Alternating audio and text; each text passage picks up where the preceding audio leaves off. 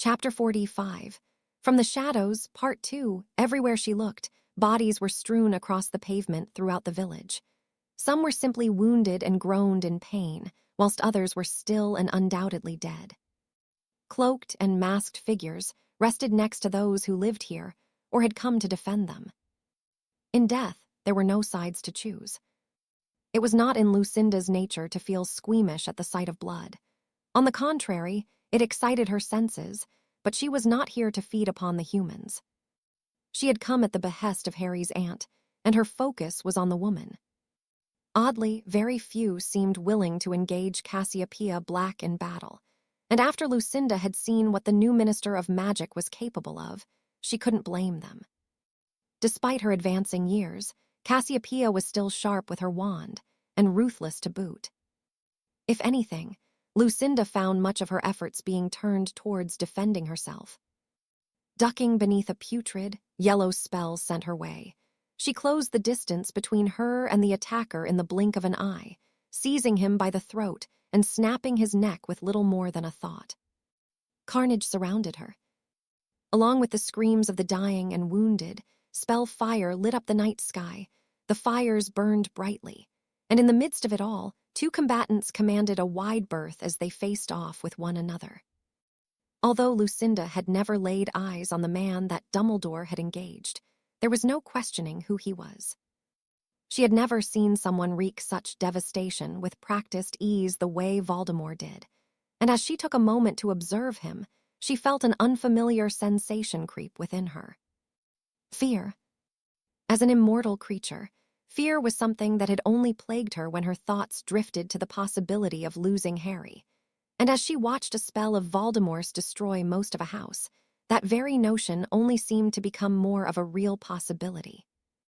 "Come on, Lucinda, you're needed over there." The breathless voice of Summerby broke into her thoughts. The girl's blonde hair was smeared with blood, and Lucinda could not be certain if it was hers or from someone else.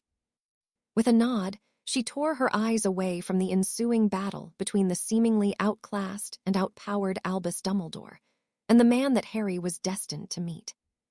Where was Harry? As she allowed herself to be pulled along by a leaner, Lucinda inevitably wondered how Harry's own excursion had gone.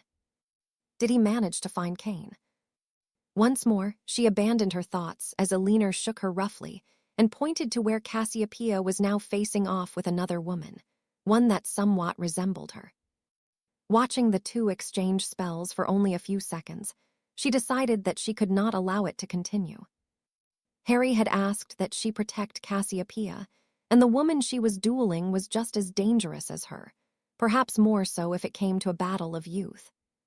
However, just as Lucinda was primed to intervene, she caught sight of another cloaked figure who was taking aim at Cassiopeia's back, and she changed her direction. Her fists plowed into the man's chest, and Lucinda felt and heard the bones shatter on impact.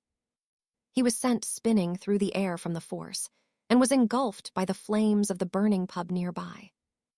With a blood-curdling hoarse scream, the man scrambled out only to be sent back into the pub by a spell courteous of Sirius, who offered Lucinda a nod before throwing himself into another fight.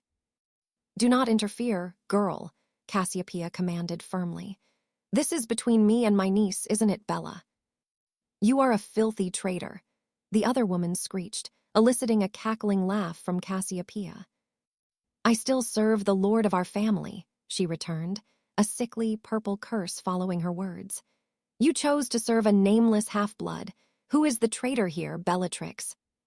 Bellatrix did not reply, choosing to let her wand work do her talking, and once more, Lucinda's gaze shifted across the breadth of the battlefield.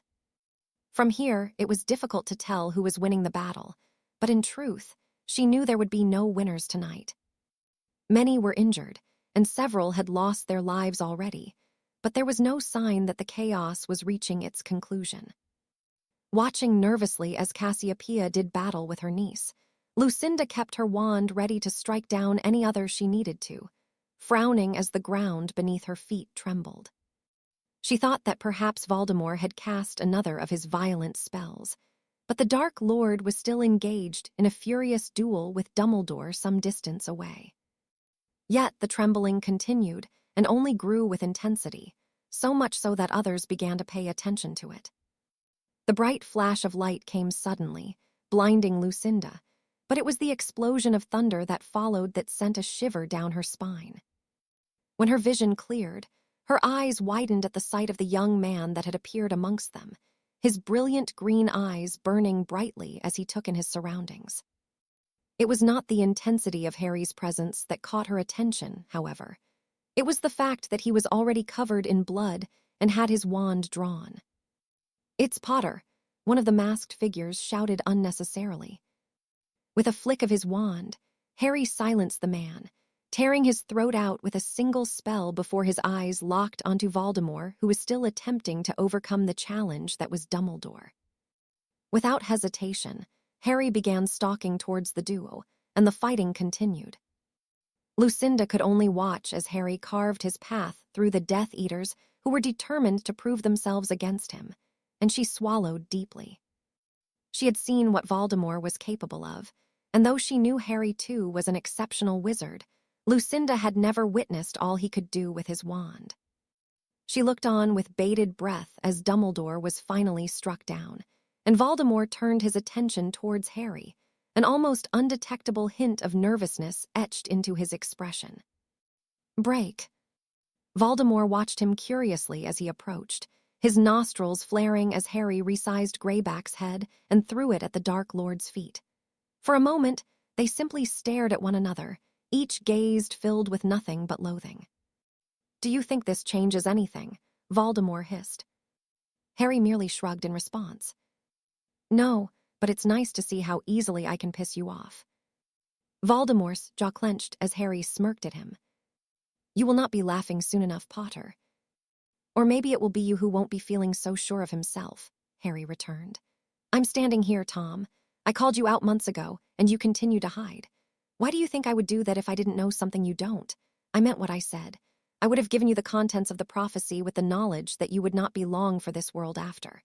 The fact that you are standing here so smugly tells me that you have not heard it in full. Coming here without that was a mistake, Tom Riddle." Harry smirked once more as the Dark Lord hesitated. The man was torn between fury at the use of his given name and exercising caution. "I will know it before the night is out," he snapped. "By then, it may be too late," Harry replied. Somehow, he had managed to maintain his composure up until this point. Inside, he was burning with anger. Twirling his wand between his fingers, Harry launched his first attack. A loud screech rent the air as an ethereal arrow careened from his wand and shot towards Voldemort. The Dark Lord was taken aback by the spell, but avoided the projectile, nonetheless, before returning fire with a vicious organ-liquefying curse that Harry deftly batted aside. He was familiar with that particular spell, and though it was an incredibly painful curse to fall victim to, it was simple to defend against. With a nod of acknowledge, the two began to circle one another, each looking for an opening. It struck Harry as rather odd that they seemingly had a similar approach to dueling, though that would be as far as the comparison went.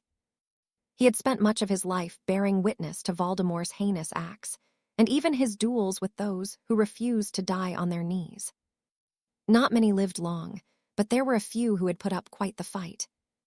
The visions, though haunting, would aid him now, and as Voldemort began casting a familiar chain of spells, Harry already knew what was coming before it did. It was difficult to miss the frustration of the Dark Lord as Harry dodged and parried his spells away with apparent ease, but in truth, it meant little. Voldemort's own defense was impeccable, and it would take something quite spectacular to penetrate it. Harry knew that being able to defend himself from the things he knew was coming was one thing, but Riddle was as adaptable, as powerful, and innovative as any he would ever face. Harry had to be the same, and with that in mind, he struck. Whipping his wand in an upwards motion, he pulled the debris of bricks, wood, and mortar from the destroyed buildings into something of a vortex, before twirling his wand to bring them together. At his urging, the gathered objects were launched towards the Dark Lord, forming into an enormous fist. The sound of an explosion sounded as Voldemort retaliated with a powerful blasting curse, and despite his initial attack failing, Harry did not abandon it.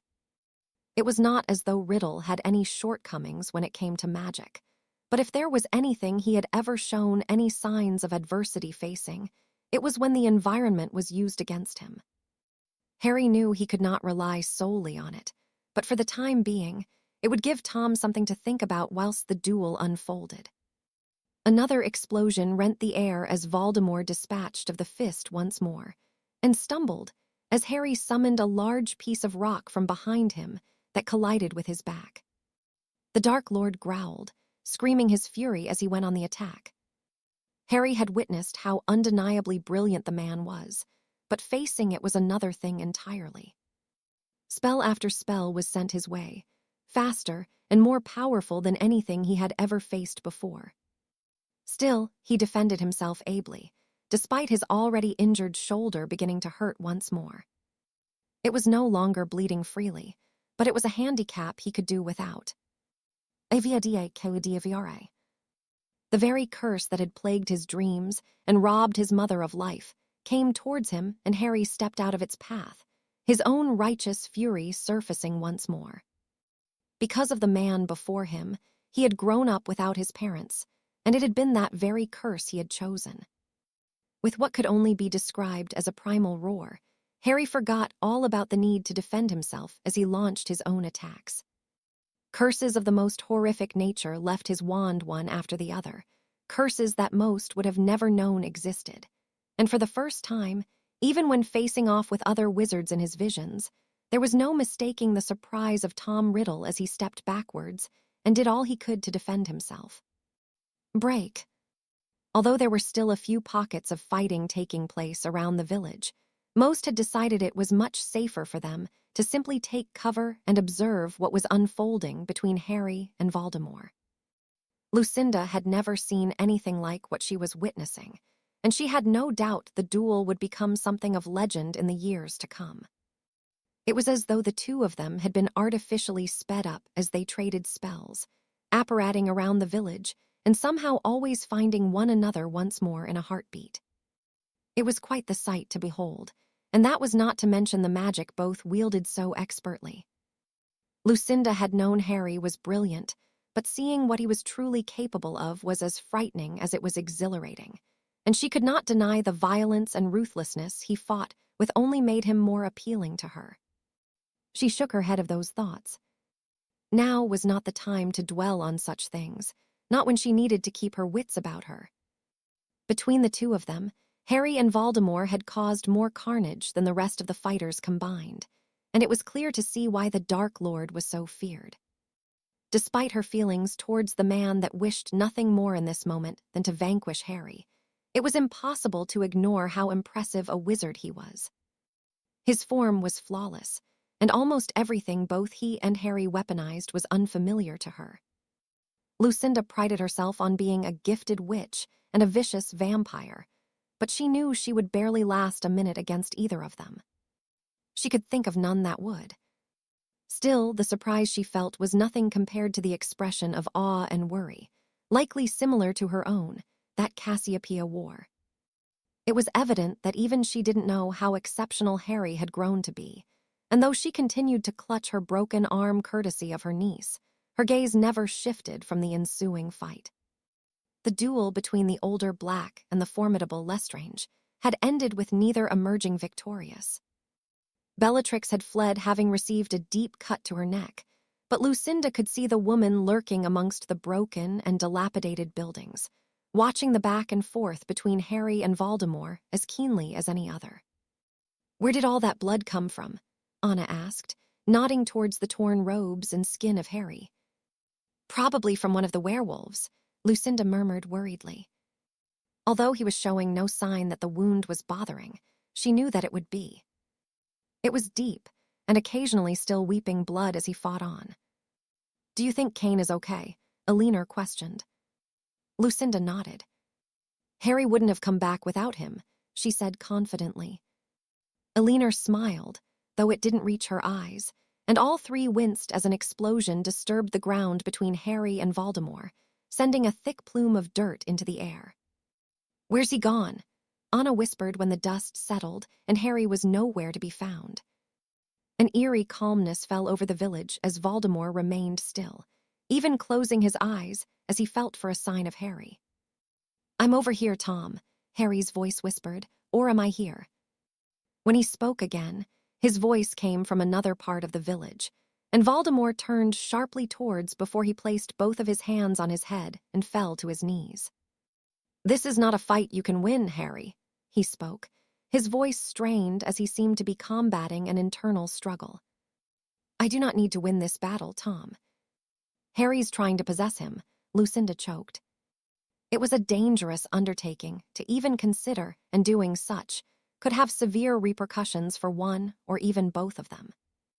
Only someone either so foolish and reckless would attempt it, or someone who was confident in the art.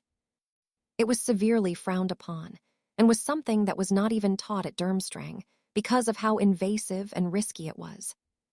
Where had Harry learned it? "Get out of my head, Potter," Voldemort roared. The man suddenly deflated, his breathing labored from his efforts, but he seemed to have managed to dislodge Harry, though he was still nowhere to be seen. Once more, those within the village looked on with bated breath, waiting to see what would come next. "What is that?" Anna scoffed as a thick, black fog began rolling in. It surrounded Voldemort, who was uncertain what it was he now faced, but his wand remained ready to combat whatever the fog would prove to be. He first tried to banish the ominous substance, only for it to become thicker and almost opaque. Before he could ponder the development, a loud whooshing sound filled Hogsmeade as the fog coalesced around the Dark Lord, and the onlookers lost sight of the man. "What's happening?" Lucinda murmured. Silence reigned whilst almost everyone else asked the very same question, until the answer came in the form of a deep rumbling. Without warning, the black mass exploded outwards, leaving behind a much thinner smoke cloaking Voldemort, though his furious red eyes were visible through the darkness. It was the sound of gently padding feet that caught Lucinda's attention next, and her eyes widened as she spotted a large wolf leaping into the air and seizing the Dark Lord by his arm. Voldemort screamed in a mixture of anger and pain before he managed to free himself with a banishing curse that sent Harry tumbling across the ground. The damage, however, was already done, and a black, syrupy liquid dripped rhythmically to the ground from the wound Harry had inflicted. Voldemort paid no attention to it, choosing to channel his rage into his next attack. Jumping nimbly between the spells, Harry managed to revert back to his human form, and the fight continued in earnest with neither willing to give an inch, despite both having suffered injuries throughout the confrontation. Break. Albus was thankful that Phileas had managed to navigate his way through the chaos to retrieve him, and though he was certain Tom had broken several bones in his torso, he looked on with interest at the ongoing conflict. "I fear that Harry is wanting," he grimaced. The young man had done well to mask it, but he had undoubtedly lost a lot of blood before he had even arrived at Hogsmeade. Seeing him present the head of Fenrir Greyback was enough of an explanation as to how he had sustained the injury, but now he truly was in mortal peril. His showing had been more exceptional than Albus could have anticipated, but the headmaster could see it. Harry would soon be forced to withdraw or suffer severe consequences. Albus shook his head in frustration as he struggled to sit up. Harry would not withdraw. It was not in his nature to do so, but Tom was in much better condition and more experienced. He would not miss the subtle signs of Harry beginning to waver. It was not a question of ability, heart, nor determination. No, it was simply that Harry had already sustained a wound that would render most unable to walk, let alone fight so admirably. There was no denying his grit, but that would only get him so far. Tom was still a split second faster, more powerful, and far more experienced. That would be what decided this night, and just as Albus finished his summary, his words were proven correct as a bone-splintering curse collided with Harry's already injured shoulder. Much to his credit, he continued to fight, but it was only a matter of time, and Albus could not, in all good conscience, sit idly by whilst Harry's pride became his downfall. "Fawkes," he whispered. As though the phoenix had been waiting to be summoned, the magnificent bird appeared with a loud trill and swept low to the ground, leaving a trail of molten flame in his wake. Phoenix fire was one of the hottest substances known to wizard kind, and as Fawkes flew through the village streets, those in attendance were very much reminded of that. In only a matter of seconds, the heat became unbearable, and though Fawkes had been careful not to attack anyone directly, many began to flee from fear of being immolated. Phoenixes were rather benevolent by nature, but they were known to act in such a way to preserve life, and Albus was grateful that Fawkes had answered the call to put an end to this madness. Tonight was not the night the war would come to an end, and although Albus knew that Harry and Tom settling their differences was eventually inevitable, he would see it done when Harry was ready. Nodding to himself, he rubbed the pad of his thumb over the ring. It was time that the stone was returned to the Peveril bloodline once more. Albus breathed a sigh of relief as the flames began to die down, and most of the combatants had indeed fled. Tom was nowhere to be seen, nor were any of the other Death Eaters, but he found himself under the glare of a furious Harry who had paled considerably as he nursed his shoulder. He was angry now, but Albus hoped that one day the young man would understand why he had intervened. With a shake of his head as his friends and Cassiopeia began fussing over him, Harry turned away from him and Albus laid back on the floor, relieved that the pressure of sitting up and leaning on his broken bones was finally alleviated. Break. It wasn't until the adrenaline of the battle had ebbed away that anyone realized just how hurt Harry was. After Voldemort had taken his leave of Hogsmeade, he was beside himself with anger, but his wounds soon took precedence as he simply slumped where he stood, and Lucinda found herself holding him up. "Bloody hell, look at the state of his shoulder," Sirius urged worriedly. Lucinda could not see it for herself, but the gasps of concern told her all she needed to know. "We have to get him home," Cassiopeia decided. "Sirius, take him whilst I send for his healer." With only a nod, Sirius complied, and only a moment later, Lucinda was helping to place a barely conscious Harry on the kitchen table of Grimmauld Place. It was then that she saw the extent of the damage to his shoulder, and she wondered just how it was still attached to him, let alone how he had not bled out. There were 3 punctures that went from his back and had penetrated all the way through to the front, tearing muscle and breaking bones on the way through. Adding the bone-splintering curse he had been struck with, it was nothing short of a miracle that the arm remained in place, for the most part. "What do we do?" Jonas asked worriedly. "Nothing until the healer arrives," Lucinda instructed, taking hold of Harry's hand on his uninjured arm. The wound did not seem to be bleeding anymore, at least, something she took little comfort in. Still, the 15 minutes or so it took for Cassiopeia to arrive, with an older, tanned gentleman accompanying her, was wrought with worry for all of them.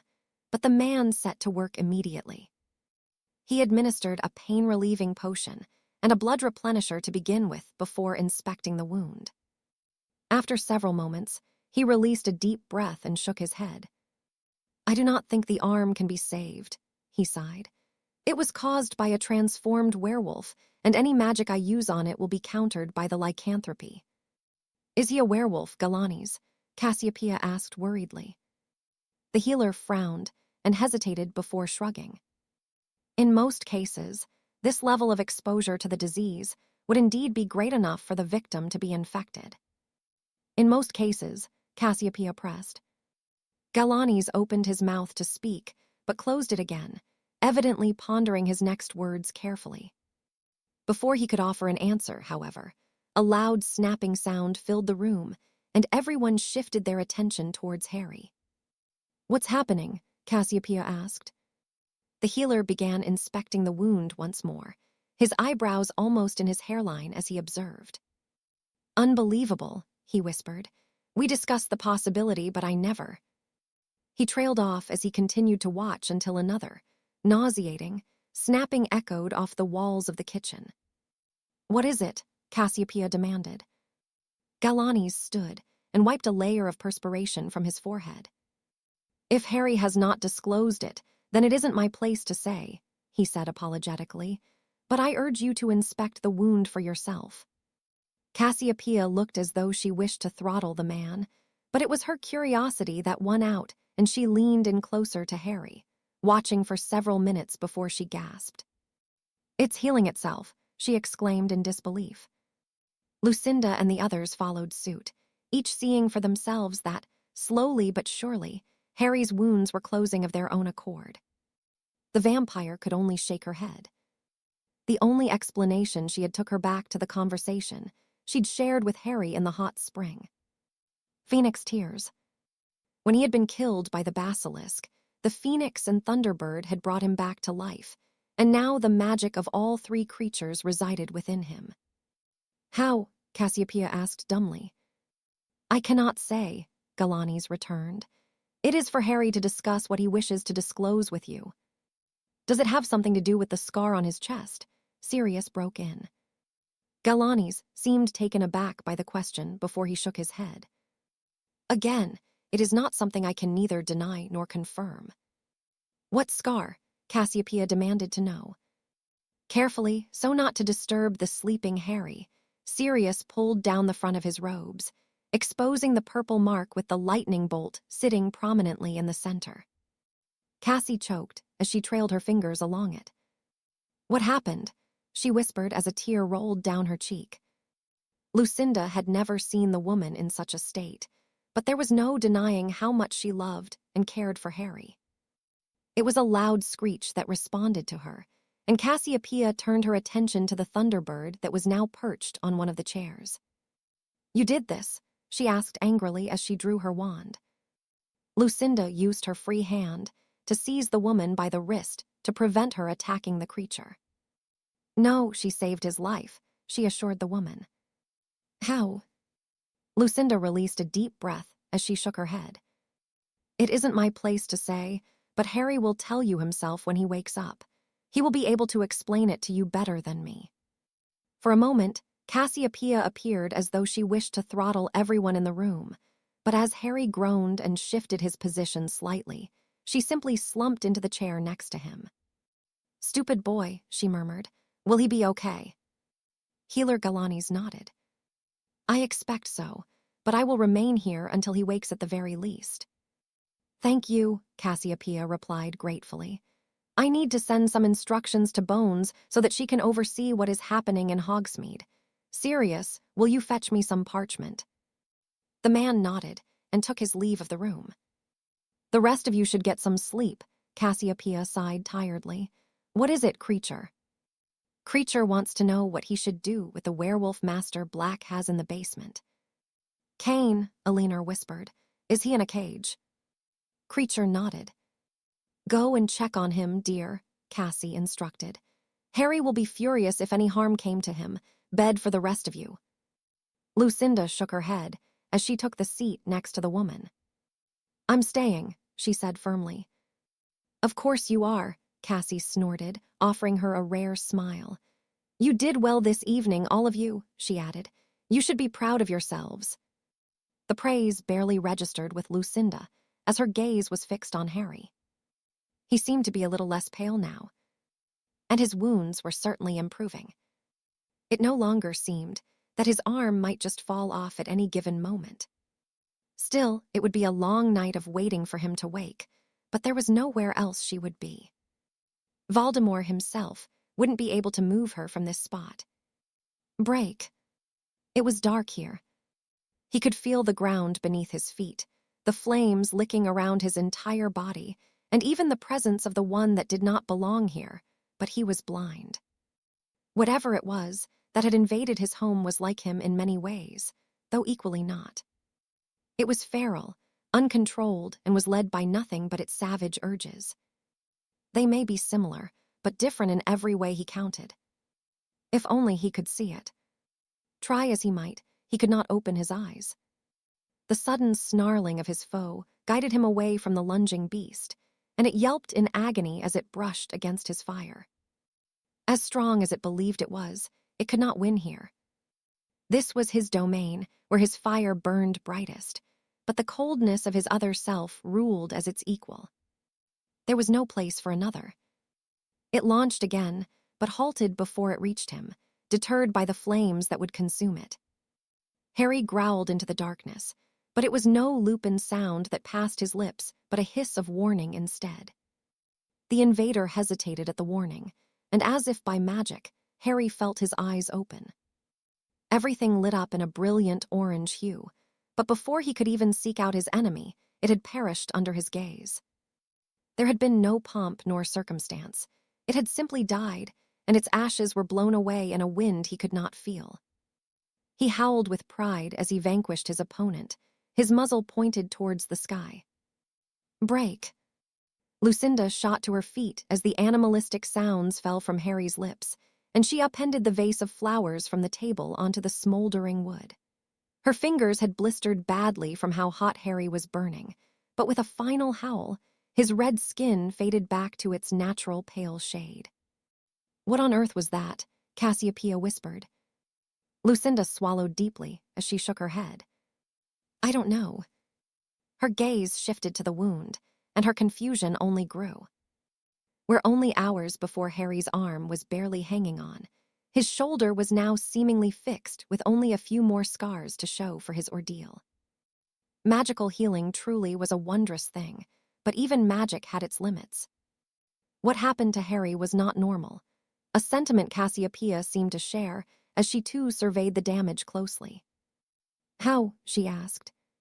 Lucinda did not have an answer for her. Bloody hell, Harry grumbled sleepily. Did you kick the shit out of me at some point, Princess? No, but I might well do, the vampire huffed irritably.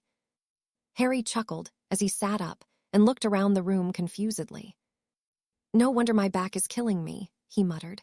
Why am I on the table? Do you not remember what happened last night? Cassiopeia interjected. Harry frowned as his gaze shifted towards his aunt. I do, he confirmed. I suppose I'm in for an ear bashing. You're lucky I am not kicking your arse up and down every hallway of this house. Harry James Potter, Cassiopeia snapped. All three names, I'm in trouble, Harry sighed. Cassiopeia's nostrils flared, and Harry pulled the woman to her feet. I'm fine, he assured her. I feel a little sick, but I'm okay. Cassiopeia hummed as Harry wrapped his arms around her. For now, she agreed. What you did was monumentally stupid. You're one to talk, Minister Black, Harry returned. You had no business being there, especially when I couldn't protect you. I do not need your protection. As the head of the family, I disagree. Cassiopeia narrowed her eyes at him.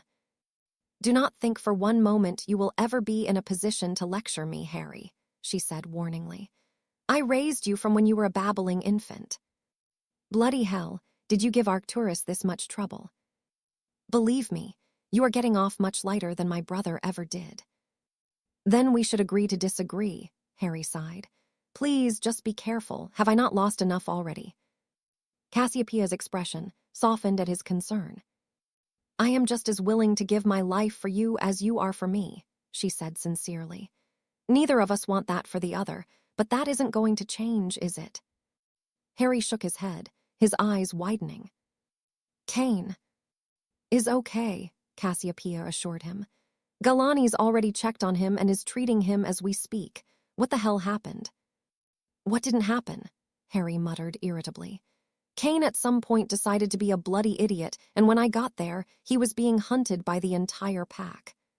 So you had to intervene, Lucinda broke in. You're both as stupid as each other. Whose side are you on? Harry grumbled. The side that doesn't see you getting yourself killed. Touché, Harry snorted. Wait, Galani's is here. Cassiopeia nodded. He is, and I think you have some explaining to do, Harry, don't you? Harry deflated knowing that he could no longer keep the incident in the Chamber of Secrets away from the woman. Fine, he muttered, but you're not going to be happy. Cassiopeia raised an eyebrow at him. Elgar, could you send for Healer Galani's when he has finished attending to Kane, please? No need, the healer declared as he entered the room. Well, you certainly gave us quite the scare, Mr. Potter. How are you feeling? A little worse for wear, Harry admitted. How's Kane? Resting, Galani's replied. I have given him some dreamless sleep and reset his broken bones. He seems to be sharing your luck. Now, I believe examining you would be for the best. Blood. Galani's nodded as he smirked. You know the routine by now. Cassiopeia and Lucinda looked on as the man set to work. Firstly, he drew some blood from Harry, and then made him hold onto an odd device for several moments, whilst he took notes on a thick wad of parchment. Well, you continue to amaze me, young man, Galani's murmured when he had finished. There is no sign of lycanthropy. That's good, Harry acknowledged. It's a damned miracle, Galani's returned gravely. I can only assume that whatever is happening with your magic prevented the disease from taking hold. What is happening to his magic? Cassiopeia interjected. Galani's looked towards Harry, who simply nodded his consent. Some 2.5 years ago, young Harry came to me with quite the fantastical tale, he explained. I have been monitoring him closely since, and I thought I was beginning to get an idea of how his magic was functioning with the additional elements. But once more, I find myself at a loss. By all accounts and everything we know, lycanthropy is perhaps one of the most contagious diseases you could ever come into contact with. There is no cure for it, and yet your magic fought it off. What incident are you referring to? Cassiopeia demanded sharply, leveling a glare at Harry. A most curious and fortunate, or unfortunate incident, Galani sighed. Harry here did something very foolish which ended up getting him killed. Killed, Cassiopeia scoffed.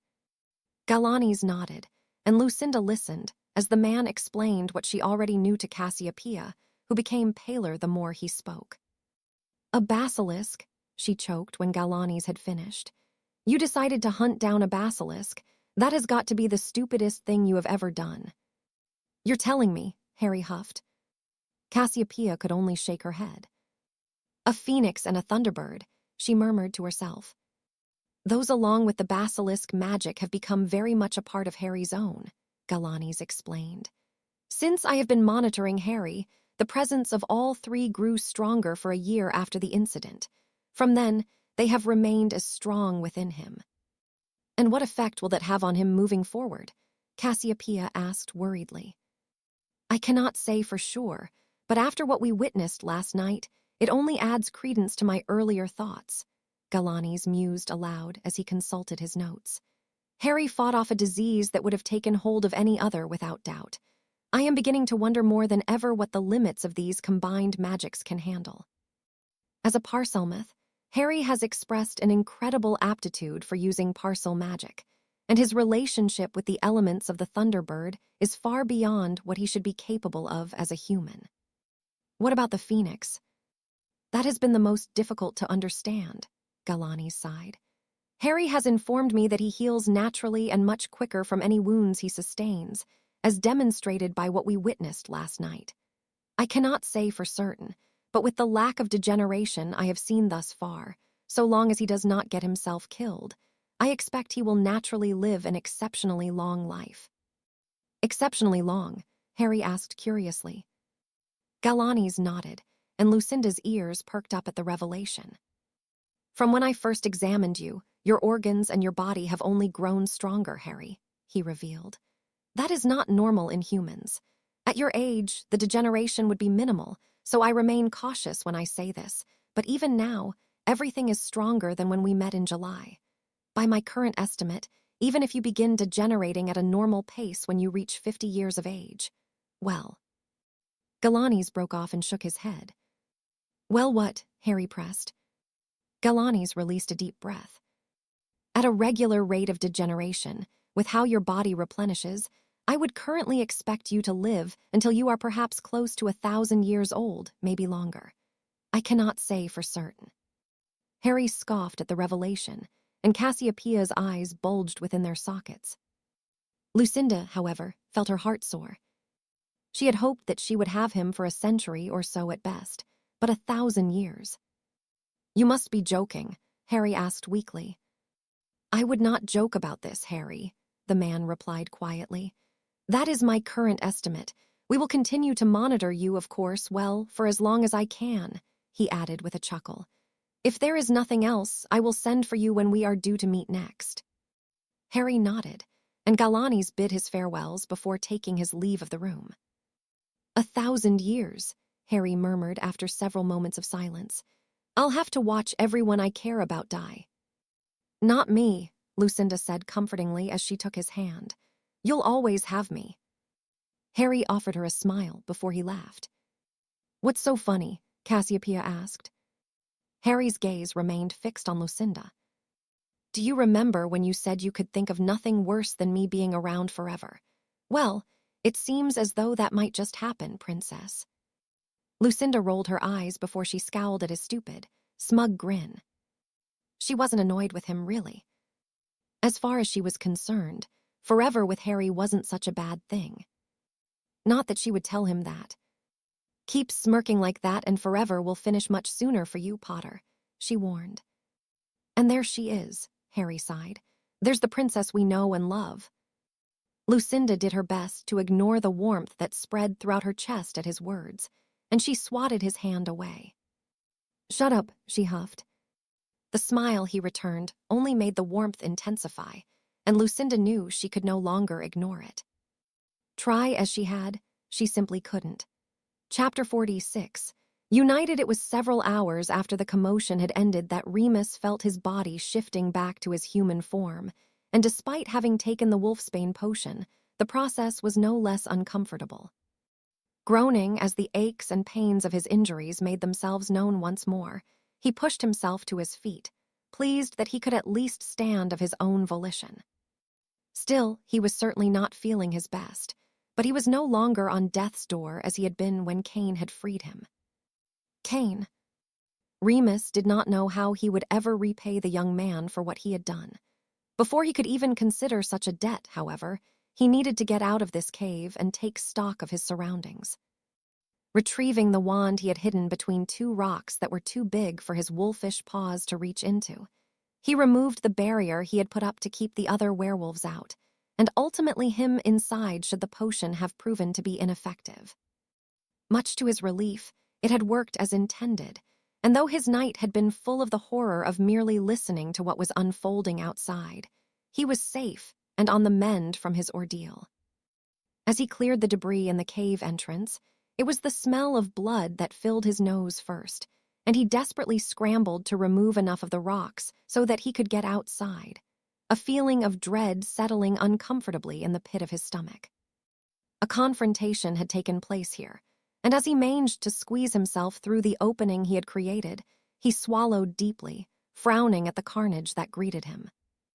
Much of the sand had seemingly been scorched, and along with the tang of blood was the unmistakable aroma of singed flesh and fur.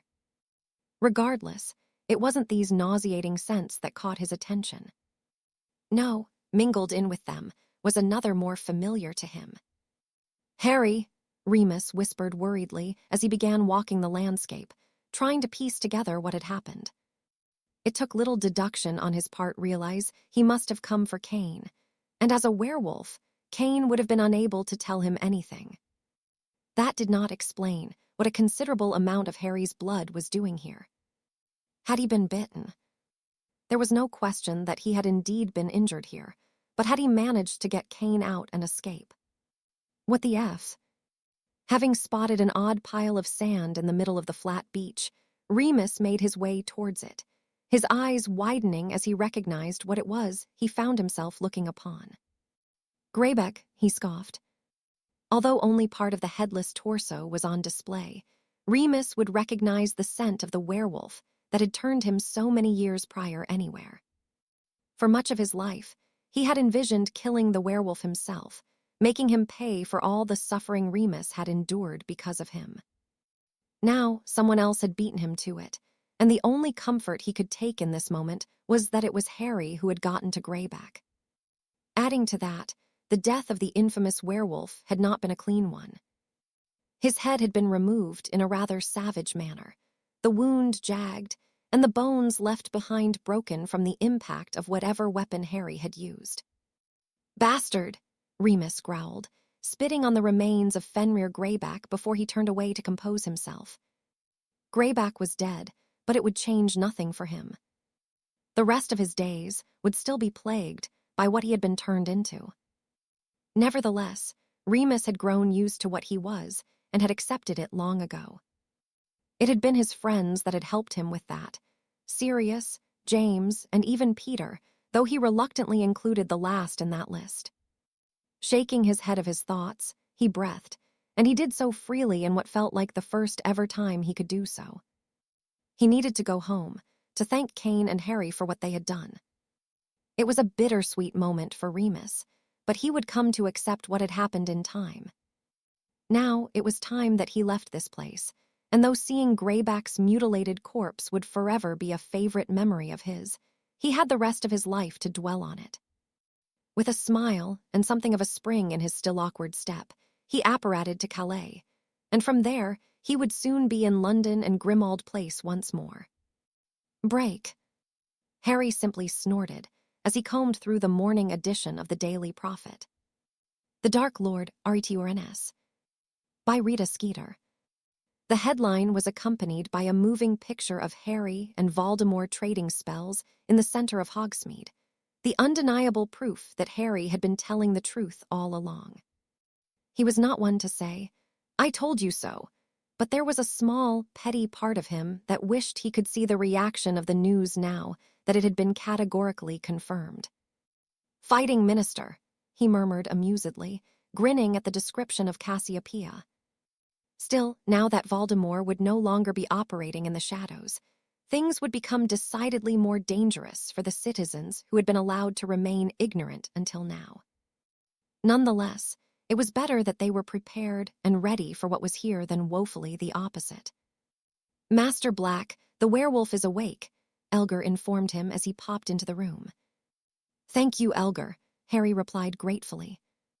He would give Kane a few moments to gather his thoughts, and whilst he did so, he continued perusing the newspaper, frowning at the running commentary Rita had provided of the duel. Harry shook his head. He had held his own well enough for some time, and though he was injured, he would not deny the truth. Voldemort was currently the better duelist, and it had only been Harry's inside knowledge of how the man thought that had prevented him from being killed. Without it, he had no doubt that the fight would have ended sooner, and he would have been on the wrong side of the outcome. Regardless, it did not deter him from meeting the man once, twice, or a dozen times more if necessary, but he needed to be sufficiently prepared for that eventually. Between now and then, however, there was much more he could do to weaken Riddle's position. Releasing a deep breath and pushing thoughts of his foe aside, Harry made his way towards the basement where Kane had spent the night and pushed the door open where he was greeted to the sight of Alina talking animatedly to the pale young man. Harry frowned as Kane struggled to meet his gaze when he took note of his presence. The werewolf was undoubtedly despondent after the events of the previous evening, but he had nothing to feel ashamed of. "I've already told him everything," Alina explained as she stood. Sirius, who was there too, remained in his seat as Alina took her leave of the room. "Sorry, Harry," Kane murmured. Harry merely shook his head as he pulled Kane into a tight embrace. "Sorry," he snorted. "Bloody hell, you've got to be the stupidest prat I have ever met. You could have been killed." "I must have spent too much time around you," Kane returned evenly. Harry chuckled and was pleased to see his friend crack a smile. "That's true," the former sighed, "but we are both here against the odds." Kane nodded. "Remus. You found him." "I did," Kane confirmed. "I gave him my potion and hid him in a cave. He has my wand." "Well, that explains why you tried to kill me," Harry pointed out amusedly. "How was he when you found him?" "Almost dead," Kane answered gravely. "I managed to patch him up as best I could." Harry nodded his understanding. "Let me know where the cave is, and I'll find him." "It's near where you killed Greyback, just a little further down the beach within the rocks. Harry, my parents." "I expect they are with the rest of the pack," Harry replied thoughtfully. "There will be problems," Kane sighed. "Greyback was the only thing keeping them together, They'll probably break off into smaller packs with a chosen leader for each. Harry would not pretend to understand the intimate workings of werewolf life, but Kane seemed rather certain of his assumption. "I will look into finding your parents," he promised. Kane deflated and nodded appreciatively. "How are you feeling?" Harry asked. Kane shrugged. "Sore, tired, the usual," he snorted. "You?" "About the same," Harry replied with a grin. "You have got to be the stupidest, bravest person I know." "I'm not as brave as you." Harry shook his head. "I do what I do out of necessity," he pointed out. "You did what you did out of loyalty to me. You don't have to be here fighting. All of you could walk away and forget about this." "No chance." "I know that," Harry huffed. "Thank you," he added sincerely, "for everything." Kane swallowed deeply as he nodded. "Any time," he returned. "Thank you or not killing me last night." "Well, I did think about it," Harry jested. "That's twice you've tried to kill me now." Kane grimaced, but Harry waved off the look. Before he could respond, however, the door to the basement opened once more and a somehow paler and limping Remus Lupin entered. "Moony," Sirius greeted the man, pulling him into an uncomfortably tight embrace, causing Remus to wince in pain. "Get off, Padfoot," he grumbled. "I'm fine, well, I will be, thanks to him." His curious expression was fixed on Kane, who merely shrugged, evidently feeling uncomfortable under such scrutiny. Carefully, Remus approached and knelt next to the other werewolf before shaking his head. "I wouldn't have made it out of there without you," he said simply. "I owe you a debt that I will never be able to repay. Thank you, Kane. I can't even put into words what it means to me, but only Sirius and Harry's father have ever truly looked out for me." "Well, now you have me too," Kane snorted. "Us werewolves have got to be there for each other." Remus nodded his agreement and gave Kane's shoulder a gentle squeeze before standing. "If you will all excuse me, I think I still have some healing to do," he announced. "Get better soon," he added to Kane before hobbling from the room, followed closely by Sirius. Harry and Kane remained in silence for a few moments. It was the werewolf that broke it, as he spotted the newspaper tucked under Harry's arm and gestured for him to pass it. Harry rolled his eyes as he did so, and Kane's own widened as he read the headline and took in the photos. "And you think I'm out of my mind," he muttered. "What happens next?" "Cassie will be calling a Wisengamot meeting when she has finished surveying Hogsmeade," Harry explained. "From there, it depends on what action can be agreed to take, I suppose. I don't know what to expect in all honesty, but I have my own plans to figure out." "Stupid, dangerous plans." "Aren't they the best ones?" Harry returned with a smirk. Kane shook his head frustratedly. "Do you think you will ever have peace?" Harry hoped so. If what Galani's believed proved to be true, he certainly did not wish to be spending the next 1,000 years at war. No, that was not the life Harry wanted for himself, and certainly not his friends for as long as he would have them. The thought filled him with an unspeakable sadness, and he offered Kane something of a sincere smile. "I don't expect I'll be at war forever, but peace is another thing entirely, isn't it?" Kane shook his head. "I don't think so," he mused aloud. "From what I have seen, life has its ups and downs, and you have to take the good with the bad. Sometimes things are bad, and sometimes they are good, but both can be peaceful if you accept both for what they are." Harry snorted and shook his head. "Where did that pearl of wisdom come from?" Kane shrugged. "Nowhere, it's just my experience." Harry nodded appreciatively. "Get some rest," he urged. "I'll let you know what is happening." "I will," Kane yawned as he leaned back into his pillows. "And Harry." Harry paused as he reached the door of the basement. "You're not in this alone," Kane continued.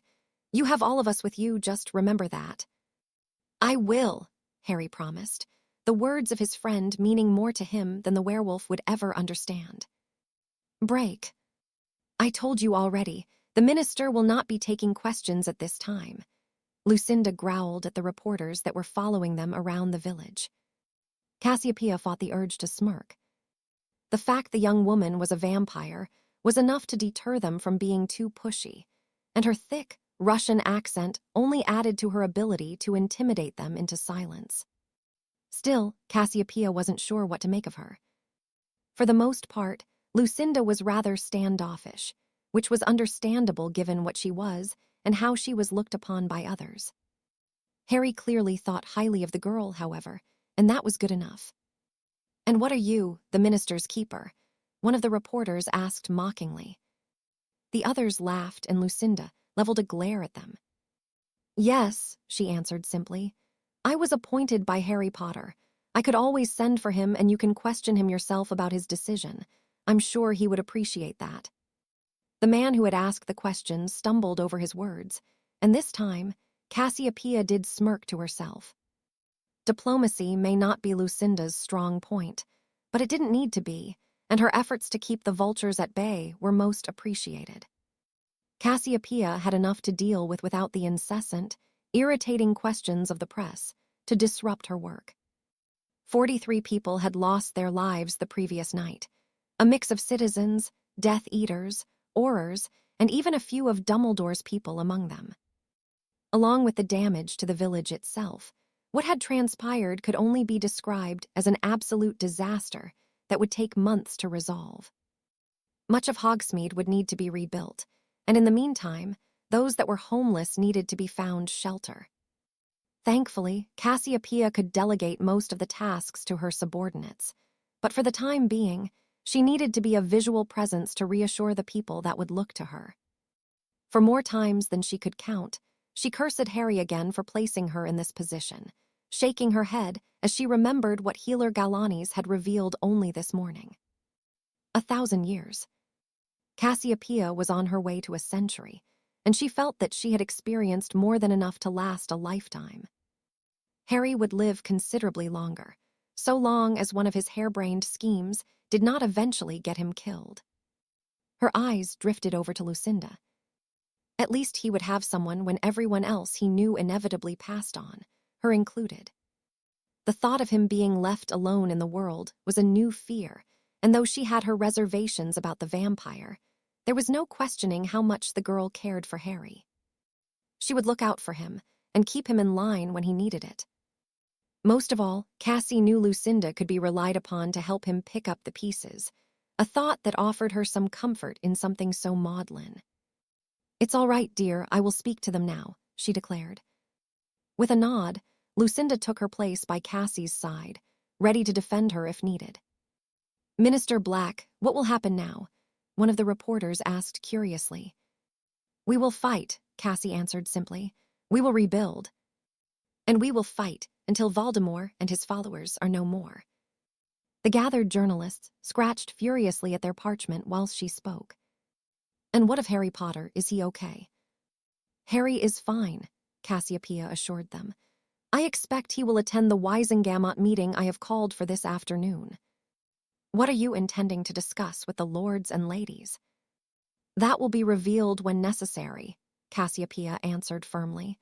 "There is much we need to discuss and many decisions to be made. You will be informed of them when they are decided." "Have you heard from Professor Dumbledore? Wasn't he injured last night?"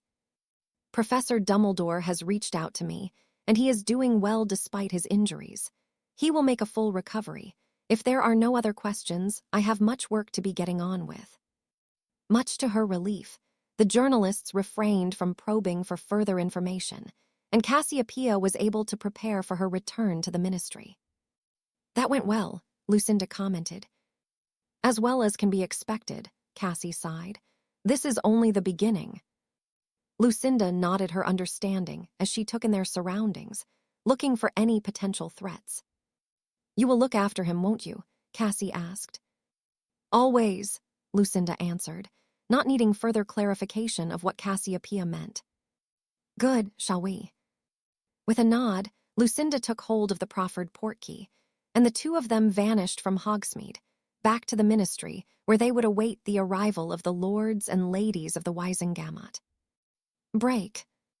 The Dark Lord eyed the broken form of Sybil Trelawney with distaste. The woman was a rambling drunk, and he'd needed to tear through her mind to find the prophecy she claimed not to remember. Not that it mattered. He had eventually found it, and though the Hogwarts divination professor was now little more than a babbling infant in a woman's body, the effort of having her retrieved was worth it. Neither can live while the other survives, Voldemort echoed thoughtfully before turning his attention to the waiting Malfoy heir. You have done well, Draco, he praised. Perhaps there is hope for the Malfoy family yet. Now be gone. The boy said nothing as he scurried from the room, much like his father did. The Dark Lord's nostrils flared as he pondered the words of the seer. Potter had been bluffing. There was nothing in the prophecy that should have made him so sure of himself, and yet there was one part of it that was ominous enough to cause him concern. Power the Dark Lord knows not. Voldemort scoffed at the very thought. Potter possessed nothing that he didn't, and there was not a person alive who could hope to kill him. For all intents and purposes, he was immortal. The reminder only served to bolster Voldemort's confidence in his success. He had been reluctant to reveal himself to the world, but again, the sacrifice had been worth it. You should be resting, Bellatrix, he sighed as the woman entered the room, her neck heavily bandaged from the wounds she had received at the hands of her aunt. I have no need of it, the woman said dismissively. The Dark Lord released a deep breath. You were almost killed. My husband was killed. Rodolphus had been amongst the missing Death Eaters when they had returned from Hogsmeade, along with Gibbon, Goyle, and Amicus Caro from his inner circle. The biggest loss, however, had been that of Fenrir Greyback. Already he had sent Walden to see what could be salvaged of the man's pack, but Voldemort was not hopeful of any werewolves joining him now, reducing his numbers considerably. The death of Rodolphus was rather inconsequential in the grand scheme of things. He was indeed a gifted fighter, but Bellatrix's anger at his loss was misplaced. It wasn't that she cared for the man on any level, but his death was a personal slight against her. She saw him as her property, no more valuable than a hairpin, though still hers nonetheless. Bellatrix would likely react more emotionally if someone had taken one of her hairpins from her, as was her rather petty, possessive nature. Do you truly weep for your husband? Voldemort asked curiously. Of course not, my lord. Then why such a strong reaction? If anything, I thought you would be pleased that he no longer draws breath. Bellatrix narrowed her eyes. I want the vampire bitch, she demanded. The Dark Lord raised a hairless eyebrow at her. My understanding is that it was your cousin Sirius that struck the final blow against Rodolphus. Then he will die too, and Cassie. Voldemort chuckled humorlessly. My, that is quite the list, but I would be very careful with the vampire if I were you, he warned. She was turned by Lord Draken himself, and from what we learned last night, she is no mere vampire. She possesses our magic along with her own. It makes her quite the dangerous foe. All the more satisfying when I remove her head from her shoulders, Bellatrix declared before storming from the room. The Dark Lord shook his head. One day, Bella would bite off more than she could chew. Although she had healed remarkably well from her stint in Azkaban, she was not what she had once been. Her duel with her aunt the previous night proved that. Oh, Cassiopeia Black was deeply talented, but she was now an old woman, and Bellatrix had struggled against the woman. Had the two met during his first rise, Voldemort had no doubt that Bellatrix would have emerged victorious. He frowned as he stared at the door, another thought giving him pause.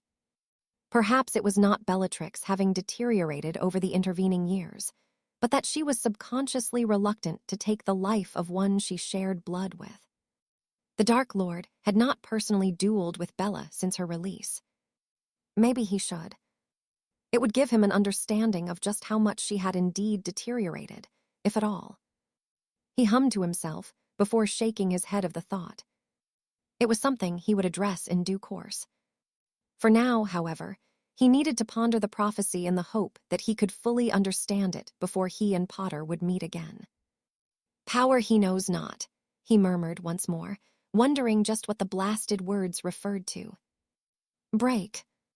Those within the chambers of the Wisengamot broke into whispers as Harry entered with more than a dozen journalists trailing behind him, attempting to ask him questions he did not wish to answer.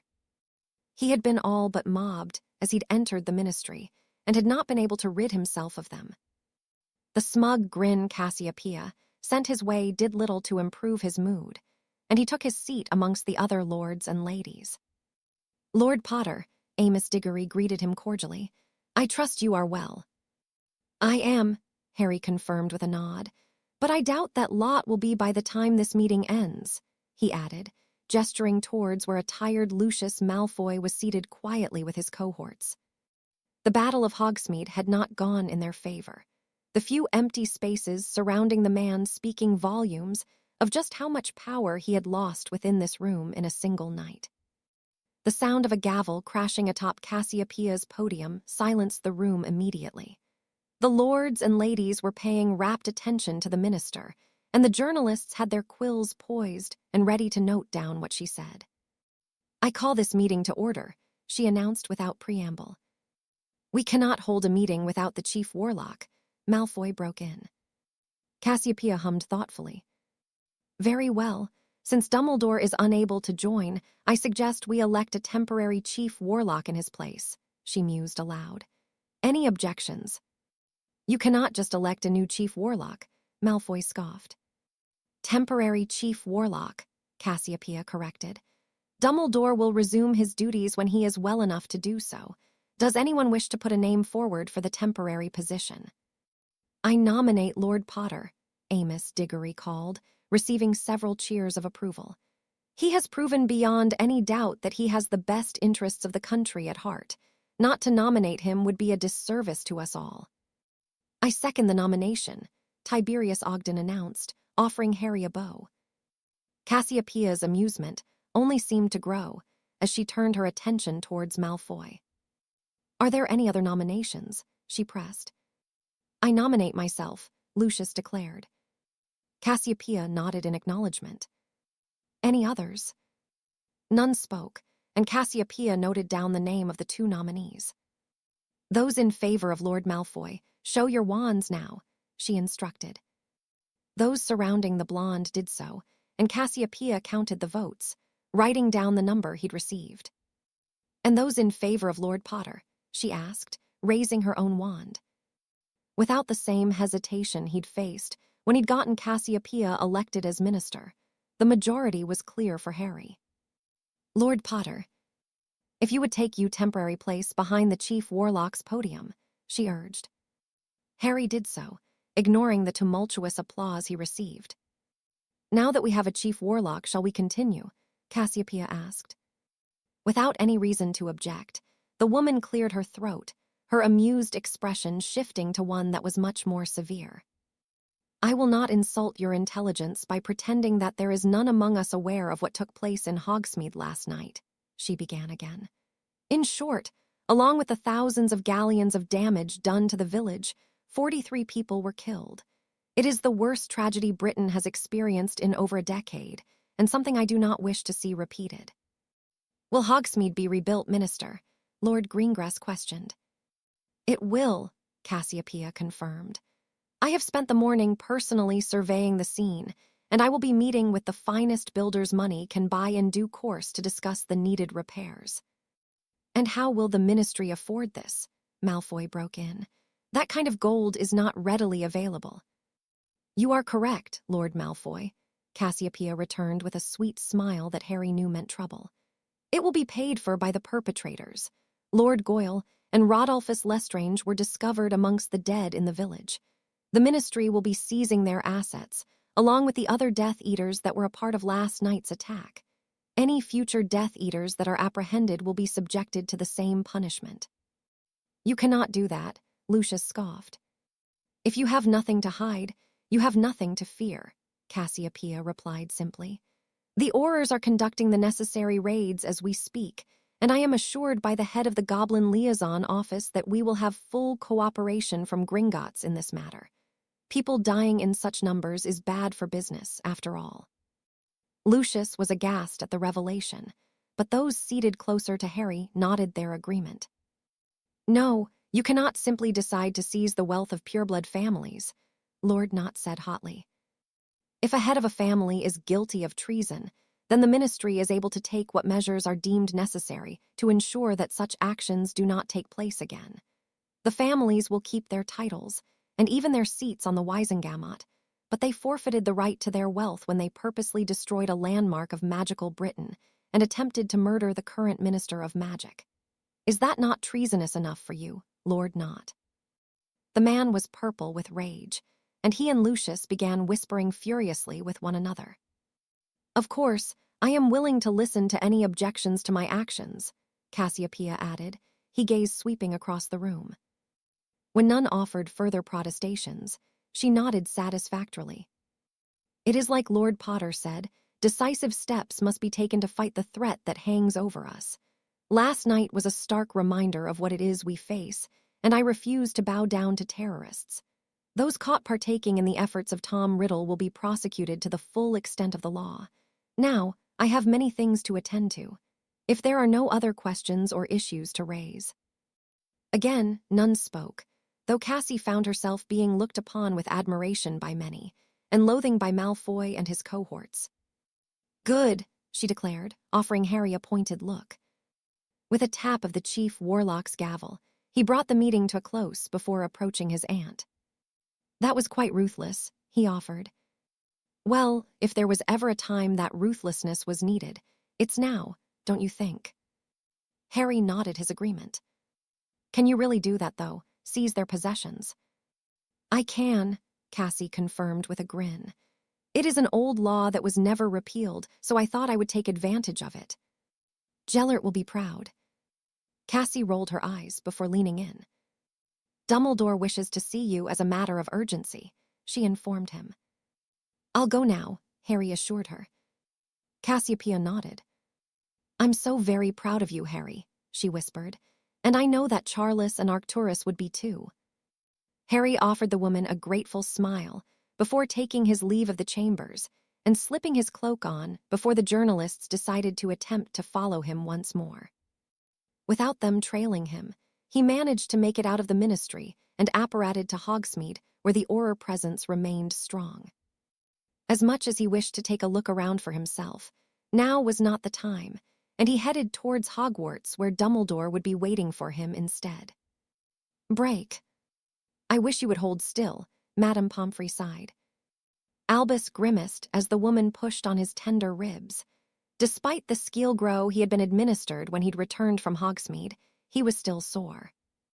His advanced years certainly did not help his condition, and the headmaster had no doubt he would be spending the rest of the day in the hospital wing at the very least.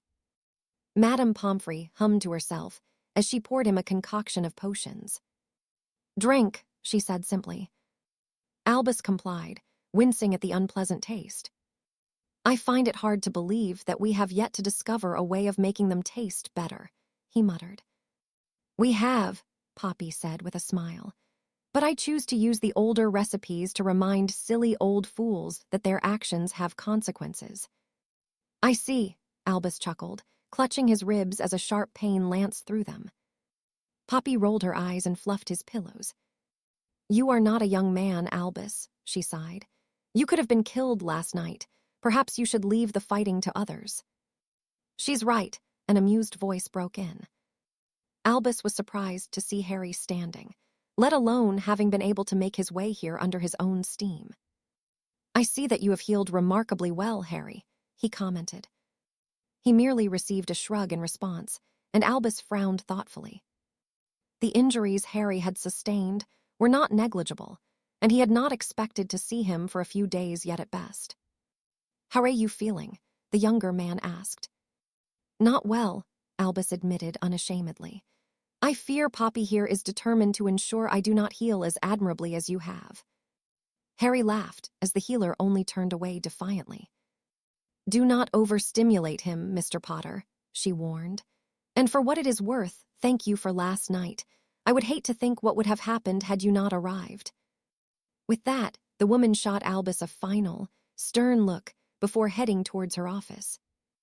I must echo Poppy's sentiment, Albus sighed. Thank you. Harry waved off the gratitude and took a seat by the bed. It's my fight, is it not?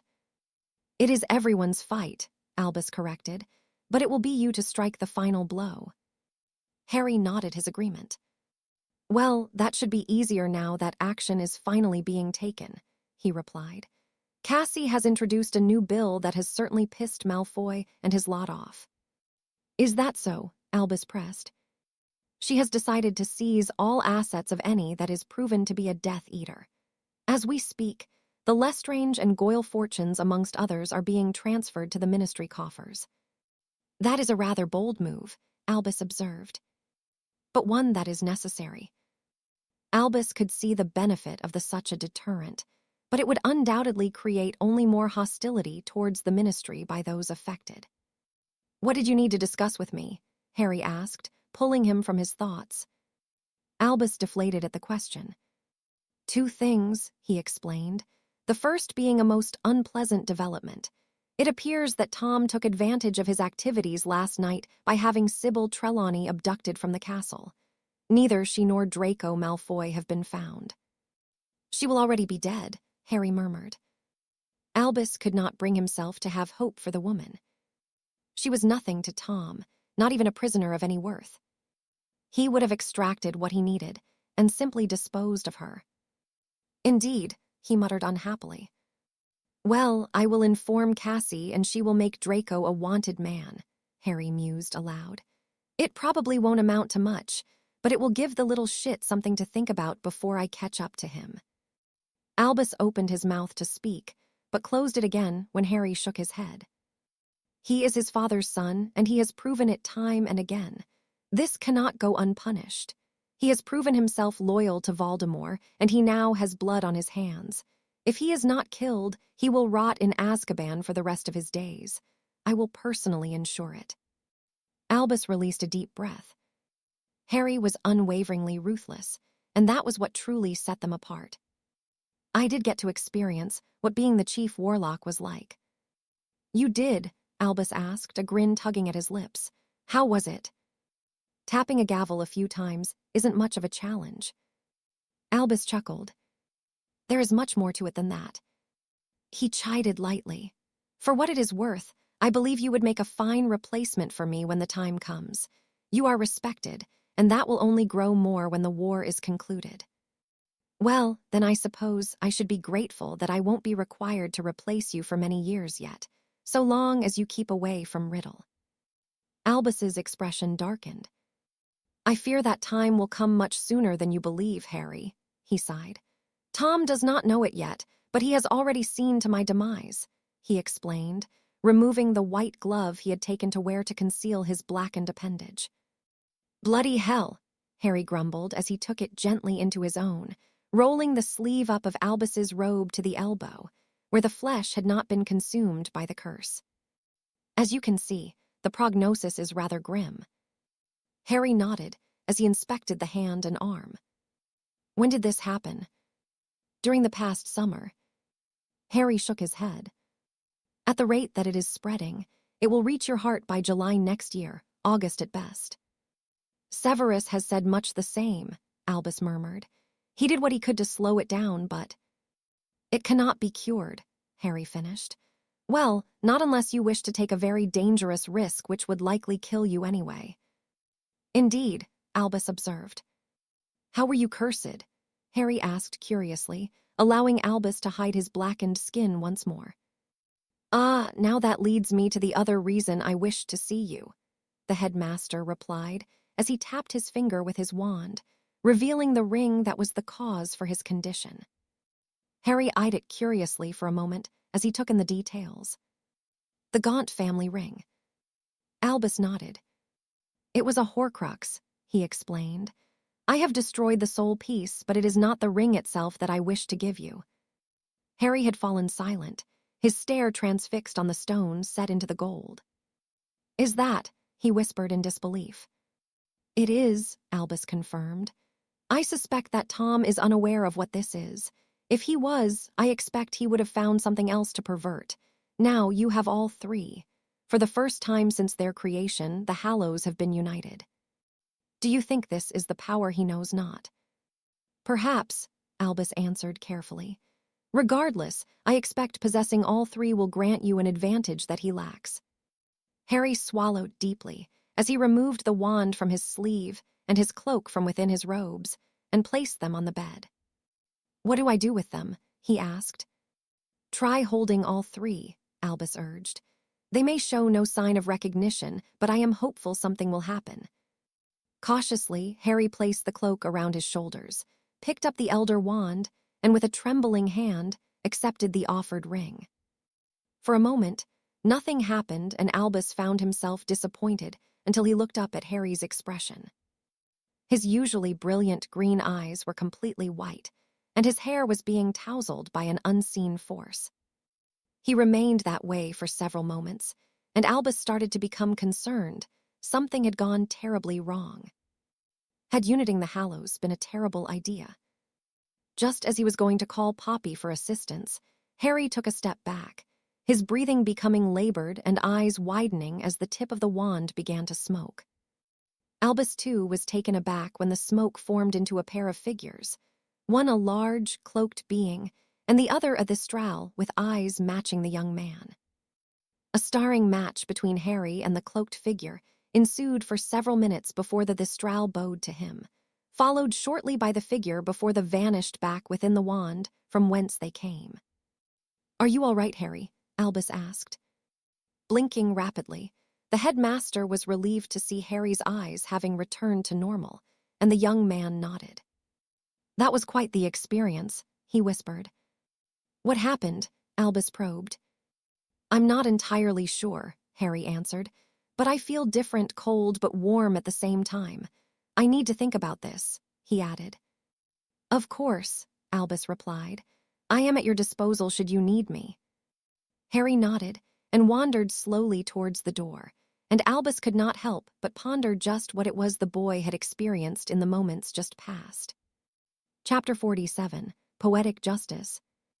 Everything faded to gray, and Harry thought that something had gone amiss as he accepted the final hallow from Dumbledore. At first, he felt nothing, but then the familiar cold magic he had grown accustomed to from the wand and cloak washed over him. Only this time, it was much stronger than he had experienced before. Even if he wished to, he knew he couldn't move, and as the coldness seeped into his very soul, he felt it, an even colder presence. It probed at him from within, prodding at his magic, his mind, and even his body.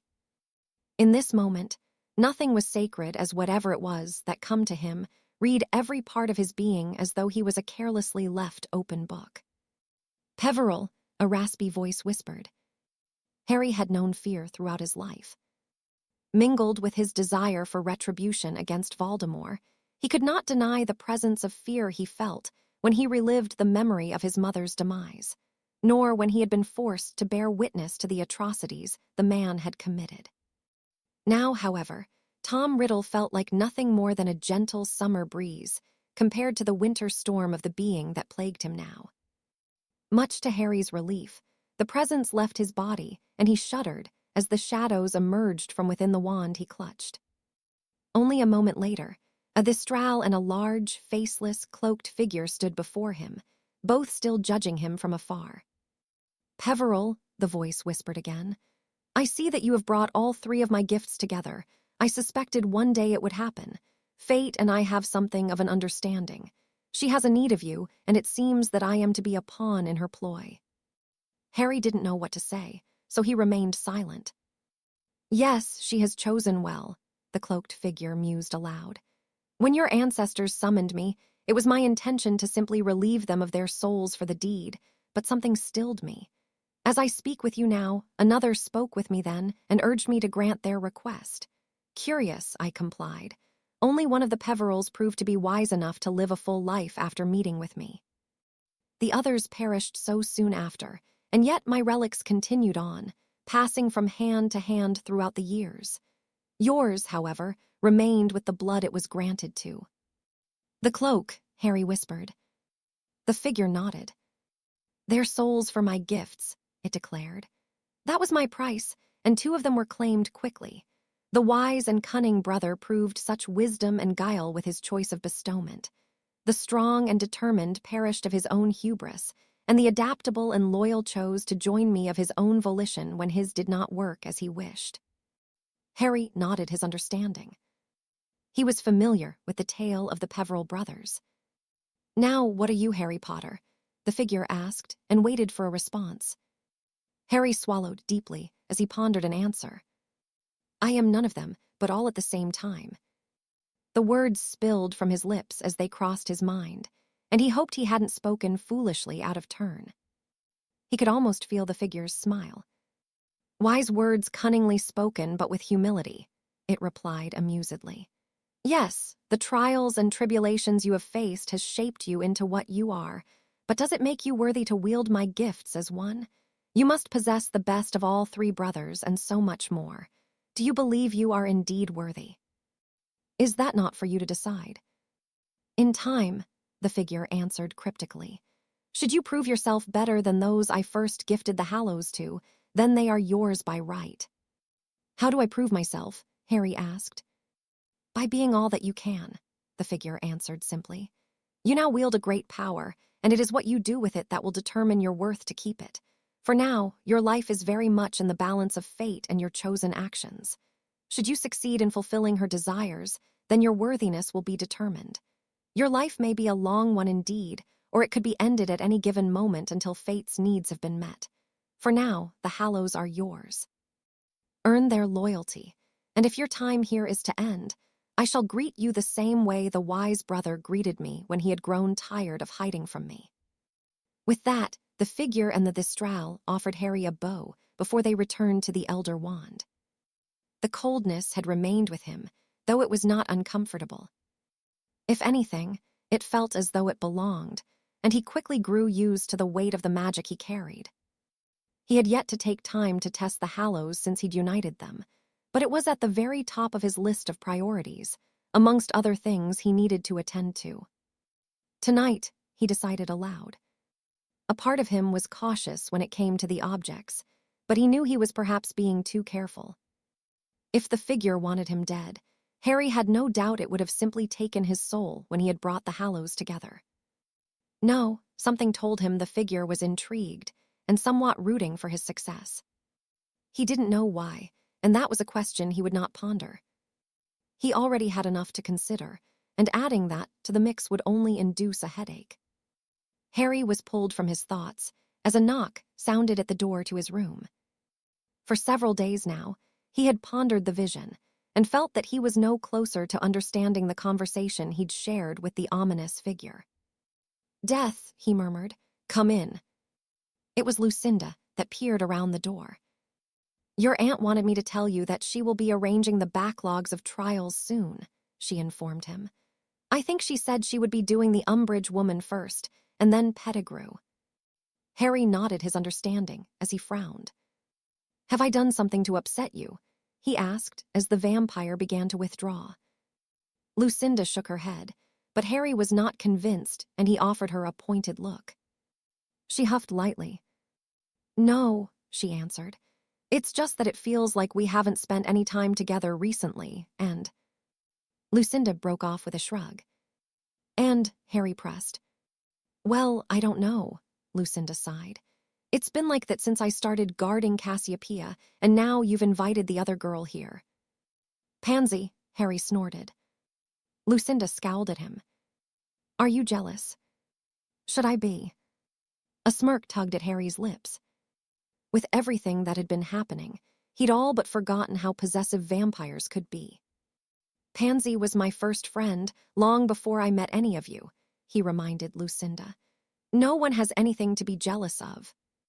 Lucinda nodded uncertainly, and Harry chuckled as he made his way towards her. Pulling her into the room, he wrapped his arms around her and she shuddered. "Your magic feels different again," she murmured. "I know," he acknowledged. "It's a long story. We can talk about it later." "Ah, so you're going to make some time for me," Lucinda returned. "I might." "There is no might about it," she replied simply. "It turns out that I don't do well being neglected." "Neglected?" Lucinda nodded. "You'd better fix that Potter." Harry laughed heartily. "Yes, Princess," he assured her. "Still jealous." "I'm not jealous." Liar. Lucinda scowled at him again. Maybe I see her as a threat, she admitted. Harry shook his head. Pansy is my friend, nothing more, just like Anna and Alina. Lucinda hummed. She had been this way since Harry had finally received a response from Pansy a few days prior. Having hurriedly left the Wisengamot meeting after casting the deciding vote for Cassie, Julius has collected Pansy from Hogwarts, and the entire family had gone into hiding before Harry had been able to reach out to them. Not that he blamed them. Voldemort would undoubtedly be baying for his blood. Still, he had not given up hope on making contact, and Pansy had finally replied to one of his Patronus messages via a letter. Julius had even agreed to allow her a visit for a few days, under the condition that she remained in Grimmauld Place for the duration. It was a caveat Harry was willing to adhere to so that he could see his friend once more, but he had not expected the reaction he'd seen from Lucinda, and he couldn't help but wonder if the two would get along. If truth be told, he was a little concerned, but he was hopeful that at worst, they would at least be respectful to one another for his sake. I should get back to Cassiopeia, Lucinda murmured against his chest, but I will be holding you to your word. You will make some time for me. There was no compromising with a stubborn vampire, though it wasn't like Harry wished to. He'd missed his time with Lucinda, and he realized that he had perhaps not made much of it for any of his friends over the past week. He'd been so absorbed in the Hallows that each day had merely bled into the next. I will, he reiterated, moving to place a gentle kiss on her lips. Lucinda turned her cheek towards him instead. I'm not so easy, Potter, she said airily, smirking at him before leaving the room. Harry frowned at the vampire, but returned the gesture nonetheless. Game on, he murmured amusedly. Break. Narcissa swallowed deeply as she read the headline of the Daily Prophet, her gaze shifting across the breakfast table to her son and husband in turn. Draco had returned from school unexpectedly the night of the Hogsmeade attack, and Narcissa believed he had done so for that very reason. She wanted to believe that he had nothing to do with what he was being accused of, but in her heart of hearts, she had no doubt that he was responsible. Malfoy heir, wanted in connection with disappearance of Hogwarts professor. By Rita Skeeter. Scanning the article, she braced herself for the backlash as she cleared her throat. Draco, she called. Her son looked up from his plate of eggs and bacon irritably, and Narcissa saw in him the same thing she saw in Lucius, the glint of cruelty that forever reminded her of the atrocities her husband had committed during the last war, and likely this one too.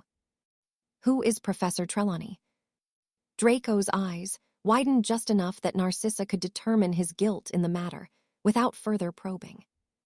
Why? He asked simply, looking towards a frowning Lucius. Well, it says here that you are wanted for her disappearance, Narcissa revealed, placing the newspaper on the table. Draco choked on the piece of toast he had been chewing, and he once more looked towards Lucius, though this time it was with an expression of concern. I didn't do it, he denied forcefully. Narcissa did not believe him. She knew her son well enough to know when he was lying, despite Bella's best efforts to teach him occlumency. Narcissa merely hummed in response. Perhaps she should have been grateful for the arrival of the elf that distracted Lucius from the inevitable vitriol he was going to spew, but part of her wanted to hear the excuse concocted by her husband. However, he was immediately distracted by the contents of the note he was given. Damn, he cursed, slamming his fist atop the table. Damn. What is it, father? Draco asked. Lucius had paled and dragged his hand through his hair before standing. Your blasted aunt has decided to begin holding trials, he snapped at Narcissa. Umbridge is first, and then Pettigrew. Why could the fool not avoid being captured? Narcissa immediately understood the implications. Her Aunt Cassie would not hesitate in feeding the man Veritaserum and milking him for every bit of information she could. That meant that Lucius, and just about every political ally he had, would soon find themselves on the wrong side of the law, and thus just as wanted as her son. With both male Malfoys in such a position, there would be none to effectively run the family affairs. Worse yet, with the recent law Cassie had enacted, she would come for the family fortune. This was not good for any of them. "I must speak with him on this matter," Lucius murmured as he swept from the room. "What is going to happen, Mother?" Draco questioned worriedly. Narcissa released a deep sigh. "I don't know," she answered honestly. "Break." Anna opened her door to be greeted by the sight of Harry. "Are you okay?" he asked. "I'm fine," she assured, gesturing for him to enter. "I'm just having one of those days."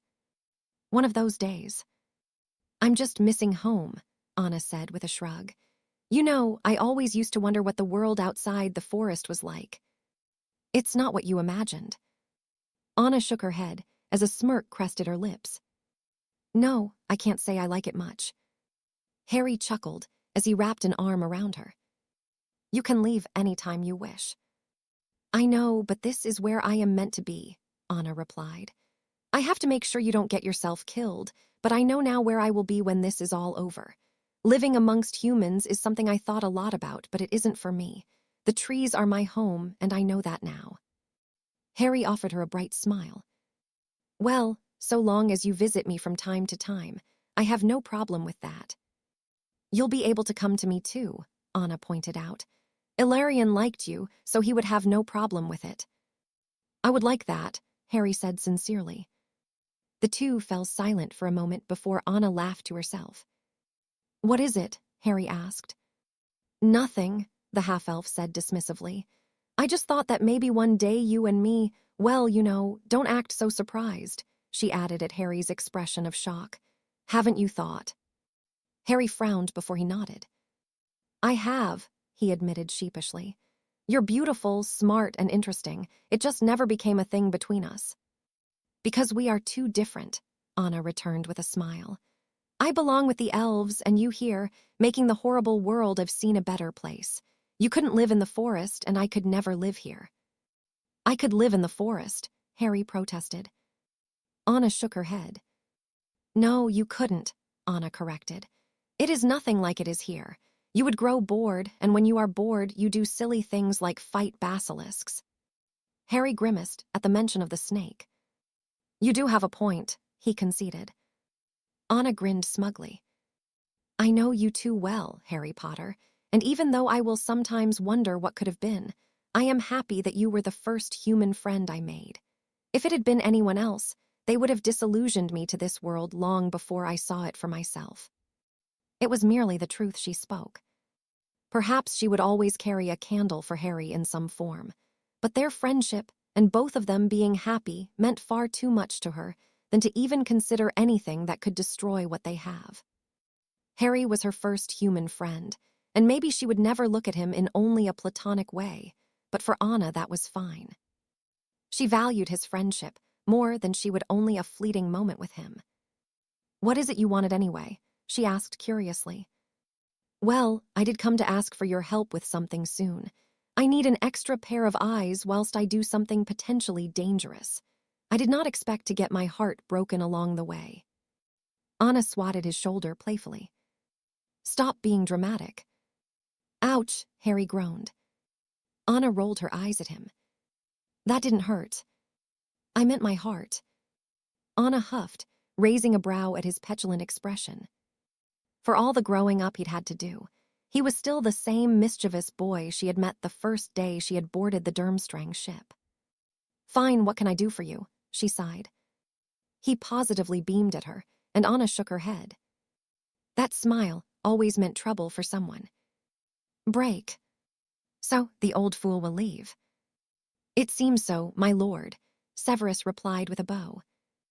Voldemort nodded. "It is a shame, but I have already proven my superiority over him," he mused aloud.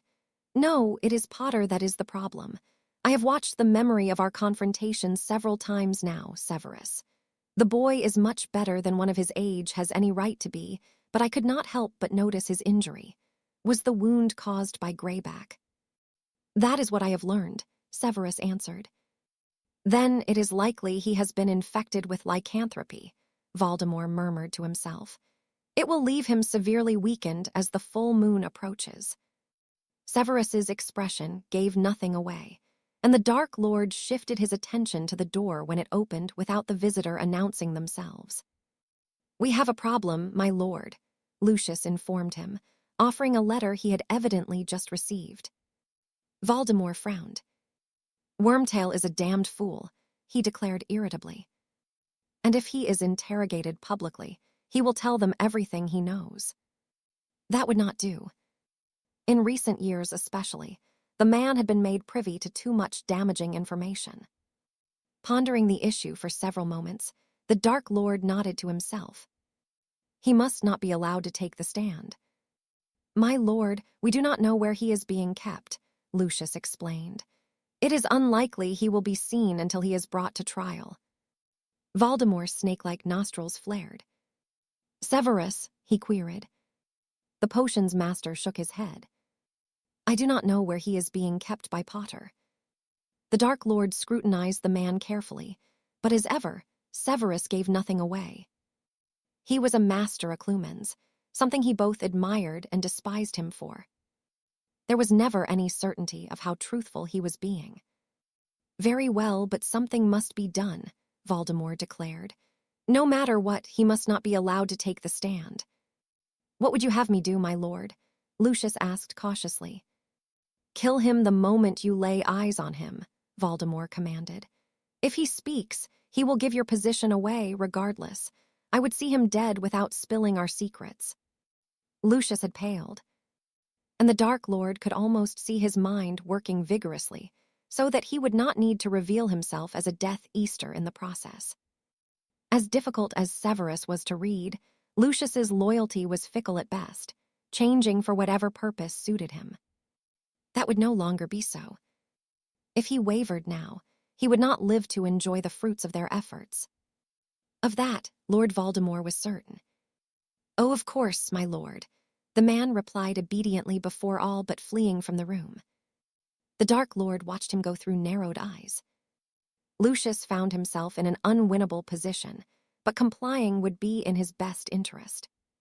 He would see that for himself soon enough, or he would die for his failure. Once too many times, the Dark Lord had granted Malfoy forgiveness. Now, there was none left to give. "What would you have me do, my lord?" Severus broke into his thoughts. "Continue as you are. If I have further need of you, I will send a summons." With a bow, Severus left the room, and Voldemort walked towards where Nagini was curled up by the fire. Stroking her scales on the top of her head, his jaw clenched at how badly things had gone recently. His fortune needed a change, and soon. "Power he knows not," he muttered to himself, eliciting a comforting hiss from his companion. "Break. Dolor's Jane Umbridge, you stand accused of creating an unlawful militia, using said militia to carry out unlawful arrests and imprisonment, and misappropriation of ministry funds and resources. How do you plead?" Cassiopeia questioned. The weeks in Azkaban had not been kind to Umbridge. She no longer appeared so smug. Her now stringy hair was flecked with gray, and she had lost a considerable amount of weight. As far as Harry was concerned, she deserved every second of misery she'd endured. "I want to speak with Cornelius," the woman croaked. "Fudge is dead," Cassiopeia informed her bluntly. "You killed him," Umbridge hissed. "I knew this would happen the moment Potter arrived." "Silence," Cassiopeia snapped. "Fudge was murdered on the Dark Lord's orders. Now, how do you plead to the charges against you?" Umbridge's lower lip trembled, but she somehow found it within herself to stand somewhat proudly. "Not guilty," she declared.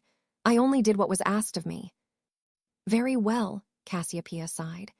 "I have already provided you all with copies of the evidence, the arrest orders, the sentences Madame Umbridge illegally signed off, and various other documents.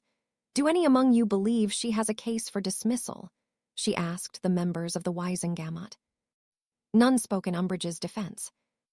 Harry had glanced over the evidence himself, and though he was certainly no expert in lawful matters, Amelia Bones had done an exceptional job in proving Umbridge's guilt. The woman did not have a leg to stand on, and her fate now depended on how harsh Cassiopeia would sentence her. "All those in finding Dolar's Umbridge not guilty," she prompted. Not a single wand was shown, not even by the rather subdued Lucius Malfoy, who Umbridge looked towards for support. "Those that find her guilty," Cassie prompted again. Only a few people abstained, and Umbridge wailed pathetically at the verdict. It took a calming draught and a silencing charm to still her enough so that she could receive her sentence, and Cassiopeia read through the notes once more before clearing her throat. "In light of the charges, and despite believing you were simply carrying out orders, a woman of your experience would have known better. There is no doubt in my mind that you were fully aware of the illegality of what you did, and still, you took it upon yourself to imprison citizens of magical Britain that you had no right in deciding their fate.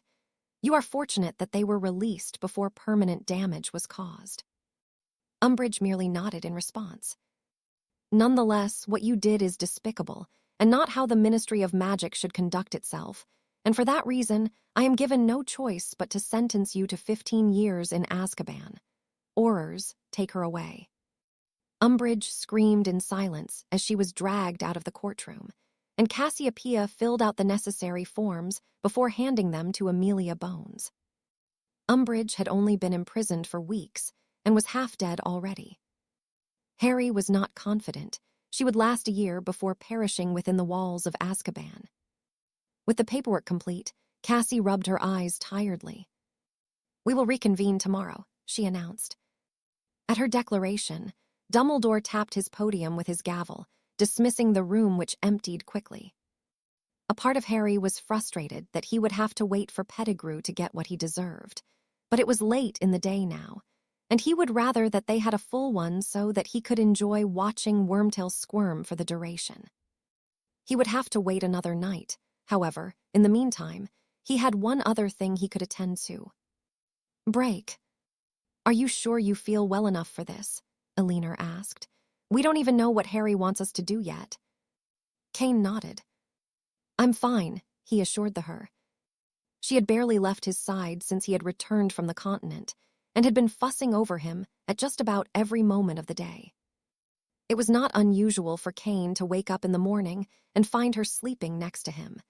He found it rather strange but not unwelcoming. "I'm just worried," Elinor sighed. "You've only been on your feet for a couple of days now. I don't want you to get hurt again." "This is a war we are involved in," Kane reminded her. "I could get hurt or killed any day." "Don't say that," Elinor whispered. "I thought you were going to die when I saw the state of you after Harry brought you back." "But I didn't," Kane pointed out. "But you could have." Kane shook his head amusedly. He wouldn't win a battle of wills with the blonde.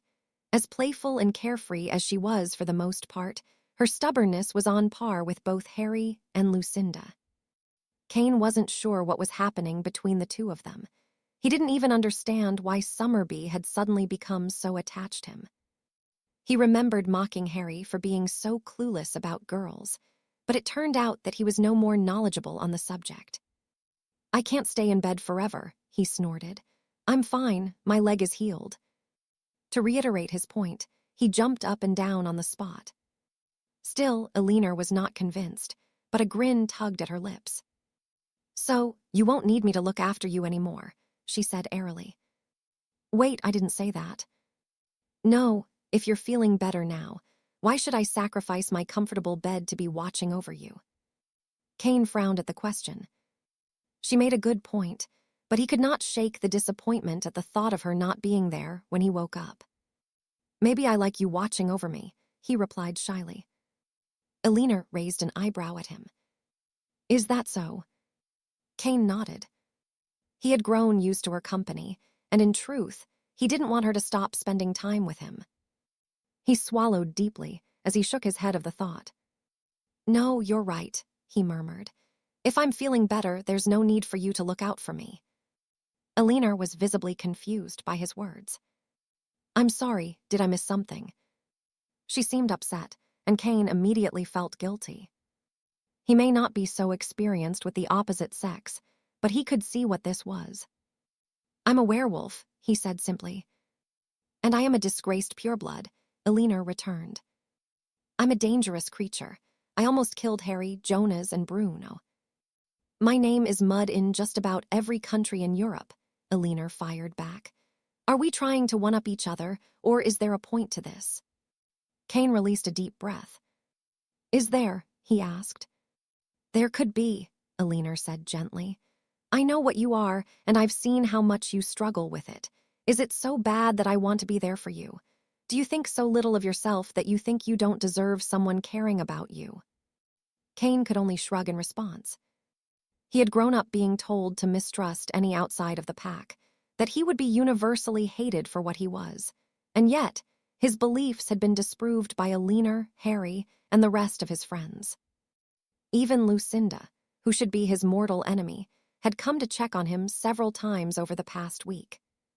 Being a werewolf is a big part of who you are, Alina spoke, pulling him from his thoughts. But you are the sweetest, kindest, and bravest person I have ever met. You can be just as stupid as Harry, but everything you do comes from a good place. If you think that you do not deserve someone to care for you, then I don't know what to say. You're a werewolf, but that's not everything you are. Kane took a moment to let her words sink in before he chuckled to himself. How is it that you have a way of making everything seem so simple? Because it is. Alina replied with a shrug. You just have a way of making everything seem complicated. She offered him an impish smile, and Kane could only shake his head. Why do I see a ton of headaches coming my way? He murmured. Because that is what you will get if you keep being, as Harry would say, a stupid prat. Come on, we have to meet the rest of them in the basement, Alina urged, leading him from the room by his hand. She didn't release her hold on him, and Kane did not attempt to free himself. He quite liked having someone to care about him like this. It was strange, but certainly not unwanted. Break.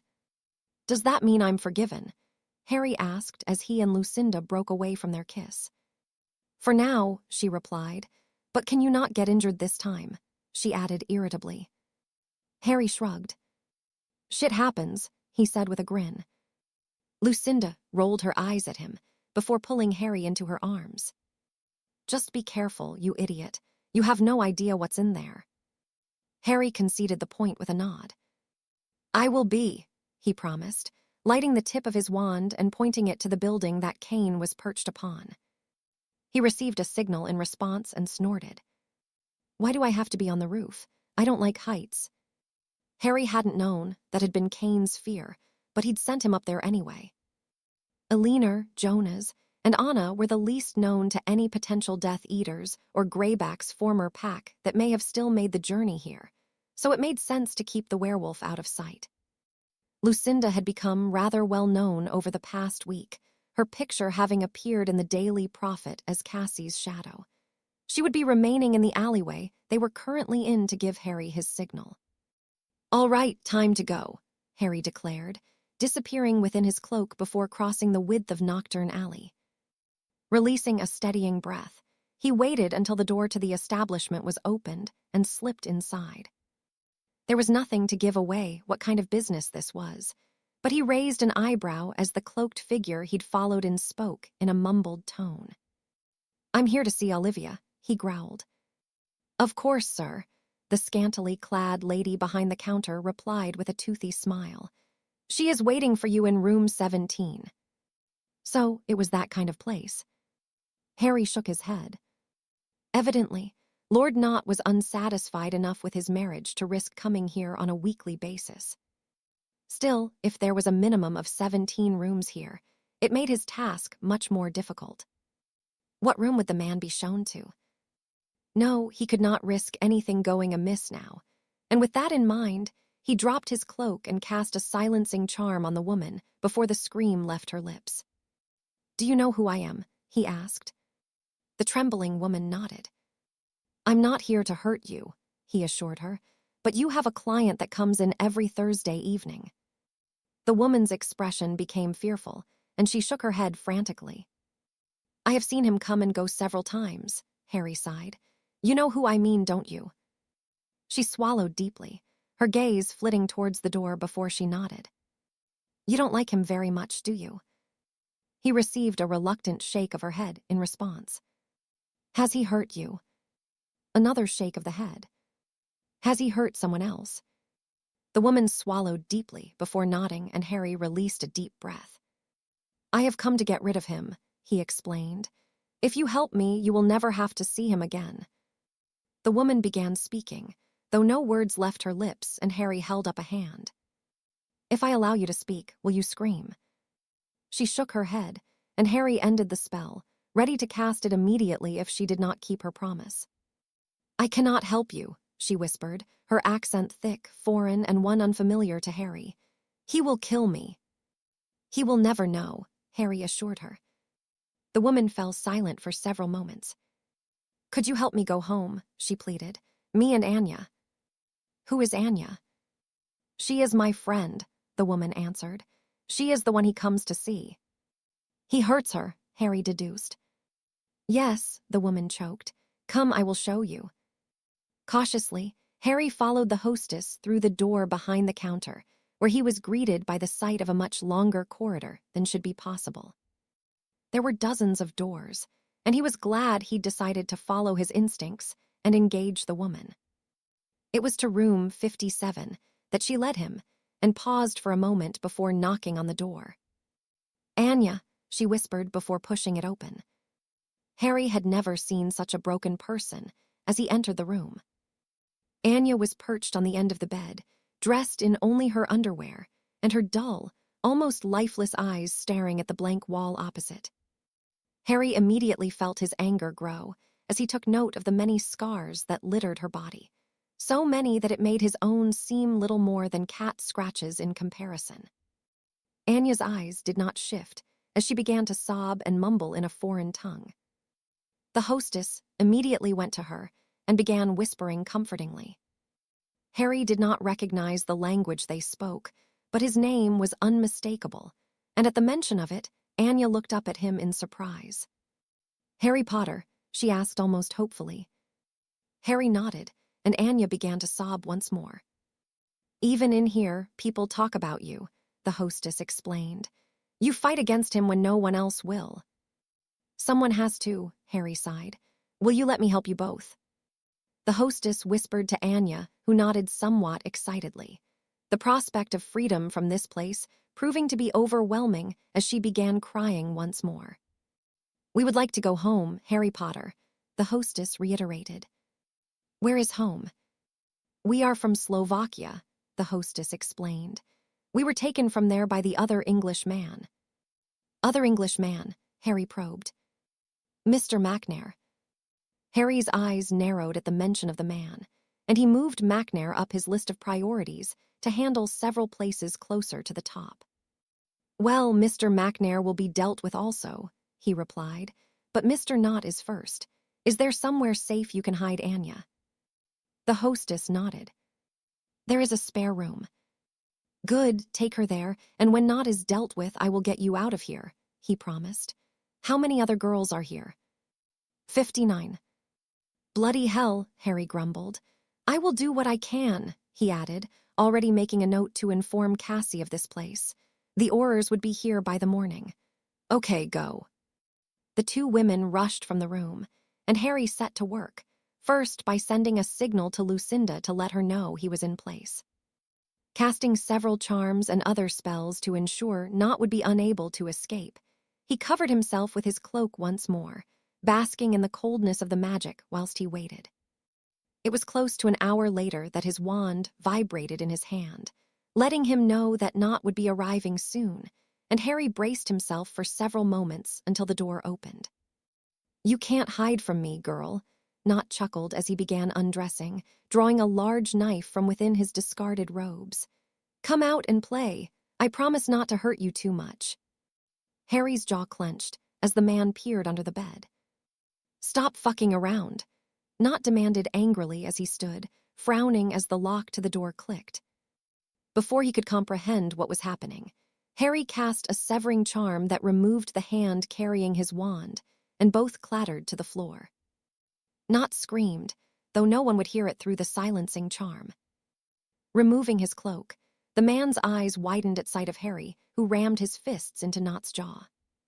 He landed next to his hand with a dull thud, and Harry was on him before he could regain his senses.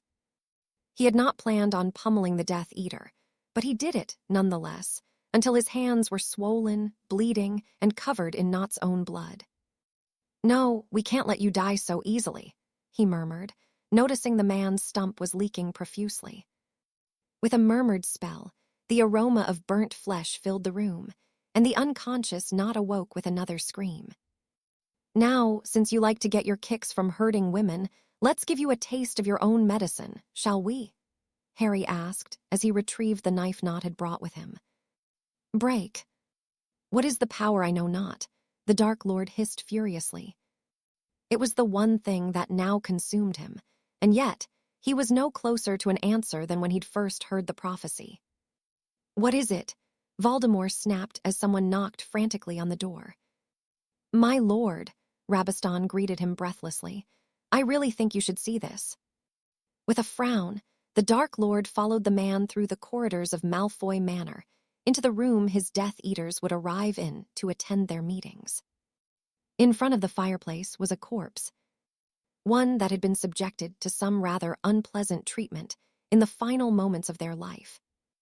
"As much as I admire your skill, Rabastan, I would rather you did not disturb me to show your work." "This isn't my work, my lord," Rabastan returned. "Look closer." Voldemort frowned as he did so, his eyes narrowing as he spotted the dark mark burnt into the flesh of the left forearm. "Who is it?" he asked. Rabastan swallowed deeply as he picked up the severed hand. "It's not my lord," he revealed, pointing to the family ring the man always sported. "There's a note." Voldemort accepted the bloodied parchment, his anger growing as he read the short missive. "One down, and another will follow soon enough. HP." The Dark Lord's nostrils flared as he surveyed Nott's injuries.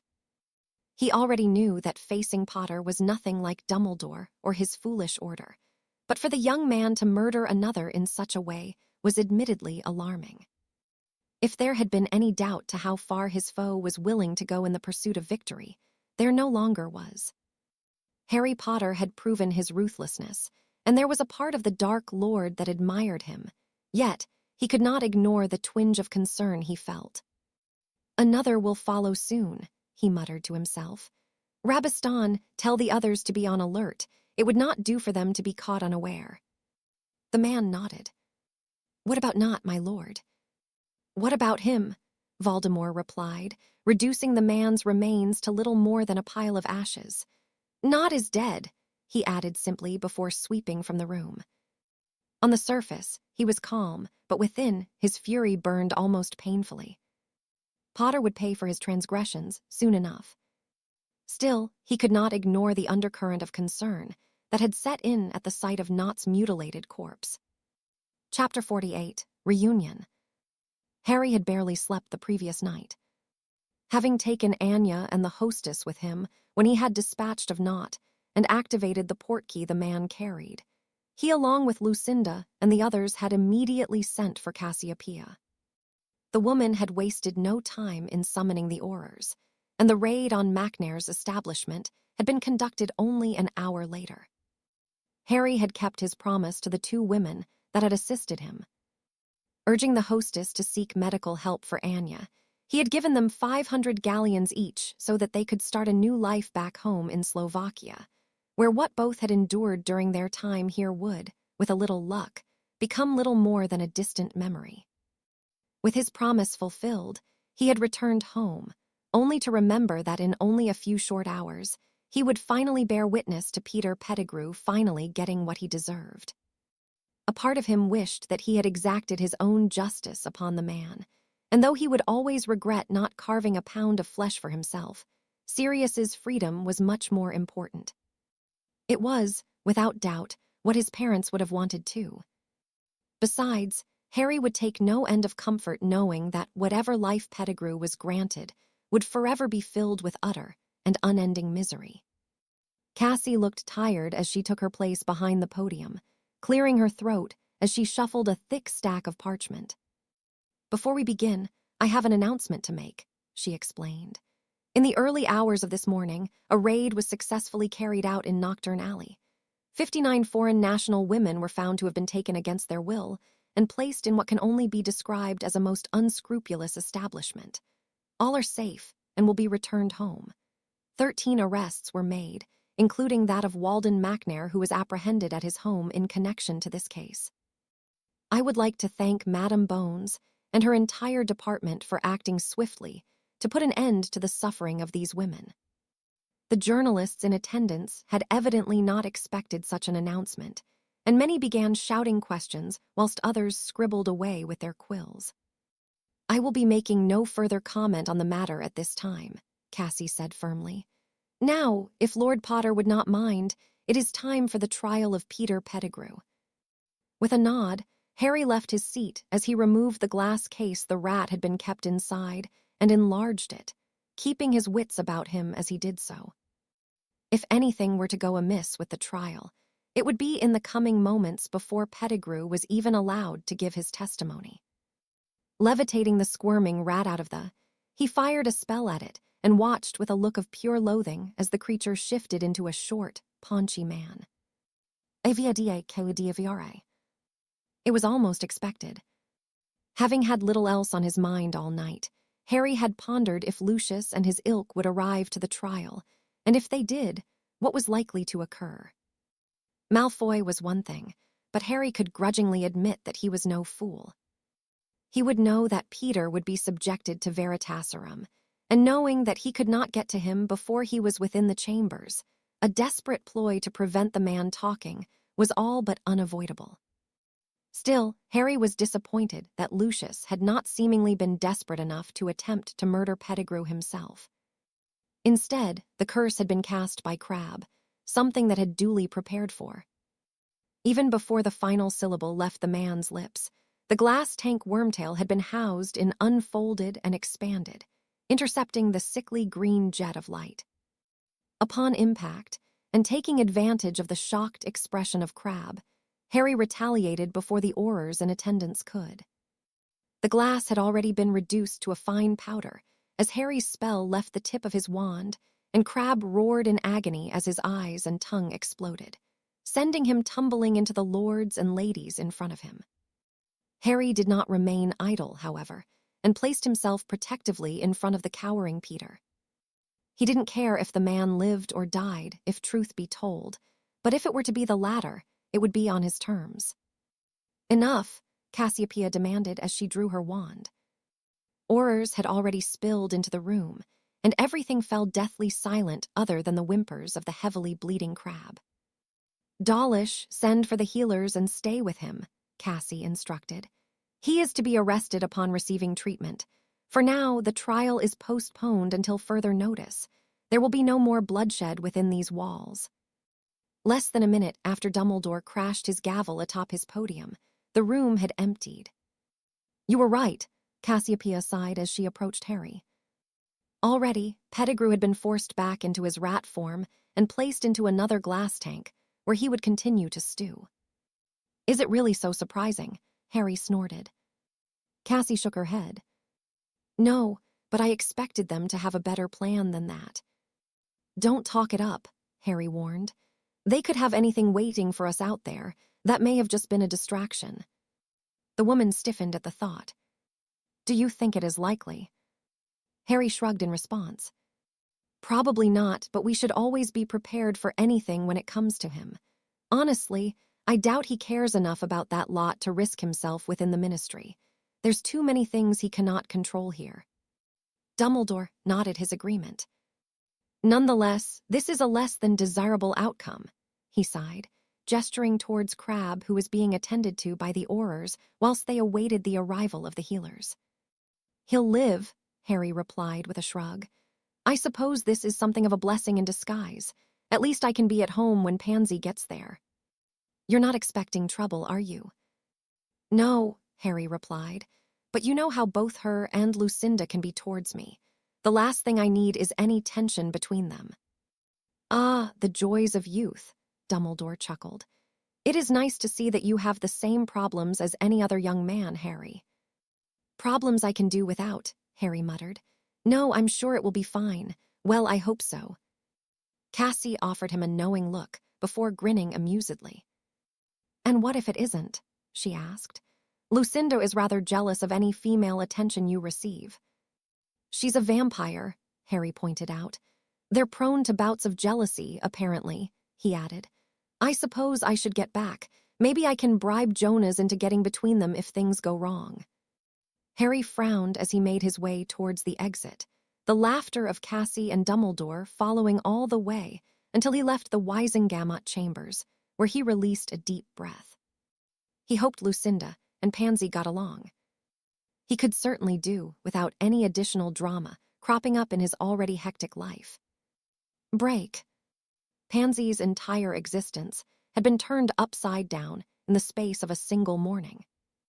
Flashback. She had been in Charm's class when Professor Snape had arrived and merely instructed her to follow him. At first, she believed she was in trouble, though for what she could not fathom. Snape said nothing as he led her towards the dungeon, his lips a thin line of irritation, or perhaps concern. She had racked her brains for any possible reason the man would wish to speak to her, and it wasn't until they entered the man's office, and she saw her father packing worriedly in front of the fire that she realized the severity of the situation. We must collect your things, he had informed her without preamble. We will be leaving immediately. Leaving? Pansy asked. Her father nodded grimly. Come, there is no time to waste. I will explain everything when we are away from here. The next 10 minutes or so had flown by in a flurry of activity as she was taken to her dorm room to retrieve her belongings. Shortly after, they used the flu network from Professor Snape's office, where they returned home to find Pansy's mother filling up trunks with clothes and an assortment of items. Dad, what is happening? Her father deflated at the question. I did something foolish, but it was the right thing to do, he sighed. I cast the deciding vote that has installed Cassiopeia as the new Minister of Magic. Pansy choked in disbelief as the ramifications of what he'd done fell into place. Will he come for us? It is likely, her father answered simply. That is why we are leaving. I will not have you in danger for my actions. Pansy had merely nodded her understanding. Her father was a brilliant man in his own way, politically savvy, cunning, and ambitious. His business acumen was second to none, but he was not the kind to take such a risk. He had survived the previous war by being cautious and providing just enough support to the Dark Lord to ensure they would not be targeted. Now he had gone against the man, and for the first time in her life, Pansy was frightened. If he wanted someone dead, he found a way of making it happen. Harry had spoken those words to her when he had opened up about the murder of his parents, and she could only hope they did not prove to be an omen. Still, she couldn't be any prouder of her father. He had, despite the undoubted hesitation he would have felt, done the right thing to ensure Britain had the best chance at defeating the Dark Lord. Thank you, she whispered as she wrapped her arms around him, for believing in Harry. Her father snorted humorlessly. I have watched that boy grow up, and I have learned over the years to not doubt him. If anyone can do what no one else has been able to, it's Harry Potter. Now, come along. You still haven't told me where we are going. We have a safe house in America, her father explained. I brought it some years ago when I learned the Dark Lord was not as dead as we believed. Preparation, Pansy. I learned that from your grandfather. End flashback. Despite the upheaval, Pansy remained proud of her father. She had opted not to attend another school for the remainder of the year and was self-studying with her parents to take her newts, if and when the opportunity arose to do so. Today, however, was not about schoolwork or anything else. No, today she would be visiting Harry, and she could not wait to see her oldest friend, partly because she missed him, and partly to give him a piece of her mind about the foolish antics she had been reading about in the Daily Prophet. Pansy was not angry with him, but what kind of best friend would she be if she did not give him a hard time for his escapades? Her eyes narrowed in anticipation as her father entered the room. I know that look, he chuckled. It usually means that Harry is in trouble. Pansy hummed, and her father released a deep breath. Don't be too hard on the boy, he urged. He is fighting a war after all. That doesn't mean he gets to be a reckless prat. Pansy, Harry has always been a reckless prat. Did you expect anything less from him? No, Pansy pouted. I'm still going to give him a piece of my mind. And I wouldn't expect anything less from you, her father snorted. Please be careful, he pleaded. I do not want you to leave the house whilst you are there. Harry is aware of my wishes, and I trust him to uphold them. Dad, Harry would never let anything happen to me. I know, her father answered simply. The boy would give his last breath defending you, but that is something we want to avoid. Just be careful. I will be, Pansy promised as she removed the portkey Harry had sent. It would take her directly to one of the drawing rooms in Grimmauld Place. I will see you in a few days, but if you need me, get a message here. Pansy offered the man a smile. He had always doted on her. Even though she was now a woman grown, he still did so. I will be fine, she assured the man a final time before activating the portkey with a touch of her wand. Traveling across continents was one of the most uncomfortable things she had ever experienced, and though she was pleased to find her feet on solid ground once more a few moments later, she was more grateful for the person on the other side preventing her from crashing to the ground from the dizziness. We can't have you injuring yourself so soon, can we? The voice was as familiar as ever, and the scent that filled her nose reminded Pansy of some of the best times she had ever had. Despite the lingering nausea, she positively beamed as she threw her arms around Harry's neck and squeezed for all she was worth. For now, all thoughts of chastising him were forgotten, as she simply reveled at being in his presence once more. I've missed you, she whispered. She felt him smiling against her and melted further into his embrace. Too much time truly had passed since they had seen one another. Pansy did not know how long they remained standing where they were, but it was Harry that broke the hug and looked at her speculatively. You've grown. Pansy rolled her eyes at him. I'm not a little girl anymore, she pointed out, and you're not the same little boy either, she added, looking up at him pointedly. I don't suppose I am, Harry snorted. That doesn't mean I don't wish it could be how it was before all this sometimes. You mean when you would get me into trouble with my father, or your aunt for being a bad influence? Like you took much convincing, Harry muttered. How is your father? Worried about you, Pansy sighed.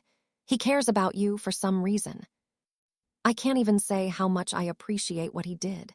He really made a difference, and I'm sorry that it upended everything for you. Pansy waved him off. It always was a hazard being your friend. I don't ever expect that to change, even when this is all over. Harry shook his head. When this is all over, I will be grateful for a quiet life. Pansy laughed heartily at the very thought.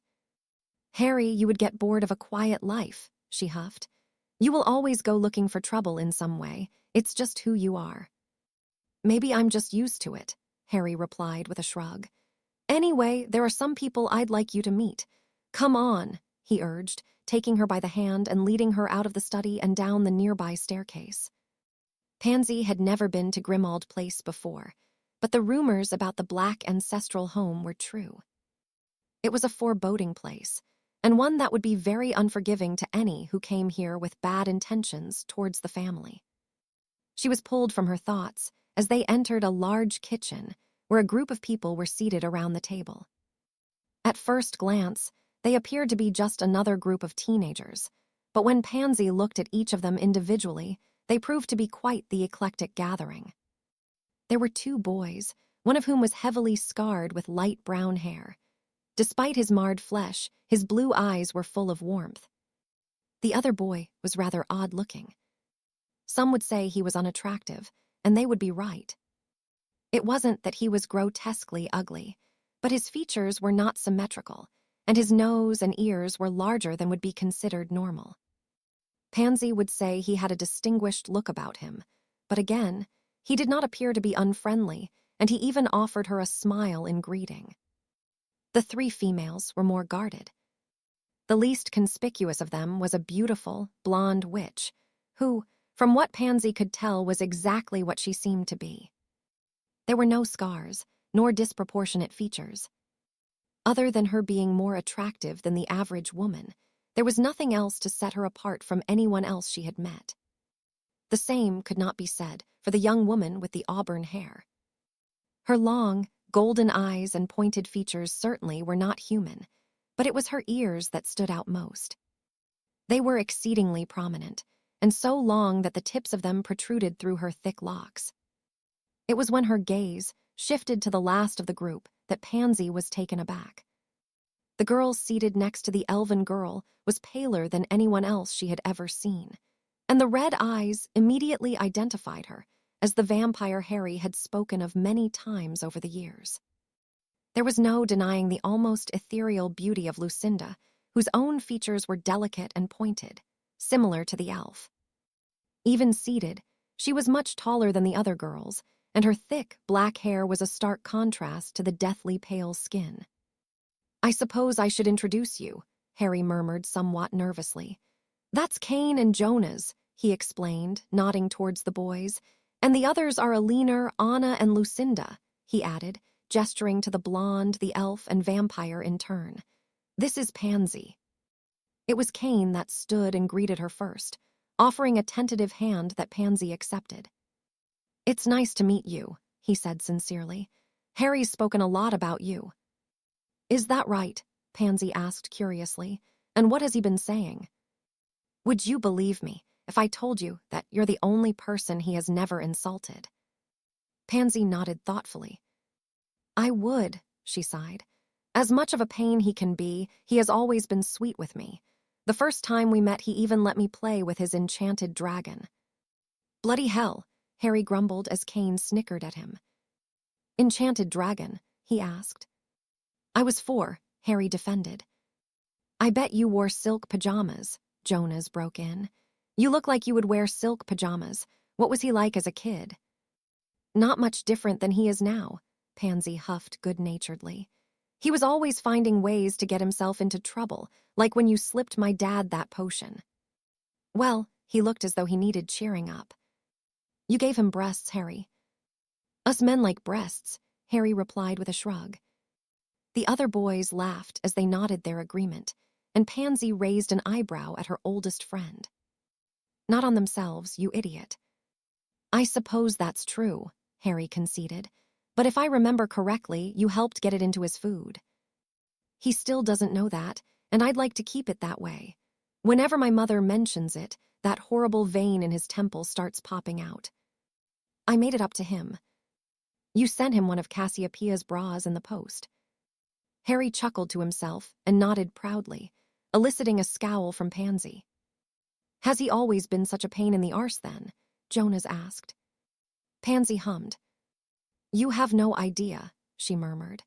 "If it weren't for Cassie keeping him in line, he would have been a menace to society."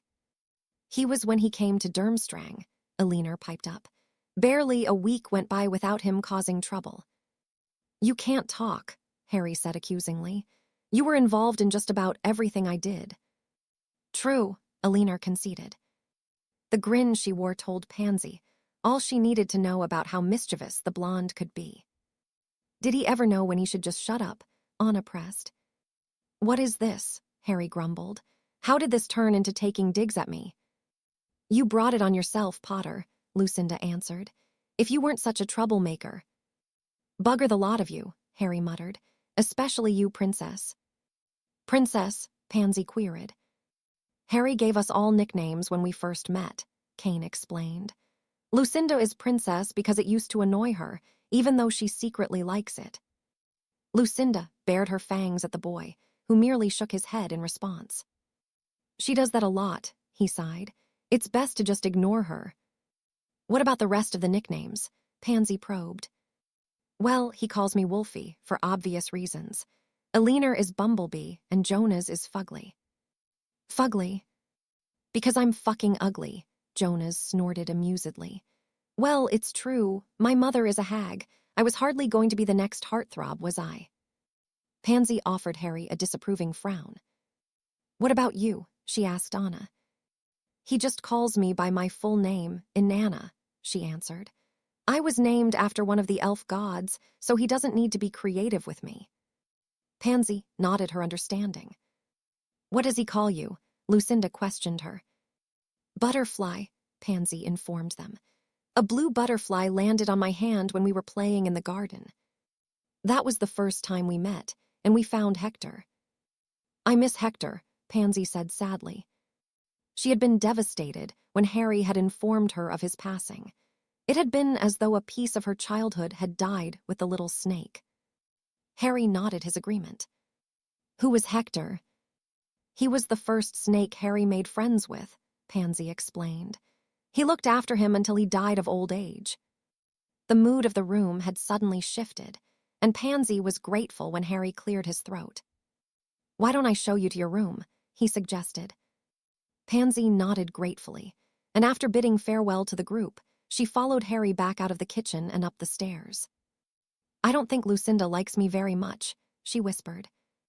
She just takes a while to warm up to people, Harry explained. She's not the easiest person to read, and you won't get much out of her. I've known the girl since my first day at Durmstrang, and even now she can be aloof at the best of times. You get used to it. Pansy nodded, though she wasn't entirely convinced. Here, Harry announced as he stopped in front of one of the ornate doors. I'll give you some time to get settled in. My room is just there, he added, pointing to another door a short distance from her own. I'm glad you're here. Pansy offered him a bright smile. Me too, she returned as Harry entered his own room. Opening the door to hers, she decided that she would unpack and take some time to compose herself. Meeting Harry's friends had gone better than she had anticipated, but it had been a draining experience nonetheless. Still, she didn't believe she had made a bad impression, and though she was not used to being in the company of what her schoolmates would call half-breeds, Pansy wouldn't say she felt uncomfortable around them. Except for perhaps Lucinda. Maybe Harry was right, and she was imagining things, but Pansy could not shake the feeling that the vampire was not so pleased that she was here. Was she jealous? Pansy released a deep breath as she shook her head, unsure of what to make of the other girl. Break. The Dark Lord glared at the pathetically quivering form of Lucius Malfoy as the man cowered, pleading for mercy and forgiveness. Time and again, he had proven himself an inept failure, and his latest showing of his apparent cunning had only resulted in the loss of another follower. I have reached the end of my patience with you, Lucius, Voldemort hissed. Hand me your wand. My W wand, Lucius stammered. The Dark Lord nodded and held out his hand expectantly. Lucius continued to tremble as he drew his wand from his cane and reluctantly offered it to his master. What did you hope to solve with your approach? Lucius swallowed deeply as he pushed his hair out of his face. If Pettigrew is dead, he cannot speak. Voldemort nodded thoughtfully. So, you thought that attempting to kill him in front of the entire Wisengamot was wise? He asked. Did you not consider simply bribing or intimidating those that supply and administer the Veritaserum? No, you did not. You acted boorishly and foolishly. It seems that you have lost the brilliance I once admired in you, old friend, he added disappointedly. I did not think, my lord. That is evident, Lucius, Voldemort spat. I shall return this when you have proven yourself worthy of possessing it once more. It appeared that Lucius would argue, but eventually thought better of it. It could not be easy for such a prideful man to be admonished in front of his wife and son, but he needed to be taught a lesson. Remembering the Malfoy heir was in the room, the Dark Lord shifted his gaze towards him. It will be up to you to redeem your father's reputation, Draco, he decided with an amused grin. I will soon have a task for you, and you had better hope for yours and your father's sake that you do not fail me. There is no place in my ranks for failures. No, get out, all of you.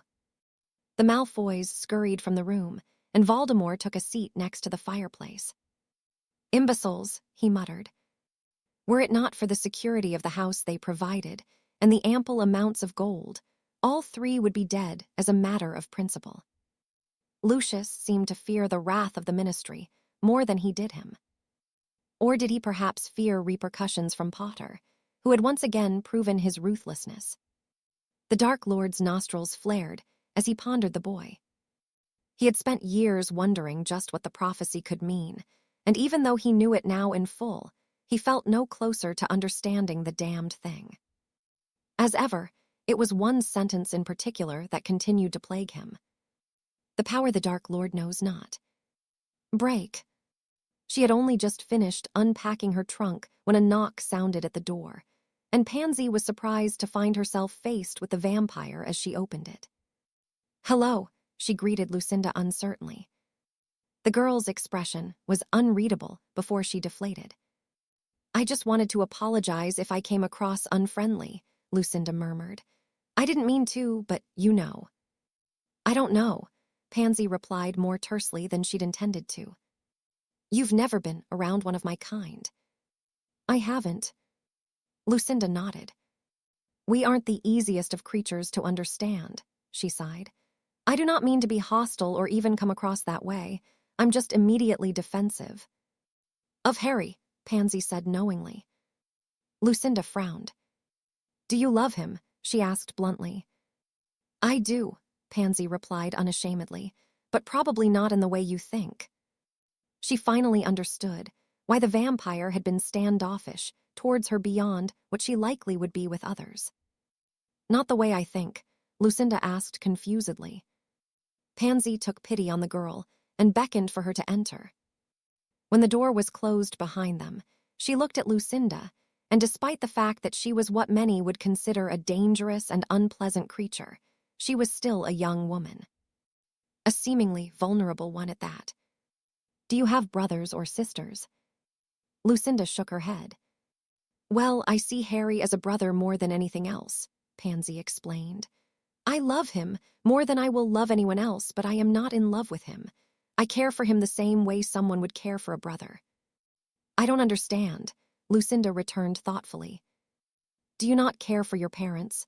Would you not be upset if anything happened to them?" Lucinda frowned at the questions. "I don't know," she answered honestly. "But you would, if anything happened to Harry." Lucinda visibly swallowed before she nodded. "We do not have much capacity to care for others," she explained. "It is not in our nature to feel affection. Humans are food to us." "But Harry is different." Lucinda nodded once more. "It still confuses me, but yes, he is different," she huffed.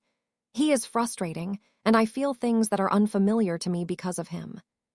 "Like what?" Pansy asked curiously. "Warmth," Lucinda answered. "I feel like I matter to him as much as he does me.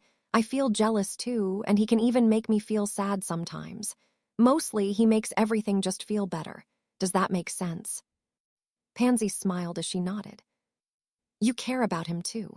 Probably not in the same way as me, though." "No," Lucinda agreed. "It's different to what you said." "Does he know?" Lucinda shrugged. "We have spoken about it before. Well, kind of." "Kind of?" "We were interrupted, and other things have gotten in the way. Neither of us have mentioned it since." Pansy shook her head. "Harry can be quite dense about things," she sighed. "Things like this are hard for him. After what he went through as a child, he is not always the most emotionally connected person. He's had to be that way to do what he does. If you want my advice, you should take the time and speak with him.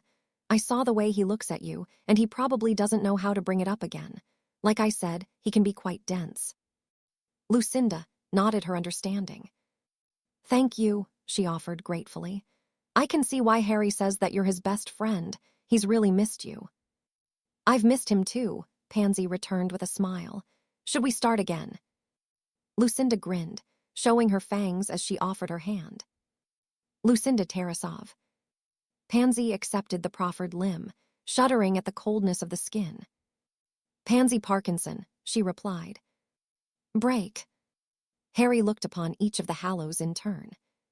Singularly, they were not so unique that they would be easily identifiable, but Harry had felt the power of each. However, combined, they were something else entirely. He placed the familiar cloak around his shoulders, the one that had been passed from Peveril to Potter, until it came into his hands before placing the ring on his finger and slowly reaching for the wand. As he grasped it, the artifact seemed to come alive, or was it something within him that was triggered by the combination of the three? Harry could not be certain, but he allowed himself a few moments to become accustomed to the influx of magic before attempted to decipher what it was he was experiencing. It was odd to say the least. He had always been acutely aware of his own magic as it flowed through him, his relationship with it only growing stronger over the years. It washed over him comfortingly, even now after the Phoenix and Basilisk's own had been added to it. It was forever there, just under the surface of his skin at his beck and call. The Peveril magic was not so seemingly passive. It too was there, under his skin, but the differences were quite considerable. Harry could feel it in every fiber of his being, thrumming throughout his mind, body, and somehow even his soul as though it encased his very existence. He frowned to himself as he became aware of new feelings, almost as though his eyes were being opened for the first time, and he was seeing the world for what it truly was. Breathing in the air, he could taste the ambient magic around him, and even hear it. Everything was so alive, and yet the gifts had come from death. He shook his head of the thought. Every magical thing in his room seemed to burn brighter, whilst the inane items were dull. It was strange to witness the world in such a way, but it was not his vision of his surroundings that distracted him so. He could feel something else, the magic of death urging him to give in to the many whimsical thoughts permeating in his mind. With a wave of his wand, Harry gasped as several ghostly daggers formed around him before shooting off in various directions, each sticking deeply into the walls and door. They vanished at his command, leaving no trace of their presence behind.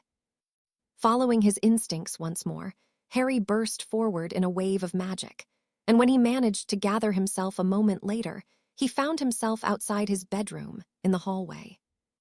He had an apparatus that he was certain of, and yet he passed through his door and done so with what should have been impossible speed, except for perhaps Lucinda.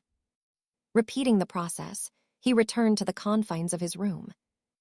This time, he had felt himself pass through the thick oak, and he wondered what limits that form of travel had.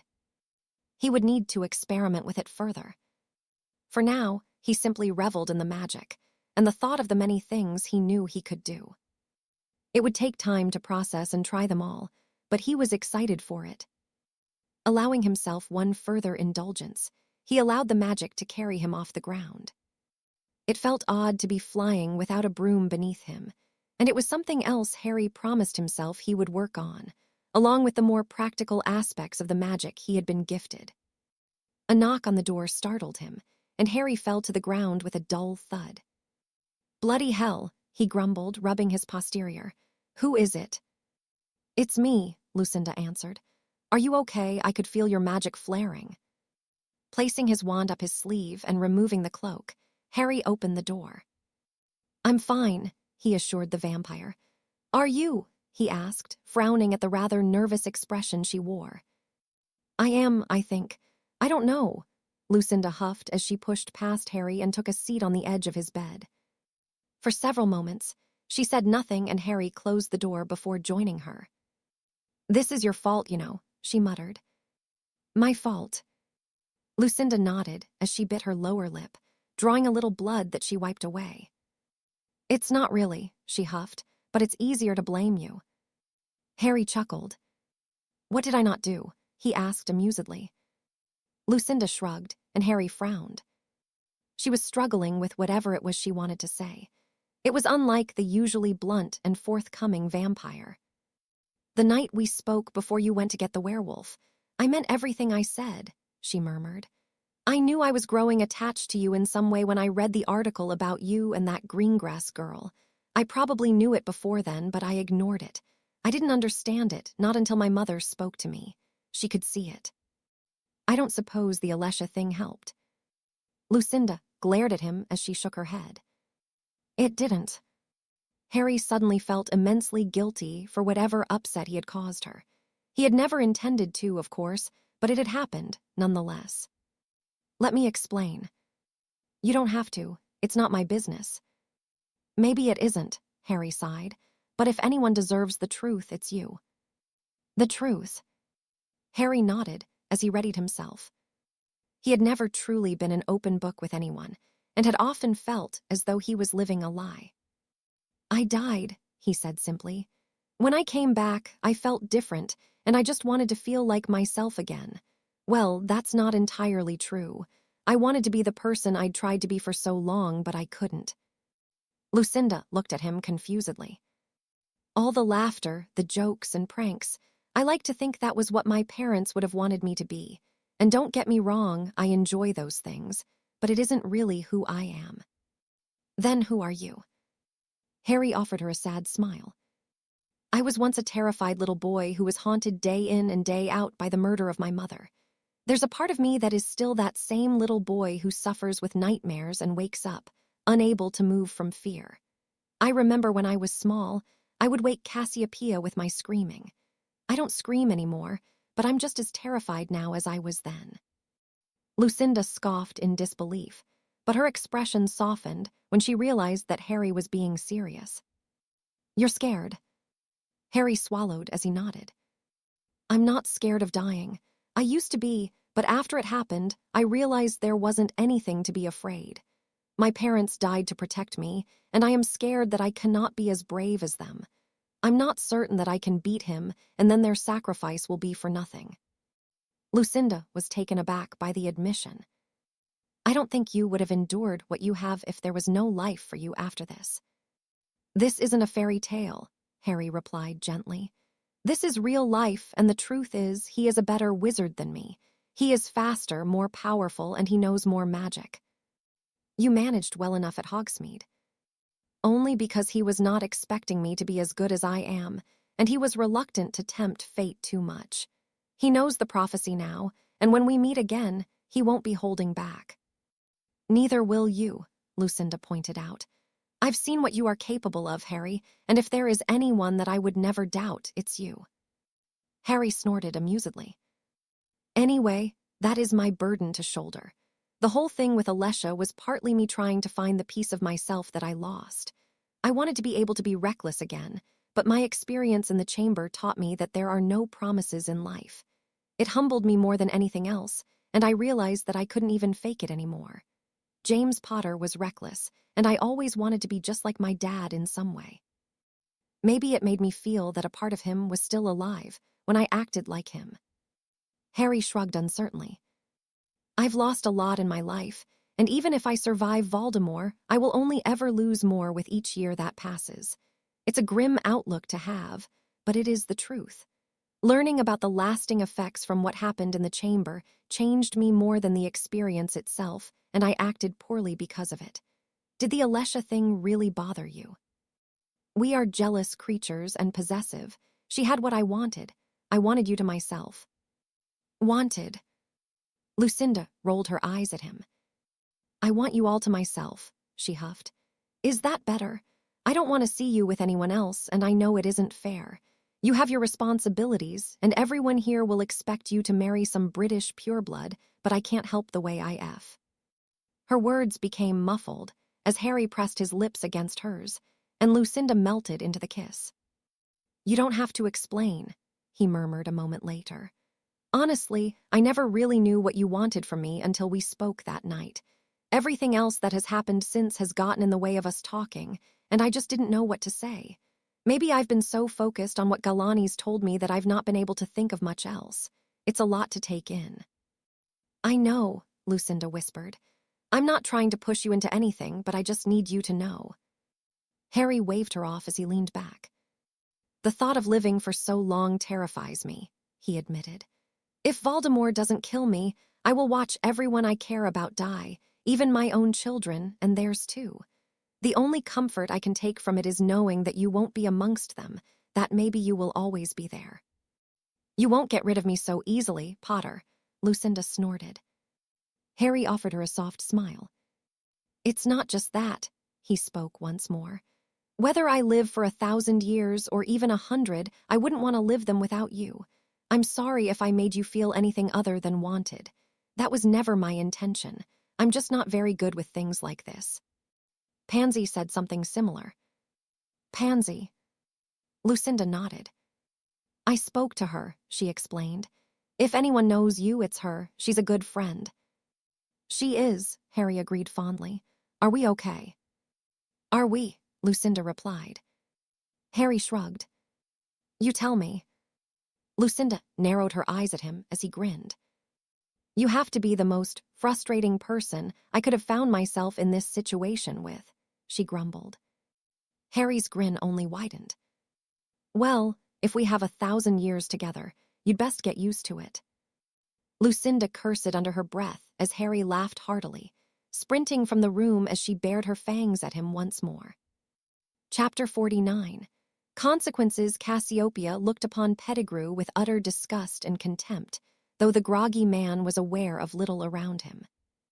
He had been dosed 3 times with Veritaserum, until the Wisengamot had been made privy to every despicable deed he had committed on behalf of the Dark Lord. I would not deign to speak on behalf of everyone in attendance here, but you are a disgrace to wizard kind, the woman spat. The lords and ladies dotted around the chambers nodded unanimously, most looking upon Wormtail with loathing. Harry was amongst them, his glare boring into the back of Peter's head. Had he known all that had been revealed, and the part he'd played in resurrecting Voldemort, the man would not have made it to trial at all. Lucinda squeezed his hand comfortingly. As someone who had a vested interest in the case, he was not allowed to be involved in the verdict. Still, he would take no small amount of satisfaction in whatever fate the rat would face, and he hoped beyond hope that Cassiopeia would ensure he suffered for what remained of his pathetic life. I cannot legally pass judgment for you treacherous selling out of James and Lily Potter, but I can damned well judge you for everything else, if you are to be found guilty, of course, Cassiopeia added with a malicious grin. The verdict was all but a given. Lucius and his ilk had not even arrived for the trial, having evidently decided to cut their losses. It was the most intelligent thing the Malfoy Lord could have done, given the circumstances. Under the influence of the Veritaserum, Pettigrew had sung like a canary, and had provided a list of names as long as Harry's arm, Lucius's among them. Finally, Voldemort had absolutely no political sway within Britain, as very few of the more traditionally leaning lords had not been named by the rat. All those that find Mr. Pettigrew guilty of his crimes, Cassiopeia questioned the room at large. Every single wand was raised, and the somewhat lucid Wormtail began to sob and cower like the vermin he was. Then it is decided, Cassiopeia declared. It is my belief that death is much too good for you, Mr. Pettigrew, and with the current state of the country, I would not have you placed in Azkaban where you could perhaps be liberated. The lords and ladies began murmuring amongst themselves, and Cassiopeia raised her hand to silence them. I sentence you to life in prison, Mr. Pettigrew, but special arrangements have been made. You will be taken to a secure location that shall not be revealed publicly where you will carry out your sentence until you no longer live. No, Peter wailed pathetically. It was Sirius Black.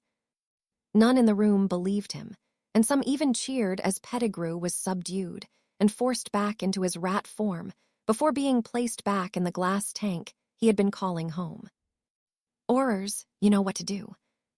Kingsley and Tonks nodded and headed towards the door where they were surrounded by another dozen of their colleagues. Harry looked towards Cassiopeia questioningly, but before she could even meet his gaze, one of the journalists asked a rather pertinent question. Minister, does this mean that Sirius Black will be pardoned for these crimes? Harry smirked at Rita for pressing the issue. He wasn't particularly fond of the woman, but she had proven herself to be a most effective ally when it mattered.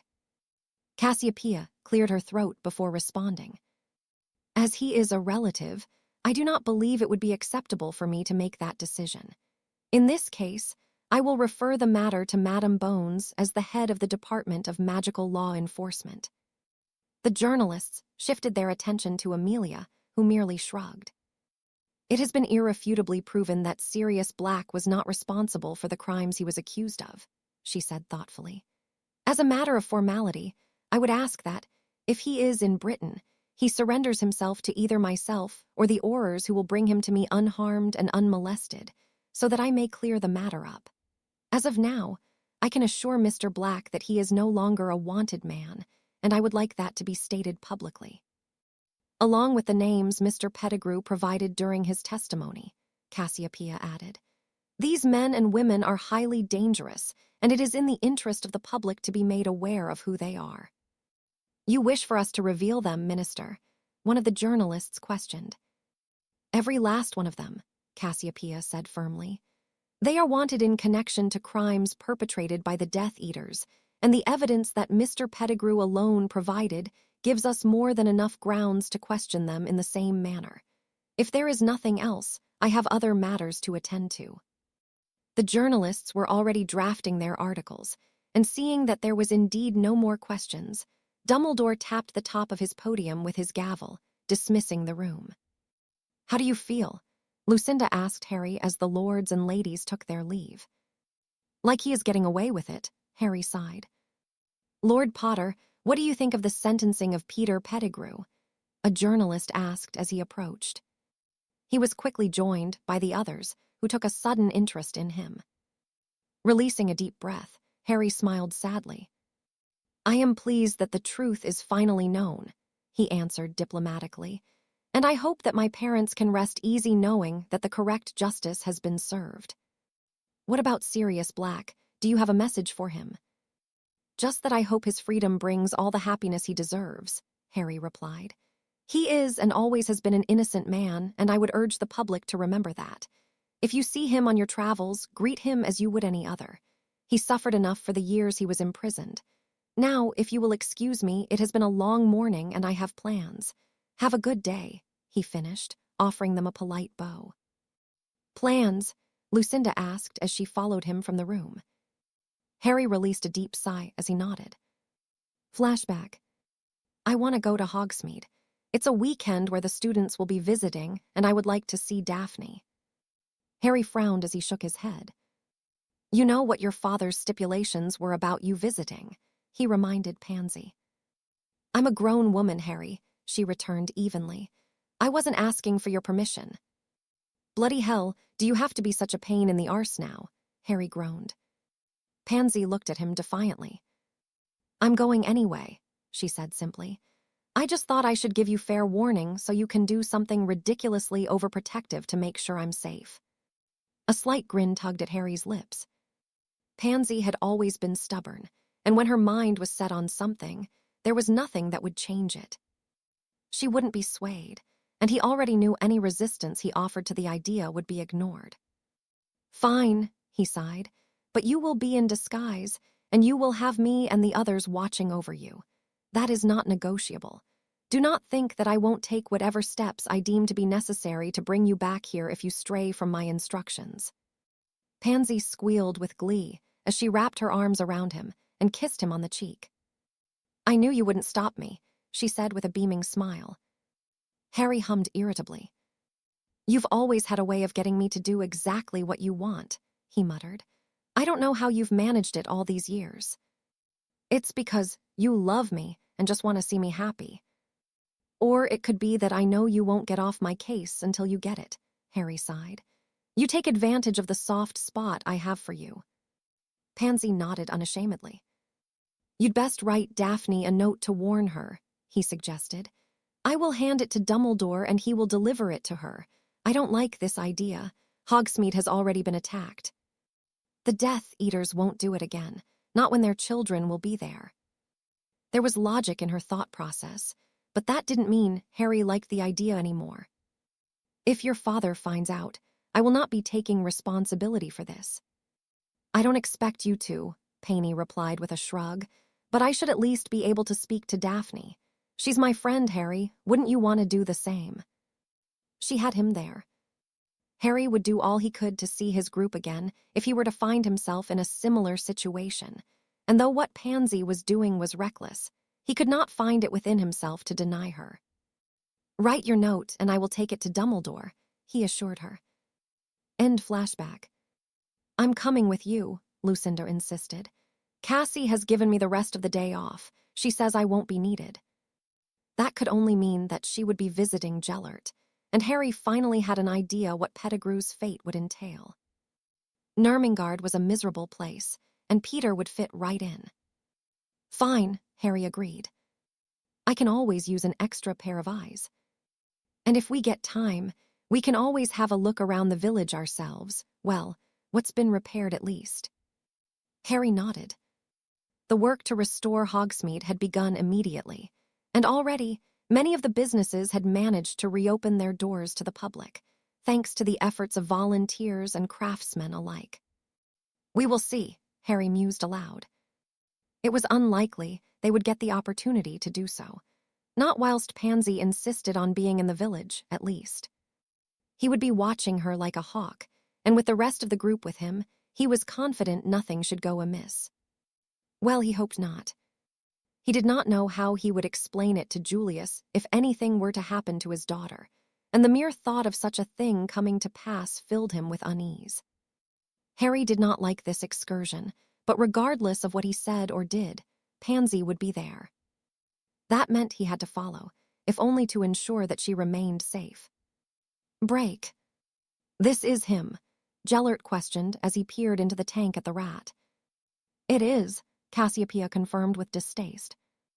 Gellert's eyes narrowed at the frantic creature. You're lucky I am not allowed a wand, he muttered. I would peel your flesh from your bones before breaking every last one of them. Pettigrew squeaked, and Gellert chuckled darkly. Albus is readying his cell. Cassiopeia nodded. He will be on the other side PF the prison to you, with all the protections activated.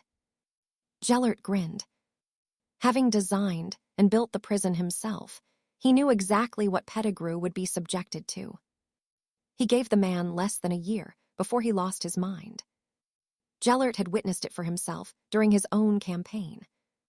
Those that were unfortunate enough to find themselves locked in Nurmengard rarely made it out in one piece, their minds broken beyond complete repair. I wish I could say I feel sorry for him.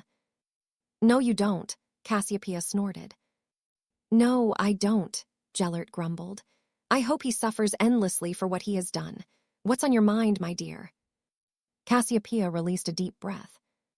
The goblins summoned me to collect the contents of what was in the Lestrange vault, she informed him. All of the gold and anything that can be sold has been stored elsewhere to do so, and the questionable and outright illegal items have been separated. Amongst them was this, she explained, as she removed a simple gold cup from within her robes. It seems inane enough. It belonged to Helga Hufflepuff, Cassiopeia revealed. So it is priceless. And evidence from a murder case some 5 decades ago.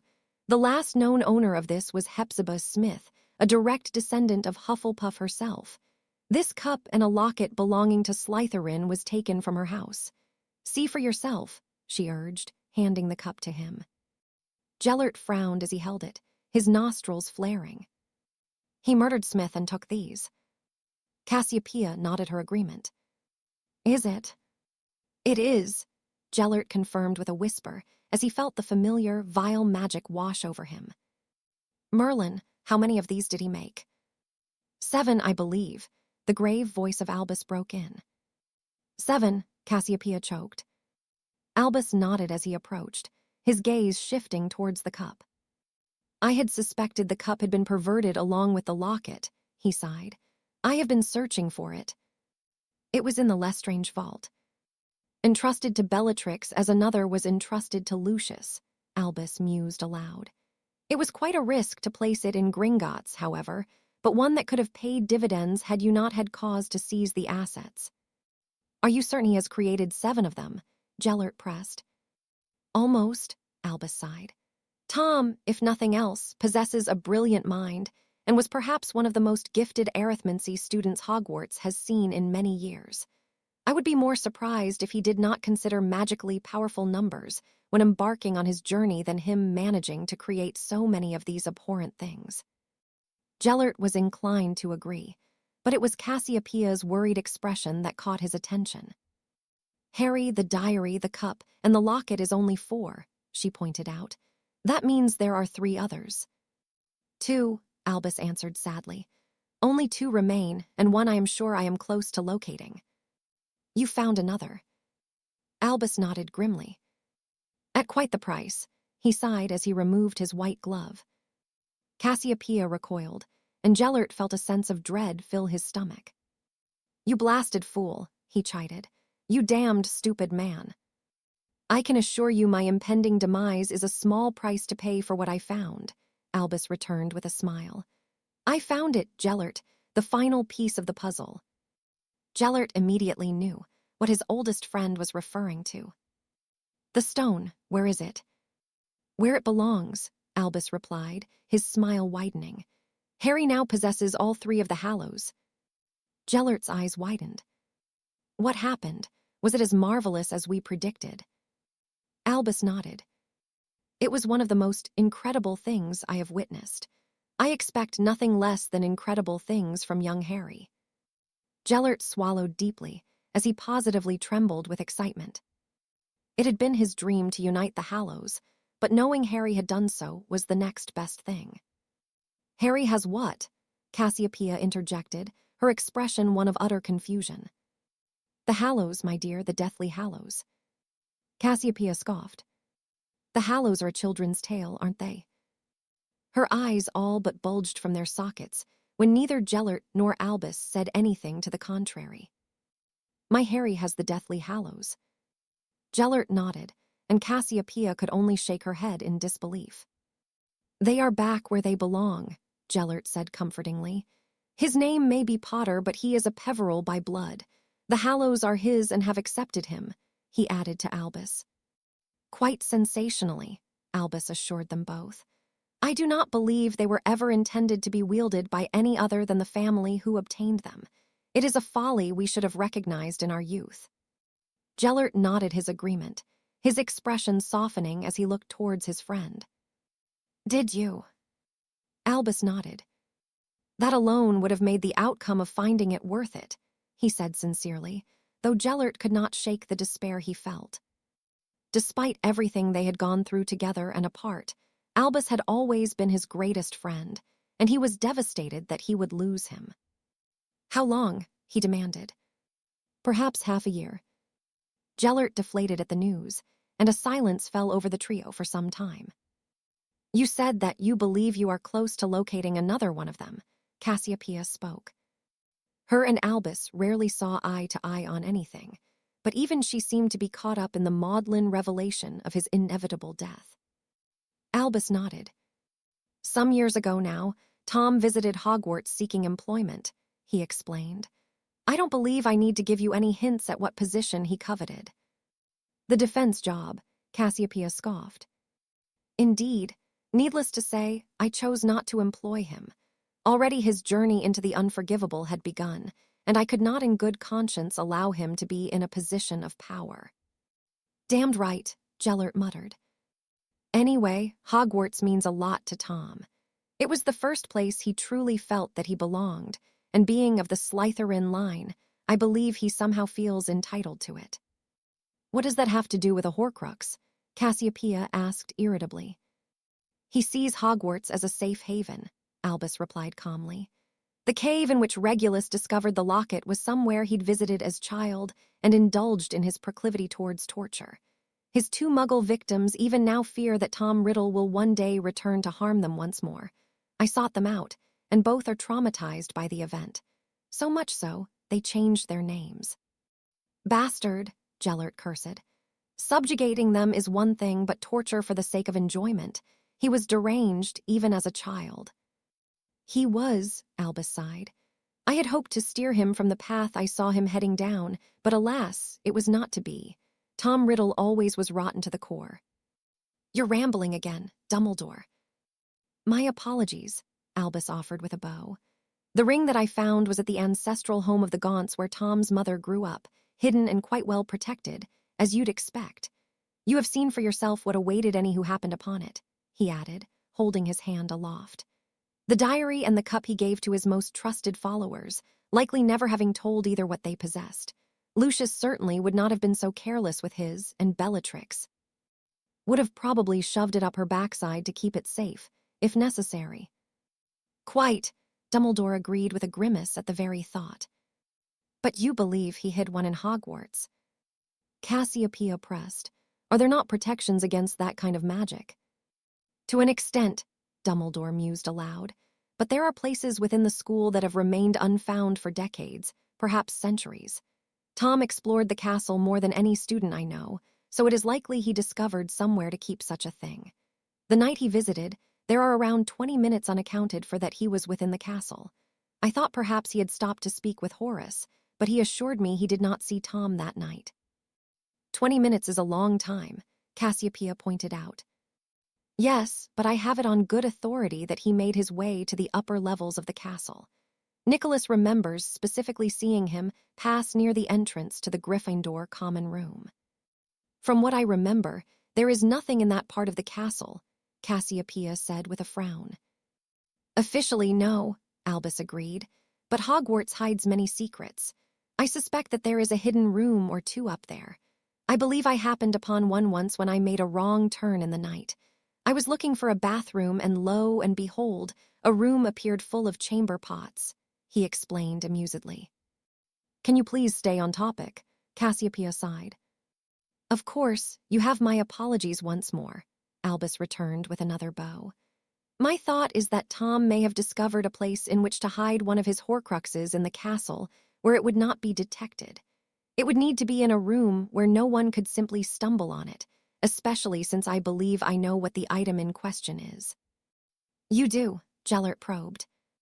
Albus nodded. The cup and the locket led me to believe that he had sought out other items belonging to the founders.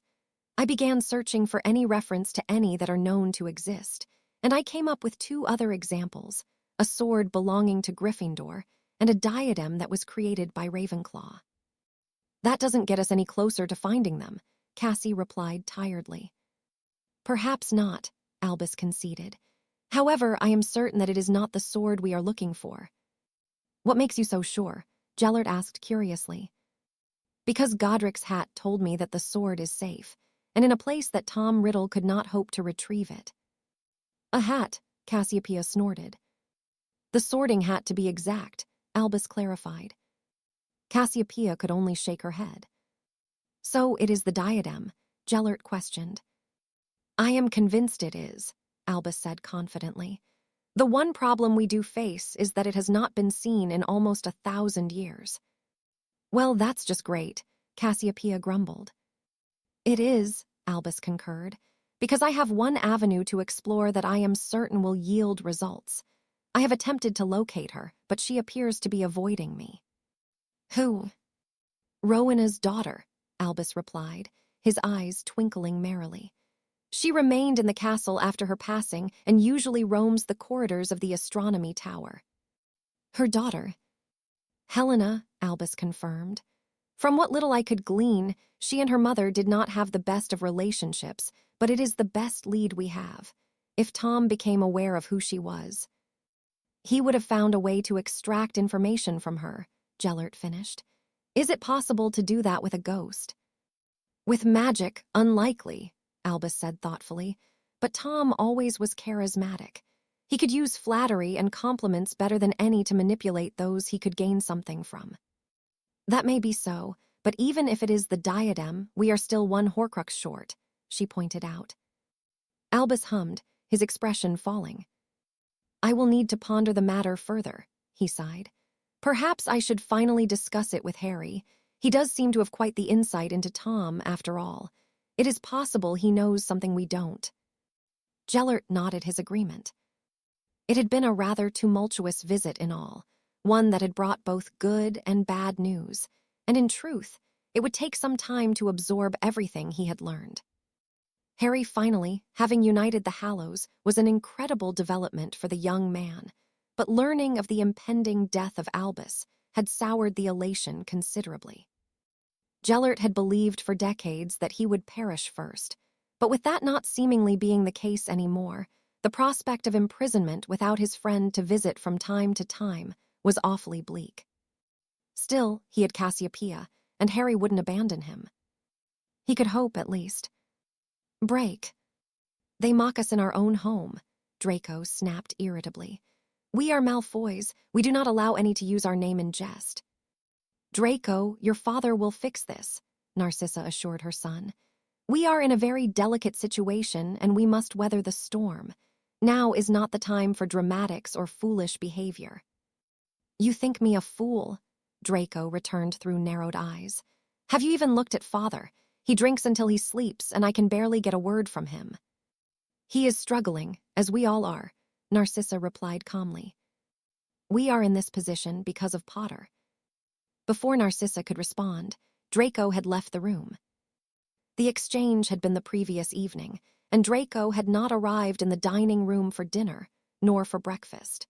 Lunch would be here soon, and Narcissa had seen neither hide nor hair of her son. Releasing a deep breath, she pushed open the door of Lucius's study and wrinkled her nose at the strong smell of alcohol permeating throughout. Have you seen Draco? She asked her husband. Lucius's bloodshot gaze shifted to her. Before he took a sip of the whiskey he clutched in one of his hands. Lucius, Narcissa pressed when she received no reply. No, the man grunted. Now, if you don't mind, I would prefer to be left alone. Narcissa had never seen him in such a state. He had not shaved for several days, his hair was unkempt, and his robes were soiled and disheveled. Lucius seemed to have finally given up in his efforts to support the Dark Lord, something that would perhaps bring her some relief if she was not so concerned about Draco.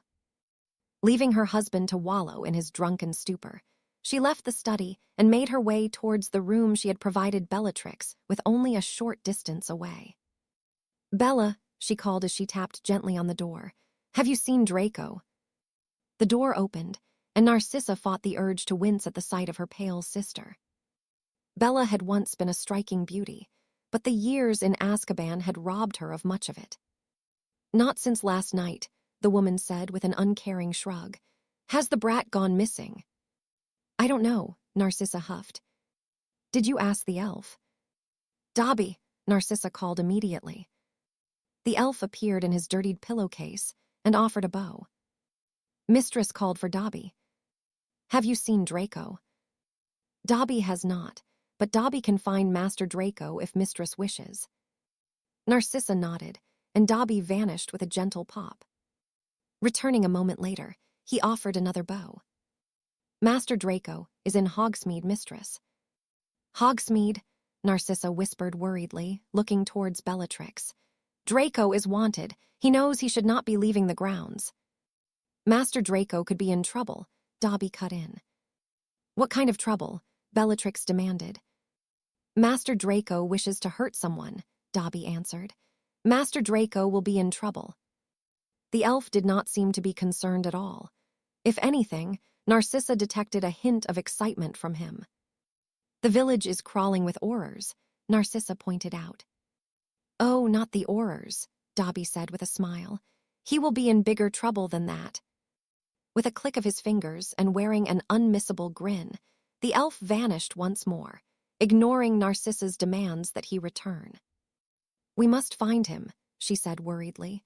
Bella, I need you to help me find my son. Bellatrix rolled her eyes, and Narcissa heard her follow as she headed back towards Lucius's study. Bursting into the room, she pulled the grumbling Lucius up from his chair. Draco has left the grounds. He has gone to Hogsmeade.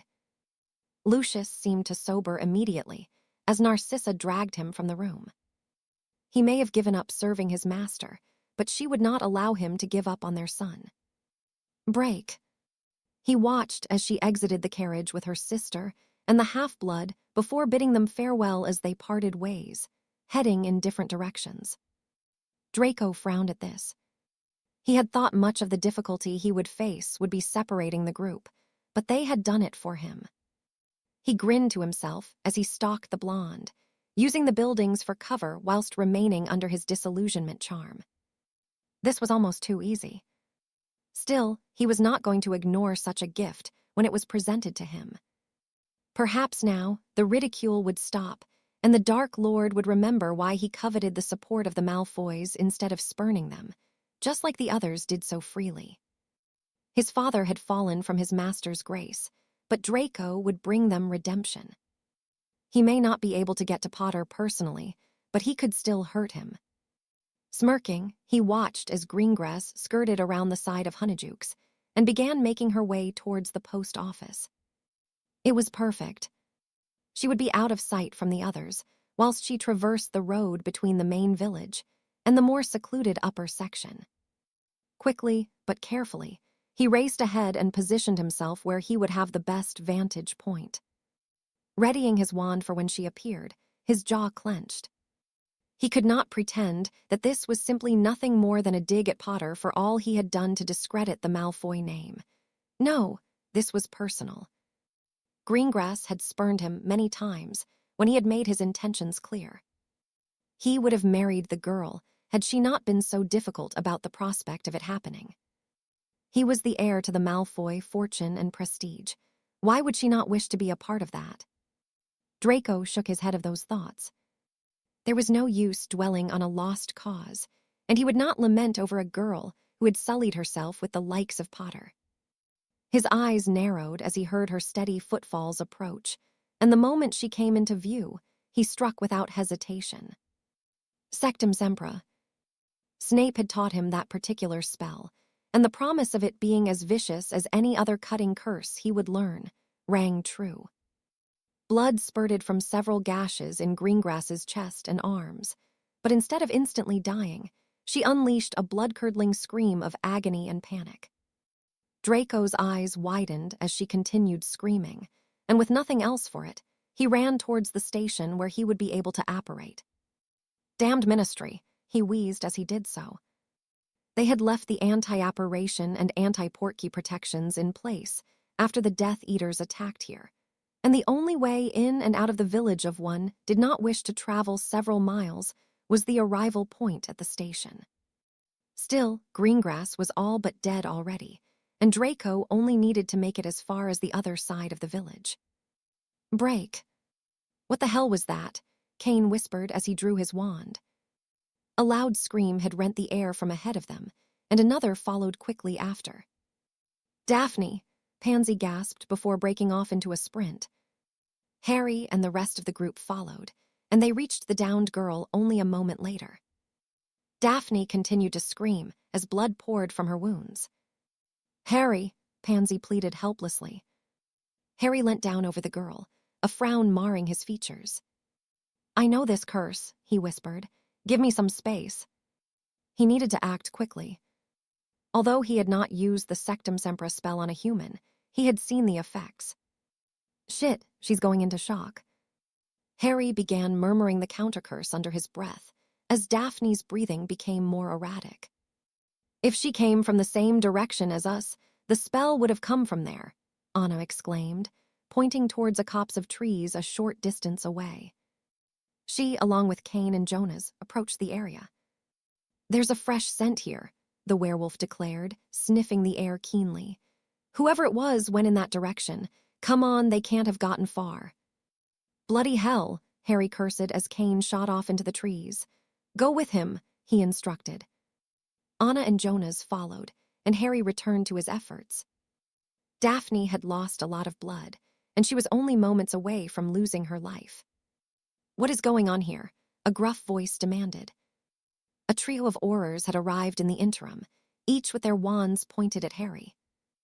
Unless you have a potions kit, fuck off. How do? The Auror was cut off by Lucinda as she seized him by the throat. You know who I am, she hissed. If this girl does not get the potions she needs, she will die, do have any or not. I do, one of the Aurors replied, making his way to Harry as he removed a box from within his robes and resized it. What does she need? Blood replenisher and a calming draught, Harry requested. The Auror rifled through his box and handed the required brews. Administering them, Harry could only look on and hope the girls showed any sign they were working. Lucinda let him go, he sighed. The vampire did so, and the Auror simply panted on the ground, evidently regretting the way he had comported himself. Thank bloody Merlin, Harry whispered as Daphne's breathing began to calm and a little color returned to her skin. Send for a healer. She's not out of the woods yet, he added as he stood. Pansy was rooted to the spot. She had never witnessed anything like this, and certainly not when it was one of her best friends in peril. "I've done all I can," Harry assured her comfortingly. "The healers will be here soon. Can you send for Lord Greengrass?" Pansy nodded stiffly. "It's all right, I'll go with her," Elinor offered. "You too, Lucinda," Harry urged. "I need to catch up with the others, and we don't know where whoever did this is." Reluctantly, Lucinda did so, and Harry made his way towards the area Anna indicated the spell had come from. Sniffing the air as Kane did, Harry's nostrils flared as he recognized the scent.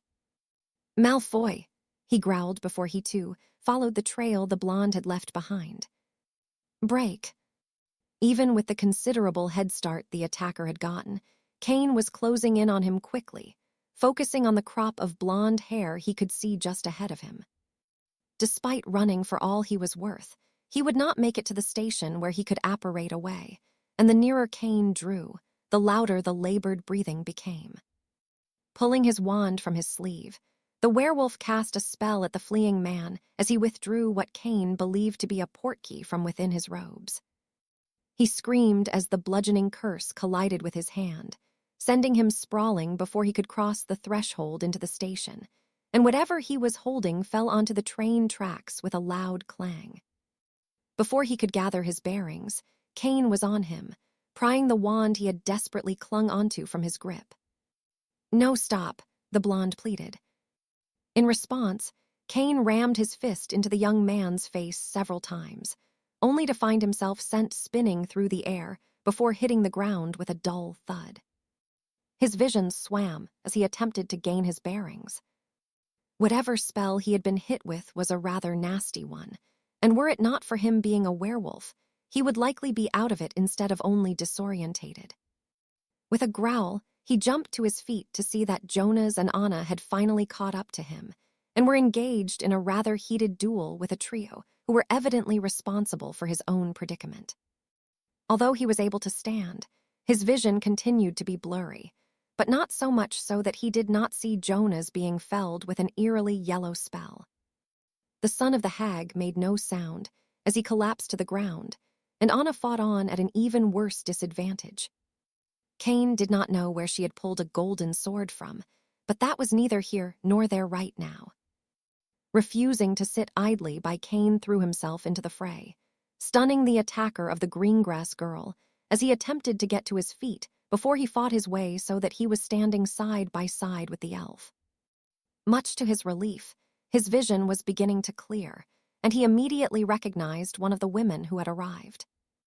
He had seen her face in the newspaper several times since he had arrived, and was something of a cousin to Harry through marriage. Bellatrix Lestrange. Harry had warned the group about her and how dangerous she was, as proven by the unmoving form of Jonas, who was certainly no slouch with his wand. The woman had bested him with apparent ease, and it appeared that Kane and Anna would follow suit if help did not come. Bellatrix was fast, and her spell work was as accurate and fluid as any other that Kane had ever met. The man, too, was certainly an able duelist, and though the blonde woman accompanying them was not quite so, she fought with enough strong emotion to close the gap considerably. She must be his mother, Kane thought to himself as he chanced a glance at the one he had pummeled to near unconsciousness. "I want him, why, son?"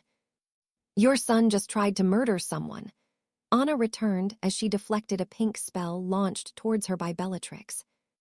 Hesitation. It only crossed her features for the briefest of seconds, but Kane saw it. Not that it mattered, nor did he have time to dwell on it as Bellatrix vanished in a puff smoke and appeared next to Jonas. Before either he or Anna could react, she was gone again, appearing between the other man and woman. "Your friend for my nephew," she offered with a grin. "Fuck no," Jonas protested. Whatever curse he had been struck by had left him in a poor state. Blood ran freely from his eyes and nose, and he certainly wouldn't be standing were it not for Bellatrix holding him up with a dagger to his throat. "I will not ask again," Bellatrix spoke once more. "If I was not so pressed for time, I would simply kill you all. This is an offer you will never receive again, you filthy half-breeds."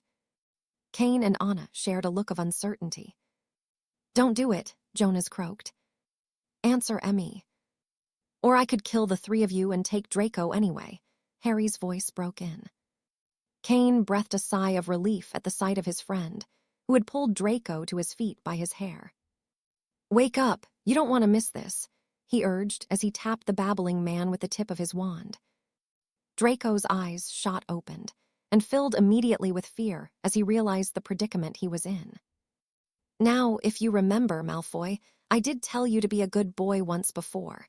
Do you remember, or do you need me to jog your memory? Harry threatened.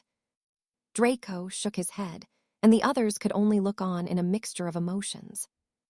Well, now that you have proven to be a cruel, evil little bastard beyond refute, I'm going to give you a choice, and I would make it quickly. Who am I going to kill first, Draco, your mother, or your father? Draco's eyes widened as he looked towards his parents. The clock is ticking, Draco, Harry whispered, and Kane was reminded of the ruthless side to his friend. He had no doubt that Harry would do it. All Draco had to do was give his word. It will either be one of your parents or you, Harry sighed. I'm letting you choose. Let him go, Potter, Bellatrix screeched. Why don't you make me? Harry returned. There's no Tom here to protect you, Bellatrix. I'd say you have less than 2 minutes before the Aurors arrive, so Draco here really needs to make his decision in around 10 seconds, or I will make it for you. Just know that I will kill them both, and then you. Kane's grip tightened around his wand as Harry counted down, his gaze never leaving the trio of Bellatrix Lestrange and Draco's parents. 3-2. Me, Narcissa declared as she stepped forward. Let him go and take me instead. Kane was not so surprised by the woman volunteering herself. She was a mother, and perhaps a good one at that. She was willing to give her life for her sons at least. Is that your decision, Draco? Harry asked. Will you allow your mother to die for you and your father? After only a moment of hesitation, Draco nodded, and even Bellatrix looked at him with disgust. Harry sighed deeply.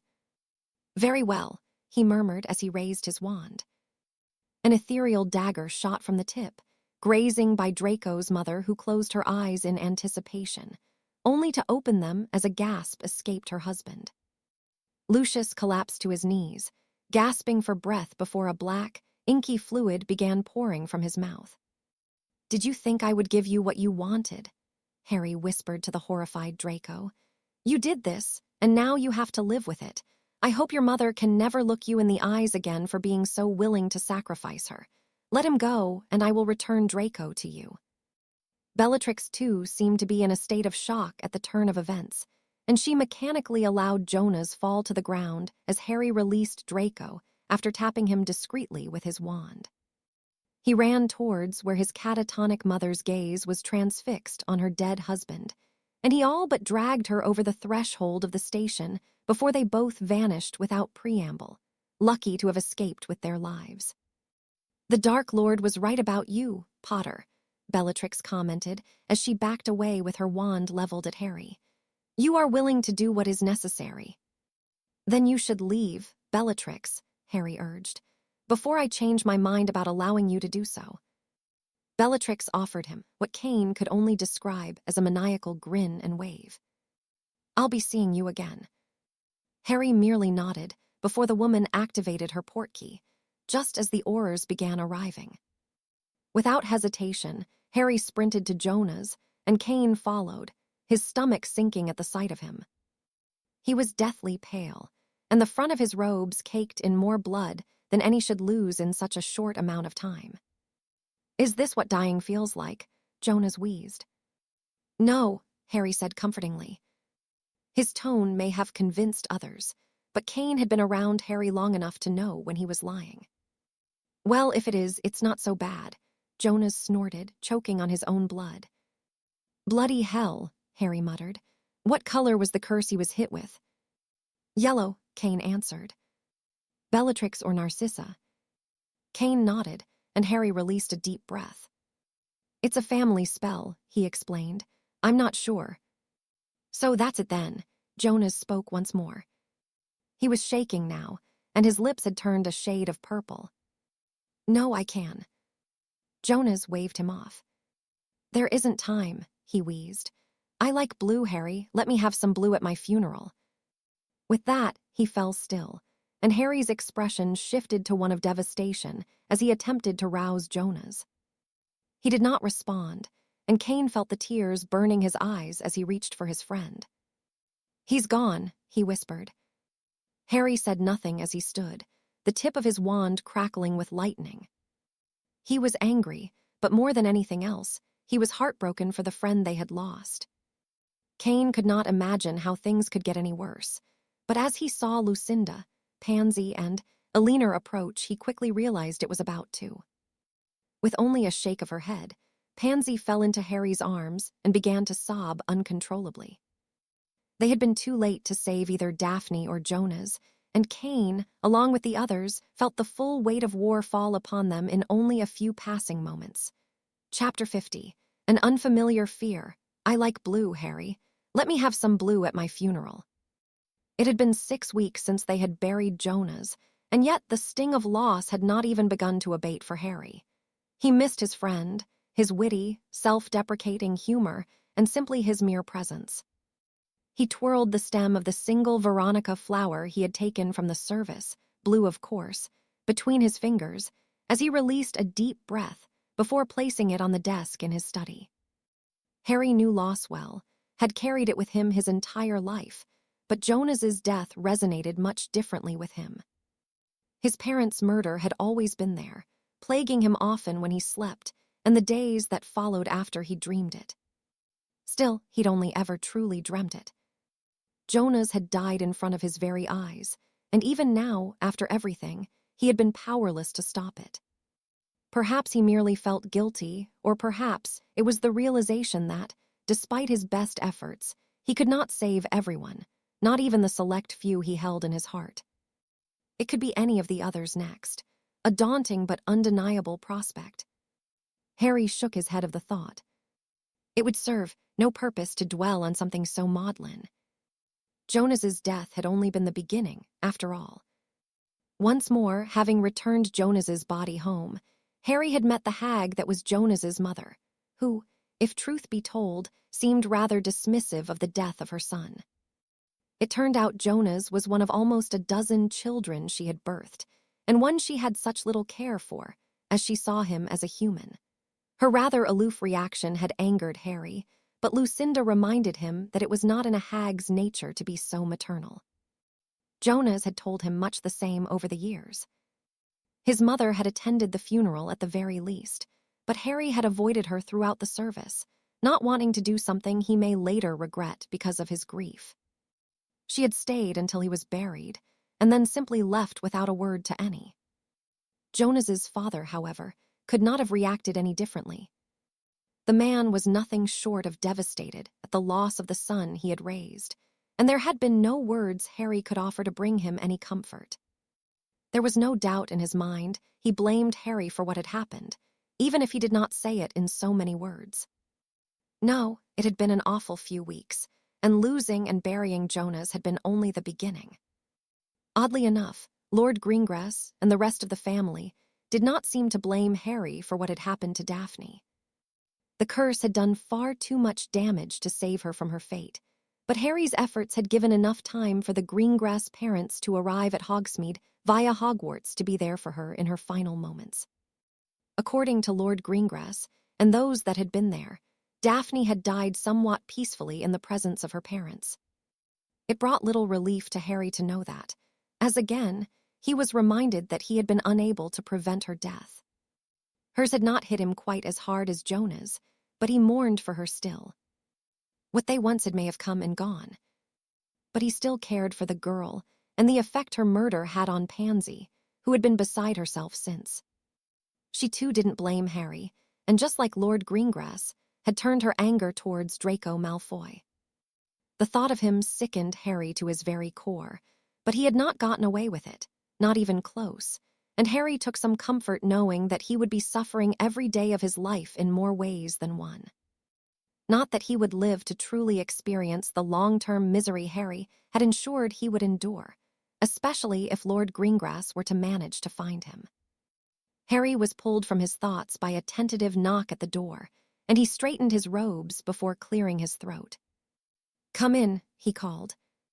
It was Sirius that entered the room, offering him a cautious smile as he did so.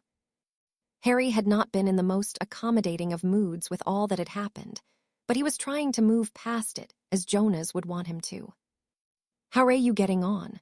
Sirius asked as he took the seat on the opposite side of the desk. Harry could only shrug in response. "I don't know," he answered honestly. Sirius nodded his understanding. "It doesn't ever really get easier," he sighed. "It will always hurt when you think of them. You just get better at coping with the loss. I find that thinking of the better times I shared with your parents helps. I won't ever get over losing them, but I want to remember them for the people I knew when they were at their happiest." "I'm trying," Harry assured the man. "I know," Sirius replied with a smile, "and it will take some time. You'll get there." Harry knew that he would, and he appreciated the words of his godfather. "Thank you." Sirius clapped him on the shoulder as he stood. "Come on," he urged. "The tornadoes are playing the harpies and you're going with me and the werewolves." "I don't feel like it," Harry murmured. "Well, you'd better get in the mood because you're bloody paying, you rich little shit. I spent my allowance already." Harry laughed for the first time in as long as he could remember as Sirius pulled him to his feet. "You don't have an allowance," he pointed out. "Cassie has limited my spending after the incident in the cauldron," Sirius grumbled. "You mean after you and Remus set fire to the bar with fire whiskey. You make it sound so dramatic." "Mundungus Fletcher ended up naked from how badly his robes were burnt," Harry reminded him. "As far as I'm concerned, you should have to pay compensation to everyone who had to see that." Sirius grimaced. "I think seeing it for myself should have been enough of a punishment," he muttered, grimacing at the memory. "Are you talking about dung again?" Remus questioned as they entered the kitchen. He was engrossed in a game of chess with Kane, who appeared to be losing quite badly. Sirius nodded. "I still wish one of you would obliviate that picture from my head. Honestly, I've not been able to eat chipolatas since." Remus smirked in response as Kane growled irritably. "I'm done for in 3 moves," he groaned. Remus smiled proudly. "You are," he agreed. The game finished a moment later, and a frustrated Kane reluctantly offered his hand to the older werewolf. "Well played." Remus accepted the proffered limb and wrapped an arm around his shoulder. "You're getting much better," he praised. "You'd beat Sirius without any problems." "Like that's an achievement," Harry snorted. Sirius shot him glare, but his expression brightened as he remembered why they had gathered in the kitchen. "Quidditch, Harry's taking us to the match." Both Remus and Kane seemed surprised by the revelation, but neither were opposed to the idea. The two of them had spent a lot of time together recently, bonding over their similarities and having formed quite the friendship for themselves. Harry was pleased they had one another. Despite him and Sirius having always done what they can for their friends, having one of their own kind around was good for both of them. "Nice," Kane declared. "I'm backing the tornadoes in this one." "No chance," Sirius declared. "Jones is too good a seeker to be beaten." "I bet Harry could beat her," Kane replied. Harry shook his head at the thought. It had been so long since he had flown, let alone chased a snitch. Perhaps he should invest some time into it. He'd had no reason to since Viktor had left Durmstrang and gone on to be the most sought-after player in the wizarding world. He still wrote to Harry often, but with everything that had happened for both of them over the past few years, they hadn't found the time to meet up. Both assured the other they would, and it was something Harry looked forward to. He quite missed the surly Bulgarian. "Come on, Harry," Sirius urged as he put his coat on. "The match will be starting soon." Harry followed suit, adding a scarf to stave off the chill of the stadium. Things were not particularly great right now with how the world was, but it would get better. He would see to that, for Jonas, Daphne, and everyone else who had suffered for the actions of Voldemort and those that followed him. "Break. You have been avoiding me." "I have," the Grey Lady returned. her gaze remaining firmly on the horizon beyond Hogsmeade. Albus had finally managed to locate the ghost at the top of the astronomy tower, and he expected he'd only been able to do so because she'd allowed it. "Why?" he asked. "Have you considered that I may not wish to discuss what it is you want to know?" Helena replied. "The walls have ears, headmaster. I would have thought you had learned that by now. Am I no longer allowed to wallow in my own shame?" "You are free to do as you wish," Albus assured her. "Were time not of the essence, I would not press you, but as you can see, we have not been afforded such luxury," he added, showing the ghost his blackened hand. "Who is to replace you?" Helena questioned, unsurprised by the cursed appendage. "Minerva will take my place, I expect," Albus explained. "She may not be pleased, but she will do what is right by the school." "She was a bright student," Helena lamented. "She will serve Hogwarts well as you have. My mother would have approved of you." Albus offered the young woman a smile. "Such words makes my time here all the more worthwhile." Helena hummed in response. "You want her diadem," she said simply. "Not to possess it." "No, you're not like him." "Tom Riddle." Helena's nostrils flared at the mention of the boy. "He promised to return it to me. Instead, he perverted it with his foul magic. My mother would be even more ashamed of me that I helped him." "Your mother was a wise woman," Albus replied gently. "You are not the only one to have fallen for his charm. He always was exceptionally gifted with words." "He was," Helena agreed quietly. A momentary silence fell between them before she turned to look at him. "He brought it here as he said he would, but he did not return it to me," she explained. "He has hidden it in my mother's room, an insult to her and me for being so foolish." "Your mother's room?" Helena grinned proudly. "So many have happened across it over the past centuries, very few figuring out how to access the room. Tom knows, and a few others before him made use of it." "Where can I find it?" "You already did, headmaster, several years ago before you were appointed to your position." "The chamber pots," Albus mused aloud. "The room provides what is needed by design. It is a magnificent piece of magic, something I could never have done. I never was as clever or as gifted as my mother. She never said as much, but I know she was disappointed in me as a daughter." Albus shook his head. "I do not believe that is true," he comforted. "Rowena Ravenclaw was perhaps the most spectacular witch to have been born in the last 1,000 years. I expect her final regret was the rift that had formed between the two of you." "It is mine," Helena murmured to herself. "Come, I will show you the room." Albus offered the ghost a grateful bow, and followed as she led him down the stairs onto the 7th floor of the castle, where it was much warmer. "I always was rather fond of this tapestry," he commented, as he observed Barnabas the Barmy teaching a group of trolls to dance. "It has been here for as long as I can remember." "It was Salazar that placed it there," Helena explained. "It was a gift to him from a family he assisted who was being haunted by a rather mischievous poltergeist. He hated the tapestry and put it here so no one would have to see it. He released the poltergeist on the castle when he fell out with Godric and decided to leave."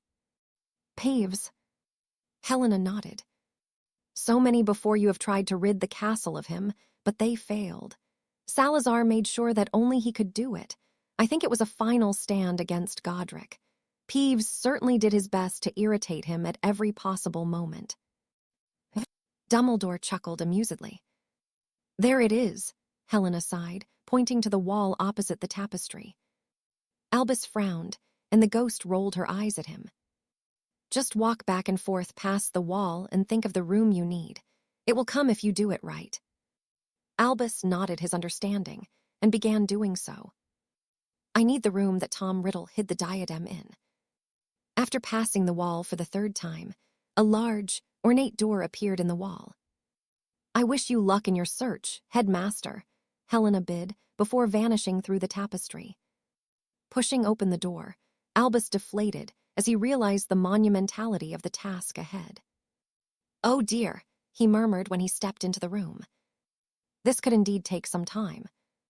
Nonetheless, he drew his wand and began making his way through the piles of broken furniture and other discarded items, some of which certainly piqued his curiosity.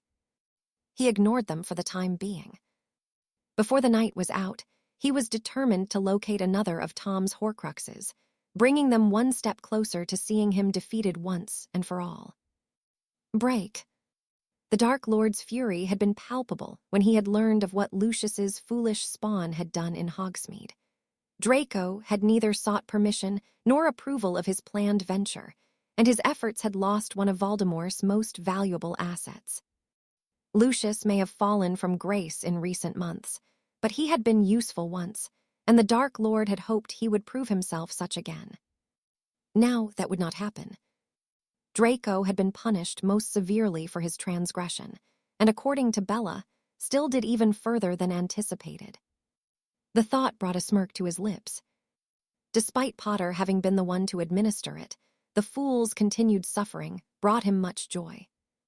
With Lucius dead, Lord Voldemort had opted to leave Malfoy Manor in favor of his ancestral home in Little Hangelton.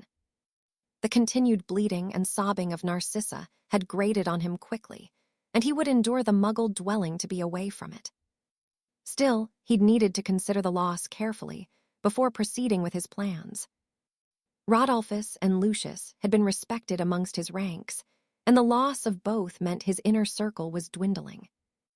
Adding Potter's efforts that led to him killing Nott, those the Dark Lord trusted numbered only few. Voldemort shook his head irritably. He could have done without so many important losses, and yet Potter's own gathering had not escaped unscathed.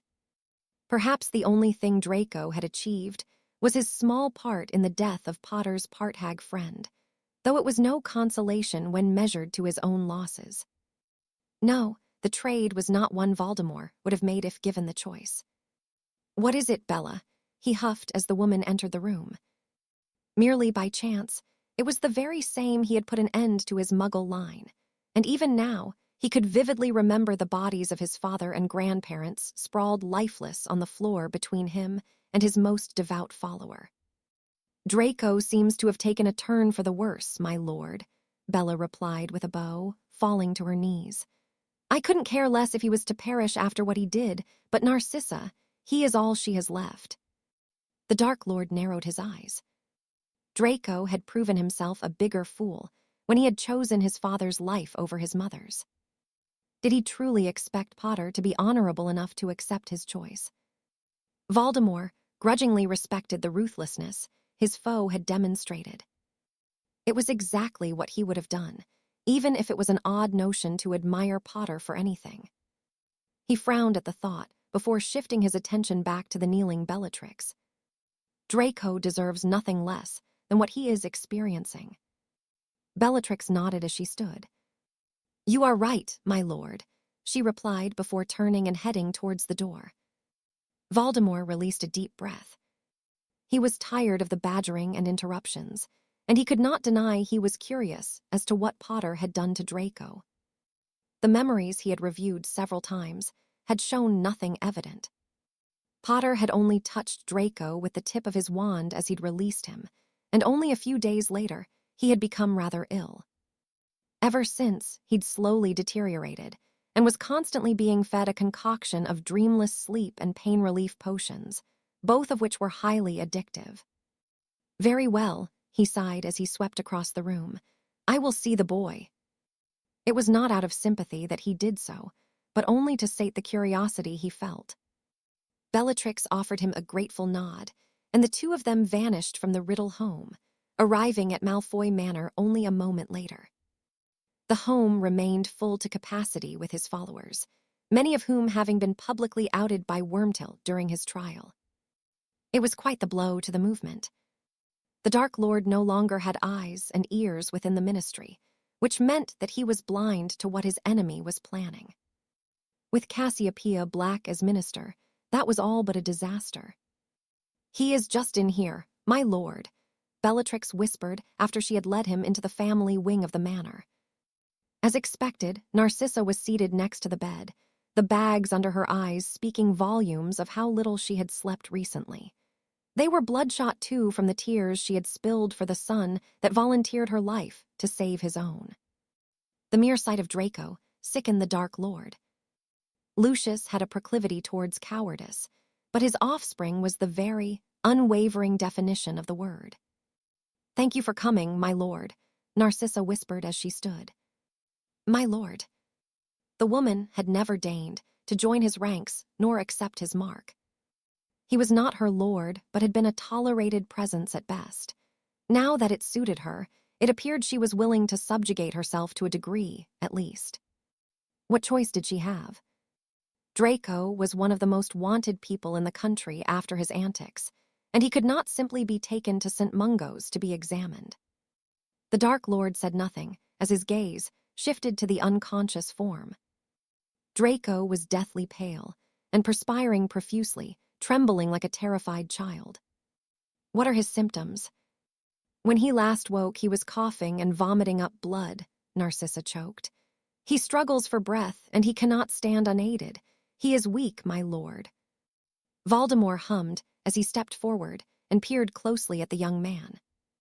It certainly seemed as though Draco was on his deathbed. He even had the faint aroma of it permeating around him. Whatever Potter had done was most unpleasant, and the last of the Malfoy line deserved no less, as far as he was concerned. Nevertheless, if the boy was to die, he would never hear the end of it from Bellatrix, and the Dark Lord found himself torn between tolerating the fool's presence longer, or the unending complaining of Bellatrix. Neither was preferable, but he could quite easily silence Draco. Bella was not so easily subdued. Releasing a deep breath, he placed the tip of his against the blonde's temple and allowed his magic to work its way into his system, frowning as he met a powerful resistance. The magic he encountered was cold, colder than anything he had felt before, and he had spent many hours among the Dementors over the years. No, this was something else entirely, something decidedly much more dangerous, and yet there was almost a familiarity about it. "This is old magic," he murmured in surprise, questioning where Potter would have gained such knowledge and ability. "It cannot be undone so easily, if at all." "There is nothing you can do," Narcissa pressed. The Dark Lord had not heard her. He was distracted by the thought of where he had encountered this magic before, and his eyes widened in realization as he stumbled forward. For the second time in only a matter of weeks, a sudden bout of fatigue and breathlessness washed over him, and he struggled to stay upright, leaning heavily on the bed to prevent himself from keeling over. "My lord," Bellatrix questioned worriedly. Voldemort waved her off as he attempted to steady his breathing, a difficult feat as the unfamiliar feeling of panic had set in. The magic Draco appeared to be plagued with was something the Dark Lord had indeed encountered, though he had paid no heed to it at the time. "I'm fine," he assured Bellatrix as the worst of his sudden ailment passed. "There is something I must look into that may reveal just what has happened to Draco." With that, he swept from the room and vanished from Malfoy Manor, returning to Little Hangelton, where he made his way towards what remained of his magical lineage. The gaunt shack was as dilapidated as ever, and was only being held up by his own efforts from years gone by. It had been here he had first experienced the cold magic, but in his euphoria of having killed his Muggle relatives and ignorance of such magic during his youth, he had all but forgotten about it until now. The sense of dread that had filled him at the realization only became heavier as he sensed the presence of another having been here recently, a most unwelcome one at that. "Dumbledore," the Dark Lord muttered. Voldemort, truly, was beginning to worry now. Taking a calming breath and reminding himself of just how many Horcruxes he had created, he navigated his way through the defenses he'd placed here with a hiss, and without preamble, tore the loose floorboard away. It was gone. The Gaunt family ring had been taken. Swallowing deeply and fighting to retain what was left of his composure, the Dark Lord realized that he needed to check on the others, and with that in mind, he destroyed the shack with a wave of his wand before vanishing from Little Hangelton once more. Break. So that's that then. Harry murmured as the ashes of what remained of the diadem blew across the floor of Dumbledore's office. It all seems rather anticlimactic. The headmaster nodded his agreement. It does, but I do wonder if Tom can feel when one of the Horcruxes is destroyed. He knows, Harry said confidently. He may be unaware of what has happened, but he can feel something. I can. It's an internal disturbance followed by a sense of foreboding. Dumbledore hummed as he tugged thoughtfully at his beard. It is quite concerning, he mused aloud. Should he come to know of what is causing it, he will guard the last one carefully. Are you any closer to figuring out what it could be? Harry asked. I have an idea, but not one I am certain of, Dumbledore sighed. Severus mentioned the rather spectacular control over his snake that Tom has. It is particularly obedient. Could you perhaps shed some light on the nature of such a relationship? Harry frowned as he pondered the friendship he had shared with Hector when he had been a boy and shook his head. Snakes are quite stubborn, and they certainly don't follow orders given to them if they do not wish to carry them out. If he has complete control of his, it cannot be ruled out. He's arrogant enough to have used a live vessel, but I would not bet my life on it. Anyway, it doesn't matter. Even if one of his Horcruxes remained, he will be powerless to make use of it when he is dead. I hope he does discover what has happened. It will urge him to hide it well enough that no one will come across it by chance. Dumbledore conceded the point with a nod. Besides, even if they did, they wouldn't likely know what to do with it.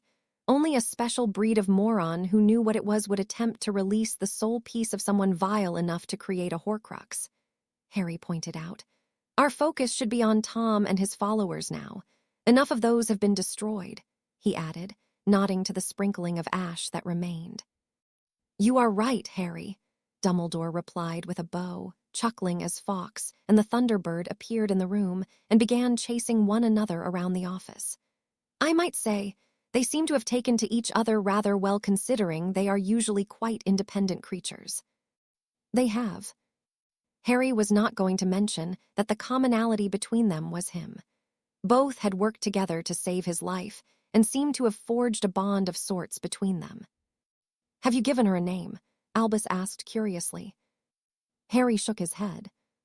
It doesn't feel right to, he said thoughtfully. Maybe she already has one, but our bond is not strong enough that I have learned it yet. Did you name Fawkes? No, I learned his name from Fawkes himself after we had spent close to 10 years getting to know one another, Dumbledore explained. Even now, our bond grows stronger. It will be one of the few regrets I shall carry when I am no longer here, he added sadly. How long would you say you have left? Perhaps 5 or 6 months, I expect, Dumbledore sighed. I would ask something of you, Harry, if it isn't such an imposition. Fawkes will live on after I am gone. I ask that you, if he consents, of course, keep an eye on him. I do not know what he will do, but knowing he has another there will bring me some much-needed peace. He is fond of you, and your own companion already. Harry nodded immediately. Fawkes will always be welcome with us. Dumbledore chuckled as the two birds trilled and continued their game of aerial tag, much to the amusement of the two men. There is something that I have been meaning to ask you, Harry said tentatively, breaking the silence a moment later. I am, as ever, at your disposal, Harry, Dumbledore returned. Harry deflated as he removed the gaunt ring and placed it on the desk between them. I was wondering what it was like when you used it. The headmaster leaned forward as he eyed the ring and pondered the question carefully. For me, it was the closure that I needed, he answered. What came to me was not the sister I remembered, but an essence of her that I recognized. The stone does not bring back the dead as I expect Ignatus Peveril intended, but something of them can be summoned. Harry nodded his understanding.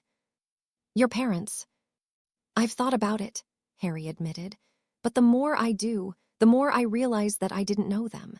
I have an idea of the kind of people they were from what others have told me, and I am content with the impression I have. I do not wish to risk summoning them only to realize that I have been fed an idealistic perception of who they were. That is a very mature line of thinking, Harry, Dumbledore praised. People do tend to idealize those that they lose prematurely. So, you do not think it is a good idea? "I think that is your decision alone to make," Dumbledore replied. "But I find that sometimes ignorance truly can be blissful. That is not to say that I believe you would be disappointed in them. They truly were exceptional." "But neither of us knew one another," Harry cut in. "They were gone when I was a baby, and I do not need the same closure you did. I accepted what happened to them long ago." "Then I believe you have answered your own question," Dumbledore replied gently. "You live, Harry, and I would not see you fail to do so by clinging to a past you cannot change. We must look to the future, or we become obsessed with what has happened instead of the many wonderful things we have to look forward to. It took me almost a century to learn that." Harry nodded thoughtfully. "Thank you," he offered as he stood. "No, thank you, Harry," Dumbledore returned with a smile. "For bringing me a semblance of peace," he added, nodding towards the frolicking birds. Harry chuckled as he shook his head. "I expect she will want to stay a little longer," he mused aloud. "If she becomes too much trouble, you will find that warm milk will settle her down." "I shall bear that in mind," Dumbledore replied, his eyes twinkling merrily as he observed the creatures. "Good night, Headmaster." "And to you, Harry." Placing the ring back on his finger, Harry took his leave of the office via the Flu network, feeling unburdened of the question he had been turning over in his mind. There would always be the urge to summon James and Lily Potter, but now it would be easier to ignore knowing that doing so would likely do him little good. He had grown without them, and though he would always think of them with the fondest of thoughts, that was all that they would remain. They deserved to rest peacefully, and perhaps when Harry's life reached its end, he would see them once more. "Break!" The Dark Lord screamed in a mixture of fury and anguish as he threw the locket into the lake containing the inferi, burning the mocking note left to him by Regulus Black that explained what had happened. His Horcrux was gone. It would not be so disastrous if he could account for any of the others, but with Malfoy Manor already being turned upside down, and Bellatrix nursing the severe wounds she had been left with for her own foolishness, Lord Voldemort held out little hope. He took a calming breath as he took stock.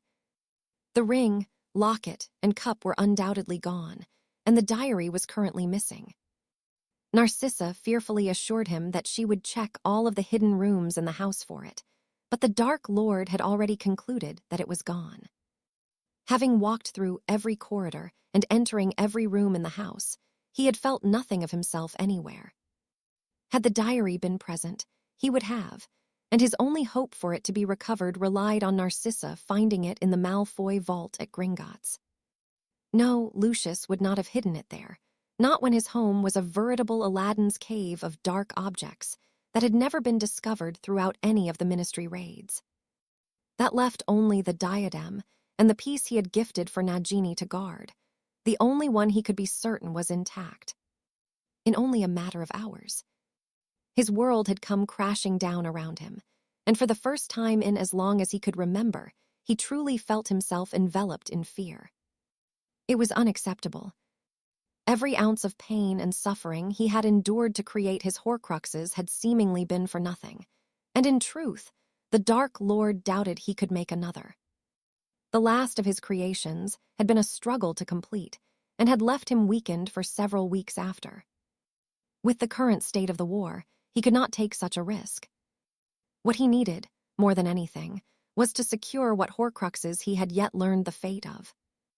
Nagini would have to be kept safe, but the diadem presented quite the problem. With it being within Hogwarts, it would be the most difficult to access, but there appeared to be little choice in the matter. The Dark Lord needed to know if it remained where he had left it. However, there was none he trusted enough to do so on his behalf.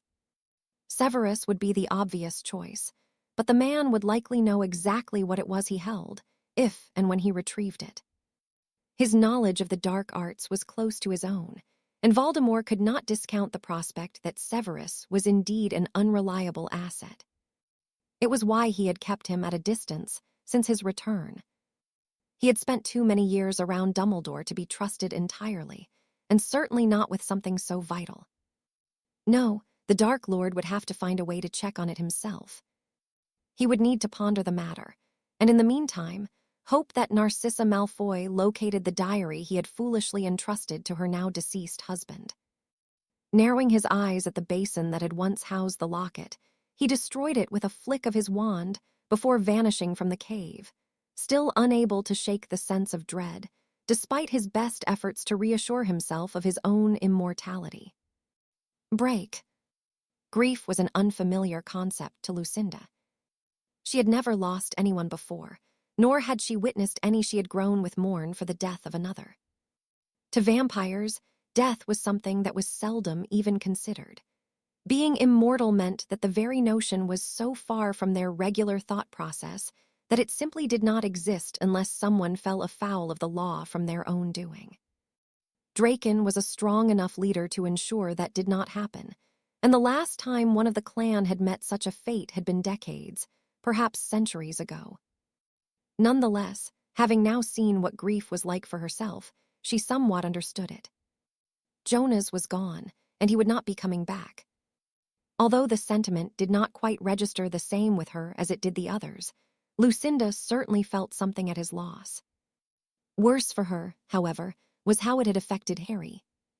There had been no laughter or smiles from him since, and she knew that he had slept little.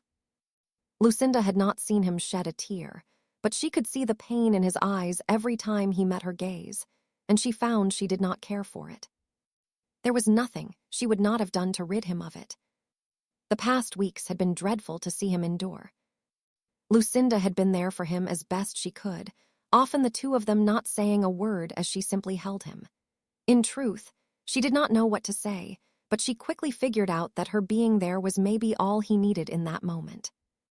When she wasn't with Harry, she continued serving as Cassiopeia's personal guard. The woman had been beside herself with fury at what had occurred in Hogsmeade, and had promised that whatever action was necessary would be taken to ensure that it would not be repeated. That very evening, the Daily Prophet had released every name provided to the ministry by Wormtail, and overnight, many of the purebloods and the others that were named had gone to ground. Still, the Aurors had been conducting raids, and rounding those up they could find. One by one, Voldemort's support was falling, but Lucinda knew it was not enough. Those that were being captured were little more than the dregs of a very deep barrel, but progress was indeed progress, no matter how small. She was pulled from her thoughts by a knock at the door, and as she opened it, she was taken aback by the sight of Harry, his look of abject sadness having faded since she had left him this morning. He even offered her something resembling a smile, an expression she had not seen for several weeks now. "Are you okay?" she asked tentatively. Harry nodded. "I'm getting there. I will be." Lucinda nodded, a warmth that had been absent for so long spreading through her chest as Harry opened his arms. She fell into his embrace without hesitation, and he laughed as she picked him up with ease. "It's unbecoming for someone of my station to be manhandled like this," Harry sighed. Lucinda raised an eyebrow at him. "Out there you might be Lord Black, Lord Potter, or whatever other title they want to give you," she snorted. "In here they don't mean anything. You're still the same annoying little shit I met on my first day at Durmstrang." "Annoying little shit." Lucinda grinned as she nodded. "But I would not change a thing about you," she murmured fondly as she placed him back on the floor and kissed him on the cheek, frowning as she caught sight of an owl perched on the other side of her window. "Well, I doubt that it is for me," she said, nodding towards the creature. Harry scowled as he allowed the bird entry and relieved it of the note he carried. Whatever the letter contained surprised him, and he nodded thoughtfully before placing it in his pocket. "That is interesting," he mused aloud, "but it can wait until the morning." "What can?" Lucinda probed.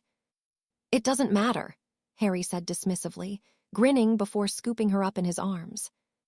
Lucinda narrowed her eyes at him, but her curiosity all but vanished as he pressed his lips against hers. Nothing else mattered more in this moment than the feeling of having him back again. Everything else could indeed wait until the morning. Chapter 51. "Long shots, not another one," Harry grumbled. "Another what?" Kane questioned, his mouth full of bacon. A lord wanting to discuss the idea of a marriage contract. Harry sighed as he placed the offending letter on the table. How many of those have you received? Sirius broke in curiously. 4 so far. Sirius laughed before waggling his eyebrows at his godson. The witches are starting to queue up for you, he snorted amusedly. Well, their parents are, he added with a frown. What are you going to do? Harry shrugged as he continued eating his breakfast. It's not exactly the most opportune time to consider any of this, he pointed out. And, Sirius pressed. Harry released a deep breath. I don't want to marry someone for political clout. I don't need it, and I don't want my titles being used to someone else's advantage. If I was just Lord Potter, half of these wouldn't have reached out to me. I think they would, Remus interjected. You have to remember what it is you are famous for, Harry. The Potter name has become much more valuable since you were a baby. I'm not saying the likes of Malfoy would have, but many others would. What do you know about it? You're not a pureblood. No, but I am a logical man, Remus replied with a smirk. It makes sense that your fame would have attracted more prospective brides. Harry scowled at the thought. Well, I'm not interested, he declared. I don't want a bloody contract. Irritably, he speared a sausage on the end of his fork and glared at it. Harry knew there were certain expectations of him, and as a lord that had reached his majority, he needed to fulfill them. All right, do you want my advice? Sirius asked, seemingly having mercy on him. Does it involve me humoring any of this? One option does. Fine, Harry huffed. What would the amazing Sirius Black do in my position? I would stop sulking for a start, Sirius chuckled. After that, you have to reply to each request and politely decline the offer, or explain that with the current circumstances, you are not considering marriage. That seems fair, Harry agreed. Or there is the second option, Sirius continued with a grin.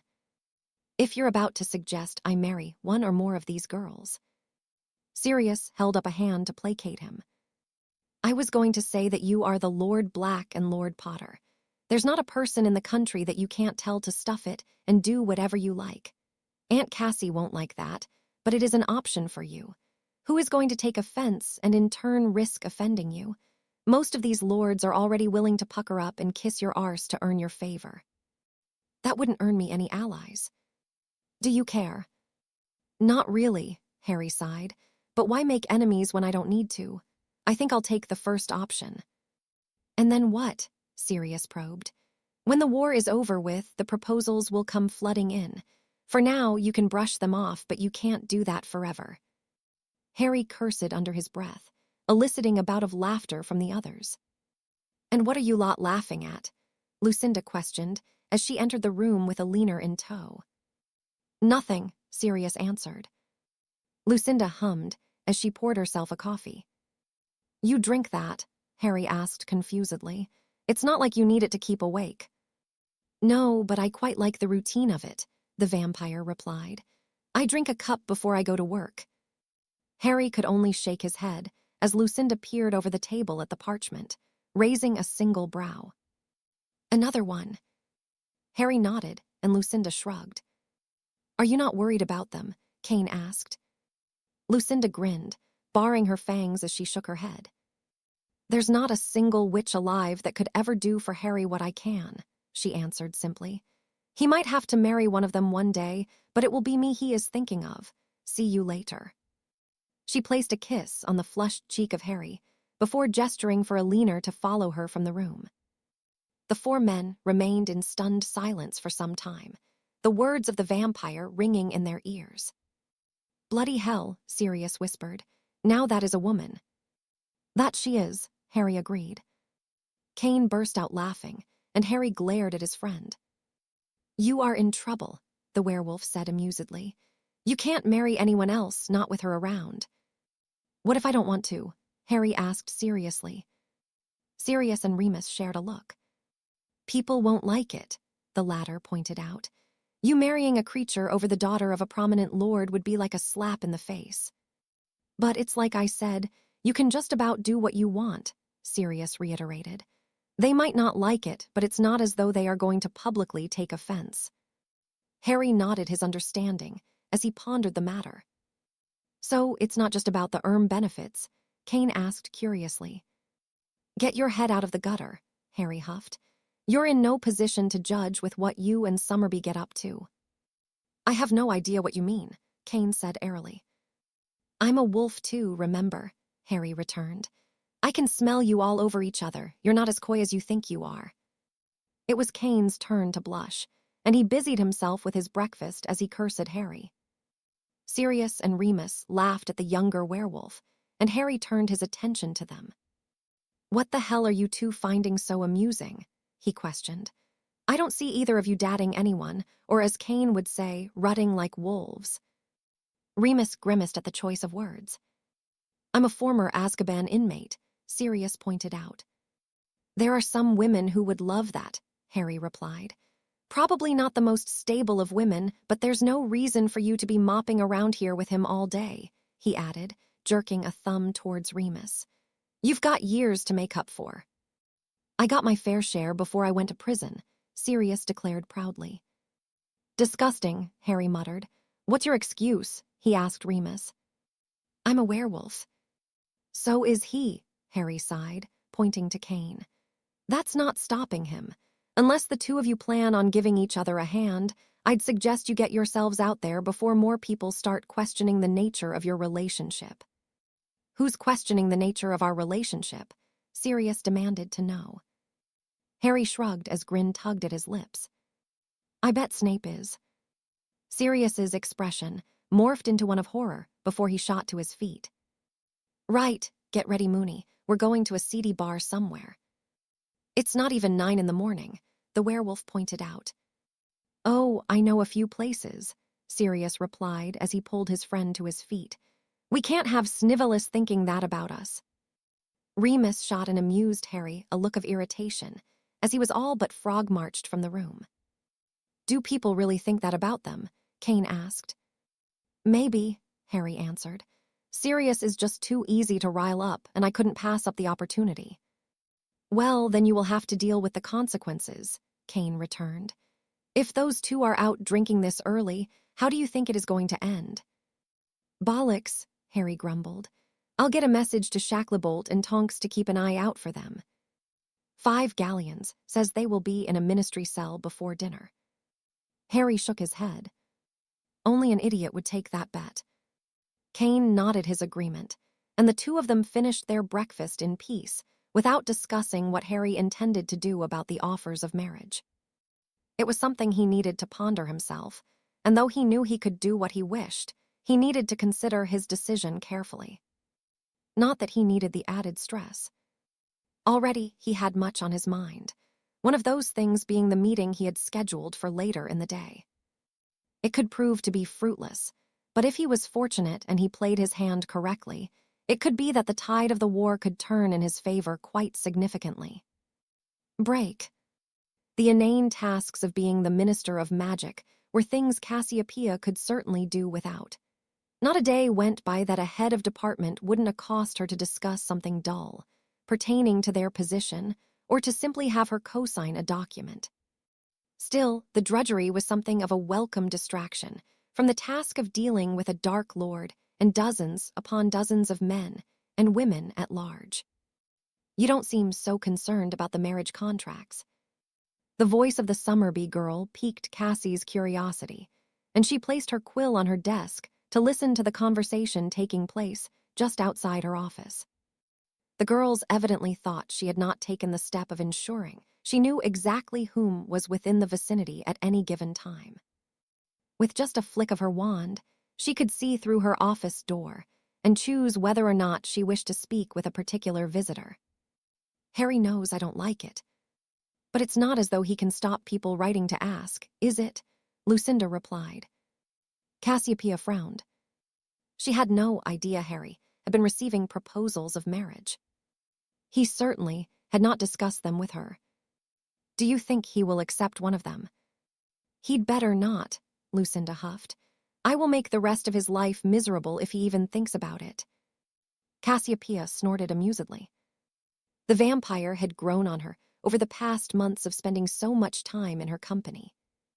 She was growing to be a strong woman, stubborn to a fault, and undoubtedly, for reasons Cassie did not understand, she and Harry were very much smitten with one another. Nevertheless, such fondness presented several problems, particularly of a political and legal nature. Cassiopeia could not be sure, but she was certain it was against the law for a human to marry a vampire in Britain. Not that such a thing would be difficult to navigate. Politically, many would be rather put out by Harry choosing Lucinda over marrying a British pureblood, which many seemed to be expecting. Why wouldn't they? He was the head of two distinguished families, so it made sense that would be the case. However, none knew Harry like Cassie, Lucinda perhaps being the exception. There was not a person alive that could convince him to do something he was against, nor dissuade him from something he had his heart set on. Given the choice, Cassie would see him do the duty expected of him, but she would not be the one to get in the way if he chose Lucinda. He'd sacrificed enough in life, and if what she had learned from Galani's held any truth, Harry was destined to be a widower for centuries after any human spouse would perish. She smiled sadly to herself at the thought. Cassie could not imagine Harry being alone for so long, and she did not wish to even consider such a thing. Perhaps fate had brought Lucinda into his life for a reason, or maybe it was just that life had found just another way to mess with the boy she had raised as her own. Regardless, what mattered to her more than anything else was that he could experience a semblance of happiness for himself when all was said and done with the war against Voldemort. Releasing a deep sigh, she signed another document and decided that she would raise the matter with him. He had been raised to carefully consider all of his options, but to Cassie, this one spoke for itself. Harry could either enjoy a full and happy life with the vampire he had already chosen or experience more loss with a bride he would take to placate others. 1,000 years was indeed a long time, and if he must live it, Cassie would see that he did so as happy and whole as can be. Break. It was strange to consider his own mortality, and though Albus had come to accept his impending death with as much grace as he could muster, he could not help but think there was much for him left to do. Tom was still here, living, breathing, and the threat hanging over Britain. Would Albus be alive to see his demise? With the progress he had made with locating the Horcruxes, he held out hope that he might pass when Britain was at peace, but that he could not be certain of. In the interim, he had been setting his affairs in order, and had reached the point of whom he would leave his various belongings to. Harry had happily accepted that Fawkes may wish to reside with him, and with the continued visits of the Thunderbird, Albus was convinced that was where his companion would go. Knowing his time was short, he had spent as much time with the Phoenix as possible, even having Fawkes join him at the staff table for meals, much to the delight of the students. He smiled at his slumbering feathered friend fondly. He had spent the afternoon chasing the Thunderbird across the grounds of the school, each taking it in turns to do so. It was quite the sight to behold, and one that Albus would not tire of seeing for his remaining days. He shook himself of his thoughts and turned his attention to the task at hand. Harry would also receive the majority of the books he had accumulated over the many decades he had lived.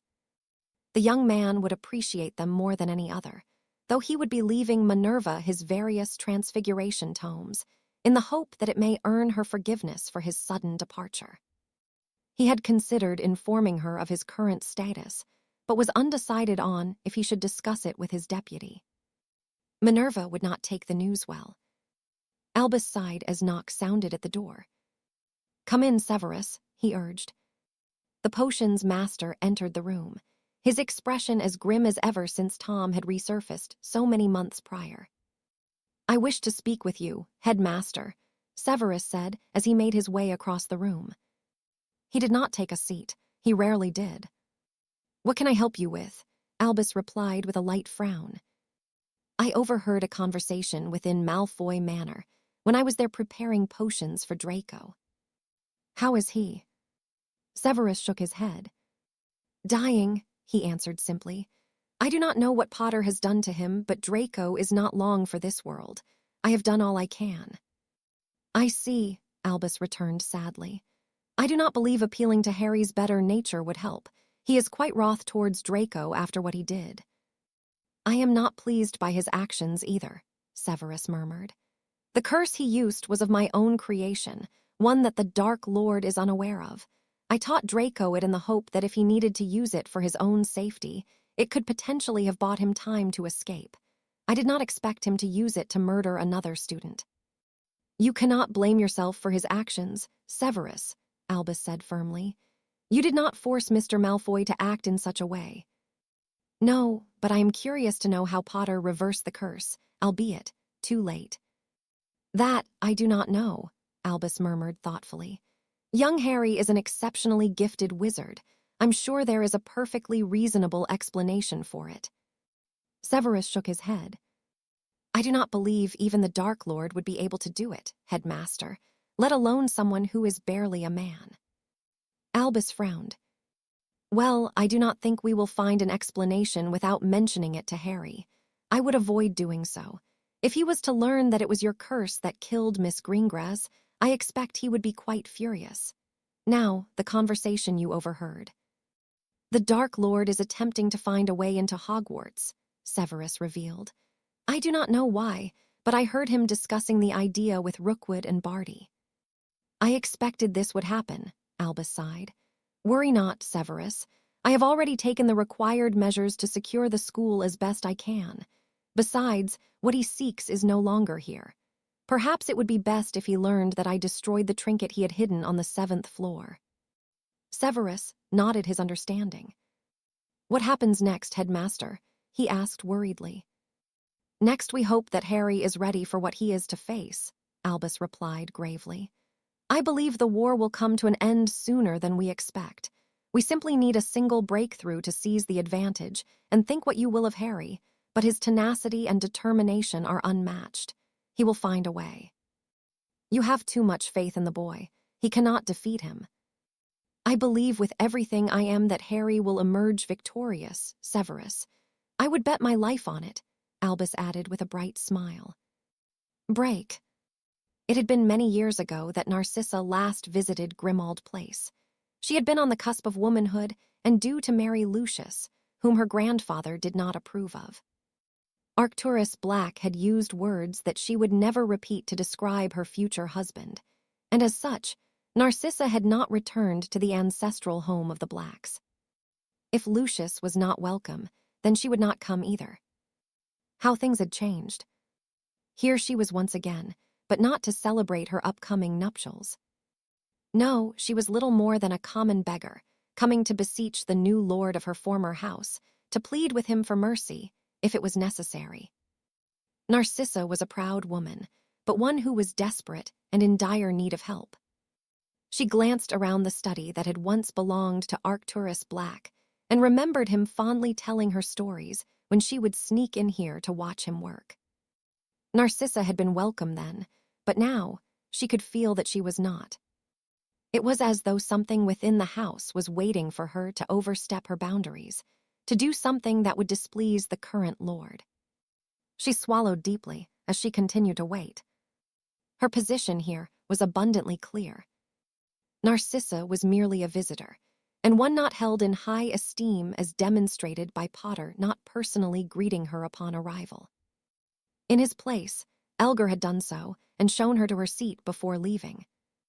Evidently, Potter thought so little of the Malfoys that he could not even offer one of them the most common of courtesies. She jumped slightly as the door opened and Harry Potter entered. It had been only a few years prior that she had first met him in the minister's box at the World Cup final, and once more, Narcissa found herself pondering just how things had changed. Even then, he had quite the presence about him. For a boy of only 14, he had talked circles around Lucius and Fudge, and had come away some 500 galleons better off from a bet with her husband. It was not the political exchanges Narcissa remembered, however. No, it had been his parting words, informing her of his acquaintance with her Aunt Cassie. "My apologies for the delay," Potter spoke. "Family business." He wasn't sorry, and his emphasis on the word family Let her know that he did not consider her such. I understand you are very busy, Narcissa replied politely yet firmly. She would not allow him to think her weak despite her unfavorable position. Well, let's not stand on ceremony. You came here for a reason, so what is it? It was odd to be spoken to in such a way, and the way Potter stared at her from across the opposite side of the desk was reminiscent of her grandfather, though he much more resembled his own. A mix of Charles Potter and Arcturus Black was not something any would wish they found themselves facing. Draco, Narcissa replied simply, I want you to help him. No. Narcissa felt her resolve buckle, but she remained sitting straight and proudly in her chair. Why? Because your son deserves every ounce of pain and misery he is experiencing, Potter returned coldly. He kidnapped and handed a Hogwarts professor to Voldemort, who undoubtedly tortured and murdered her. He then murdered a young woman himself in cold blood because he is a deranged, petty little man. He is still my son. Who chose Lucius's life over yours, Potter reminded her as he leaned back in his chair. The world will be a better place without him. You forced him to choose. I did, Potter said unashamedly. And make no mistake, had he chosen to save you, I would have killed you without hesitation. Narcissa believed him, and she unwittingly shuddered at the thought. Please, she whispered, finally allowing her emotion to show through her crumbling facade. Draco is all I have left, and the Dark Lord is going to kill us both if I don't find it. Find what? Once more, Narcissa swallowed deeply. A diary. He gave a diary to Lucius, and he is determined to have it returned to him, she explained. I have searched every inch of the house and vault. It is in neither. Potter chuckled. Then I would begin arranging the funerals for you and Draco, he urged. The diary is gone. Lucius decided to use it on an 11-year-old girl who is still suffering the effects of what it did to her. The diary was destroyed when it was discovered at Hogwarts. Narcissa choked as she deflated. That was it. There was no longer anything she could do. How many Death Eaters are at your home? And do not lie to me. If you want any chance of surviving this war, I am your only option. Now it felt as though she was speaking to the Dark Lord, and as she met Potter's gaze, it felt as though he was looking into her very soul the same way. 40, she answered. Most of his inner circle are there. Bellatrix. Narcissa reluctantly nodded. Voldemort. She flinched at the mention of the man, before shaking her head. No, he left some weeks ago. Bella mentioned he had gone to his own family home. Potter frowned thoughtfully, and a smirk tugged at his lips after a moment. Good, he murmured as he stood. Can you get me in? I will not allow you into my home. Then both you and Draco will die. Again, Narcissa could see that he meant it. He would not help her unless she helped him in return. I am giving you a chance to get out of this, Potter spoke once more, somewhat gentler this time. If you can get me in, I will allow you to escape. You can even take half of the gold in the Malfoy vault. That will be more than enough to last you for the rest of your life. What about Draco? Potter's nostrils flared. The best I am willing to offer is that he goes to prison. He will not be pardoned for what he has done. Take it or leave it. Narcissa knew that this was the best she could hope for, and though it was with utter reluctance, she nodded a few moments later. Not Azkaban. Fine, Potter agreed immediately. Now how do I get in? Narcissa eyed him to look for any signs of deception, but his expression was unreadable. Much to her dismay, she would have to trust Potter, who, for better or worse, had proven to keep his word when given thus far. The study on the ground floor is open to the Death Eaters, she explained. They have each been given a portkey that will take them there. You can get me one of the portkeys. Narcissa nodded. I can. They are always leaving them lying around. Then you will send it along, and I will test it, Potter instructed. If all is as it should be, we have a deal. What about Draco? When I have cleaned up the filth in your home, I will counter the curse placed on him, and he will be taken to the ministry. I will ensure he is not given the death penalty and sent to an appropriate prison. Which prison? You will learn which one when your end of the bargain is held up, Potter said firmly. If you deviate from my instructions or speak of this to anyone, I will find a way into your home regardless, and when I catch up with you, you will wish it was Voldemort that had gotten to you first. Do you understand? Narcissa nodded as she stood. I will do as you have asked. Good, Potter declared. Now, if you will excuse me, I have other things to attend to. Elgar. The elf appeared and offered Potter a bow. Yes, Lord Black. Please ensure Mrs. Malfoy takes her leave of the house promptly. With that, Potter was gone, and Narcissa was escorted towards the fireplace, where she was ushered from Grimmauld Place with due haste. Arriving in her own bedroom, she perched herself on the edge of the bed she had shared with her husband for more than 20 years, feeling a mixture of shame, relief, and fear. Should Potter prove to be successful in his endeavor, both she and Draco would make it out of this mess with their lives intact. If he did not, then they would both perish at the hands of the Dark Lord. Narcissa could only hope beyond hope that Potter would prevail, and she snorted at the irony of wishing for the success of the man who had murdered her husband and all but robbed her son of his life. Potter was no friend to her, but he was the enemy of the threat that hung over what remained of the Malfoy family, and that was enough to do what she needed to. She had been a Slytherin, after all, and self-preservation was something Narcissa would keenly pursue in these dark days. Taking a moment to fix her appearance, she knew that time was of the essence. She needed to secure her future, and to do that, a visit to Gringotts was necessary. Then, she would find the needed portkey to pass along. From there, her fate would very much hinge on Potter, and though the very thought filled her with dread, there was truly no other choice in the matter. Break. You are certain there is no way to enter the castle undetected. My lord, Hogwarts is perhaps the most secure building in all of Britain, Augustus pointed out. To enter undetected is one thing, but to remain so for any period of time is likely impossible. The problem we face is that only someone who has been a headmaster of the school will truly know what protections are in place. I would be exceedingly surprised if it is not old magic that keeps unwanted people out. I thought as much, Voldemort murmured. Augustus was an expert on magical protections, and though the Dark Lord probably knew the castle better than any alive, he had never gotten any indication of any weaknesses in the defenses. There were passageways in and out of the school, but using them was risky at best.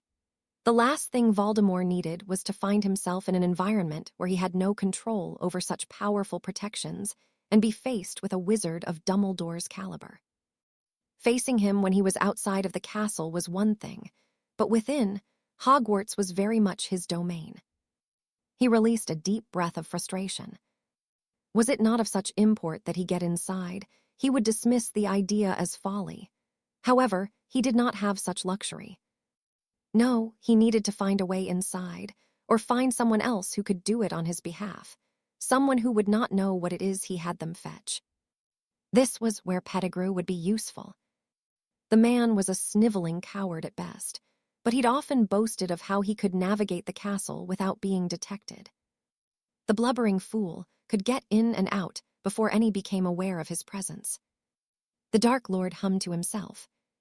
Perhaps it would be easier to find a way of locating the imprisoned man and have him take the risk of entering Hogwarts.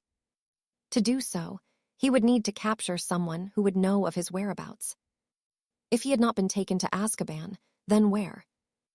Bones would know, as would Black, but both had proven to be beyond his reach since he had torched the manor belonging to the former. There had to be others. Who would know where Pettigrew was taken? Voldemort asked the former unspeakable.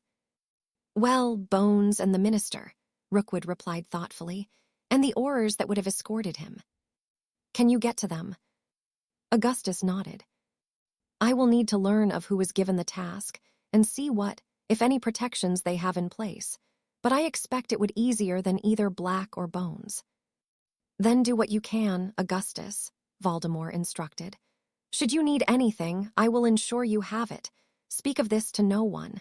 It is of the utmost importance that our movements remain hidden." "Of course, my lord," Rookwood replied with a bow. "I will begin at once." Without further comment, the man left the room, and the Dark Lord breathed a sigh of relief. It was not a guaranteed avenue into the castle, and was much more long-winded than he'd like, but it was the best he could come up with. Still, he needed Rookwood to act quickly. He needed the reassurance of at least another of his Horcruxes to secure his future. The Dark Lord will mark him as his equal. He will have a power the Dark Lord know not. Voldemort shook his head of thoughts of the prophecy. Focusing on it only filled him with the concern he so despised. Nonetheless, he could not deny the threat posed to him now with his Horcruxes being so vulnerable. "Nagini," he called, releasing a deep breath as she emerged from below one of the cabinets she liked to sleep under. He had to keep her close. Despite being a remarkably intelligent serpent, she was vulnerable to any who carried a wand, and though the Dark Lord had rarely felt such, he could not shake the feeling away now at what he could only deem to be the most pivotal point of his life. Break. Harry looked exhausted as he entered the kitchen at almost 3 a.m. He'd left abruptly several hours prior after meeting with an unknown woman in his study. Lucinda knew it was a woman because the faint smell of her perfume lingered long after she had departed. It had crossed her mind that Harry had entertained the idea of one of the contracts he'd received, but along with the floral aroma of the perfume was the unmistakable smell of fear. "This arrived for you while you were out," Kane explained, sliding an envelope to Harry, who immediately opened it, laughing to himself a moment later. "What is it?" Kane asked curiously. Harry said nothing, but slid the note to the werewolf. "Well, that is rather disgraceful language from a role model for children," he remarked. "He can't have thought you were serious." Harry shrugged and grinned amusedly. "It got the response I expected," he snorted. "Viktor is too easy to wind up, especially where his sister is concerned." "What did you do?" Lucinda sighed. "I sent an offer of marriage to his parents, along with a note explaining that I was only doing so to annoy Viktor. They obviously played their part well," Harry explained. Lucinda frowned as she took the letter from Kane. "I'm going to use my firebolt to split you in half," she read aloud. Harry's grin widened as Kane, Alina, and Anna laughed. "He's going to kill you, even if it was only a joke. He'll calm down before I see him again. Anyway, I have some news." "Are you going to tell us where you have been all night?" Anna asked. Harry nodded and tapped the table with his wand, ensuring their conversation would not be listened in on. "I know where Voldemort is."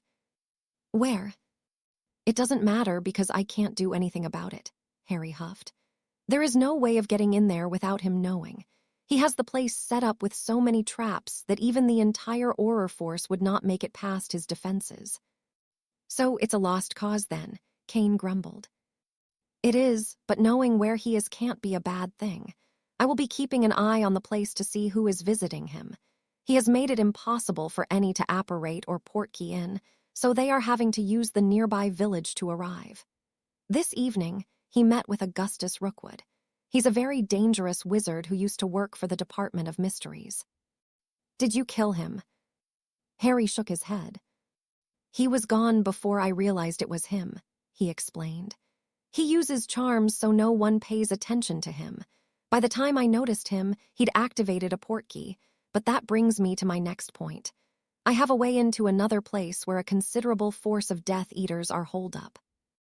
"Is this the part where you do something stupid?" Alina sighed.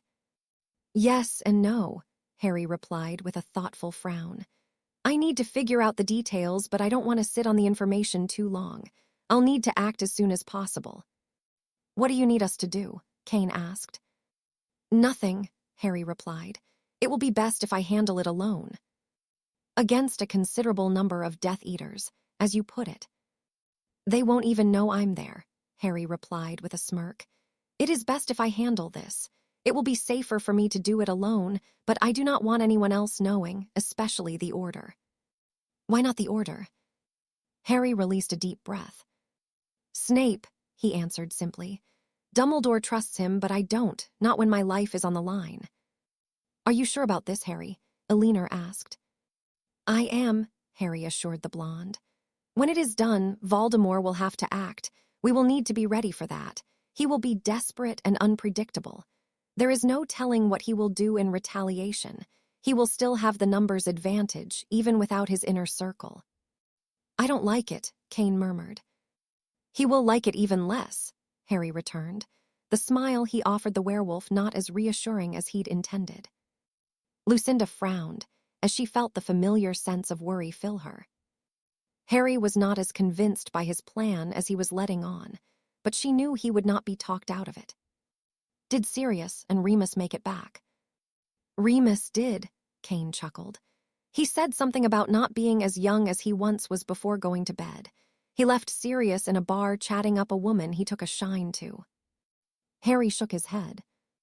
Well, at least the Aurors haven't been in touch. Not yet, Kane pointed out. Sirius could be up to anything. True, Harry sighed.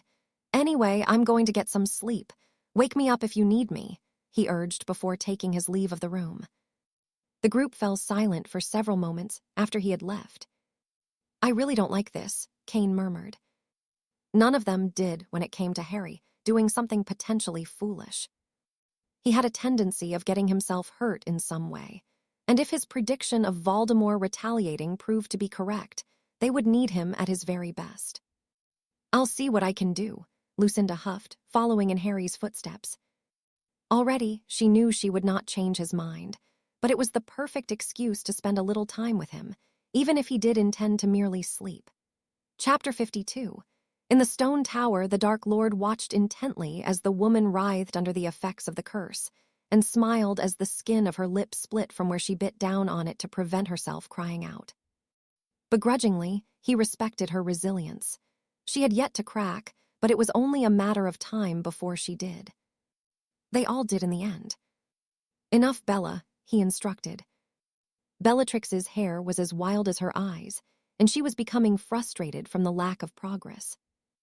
Voldemort could break into the woman's mind with considerable effort, but there was little fun to be had from that. No, he preferred to see just how much his victims could endure before they broke of their own accord. Hers was a strong will, and her mind closely guarded. She had evidently invested much time into her occlumency studies. Where is he? The Dark Lord whispered. The woman spat a mouthful of blood on the floor and looked up defiantly through her one unswollen eye. Fuck you, she croaked. Voldemort released a deep sigh and nodded towards Bellatrix. CRUCIO, she screeched. He allowed her to hold the woman under the curse for only a few more seconds. Augustus had gone to so much effort to have her brought here, and it would be a shame for her to lose all grasp of reality without giving up what she knew. You will tell him why Lord what he wants to know, Bellatrix commanded, her breathing coming in short gasps. The woman looked up once more, smirking and revealing that she was missing a few teeth from the ordeal she was suffering. He is N, not your L-Lord though, is he? She asked amusedly. Your H-husband W is K killed. By your own B beliefs, that M makes the Lord of your birth house your L-Lord.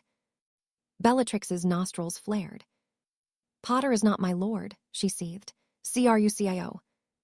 This time, the woman did scream, and it was music to the Dark Lord's ears. It would not be long before she broke. Bella, he said firmly when she did not relent. Bellatrix's chest heaved from her exertions. My, this is quite the family reunion, isn't it? Voldemort asked amusedly. She is no family of mine, Bellatrix denied vehemently. Nonsense, the Dark Lord chuckled. She is the daughter of your sister, is she not? Andromeda was kicked out of the family. And yet you share the same blood, Voldemort pointed out. Isn't that so, Narcissa? The blonde nodded. She was unable to conceal the horror and revulsion she felt at the treatment of the Auror, but she did not comment on it. The Dark Lord had insisted she be here to bear witness to the interrogation in the hopes it would encourage her to complete the search of the manor quickly. If the diary was indeed here, he would have it in his possession as soon as possible. If not, Narcissa Malfoy could expect similar treatment to Nymphadora Tonks. He may even have Bellatrix do it. The thought brought a grin to his lips, but the moaning of the Auror sobered him. Now was not the time to fantasize of what may be. He needed information, and he needed it now. "Where is he?" he pressed once more. "Bugger you," Auror Tonks wheezed. "Sirius." Bellatrix had not even needed prompting, and again, the metamorph howled in agony as the curse tore through her. Tell him, or I will pay a visit to your mother. My mother would kill you." Bellatrix slapped her niece with all the force she could muster, and did so again and again, until the restrained woman fell limp in her seat. "You really think so?" Bellatrix whispered. "Crucio." The Auror remained still, and did not react to the curse this time. "Enough, Bella," the Dark Lord commanded irritably. Reluctantly, Bellatrix relented and Voldemort cursed under his breath. He needed information, not another dead Auror on his hands. His glance shifted to Dawlish, whose remains had yet to be cleared, by design, of course.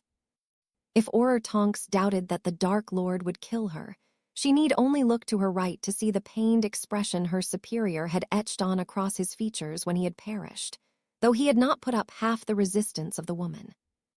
Dawlish had given all the information he could provide within the hour of being brought her.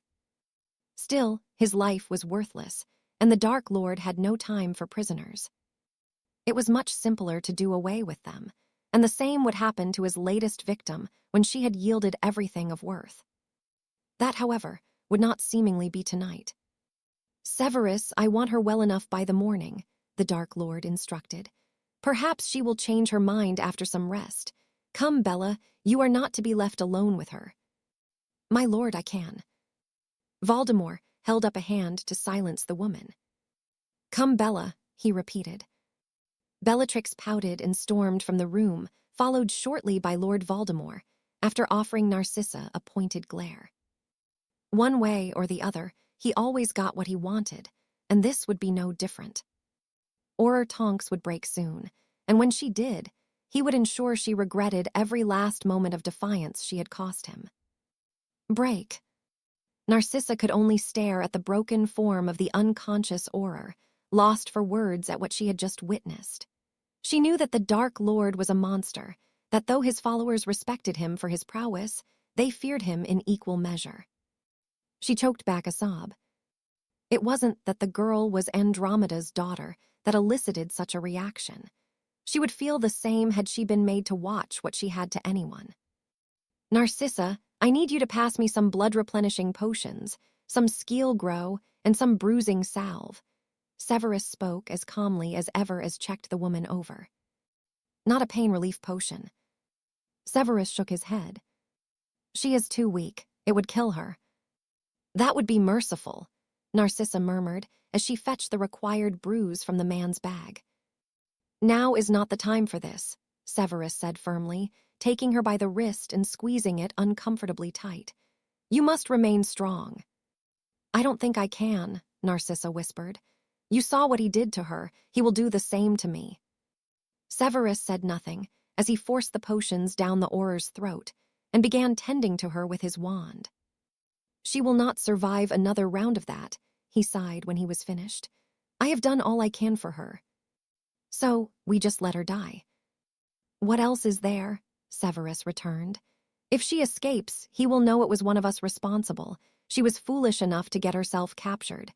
There is nothing we can do for her." "Or me," Narcissa replied. "The diary is gone." Severus nodded. "I expect it is." Narcissa narrowed her eyes at him. "You knew." Severus did not deny it, and Narcissa slapped him across the face. "You allowed me to think there was hope." "I have bought you time," Severus countered harshly. "I know you, Narcissa. You are not one to remain idle when a threat hangs over you. So what have you done?" "Nothing," Narcissa denied. She would not share her plan with him, not when he had proven himself to be so blasé about everything that had happened tonight, and seemingly with her life. "Nothing." Narcissa shook her head. "What can I have done?" Severus frowned for a moment, his gaze not leaving her own until his expression softened somewhat. There is only one person that could have helped you, but I fear it is too late. Who? Potter. Narcissa raised a delicate brow in response. If he heard you say that, he would kill you. He would, Severus agreed. If you can find a way to reach him, I would do so urgently, unless you wish for me to speak with him on your behalf. You could do that. Severus nodded cautiously. I do have Dumbledore's confidence. I could arrange a discussion with Potter. Narcissa shook her head. No, it is too late for that now. She will give him what he wants by morning, and he will not be distracted for much longer. By the time anything can be arranged, his attention will have turned back to me. For the first time in as long as she had known him, Narcissa saw Severus's impassive expression crack as he offered her a look of pleading. Let me help you, he urged. Please. I do not need your help, Severus, Narcissa replied cryptically. It is as you said, you know me well enough to know I already have plans. With that she took her leave of the cellar and made her way towards the parlor where she could help herself to a much-needed glass of wine. Pouring herself a generous measure, she took several calming breaths, pausing as Bella's voice sounded from the door she had closed behind her. The Dark Lord says that neither you nor Snape are to leave the manor until he gives you his express permission. Narcissa laughed as she turned towards her sister. So, I am to be a prisoner in my own home. Don't be difficult, sissy, Bellatrix huffed. Just do as you are told. Like you do. Bellatrix's nostrils flared in irritation. He's going to kill me, Bella, and you couldn't care less. He will not as long as you return it to him, Bellatrix whispered. Find it, sissy, or he will. Narcissa took a sip of her wine and waited for Bella to depart. She did so a moment later, when she realized that she would get no further words from her younger sister. Finally alone, Narcissa lowered herself into her chair by the fireplace and found a small hope in the fact that she had forwarded the required portkey to Potter that very morning. It would be too much for him to act on it immediately, but she all but prayed that he would do so in time to save her and Draco from the Dark Lord's inevitable wrath. Her and her son's future hinged on just what Potter would do next. Break. You do continue to impress me, Harry, and that is no easy feat, Gellert praised as he eyed the young man speculatively. His progress was indeed exceptional, his form and casting a little unorthodox, but undoubtedly effective. He was still alive after facing some considerably more experienced foes, after all. Thanks to you, Harry replied. Gellert shook his head. I merely provided information and a few tips here and there, he pointed out. The results are your own from the hard work and dedication you have demonstrated. Harry snorted amusedly. What of the Hallows? Gellert probed curiously. He was keen to hear of how they worked in triplet, if at all. I'm still figuring them out. Harry admitted. I did not expect the magic to be so different and complex, but... It is like nothing else you have experienced, Gellert finished. Harry nodded. I expected as much. My own experiments with the wand led me to believe that uniting all three would be quite the exceptional coming together. With you being a descendant of the Peverils, I imagine it is so much more for you than it would be any other. The Hallows are where they belong. You will get there, Harry. You always do. If I have time, Harry sighed. It won't be long now before we meet again. I can feel it, almost as though we are being pushed together. Then you are ready, Gellert said simply. You shall meet as equals at the very least. My last bit of advice would be to do all that is necessary to emerge victorious. Your life hangs in the balance, and I would see the scales tipped in your favor when all is said and done. I will kill him, Harry vowed. Even if the best I can do is take him with me, I will do it. Gellert believed him. There was something to be said for all the evil in the world, but there was always something as powerful and opposite to meet it when the time was right. Gellert had felt invincible with the Elder Wand, and yet it had been Albus that bested him, just as he believed Harry would defeat Riddle. Harry would not waver in the face of the man that most others feared, and he would not simply fall to his knees and plead for his life. He would fight back with a grit and determination that the Dark Lord had never been confronted with, and it would come courtesy of someone as vicious and as ruthless as him. "Why have you never asked to be released?" Harry asked curiously, pulling Gellert from his thoughts. The former Dark Lord smiled at the question. "Where would I go?" he asked rhetorically.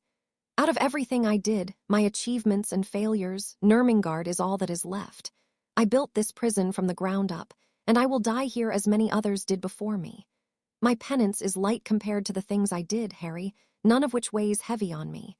That should be enough to tell you why I should never be allowed to leave this place. You have always been kind to me." "To you, but very few others," Gellert said with a fond smile. "I lack the capacity to care deeply, something I lost the day Albus and I parted ways. I suppose I will only grow even more bitter when that damned curse takes him." "You will miss him." Gellert nodded. "I already do, Harry," he sighed. "Albus has been my one constant. Cassie has been there, of course, and you for a small part of my life. Albus was my first real friend, the only person who ever truly understood me. I shall be quite lost without him. Anyway, you have more important things to concern you instead of the driveling of an old man. Go on, I expect you have much to consider before you put your plan into action." "Do you think I am doing the right thing?" "I do," Gellert assured Harry. "If you did not have the Hallows to assist you, I would say you were a damned fool, but given the circumstances, I believe you would be safe undertaking this alone. It will be dangerous, but more so if you are not entirely focused on the task at hand. You cannot do that if you are worrying about others." "That was my own thinking," Harry murmured. "Thank you, Gellert." "Think nothing of it," Gellert said dismissively. "I look forward to hearing how it goes when you visit next." "It will be soon," Harry promised. "As soon as I've done it, I'll come and share the memory with you. I'm sure you'll get a kick out of it." "I expect nothing less," Gellert chuckled. He watched as the young man left, still carrying the weight of the world upon his shoulders, yet somehow remaining in good spirits. On the surface, at least. Harry truly had proven to be a rather remarkable young man, and Gellert truly wished him well. Although Harry did not share the same ambition as him, they were something of kindred spirits with their dedication to magic, and their desire to see their goals come to fruition, no matter the cost. Gellert had ultimately failed in his, but if there was anyone he had ever met who had instilled faith within him that they would be successful, it was, without doubt, Harry Potter. Break. Once more, Cassiopeia found herself within her office much earlier than she would like, the menial work of being the minister needing to be completed. It was irksome to say the least, but it did serve to keep her mind occupied from the things she'd rather not ponder too deeply. For her, Harry was a little too eager to be done with the war. Cassie understood his keenness to put the entire thing to rest so that he could finally live his life without Riddle hanging over him, but she had urged him to remain cautious. Regardless, there would never be a time she did not worry about the boy in some way or other. It was the mothering instinct he had awoken in her so many years ago now, and no matter what he achieved, Cassiopeia knew there would be a part of her that would always see him as the little boy that loved nothing more than to play with his wooden dragon. Things had been so seemingly simple back then. Yes, Harry had his nightmares to remind of what had happened, but he remained blissfully ignorant of what was to come. Cassiopeia missed those days, but she could be no prouder of the man Harry was becoming. "What is it?" she huffed as a knock at the door sounded. It was a rather grim Amelia Bones that entered. "We have a problem," she announced without preamble. "A problem?" Bones nodded gravely. "Neither Dawlish nor Tonks returned from their shifts last night," she explained. "Dawlish was due to check in at 2 this morning and Tonks at 5. Robards informed me as soon as he arrived 2 hours ago that they didn't." "Is it so unusual for a pair to forget?" "Occasionally someone does, but Dawlish and Tonks were not working as a pair. Dawlish was patrolling just outside Bristol, and Tonks was in Manchester, both alone. It cannot be a coincidence that both are missing. Tonks never forgets to check in." "Have their homes been checked?" Amelia nodded. There has been no reply from either and no sign that either even returned. No uniforms were found. What is your gut telling you? That something bad has happened. Cassiopeia nodded her agreement. Bones had been within the Auror department for decades now, and she would not ignore the woman's instincts. So what do we do now? Cassie asked as she stood. I've already sent groups to follow their routes to see if anything can be found, but there's nothing obvious. Cassiopeia hummed. Girls, she called. Lucinda, Anna, and Alina entered the office at her request. Are any of you good at following magical traces? Anna nodded immediately. I can find and track the faintest of traces. Good, then you will go with Madame Bones. You too, Alina. I want to know immediately what you find. We have 2 missing Aurors, and as Bones believes something is wrong, that is what we will assume. I will get a message to Dumbledore. Tonks is one of his. Amelia nodded gratefully and gestured for the 2 younger women to follow her. What would you like me to do? Lucinda asked. Nothing for now, Cassiopeia replied thoughtfully. If anything else comes up, I will likely need you. Send for the werewolf just in case. The werewolf? Cassiopeia nodded. Harry would be most displeased if I did not take my security seriously, she snorted. Lucinda smirked as she left to do, as she was bid, and Cassiopeia frowned, as she threw a handful of flue powder into the fire. She could not say that she had spoken to Tonks much. Her mother had been cast out of the family, and the 2 of them seemed to have little to say to one another. Still, this development was certainly concerning, and though she had faith in Anna and Alina, it would not hurt to inform Albus. He would likely have his own way of locating the woman, after all. Break. The building that towered over him was admittedly impressive. The man whose name had spread fear across much of Europe some 5 decades prior, having created quite the masterpiece to house his prisoners. Perhaps the newer, more dangerous Dark Lord would put it to use when the time was right. Still, he could not help but respect Auror for her resilience. Despite everything that had been done to her, she had refused to give up the location until she was on the cusp of death and no longer in any fit state to resist her mind being tore through. The very thought brought a smirk to Voldemort's lips. Auror Tonks had indeed been made of sterner stuff than the average witch or wizard, but as with all others who ever found themselves receiving such attention from the Dark Lord, she had, albeit unwittingly, yielded the information he sought in the end. It was a waste of such talent. But she had possessed something he needed, and he had taken it by whatever measures had been necessary. If she was not dead already, she would be in a matter of hours. Pushing thoughts of his dalliance with the woman aside, the Dark Lord entered the infamous prison of Nurmengard and began his search of the many floors in earnest, seeking a fool, but a useful one nonetheless. Break. What the hell is going on? Harry demanded to know as he entered the kitchen, which seemed to be in a state of chaos. It wasn't even lunchtime yet, and the Order of the Phoenix had gathered along with Cassiopeia and Amelia Bones, both appearing to be rather concerned by something.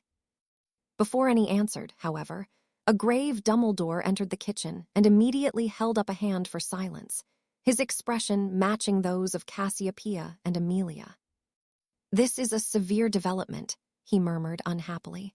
2 Aurors are missing, one of them being Nymphadora. I do not know why they were targeted, but I do not believe it is merely a consequence. Amelia. The redhead stood and cleared her throat. Neither were working together, and John Dawlish was taken first from just outside Bristol. With Anna's help, she continued, gesturing to the half-elf, we have established that he was taken after a violent struggle around 2 hours before Auror Tonks was abducted in Manchester. It appears that she managed to kill 2 of her assailants before being subdued, but that is where the trail goes cold. We know that portkeys were used to transport around 10 people from each location, just not where the arrival point was. Dawlish is a senior Auror, isn't he? Arthur Weasley asked. He is, Amelia confirmed. So, they likely targeted him for information that most others, especially a rookie, wouldn't know. That is the assumption I am working with. Then what does Tonks know that Dawlish doesn't? Doge broke in. Being in the Order, I imagine a considerable amount, Albus sighed. Then why did they not just target her? Harry questioned. No, something official has to be the motivation. Is there anything Tonks worked on that Dawlish didn't but most would assume he had? Pettigrew, Cassiopeia gasped after a moment of silence had passed.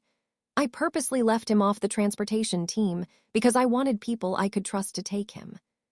Take him where? Molly Weasley pressed. Nermingard, Dumbledore whispered worriedly as he stood, followed by Harry and Cassiopeia. Wait, Sirius called as they hurried from the room. He caught up with them near the portrait of Walburga Black, who had not managed to utter a word for a number of years now. If he's gone after Pettigrew, he won't get what he wants, Sirius murmured. He's dead. Dead? Dumbledore asked. Sirius nodded unashamedly. I was drunk and couldn't help myself. I heard Tonks mention that she had taken him there, and I went. I won't apologize for it. Harry nodded his understanding and gave the man's shoulder a gentle squeeze. He got less than he deserved, no matter what you did to him. Sirius offered him a weak smile. I couldn't ignore it, Harry. I tried, but I couldn't. It's fine, Harry assured him sincerely, but we still have to go. Why? Sirius asked with a frown. I'll explain later, Harry replied, ushering the waiting Dumbledore and Cassiopeia towards the front door. You don't think? I do not know, Harry, Dumbledore replied gravely. Break. Gellert frowned, as a loud scream rent the air from somewhere within the prison. It was different from the ones he had become accustomed to since the rat had arrived. In his moments of clarity, Pettigrew would weep and plead to be released, and his screams were of despair. This one had been of unadulterated rage. His frown deepened as he felt a presence draw nearer to him. It was not Harry nor Albus that had come, and he was so familiar with Cassiopeia's magic that he could feel her before she even arrived. No, this was a blackened aura, the stench of vile magic permeating the air the closer the person came.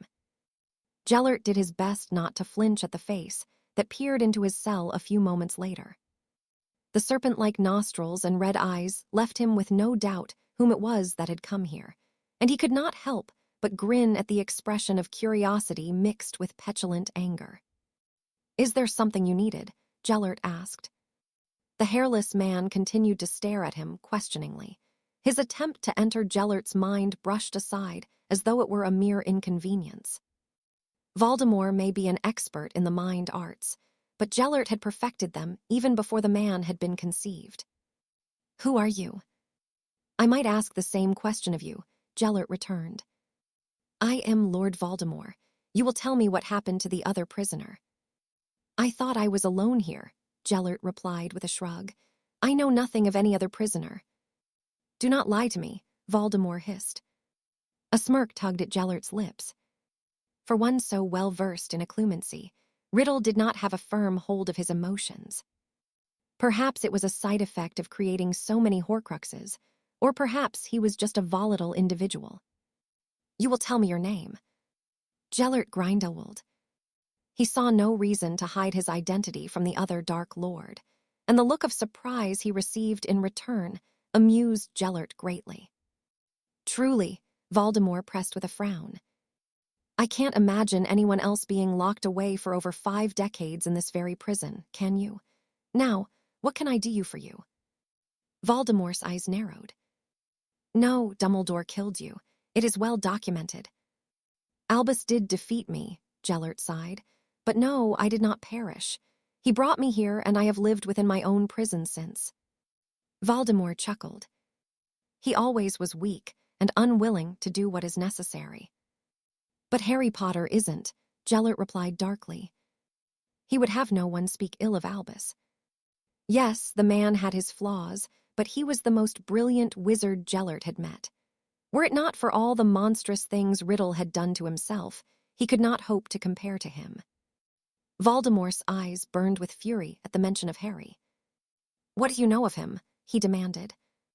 Gellert smiled, emboldened by the emotional reaction he could elicit within the man so easily. "I know that your days are numbered," he replied. "Harry Potter possesses a power that you cannot hope to understand. Everything you have done has been in the pursuit of eternal life. Harry embraces it, and your fear of it will be your downfall." "I do not fear death." "Now who is lying?" Gellert chuckled. "You call yourself a Dark Lord when you were defeated by a mere babe. I brought half of Europe to its knees, and even now there are those that fear me despite believing I died 5 decades ago. 5 decades after you are dead, Britain will laugh at your memory. You will be nothing but a pathetic footnote in anything written about Harry after he finishes with you." Voldemort roared as he removed his wand and leveled it at Gellert, who stepped closer to the door that separated them. "Do it," he urged. "I'm already dead. I am simply waiting for him to come and claim me. I do not fear the end, I embrace what is waiting for me on the other side. You see, that is the difference between you and me. I was always willing to die for my cause, and you hide behind those that have latched onto you."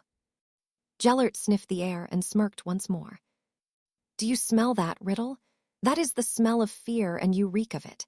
Deep down, you know that your time is up, that you can no longer flee what you fear because it is coming for you in more ways than you can imagine. He will have a power the Dark Lord knows not." Voldemort unwittingly flinched at the mention of the prophecy, and his wand trembled in his hand. "If you're going to kill me, you'd better be quick about it," Gellert snorted. "You do not have long. They're here, and you know that you cannot hope to win. Run away, Tom Riddle, it is all you have left." Avada Kedavra.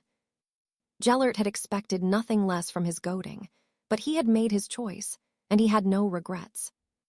He could spend the next several years or even decades in his cell, reminiscing the times gone by. Or he could make the only decision he had been given any say in since he had been here. It was a selfish act, he knew, but he would sooner his life came to an end on his own terms than continue to simply grow old and wither away within the confines of the same 4 walls. In only a matter of months, Albus would be passed on, and Gellert had pondered what life would be without both his greatest foe and oldest friend. It would be bleak, and he would merely spend his time now, until death came for him, praying for his own sweet release of the shackles that bound him. This way, there would be no painful interim to endure. Some may say that it was cowardice on his part, but that was something Gellert had never been. It was no such thing. On the contrary, he felt a sense of boldness, having given Voldemort a piece of his mind, and speaking the truth he felt in his heart. Harry would triumph over him, and Gellert hoped there was a special place in hell for Tom Riddle. Harry no longer needed him as he once had, after all, and Cassie would have the young man until her dying breath. Of that, Gellert was certain. With Albus joining him on their next great adventure soon, as the doddering fool was wont to say from time to time, Gellert Grindelwald's own was somewhat poetic. As such, he held his arms open wide as the sickly green curse approached, and as he had assured Tom Riddle only a moment prior, he welcomed death as an old friend, his final thought focused on just how at peace he finally felt after so very long. "Break." "He's here," Harry whispered before immediately setting off into a run through the corridors of Nurmengard, drawing his wand. "Harry, wait," Cassiopeia called, her plea falling on deaf ears.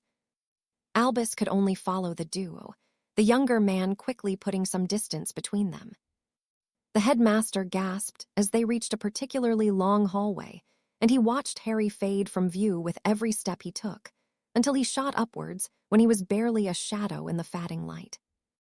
Albus had never seen anything of the sort, nor felt anything so cold wash over him in the wake of the magic. "Unbelievable," he whispered as he continued on his way. Harry had simply flown through the ceiling, and likely several more above him in his efforts to reach the uppermost cell. It took several moments before he and Cassiopeia made it to the wing that housed Gellert, and it was once more the magic of the young man that washed over them. The magic itself was of a cold fury, and as they rounded the final corner, they found Harry staring into the cell, his knuckles white from how tightly he was gripping the bars. Without warning, there was a loud groan before Harry ripped the door away from its fixings, a feat that should not have been possible. "Oh, Gellert," Albus choked, as he came upon the scene that Harry had been looking upon. Were it not for the man lying on the stone floor, it could be mistaken that he was sleeping peacefully. An almost triumphant grin remained on his lips.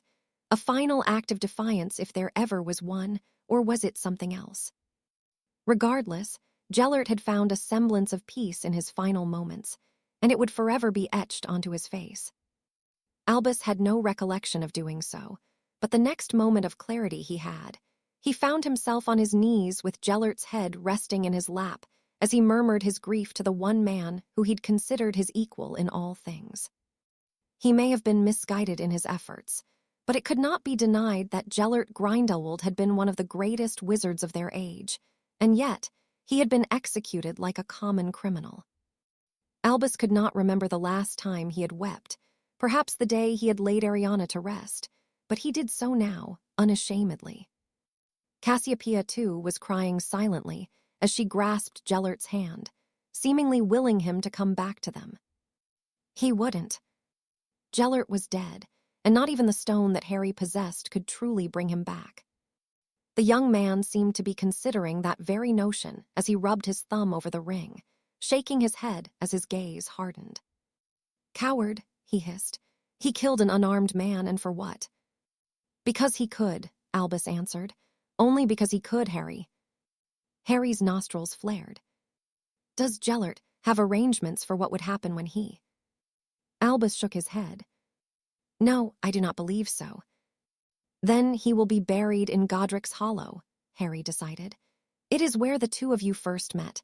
I will set aside a plot close to my parents for him. I do not believe your brother would be pleased if we buried him with your own family." "He would not," Albus agreed. "Are you sure about this, Harry?" Harry nodded. "He shouldn't be laid to rest here. He spent 50 years of his life stuck in this tower. I think that is more than enough for anyone. I think he would like Godric's Hollow. It was likely where he spent his best years." "Cassie." The woman nodded mutely. None would ever associate her with such sentiment. Yet here she was, mourning for the man who had taken her under his wing when she was little more than a girl. For the past 5 decades, she had remained loyal until the very end, and Albus knew Gellert treasured their friendship as much as he did his.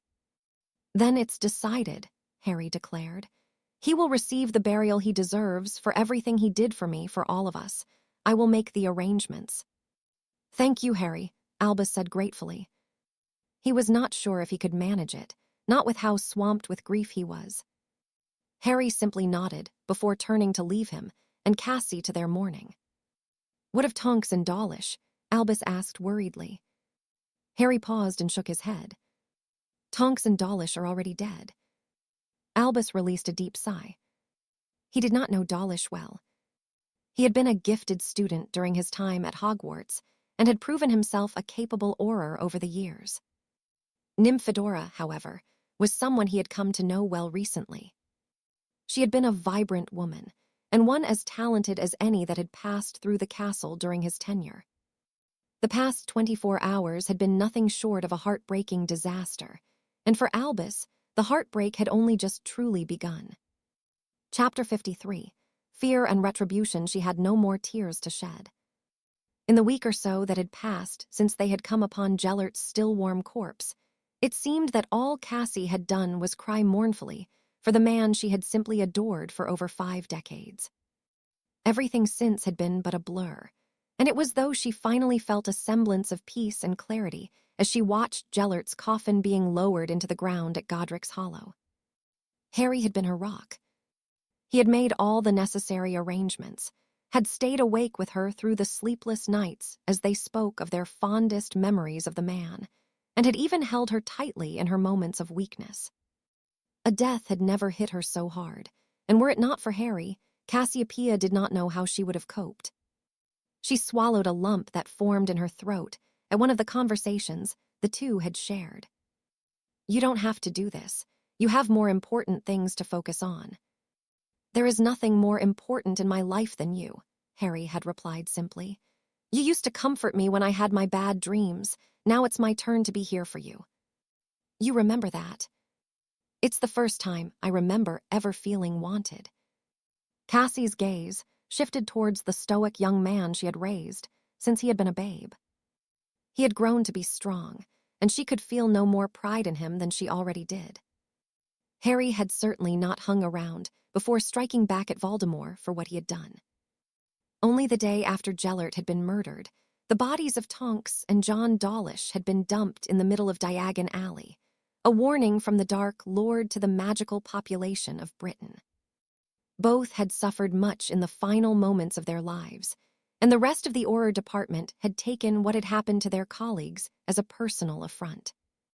More and more of Voldemort's followers were being rounded up by the day, and Amelia Bones had stepped out from behind her desk to lead her forces. Harry had taken more severe measures, though his actions had not been officially recognized. Lord Crabbe's ancestral home had been torched to the ground, and the man found hanging in Knockturn Alley. He had suffered similarly to both Tonks and Dawlish, and the only unmarred flesh that could be seen was on his left forearm, where his dark mark had been exposed for all to see. The next morning, both Jugson and Mulciber had been found in the same state, but nothing else since from either side. Not that Cassiopeia did not know Harry well enough to know that he had something planned. He had remained tight-lipped about it, but he was undoubtedly mulling something over. Even now, she could see his brain working as the Muggle clergyman nodded for the soil to be placed over the coffin. The burial was being carried out under the cover of darkness with only Harry, Cassie, and Dumbledore in attendance. Gellert would be resting beneath an elder tree, only a few plots over from James and Lily Potter. It was a testament to how much Harry thought of the man that he would have them so close together. "May he rest in peace in the embrace of our Lord," the clergyman murmured before he wandered back towards the church. Cassie stayed where she was with Dumbledore and Harry, none speaking as they simply stared at Gellert's monument. She couldn't be certain how much time had gone by when she felt Harry's arm wrap around her shoulder, but she was pulled from her thoughts. It had grown chillier, and Cassie shuddered, smiling gratefully as a warming charm was cast over her. "Come on, you'll catch your death if you stay here," he urged as he led her away. "He wouldn't want you wasting away here." He wouldn't. Gellert would be quite irritated by the thought of any mourning over his grave. He would sooner see those around him live, and though doing so without him was not a prospect Cassie had ever considered, it was her reality now. "You're a good boy, Harry," she sighed. "Thank you for everything." "You have nothing to thank me for," he said dismissively. "We are family." Cassiopeia nodded.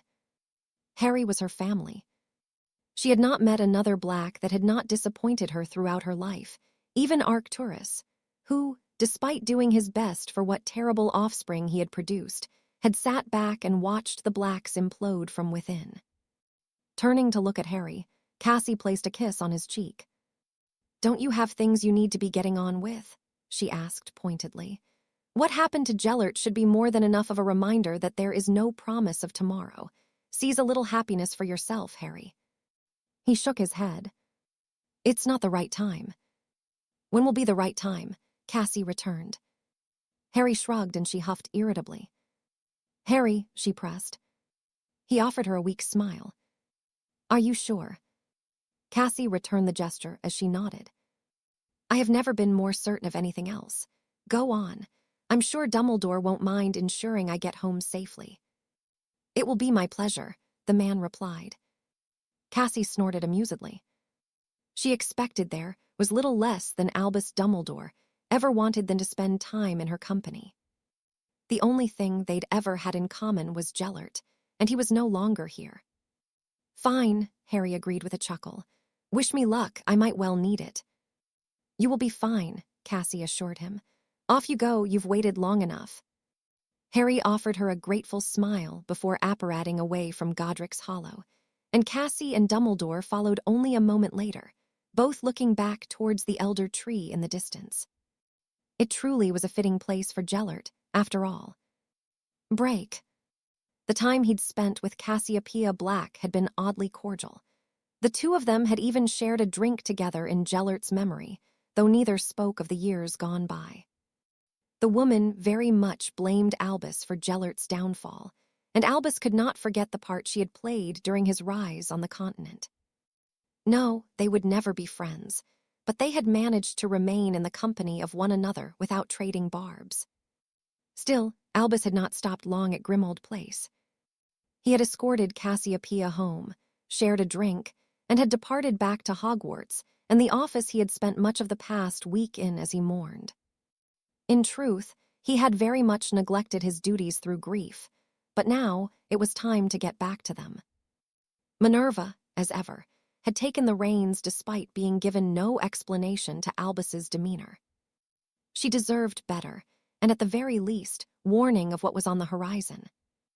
Gellert's death had left Albus with one regret, other than not being there to intervene during Tom's cowardly excursion to Nurmengard. He had not been given the opportunity to say his goodbyes. His own fate was indeed sealed, but he and Gellert had yet to discuss the finer details. Albus felt terrible, and he would not leave Minerva feeling the same way when his time came in, only a matter of weeks or months. The latter, if fate was to be kind enough. Having summoned his deputy, he waited for her arrival, pouring himself and the Scot a measure of fire whiskey. She would need it, after all. "Come in," Albus called only a moment later, when a familiar knock sounded at his door. Minerva entered, raising an eyebrow at the sight of him cupping a goblet of liquor. He had never truly been one to drink away his sorrows, as he already had this evening. The one he clutched now was for the needed courage for the conversation ahead. "I expect this shall not only be an exchange of pleasantries," Minerva sighed as she took the seat on the opposite of the desk. Albus chuckled humorlessly. "No, I expect this shall be rather unpleasant for us both." "That sounds rather ominous, Albus." "As is life," Albus replied, pouring himself another drink and grimacing at the burn in his throat. He did not understand how Minerva enjoyed the brew. "Well, what is it you wish to discuss?" "The future," Albus answered. "The future." The headmaster nodded gravely. "Things will change, Minerva, sooner than you can imagine. I wish to discuss my final requests with you." Minerva tutted. "Is this some sort of crisis you are experiencing, Albus? You are as healthy now as you were when we first met." Albus chuckled again, this time in amusement. "I am old, Minerva," he pointed out, "and far from the picture of health. There is no easy way to tell you this, but I expect you will be taking over my duties before the end of the school year. I will do my best to see it out, of course, but that may not be within my power." Minerva was taken aback by the statement, and she took a sip of her own drink before replying. "What is it you are saying, Albus?" she asked. "That my time is short," Albus sighed, as he removed the white glove that hid the damage of the curse. Minerva gasped, her eyes widening as she looked upon his blackened appendage. "What have you done?" she whispered. "It was a fool's errand," Albus sighed. "This is quite irreversible." Minerva nodded dumbly as she continued to stare at his hand. "How long?" "A few months." Minerva swallowed deeply. "How long have you known?" Albus released a sigh. "Longer than you would be pleased with." Minerva nodded and turned her attention back to her goblet, draining the contents and gesturing for a refill. "You are a stupid man," she murmured. "I knew that you would one day see me replace you, but not so soon. What are we going to do? I do not wish to give up teaching yet, and we will need to appoint a replacement for me in both jobs." "I would suggest Phileas for the role as deputy," Albus replied. "As for your teaching, there is no reason that you should give it up entirely. You can hire someone to take on some of the workload." "Who?" Minerva questioned irritably. "That is your decision, Minerva," Albus replied, offering the woman a sorrowful smile. She was not appeased by it, and the headmaster expected that once the shock of the news had set in, she would be quite furious with him. "I do not know what to say," Minerva said sadly after she had drained her goblet once more. "I do not believe I am ready." "Nor did I," Albus chuckled. "Even now I find being the headmaster here quite daunting." "I did not mean that," the woman huffed. "I meant for you to not be here any more." "Ah, I see," Albus murmured. Well, it is out of my hands, Minerva. I am sorry I did not tell you sooner, but death happens to the best of us. My affairs are in order, and I have accepted my fate. Severus has assured me he will make my passing as painless and as simple as falling asleep. It is the best any man can hope for. Minerva nodded her agreement, though her expression remained one of devastation. You really are an old fool, she muttered. What on earth were you doing interfering with such magic? My part in ending this war, Albus answered solemnly. It will be young Harry who strikes the final blow, and I have every faith in his success. Was it worth it? Minerva pressed. Albus nodded without hesitation. I regret being cursed, Minerva, but yes, it has been and will be worth every moment of discomfort I experience. I have no intention to live forever. Perhaps a few years of retirement would have been nice, but I suppose it is fitting that I pass here. I have called Hogwarts my home for more years than I care to count. I have made my peace with what is coming. Minerva merely nodded in response as she slumped in her chair. It was better that she was prepared. Albus did not expect her to like it, but at the very least, she had time to accept his impending passing. She would mourn for him as he did for Gellert, but she would have the opportunity to say her goodbyes, and for that, she would eventually be grateful. Break. The Dark Lord shuddered as another wave of cold washed over him. The house had been this way since shortly after he had killed Grindelwald, and no matter what he did, he could not prevent it. It was almost as though he was being haunted by a particularly vengeful spirit, one that did not have the means to truly harm him, but one that could make its presence known at will. The voices did not help banish the notion. He would hear them sporadically, and though they spoke no words of clarity, their whispers reverberated around the house, chilling him more than the cold itself.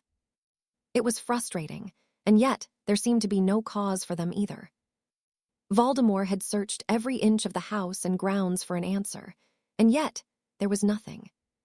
Still, the cold swept in, and the voices continued to mock him. His excursion to Nurmengard had not been as fruitful as he'd hoped. The scene of Pettigrew's remains strewn around his cell painted a horrifying story. It appeared as though the squat man had been torn apart by wild animals, attested to further by the expression of sheer agony he had died etched onto his face. Of course, the head had been ripped away from the neck and shoulders savagely, though not before each of his limbs, back, and torso had been clawed and bitten beyond recognition. In truth, what did remain is what the Dark Lord imagined a butcher's workstation would resemble at the end of a busy day. Wormtail had not died well. Voldemort growled as the coldness made itself known once more. Had killing Grindelwald caused this? By all accounts, the man had been a powerful wizard in his day, and the more he pondered it, the more the Dark Lord considered the possibility that such a curse could be created. Regardless, magic was still magic, and he was determined to find a way to bring the inconvenient torment to an end. "Why is it so cold in here?" Bellatrix asked curiously as she entered the room, her gaze shifting towards the roaring fire Voldemort was seated beside. It made no difference. The cold prevailed over any heat it provided. "A minor irritation," the Dark Lord replied dismissively. "You have news." Bellatrix nodded, and Voldemort braced himself for yet another unwelcome revelation. The past week had seen Crabbe being slaughtered, and his home burned to the ground. Jugson and Mulciber had been killed by Potter, and dozens more of his followers had been captured by the Aurors. The reprisals for what he had done to Dawlish and Tonks had been harsher than he could have anticipated. "Rabaston is missing." "Missing." Bellatrix nodded. "He went to Knockturn Alley and hasn't returned. Crouch has gone looking for him under Polyjuice Potion." "How long has he been gone?" 5 hours, but he said he would be no longer than a few." The Dark Lord stood and paced back and forth in front of the fire, his nostrils flaring as he heard a giggle sound from the corner of the room. "Fool," he muttered irritably. "He was told to remain within the grounds. Find him, Bella. We cannot afford to keep losing members of the inner circle." What was he thinking? He thought that, as it was nearing sunrise, that he would be safe, my lord." Voldemort shook his head. "I do not believe any of you are safe. Potter and the Ministry are determined to thin our numbers." Bellatrix cackled amusedly. "We outnumber them several times over," she pointed out. "Not for long if none of you can do as you are told," Voldemort bit back. Bellatrix frowned. "Are you okay, my lord?" "I'm fine," Voldemort returned evenly. He had told no one of his trip to the continent, nor of what seemed to be plaguing him here. Bellatrix did not seem to be convinced, but she knew better than to press the matter. "Has your sister had any luck in finding it?" "Not yet, my lord. She has found another room, but since she is not a Malfoy, she is struggling to enter it. She will, my lord. I will help her myself." Voldemort hummed. He needed the diary. Without Wormtail to enter Hogwarts, he did not feel comfortable confronting Potter or Dumbledore without his assurance in place. Eventually, he would have to infiltrate the castle, but would only do so when the diary or another of his Horcruxes had been returned to him. A power the Dark Lord knows not. Grindelwald had spoken the words of the prophecy to him, and though he was loath to admit it, Voldemort was more unnerved by them and the rather blasé amusement the man had displayed. "See that she does, Bella. Now find Rabastan by any means necessary." Bellatrix grinned in response before taking her leave of the room, and the Dark Lord shook his head. Perhaps he should have urged caution. Bellatrix took the term, "by any means necessary," quite literally, and she had such little grasp on her self-control that it was likely several would be dead in her pursuit to locate her brother-in-law. Voldemort shuddered again and shot a glare towards where the cold had come from. He could do without the torment, though he knew there was little chance that it would let up any time soon. Break. It had merely been a stroke of luck that Harry had come across Rabastan Lestrange in Knockturn Alley. He had been returning from a meeting of a more personal nature when he decided to stop there on the off chance that he may find a Death Eater or two on his travels.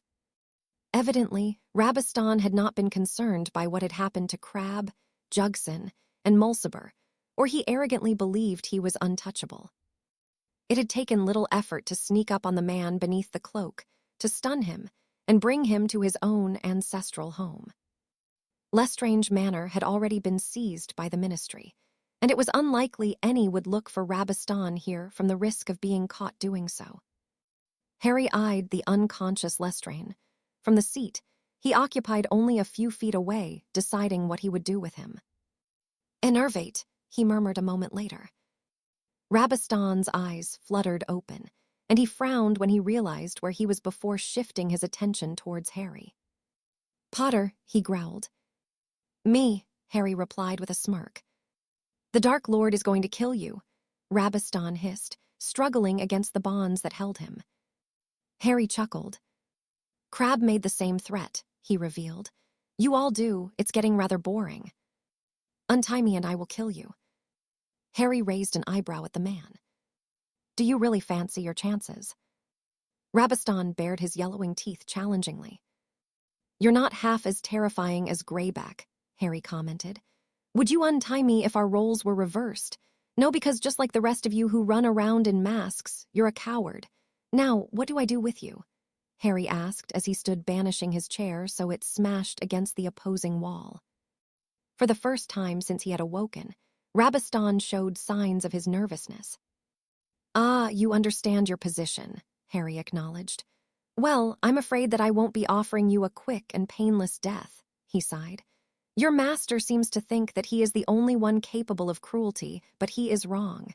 You have no idea what lengths I am willing to go to, but you will. Crucio." Harry held the man under the curse for several moments, before relenting and kneeling down, next to the heavily breathing Rabastan. "You know the curse well, don't you?" he asked coldly. "You held Frank and Alice Longbottom under it for so long that they lost their minds. Maybe I should do the same to you." Rabastan shook his head, but before he could open his mouth to protest, Harry placed him under the curse once more, eliciting a blood-curdling scream from the man. "It hurts, doesn't it, Lestrange?" Harry questioned. Rabastan's lips were bleeding from where he had bitten through them, and he looked at Harry in a mixture of hatred and fear. "Now you understand what the Longbottoms felt when you did this to them. Let's move on, shall we?" Rabastan frowned in confusion and gasped in shock as Harry removed his wand hand with a severing curse. "No, we can't have you bleeding out," Harry sighed before searing the wound closed, provoking a girlish scream from what remained of the Lestrange family. "What shall we go for next?" Rabastan whimpered, trembling as he shook his head pleadingly. "Did the Longbottoms beg for you to stop?" Harry asked. "I imagine they did, even if it was only for the sake of their son." Rabastan groaned as Harry drove the heel of his boot into the man's groin. "Answer me, Rabastan," he demanded. "Did they beg for you to stop?" Lestrange nodded and proceeded to vomit as Harry kicked him again for good measure. "See, that wasn't so hard, was it?" he questioned, frowning as he felt the presence of another approaching. "It seems as though we have company," he murmured, stunning Lestrange before disappearing into the folds of his cloak. It wasn't Voldemort that had come. Harry knew the feeling of the man's magic more intimately than he would like, though whomever it was that approached was familiar to him. Karkaroff. Harry clenched his jaw as a figure entered the room beneath an invisibility cloak of their own, and that was when the realization hit him. It wasn't Karkaroff, but Barty Crouch Jr., whom Harry had a personal score to settle with. He watched as Rabastan's body was lightly disturbed as Crouch checked him over. "Still alive," the man whispered thoughtfully, becoming still as he realized that it was likely someone was still here. Evidently, he believed he was quite safe under his cloak, but Harry could feel Crouch's magic. It was almost like seeing the man with his own eyes as he tracked his target when carefully made his way to one of the corners of the room. Harry suspected Crouch would attempt to ambush him. With a grin and a flick of his wand, the door that Crouch had entered through swung open with a crash. "Who's there?" Harry's voice sounded from the doorway, and he could feel Crouch readying himself to attack. Voldemort would be furious that he had not immediately been sent for upon Rabastan being discovered, but Crouch was undoubtedly rather unhinged and believed he had an advantage here. He did not, and when Harry made it seem as though his footsteps were approaching the room, Barty sprang into action, realizing his mistake as the sickly, yellow curse he'd sent towards the sound merely dissipated against the opposing wall. "What the?" With a dull thud, Crouch crumbled to the ground with his skull almost cleaved in two from the splitting curse Harry had used. Again, the man had opted to use Polyjuice Potion in an attempt to hide his identity, but having experienced Crouch's tactic once before, almost at the cost of Karkaroff's life, Harry would not fall for it again. Instead, he would wait for Crouch to regain consciousness, and before long, the Dark Lord would have two gifts delivered to him instead of one. Break. Harry had not returned home last night. He had left with a still downtrodden Cassiopeia shortly after dinner, and the woman had returned a few hours later, heading for her bedroom immediately. Both had been acting odd over the past week, but neither had mentioned why they were feeling particularly mournful. Harry seemed to have become more determined than ever to eliminate Voldemort's followers, and had been doing so rather proficiently. He had not explained why nor taken credit for the bodies discovered in Nocturne Alley, but Lucinda did not need him to. There was no other in Britain who would do what had been done to the men. Lucinda looked towards the clock in the kitchen. It was almost 10 a.m., and once more, Cassiopeia had opted to work from home for the day, leaving her to wait for Harry to return. Was he okay? He often kept odd hours, but he'd always been home before sunrise. Before she could become too worried, however, he entered the kitchen and Lucinda's nose twitched at the various scents wafting from him. Blood was the most prominent, but there was something else more familiar to her lingering beneath it. "Hello," Harry greeted her with a tired smile. He seemed to be somewhat nervous, and Lucinda frowned at him. "Has something happened?" she asked. Harry shook his head. "I don't think so." The vampire narrowed her eyes at him. "You've not been yourself recently, nor has Cassie," she pointed out. Harry deflated as he took the seat next to her, Something did happen, but I'm not ready to talk about it yet, he replied apologetically. Lucinda nodded her understanding and took his hand. And what about last night? She probed with a smirk. Did you find yourself a nice witch to spend some time with? Harry scoffed at the teasing tone. Or another vampire, Lucinda added. That was what she could smell on him, along with the blood. He had spent time in the company of her kind. Harry's eyes lit with amusement. Jealous? Lucinda quirked an eyebrow in his direction. Oh, Potter, if I thought for 1 second you had been sampling others, we wouldn't be having this conversation, she replied airily. I would have already sunk my fangs into your neck. Until I was dry and desiccated, Harry finished. Exactly, Lucinda confirmed, flashing the aforementioned fangs and eliciting a chuckle from him. It's not funny. I already have to fight the urge to bite you during our more intimate moments. Really? Lucinda nodded demurely as she leaned in and ran her tongue along the length of his ear.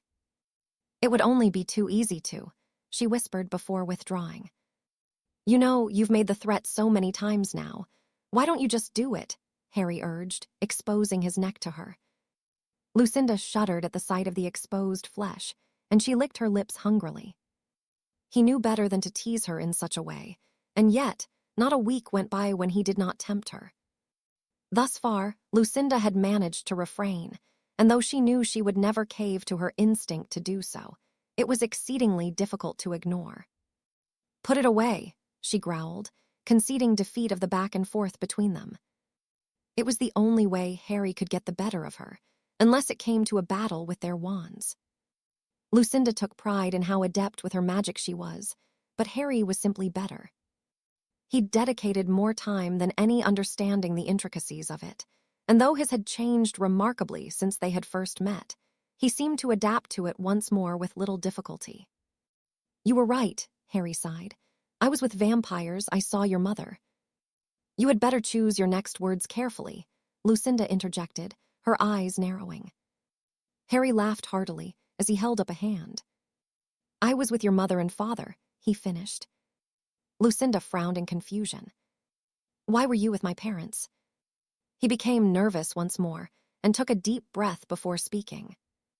Well, it's tradition to seek permission from someone's parents if you want to marry them. Lucinda merely blinked in response, unsure if she had heard Harry correctly. Mary, she choked in disbelief. Harry nodded. I went to speak with them about it, he explained gently as he took her hand. I don't understand, Lucinda muttered thoughtfully. I'm a vampire, this won't look good for you, will it? Harry shrugged. People can either like it or bugger off, he replied. What about Cassie? Harry smirked amusedly as he shook his head. It was kind of her idea. Well, she helped me realize what it is I already knew. How? Lucinda asked confusedly. She liked to think she had built a meaningful rapport with the woman she spent so much time with, but Lucinda still could not make sense of any of this. It wasn't that she was opposed to the idea, but she needed to understand how this had come about. Come with me, and I can show you if you like. With a frown and her head swimming as though she was in a dream, Lucinda followed Harry to his study where he placed the tip of his wand to his temple and pulled a long, white thread free. Depositing it into a pensive on his desk, he gestured for her to enter. Lucinda did so and found herself in the very same room she had seemingly just left, the only difference being that there was a Harry already seated behind the desk. A knock sounded at the door. Come in, the memory Harry instructed. It was Cassiopeia that entered. She said nothing as she approached and laid a stack of envelopes on the desk. Harry frowned at them. What have you done about them? Cassiopeia asked. I have replied to them, Harry sighed. Expressing your interest. No, now is not the right time to consider marriage, as I explained to each of them. Cassiopeia hummed. Is that the truth, or is there another reason you are not at least considering them? Harry turned his frown towards the woman. What is that supposed to mean? Cassiopeia offered him a sad smile as she took a seat opposite him. Lucinda. Harry's eyes narrowed at the woman that had raised him before he deflated. Maybe, he murmured. Is it just the physical side of things with her? Harry grimaced. I'm not discussing that with you, he choked. Cassiopeia tutted. I'm old, but not blind or foolish, she returned evenly. You have made no secret about the time you spend together. Which is no concern of anyone else, Harry pointed out. True, Cassiopeia acknowledged, but is it because of her that you are not considering other options? Some of these are from the most prominent families in Britain. I know, Harry huffed irritably. You love her. What? Lucinda. You are in love with her, and you are torn between doing what you want to and what is expected of you. Lucinda froze as she waited for Harry to respond, her stomach fluttering with butterflies.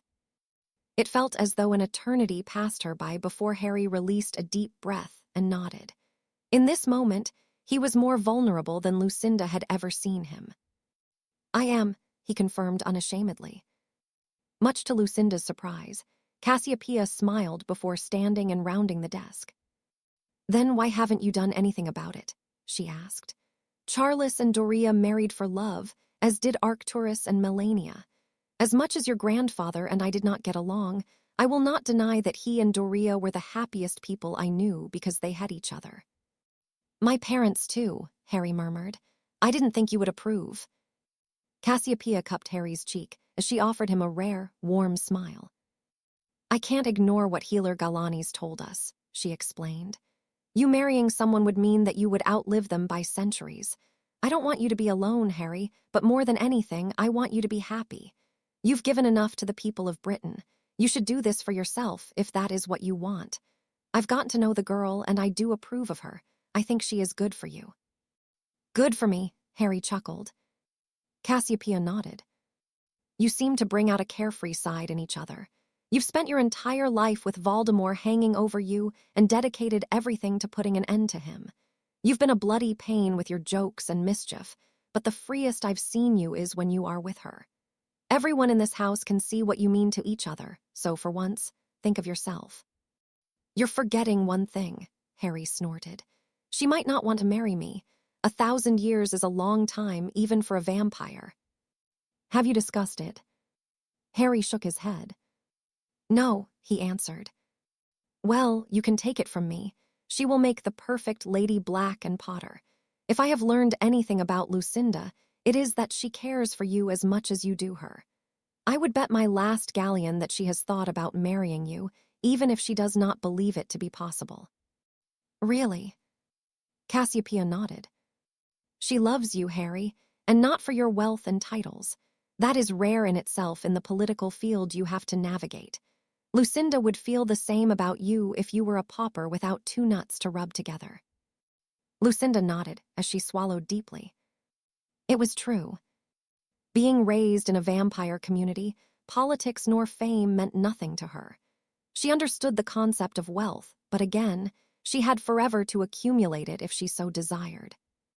No, Harry could indeed be a beggar on the street, and it would not matter. Do you have any idea how to approach this? Harry asked curiously. Do I send a proposal contract to her parents? I would visit them in person to discuss it, Cassiopeia urged. You wouldn't want to come across as presumptuous, especially as they may not give their approval. I expect that one of their kind marrying a human isn't common, so I cannot even hazard a guess at what stipulations they may wish to have in place. Harry nodded his understanding. I'll pay them a visit, he agreed. Should I speak to Lucinda first? Cassiopeia shook her head.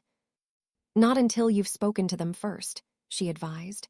Best not get her hopes up lest something does not go to plan. Get her hopes up, Harry chuckled. She's the one who is going to have to deal with the crap that being a lady entails. I'll be bloody lucky if she agrees to it. Lucinda laughed as she felt herself being pulled from the pensive, and found herself greeted by the nervous Harry, who had shared the memory with her. You're crying, he pointed out. Lucinda didn't realize that the tears had spilled down her cheeks, and she wiped them away as she cursed in her mother tongue. Is the idea that bad? Harry asked as he took her hands in his own. Lucinda shook her head as she smiled brightly. Only if it is what you want. And you, Harry replied. Lucinda nodded tentatively, not from hesitation, but disbelief. What did my parents say? She asked. Well, I went to see them. To speak about a contract. Harry snorted derisively. No, not a contract exactly, even if your father did want to be difficult about it. Lucinda's stomach sunk. My father, what did he say? He wants to see you, well, us together, Harry explained. Both of them promised they would give their approval if it is what you want, and if Draken agrees to it. Lucinda nodded her understanding. So, we are really going to get married. This isn't some dream or horrible joke. It certainly felt like the former, and she did not know what she would do if it was the latter. No, Harry liked to joke, but he would not be so cruel. Only if you say yes, Harry replied. Lucinda hummed thoughtfully as she looked at him. Aren't you supposed to get down on one knee and ask? She queried. That is what humans do, isn't it? Is that what you want? You could always do it the vampire way. What is the vampire way? Harry asked curiously. Lucinda grinned. You'd have to prove your strength by beating me in combat. If I approve, I will submit, and you will then sink your fangs into my neck, marking me as yours. Well, I can't overpower you and I don't have fangs, Harry chuckled. Then you will have to do it the human way, Lucinda decided, but not until we have gotten permission from my parents, she added airily as she walked towards the door. Where are you going? Harry asked confusedly. To my room, alone, Lucinda answered with a teasing smile. Is it not a human thing to be pure until you're married? It's a bit late for that, Harry pointed out. That's true, but I can make you wait until you've put a ring on my finger before I let you enjoy the perks of marriage any more than you already have. You wouldn't do that. Lucinda raised an eyebrow in his direction. Try me, Potter, she replied before taking her leave of the study and heading towards her room, her head still swimming with what had happened and her heart all but aflame in her chest. In truth, Lucinda was still in a state of disbelief, and she was not certain she wouldn't wake up and it had indeed all been a dream. Break. The smell of burning wood and scorched stone filled his nose as he approached the still smoldering remains of what had been Lestrange Manor, where he could see Bellatrix standing only a short distance away from her former home. The Dark Lord felt himself filled with a burning fury as he neared the woman, and he spotted the two corpses at her feet. Both Barty and Rabiston had been mutilated horrifically, and Potter's magic lingered in the air around them. Two prominent houses had been ended in a single night, the two men the last of their lines. He left this, Bellatrix whispered as she handed a piece of bloodied parchment to the Dark Lord. This doesn't end until you are one of them, Tom Riddle. Your reckoning approaches, and I will take more than my pound of flesh from you. Mind, body, and soul, I will conquer and destroy you. HP. Potter knew. Somehow, his secret had indeed been uncovered, and though the Dark Lord did not know how, he was left in no doubt that Potter had learned of his Horcruxes. Burning the piece of parchment with a flick of his wand, he turned away from Lestrange Manor and stalked back towards the gates, unable to shift the feeling of discomfort that had settled within him. It had been prominent for some time, but now it only weighed heavier. Potter should be no threat to him, and yet it was unmistakable. The boy had defied the odds as a babe, and now he had all but evened them. Chapter 54. The way of the vampire. There was so very few things in life that made Lucinda nervous, but as she and Harry readied themselves to visit her parents and Draken, she felt the apprehension mingled with her excitement. Even now, having slept on the conversation they had shared yesterday, Lucinda was still overcome with disbelief. She had known for as long as she cared to remember that she was in love with Harry, but she had not dared admit it, not even to herself.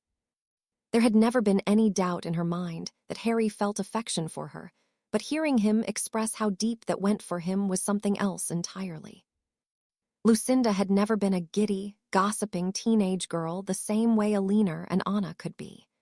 She had not taken part in conversations where they openly admired the boys around them for their looks, or seemed to go through the same changes they had experienced over the years. For her, there had only ever been one with the ability to elicit those more human characteristics within her. Harry could be frustrating at times, stubborn to a fault, and he knew just how to get under her skin with his mischievous ways and that damned smile that just made everything feel better, but she truly wouldn't change a thing about him. He made her feel all of those things that she would otherwise miss out on in life, and she still found what was happening hard to digest. "Did you mean it?" she asked. Of course he had meant every word he'd said to Cassiopeia, but Lucinda needed reassurance, to push away the insecurity she was not familiar with away once and for all.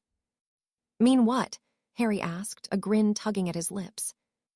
Lucinda rolled her eyes before grabbing under the armpits and sitting him on the nearby dresser, as though he was a petulant child. "Are you going to do this to me when we're married?" Harry sighed. "Yes," Lucinda answered without hesitation. Harry chuckled as he shook his head.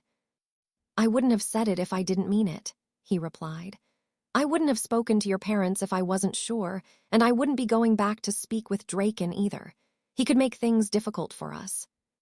Lucinda frowned. "What do you mean?" "Well, how many humans do you think have approached him to marry a member of his clan?" "Not many," Lucinda murmured. "If he wants to, he could try to use it to his advantage," Harry pointed out. "I don't think he would," Lucinda said thoughtfully. "He likes you. When it comes to power or having an advantage, liking someone has little to do with it. But then, I could be wrong. I just have to be prepared for all eventualities, especially where my marriage is concerned. It is a big deal, and there will be a lot of people that do not like it." Lucinda was aware of the human attitude towards vampires in Britain. They were not looked upon fondly. She had not, however, considered just how much trouble this could potentially cause. The excitement she'd felt had clouded her thoughts, and she bit her bottom lip worriedly. "Are you sure you want to?" Harry cut off with a wave of his hand. "I am prepared to do what I have to for this," he said firmly. "Cassie is right. I have lost and given enough to this country, and they don't have to like my decision, but they will respect and accept it. This is one thing I will offer no compromise on." Lucinda offered him a bright smile. She loved how playful and fun Harry could be, but it was times like this that she was reminded of just who he was. Harry was a powerful lord of two prominent families, and he knew how to conduct himself as such. "Come on," he urged as he slid himself off the dresser. "We don't want to be late." Lucinda nodded as she gathered her bag and straightened out her dress. It was not often she wore one, but tonight seemed to be an apt occasion to do so. "Ready?" Harry asked as he offered his hand.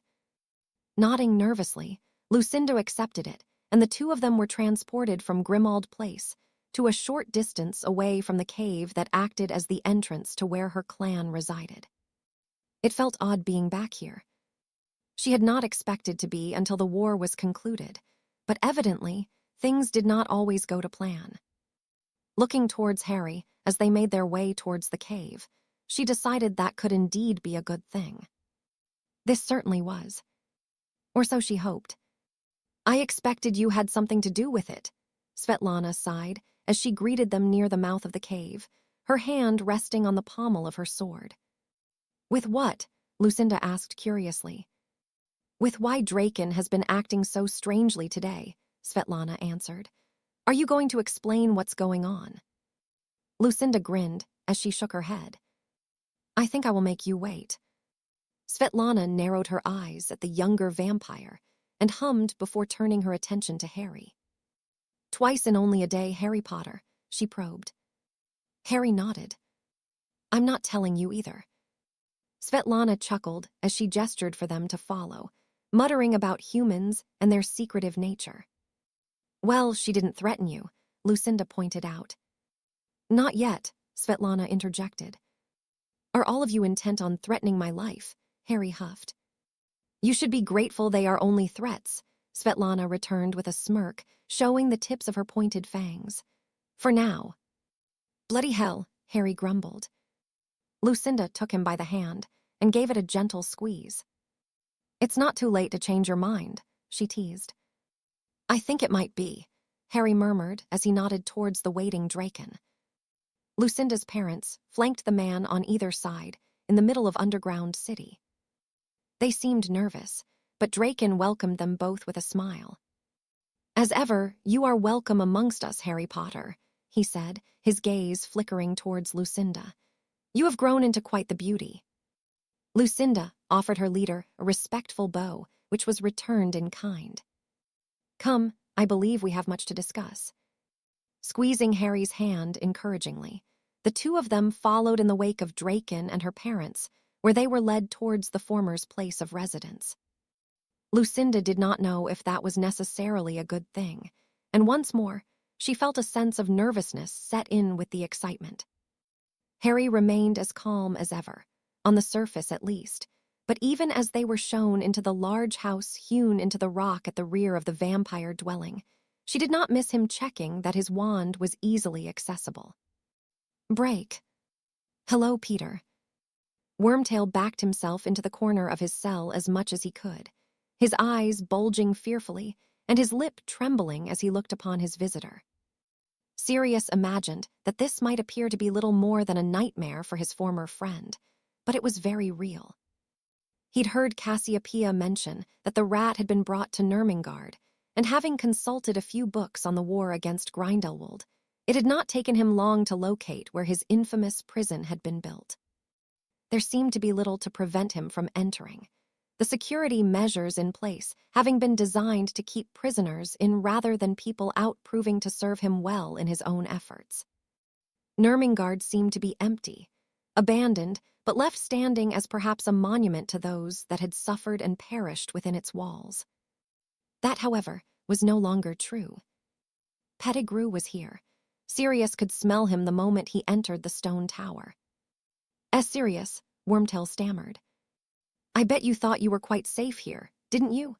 Sirius returned, the smell of alcohol on his own breath making him feel rather nauseous.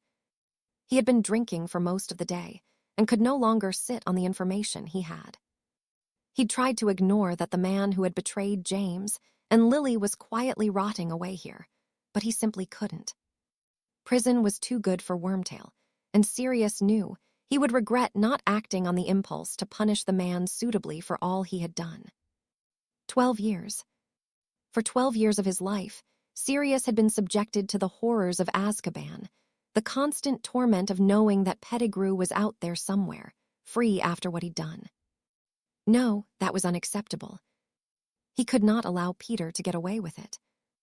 Even when he'd been captured, it hadn't been enough, and though he knew that he was perhaps acting foolishly, it would not stop him. Peter needed to truly suffer. Before the rat could open his mouth to speak again, Sirius felled him with a punch. From that moment, everything else had gone by in a blur as the pain, anger, and hatred was unleashed on Wormtail.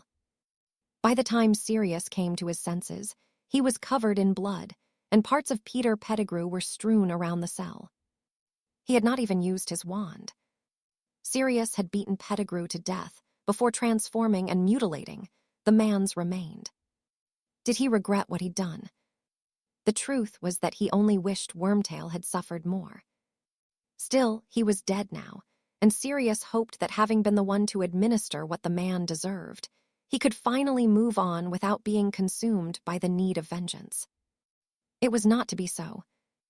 Only days later, Tonk's body had been discovered in Diagon Alley, and that very same need for vengeance reared its head once more. Since the Order had reformed, and the young metamorph had counted herself amongst their ranks, Sirius had begun reconnecting with her. He remembered the girl fondly when she had been but a rambunctious child, before he had been sent to Azkaban. Sirius had been the only member of his family to remain in contact with Andromeda after she had been shunned, and the only blood relative of the Blacks who had been allowed to meet her daughter. Now, Tonks had fallen like many others before her, murdered by the very same psychopath who had killed James and Lily. The following funeral had been a deeply unpleasant ordeal to endure.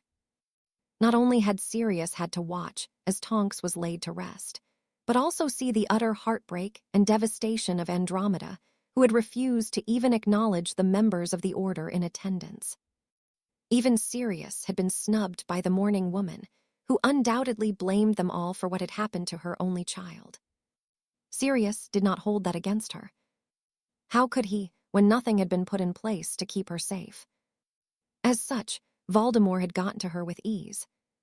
Sirius threw his full goblet of fire whiskey into the hearth as he cursed it under his breath.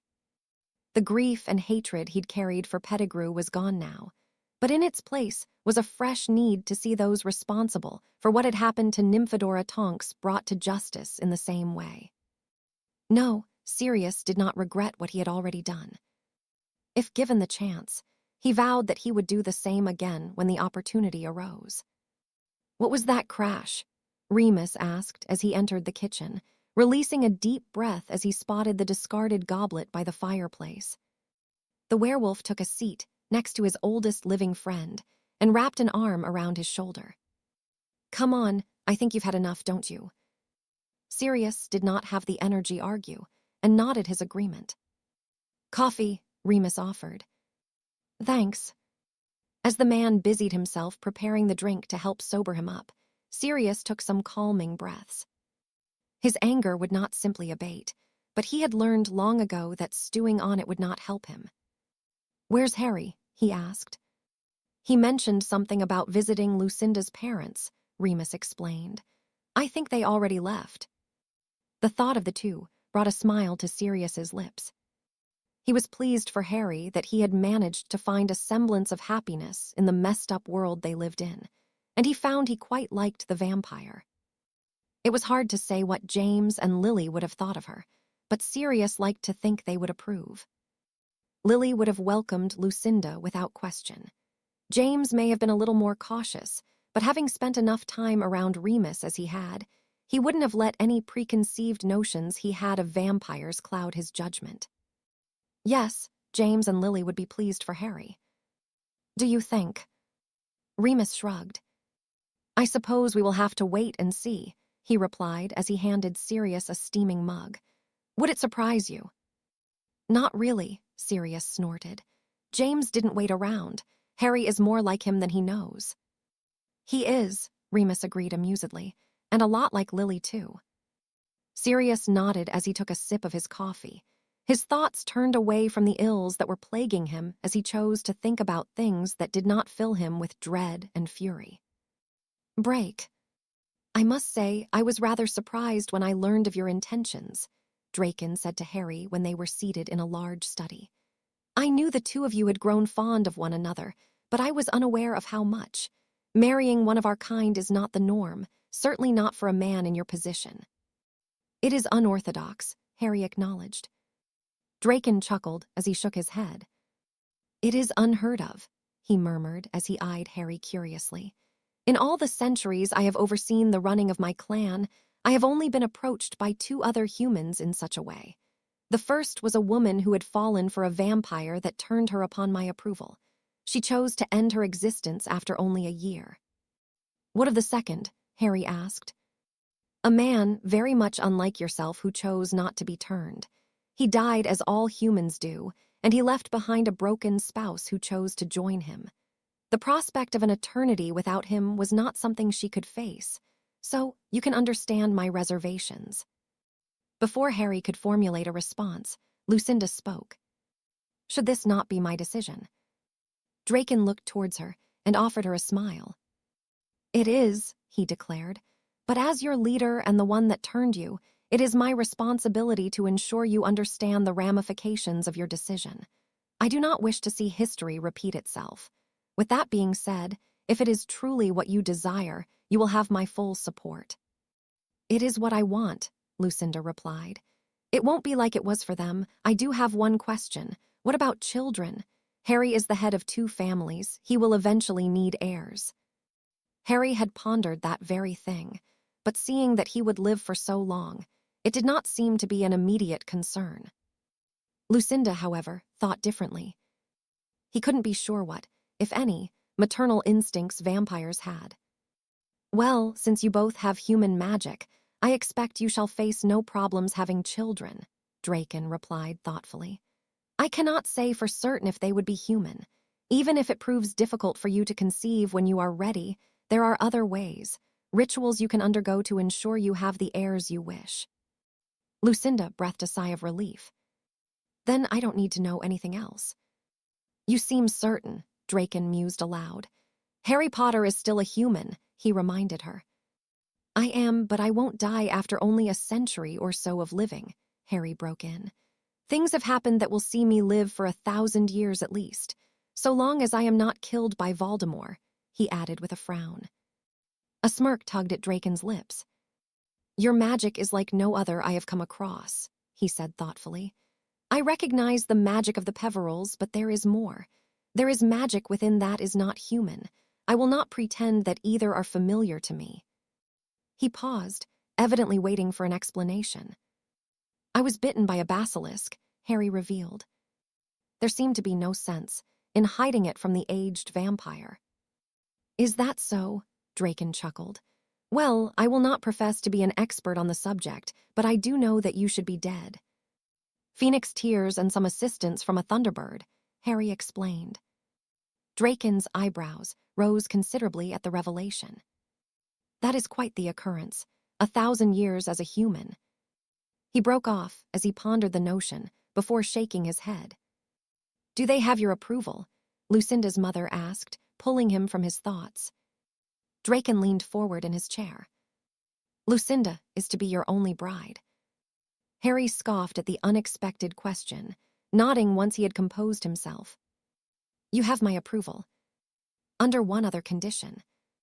Harry had expected a caveat or two. Name it. You will marry under our laws as well as your own, in a ceremony of my people. What would that entail? Harry queried. Nothing of further consequence than your own ways, Draken assured him. I would bestow my blessing upon you, the two of you will feed on each other's blood, and then you shall mark Lucinda as yours. Mark her as mine. Draken nodded.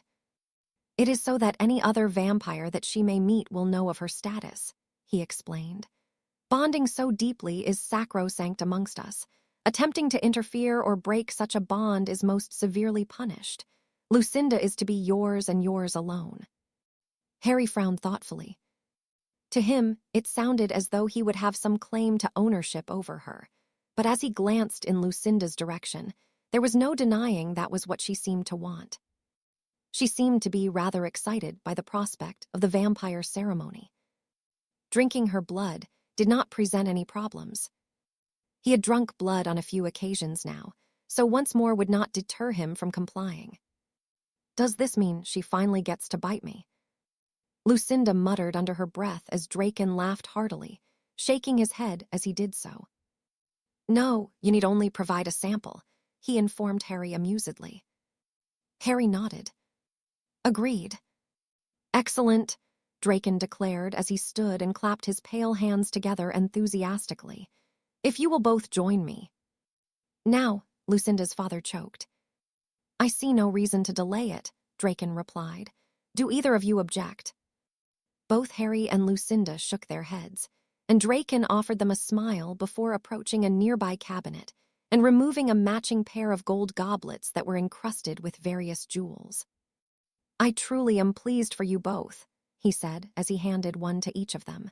You will find a silver knife inside. Use it to provide your sample. And there was me thinking I might get to bite you at least, Harry sighed.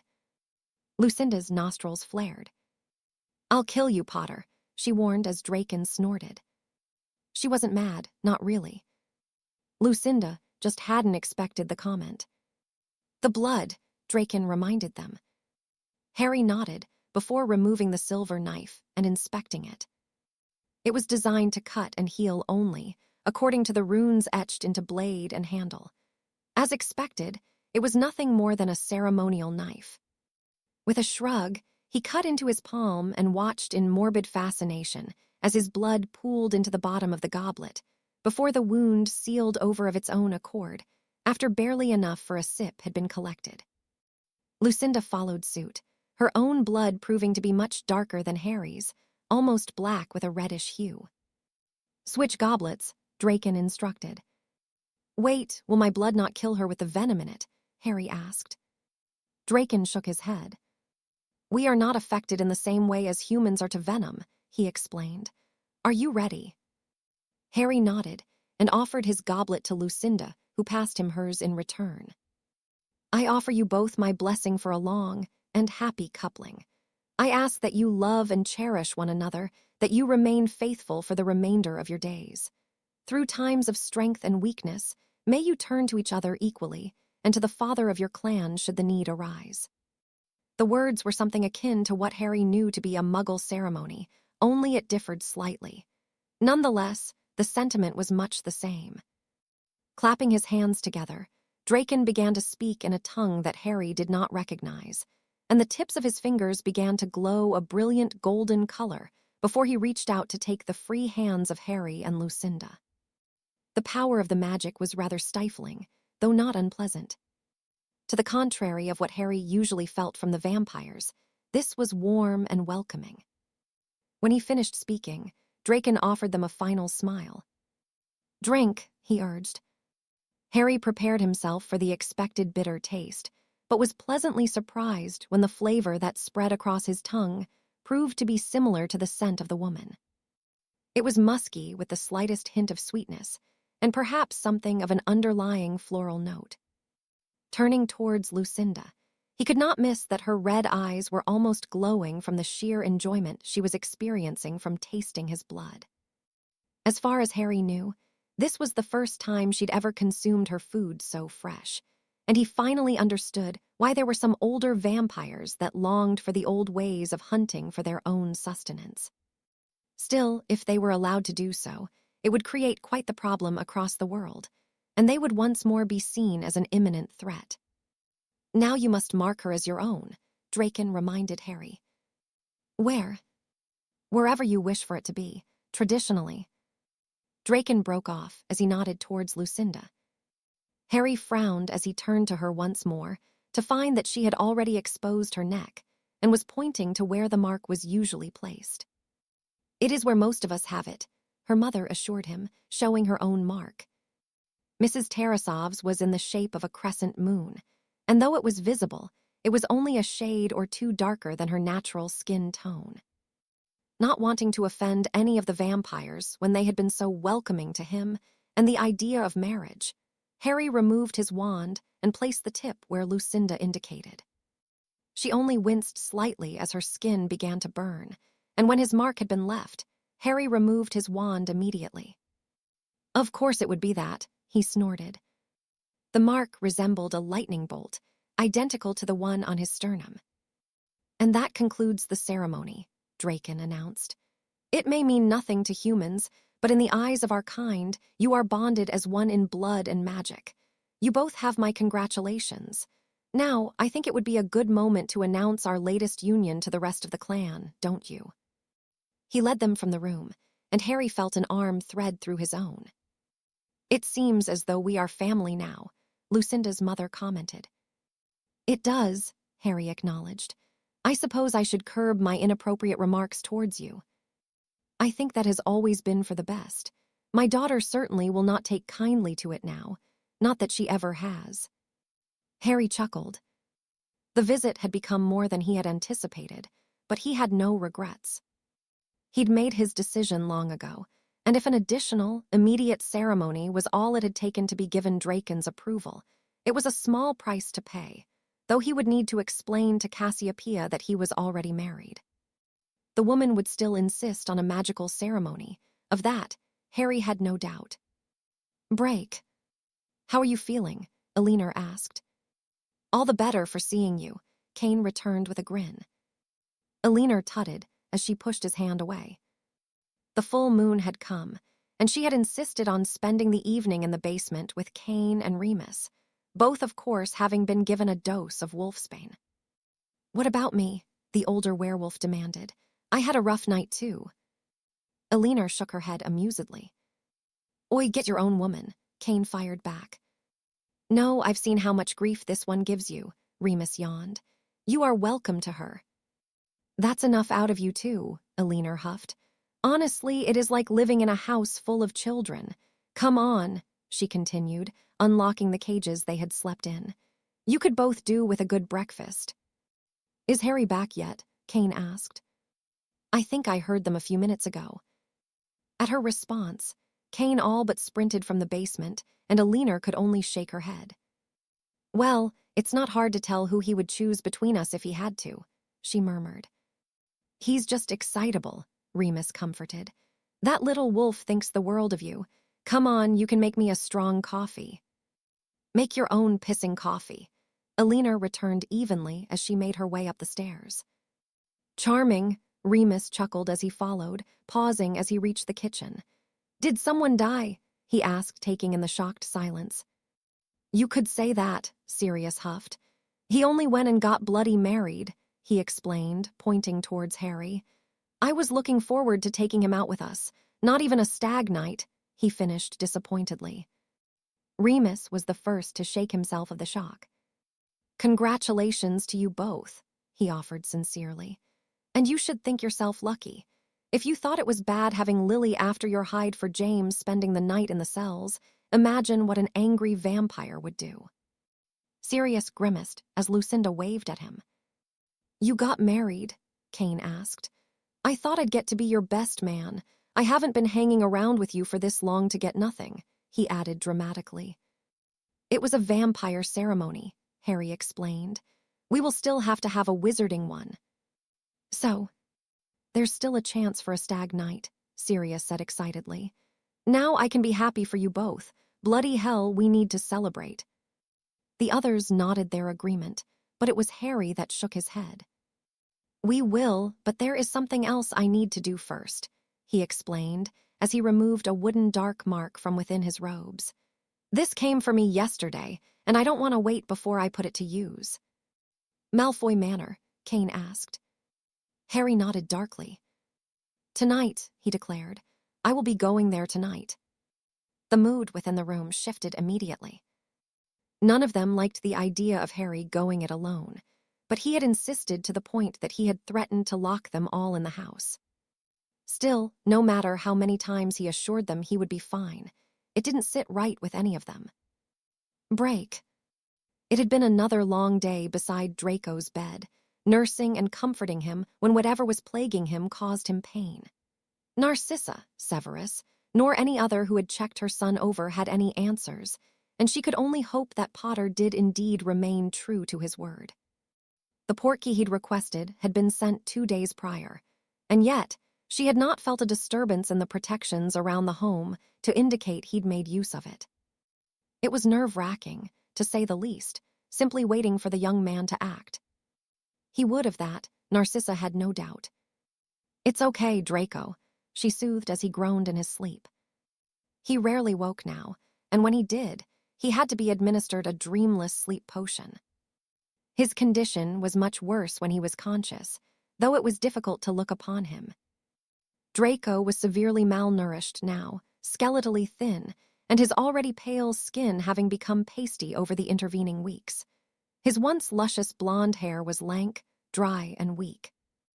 As a mother, Narcissa knew he had done wrong, but he was still her son, and she would give anything to see him well again.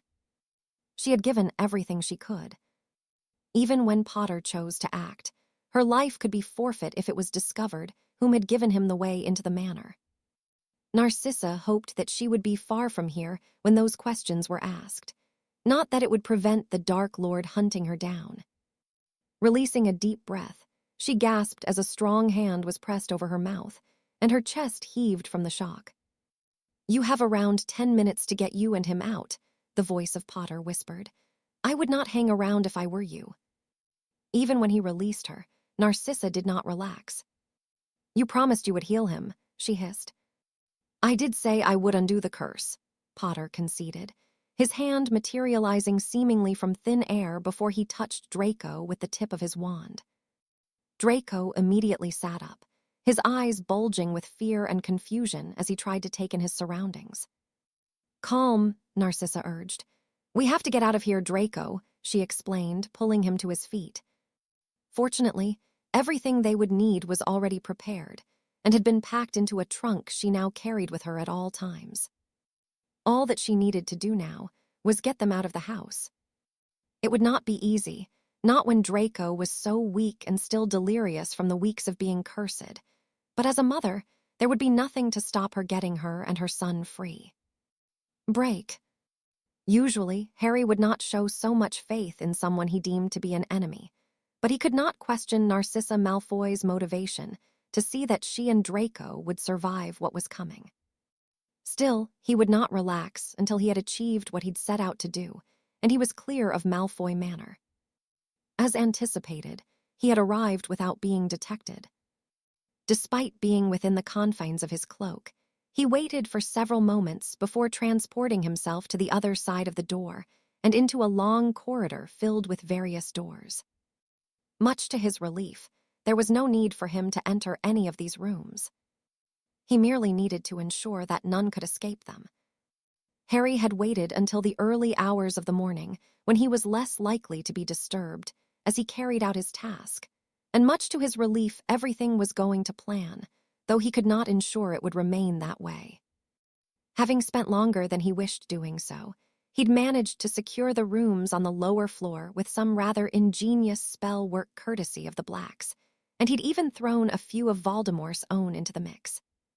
The Death Eaters within the rooms would be going nowhere. Any spell they attempted to use would be repelled back at them, and besides, before they realized what was happening around them, it would be too late. He smirked at the thought as he felt Narcissa's presence becoming fainter with each passing moment. She had seemingly taken his warning and was likely dragging Draco from the manor.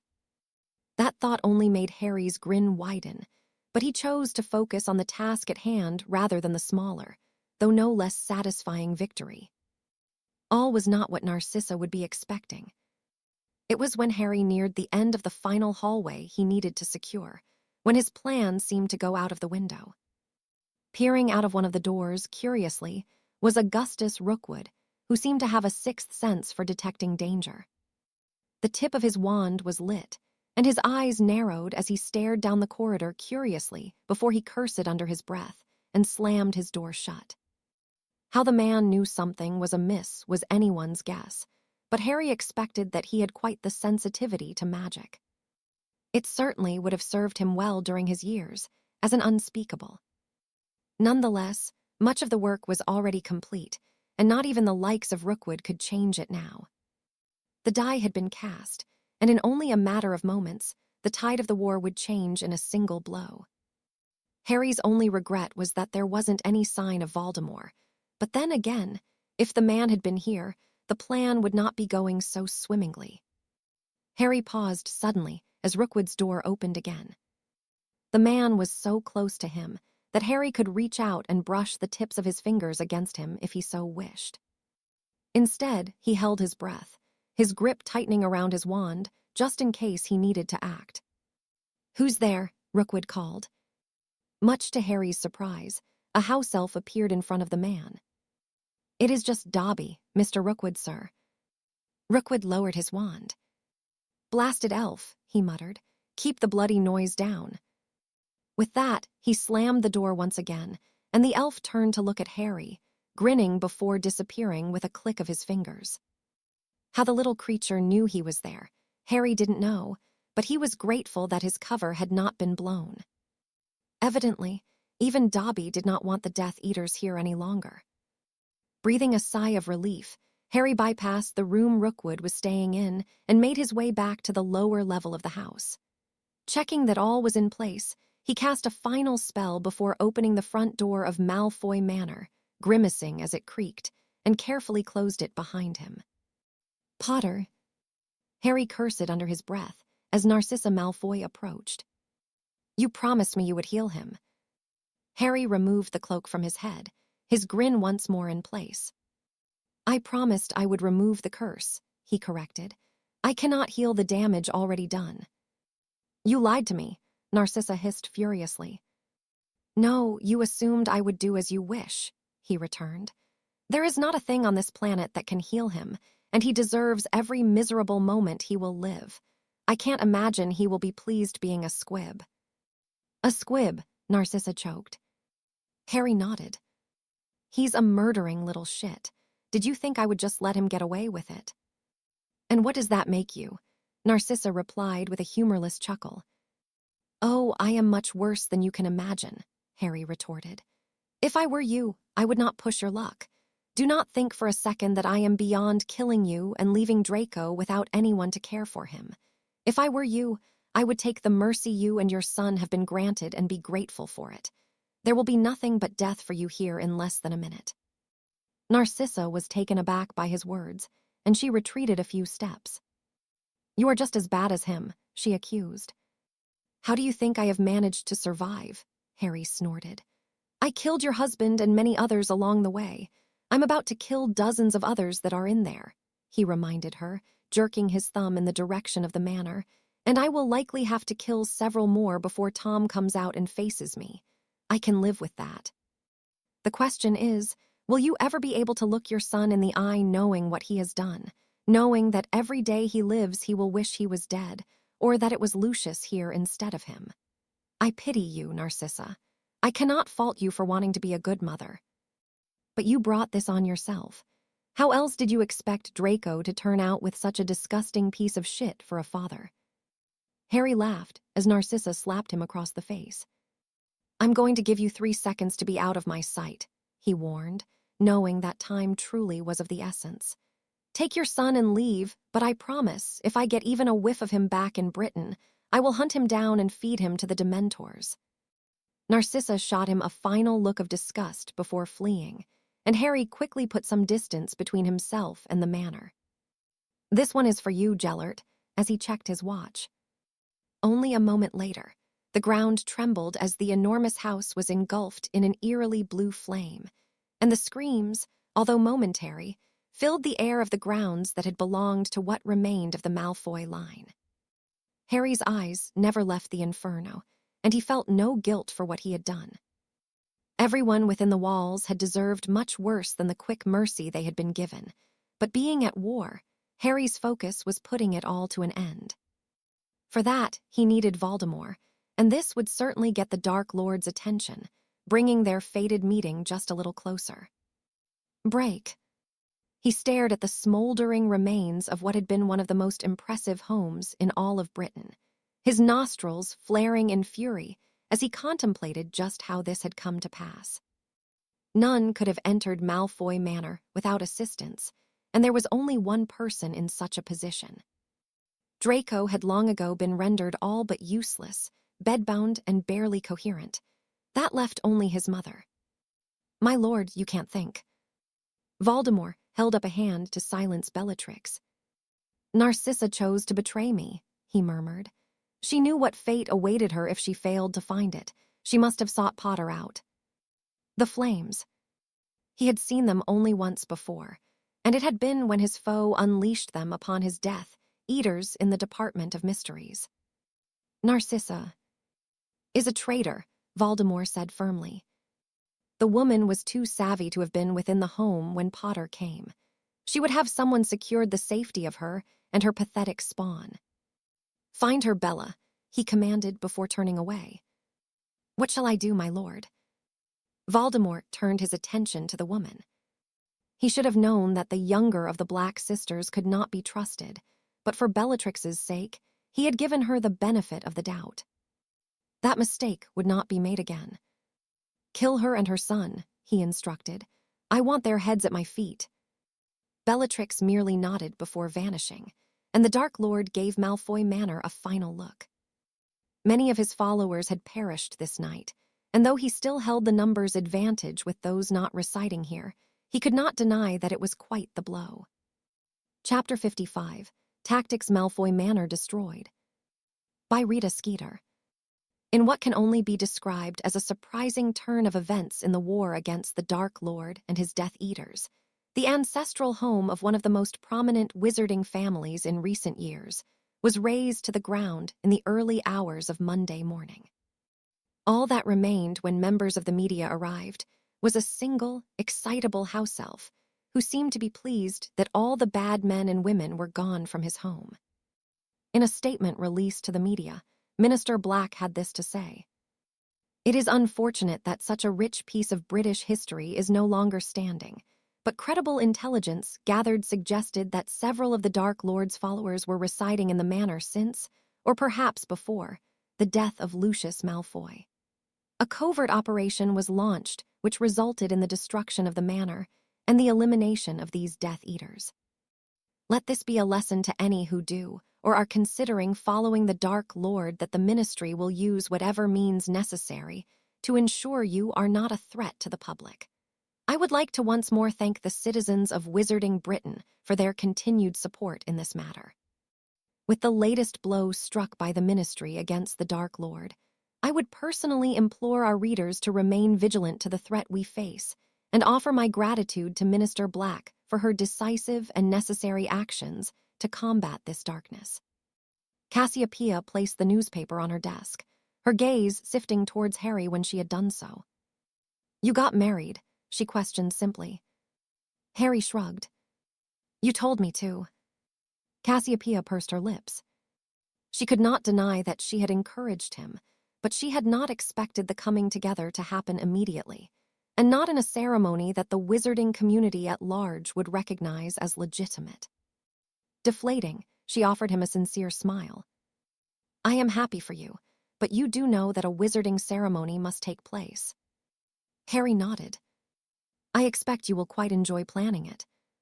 "What makes you think that?" "Come off it, Cassie. You might have chosen to follow Grindelwald and never got married yourself, but you're still a pure-blood woman. Marriage is ingrained into you." Cassiopeia narrowed her eyes at the young man. Seeing Harry married and having the family growing was something she had thought about over the years. Both the Black and Potter lines had been decimated in recent decades, and she longed to see them both replenished suitably. Besides, Harry was as good as her own son. What kind of mother wouldn't have thought about the wedding of their children to some degree? "Maybe," she conceded airily. "Is it so wrong that it is something I would want to share with you?" Harry shook his head. "Of course not," he sighed. "Good, then I will begin the preparations. I'm sure Anna and Alina will be happy to help." Harry nodded his agreement. His other friends had been rather put out that he and Lucinda had married without them being present, even if it was something of a spur-of-the-moment ceremony. Still, that would evidently be remedied soon enough. "What will happen to Dobby?" Harry asked. "Dobby?" "The Malfoy elf." Cassiopeia frowned. "Well, I expect he will be turned over to the Department for the Regulation and Control of Magical Creatures," she answered thoughtfully. "Why?" "No reason," Harry replied with a grin. "Would you like a personal elf?" "I have no need of one," Cassiopeia pointed out. "Creature serves me well enough, and you have Elgar." "True," Harry conceded, "but Dobby could have given me away last night, and he didn't. I'd like to reward him in some way. I'm sure he'd appreciate serving a nice family after the Malfoys." Cassiopeia huffed, though she smirked as an idea popped into her head. Harry had a thing for creatures. From flobberworms to basilisks, he'd always found something to care for. "Why don't you see if Dobby would like to serve your wife?" she suggested. "Lucinda." "Well, unless you have another wife we don't yet know about, then yes, Lucinda." Harry hummed as he nodded. "That could work," he mused aloud. "Then I will make the arrangements," Cassiopeia declared. "Now, if you don't mind, I have a mountain of work to get through and a wedding to begin planning." Harry offered her an insolent salute as he took his leave of the office, and Cassiopeia smirked. She had spoken to the elf already to ascertain what he knew. His personality could not be any more different than Lucinda's, so he would be perfect for the vampire. That would teach her and Harry to get married without her being there, even if it wasn't planned. Cassiopeia Black was not beyond such pettiness, especially where Harry was concerned. For years, the boy had caused her headache after headache with his mischief, and now it was her turn for a little revenge. Besides, it wasn't a mean gesture. She had no doubt that Dobby would serve Lucinda well, and that she would come to value his help, but in the beginning, the vampire would need to get used to the eccentric little creature.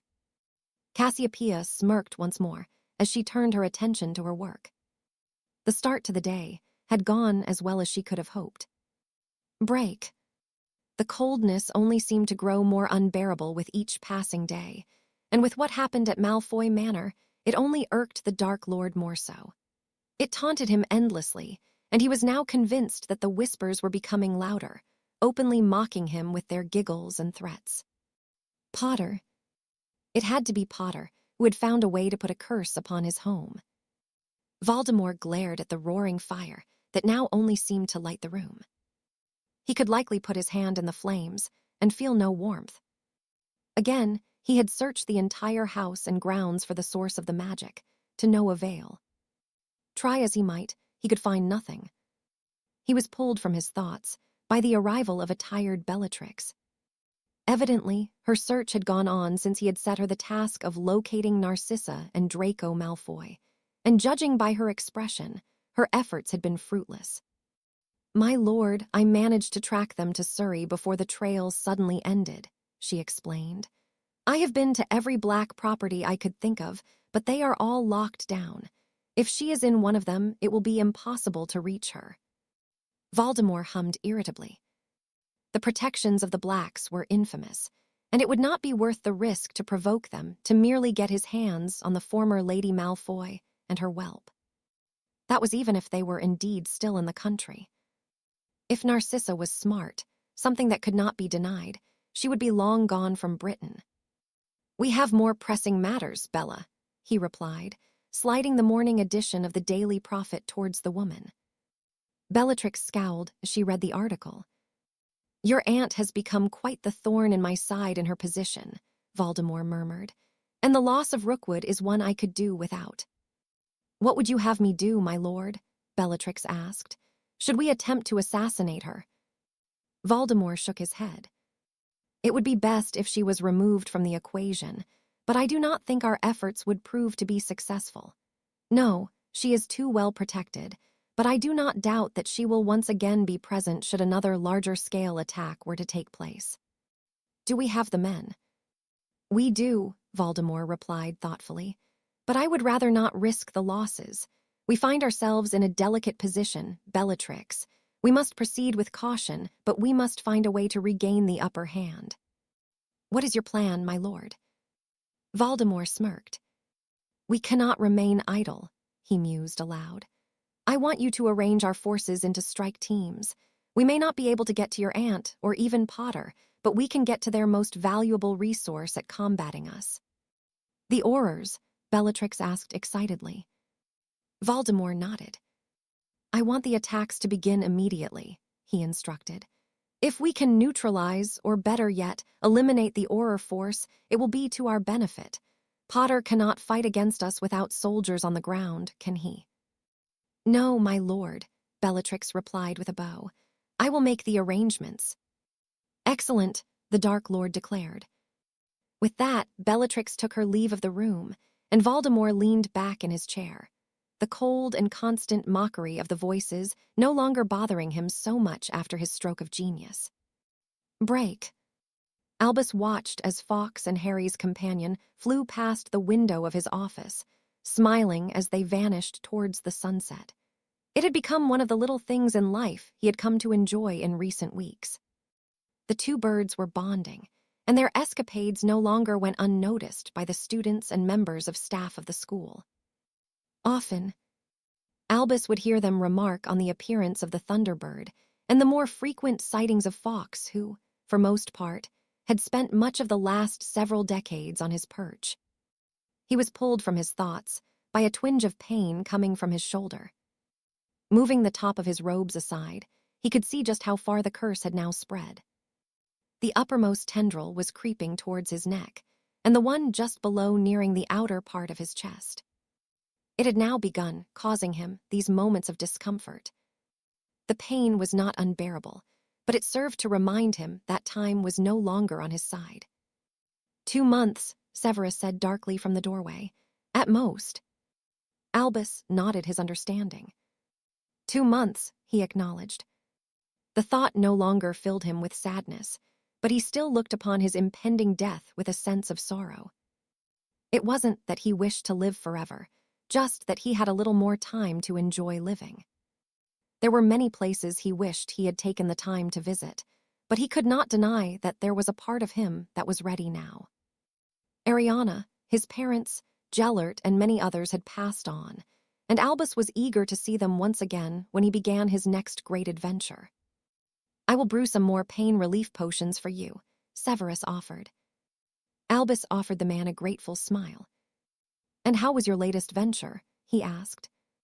"It was close," Severus explained. "Bellatrix tracked us to Surrey, but I managed to get them out. Narcissa is devastated. Draco is showing no signs of possessing any magical ability." "Will it return?" Severus shook his head. Potter assured her it will not. Albus released a deep sigh. He did not know what Narcissa or Severus had expected. Harry bore quite the grudge against Draco for what he had done to Miss Greengrass, and even if he could, he would never likely be inclined to undo the damage. It was that ruthless edge he possessed, and if Albus were honest with himself, Narcissa was fortunate that Draco was alive at all. Perhaps the harsh lesson would help him change his ways. "Do you think he will continue hunting her?" Severus shrugged. "I do not believe he has the resources to do so, for the moment," he answered. "The Dark Lord will not forget the transgression against him, but he has other things that require his focus." "Harry." "Potter," Severus agreed. "He will be more determined than ever to kill the boy." "A sentiment that will be returned," Albus sighed. "It is coming, Severus. Tom cannot afford to sit back and allow his operation to continue to crumble the way it is, and Harry will not wait. They will meet soon, and it will finally come to an end. If Potter can defeat him." "When Harry defeats him," Albus corrected. "You may not wish to believe in him, Severus, but even you must admit that he is your best hope to finally achieving a semblance of peace. Your pain may never fade, and you will never feel any fondness towards him, but I have no doubt he will have your eternal gratitude." Severus nodded reluctantly before turning towards the door. "When this is all over, I will be moving on," he declared. "I have been here long enough, Albus. I respect Minerva, but it was to you I made my promises. When the curse takes you, I will no longer remain at Hogwarts." Albus nodded his understanding. "What will you do?" he asked curiously. "I do not know," Severus returned with a shrug. "Perhaps I will see the world." Albus smiled sadly as the man took his leave of the office. Severus had made many mistakes in his life, and there was not a single thing he could in his own eyes to repent for them. It was likely he would forever be bitter that Lily Evans chose James Potter, but nothing would compare to the burden of guilt he carried for his own part in their death, however unwitting it had been. No, Severus Snape had been a broken man for longer than a decade, and that would never change. Break. He had been an Auror for the best part of 2 decades. Kingsley remembered the never-ending sense of danger from the First War, the peace that had come after, and the resurgence of the Dark Lord and his followers better than most. Still, the little over 2 years he'd had Tonks, as his partner had been amongst his favorites. The woman had been rambunctious at times, overly eager at others, but he could not deny that she had brightened his days. She was gone now, and though he had nothing against Solomon, his new partner, he tended to never shut up, and he sniffed a lot. Kingsley knew it was rather petty and unprofessional to compare the man to the metamorph, but he couldn't help it. Nymphadora's death was still fresh, and he'd have sooner completed his duties alone than be lumbered with someone else. Bones had insisted upon it. Rightly or wrongly, the job was too dangerous to do independently, especially with the Death Eaters potentially lurking in any hidden nook and cranny they passed. "It's bloody cold," Solomon grumbled as they walked the length of the high street in Streatham. It was a long stretch of road to traverse, though at this hour, most of the Muggles had returned home and only a few bars remained open. "It is," Kingsley agreed as he came to a stop. "Too cold for this time of year." He scanned the night sky as he cautiously drew his wand. Nothing could be seen in the darkness, but Kingsley could feel it. "Wand out, Solomon," he urged. "Are you any good with a Patronus?" Solomon nodded worriedly, the sudden quickened breathing of the man passing his lips in little bursts of steam. Expecto Patronum, Kingsley cried as he spotted the first of several cloaked figures descending upon them. Solomon followed suit, his falcon joining Kingsley's lynx in fending off the Dementors. "What the bloody hell are they doing?" he gasped. "Showing their true colors," Kingsley replied as he guided his patroness towards another wave of the vile creatures. "Avada Kedavra." Kingsley reacted in time, sweeping his wand around him in a circular motion and surrounding himself with the pavement he had torn up, but he could not ignore the dull thud of a body hitting the ground next to him. That was another partner he had lost. With a growl, he hit his own shide with a blasting curse, sending debris in all directions, not knowing where the plethora of killing curses had come from. In his position, it was best to be offensive.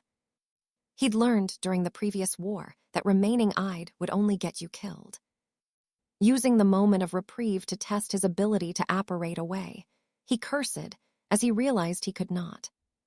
No, the ambush had been laid, and the Death Eaters had been waiting for them. There was nothing for it now but to fight his way out, and with that in mind, he sprang into action.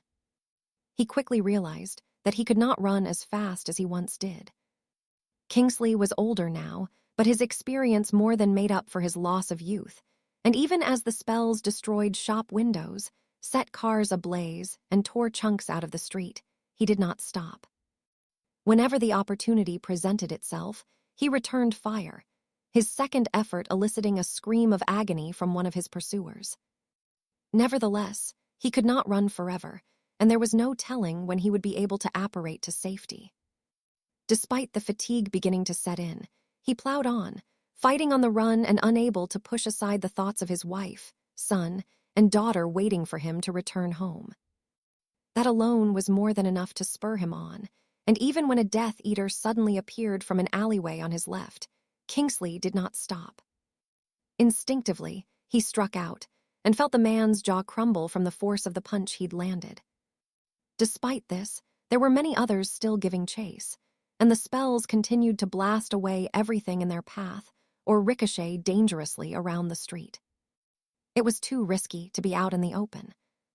With his reserves fatting, Kingsley knew he would be better off using his energy more productively, and though he would never urge any of his colleagues to follow his example, he dipped into a small side street where their numbers would count for little.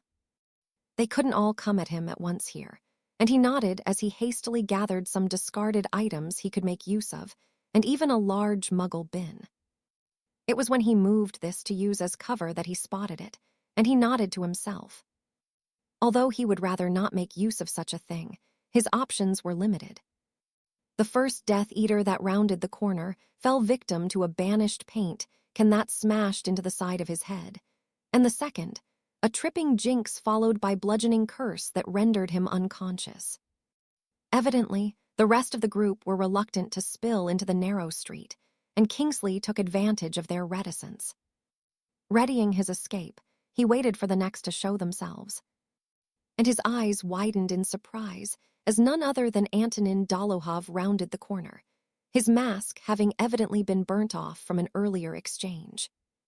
Dolohov was an exceptional wizard, and though Kingsley had every faith in his own ability, he would not risk facing the man whilst he had so much support. Banishing the Muggle bin towards Antonin, Kingsley followed it up with a stream of fire and a few blasting curses for good measure, before dropping into the sewer below whilst his foes were distracted.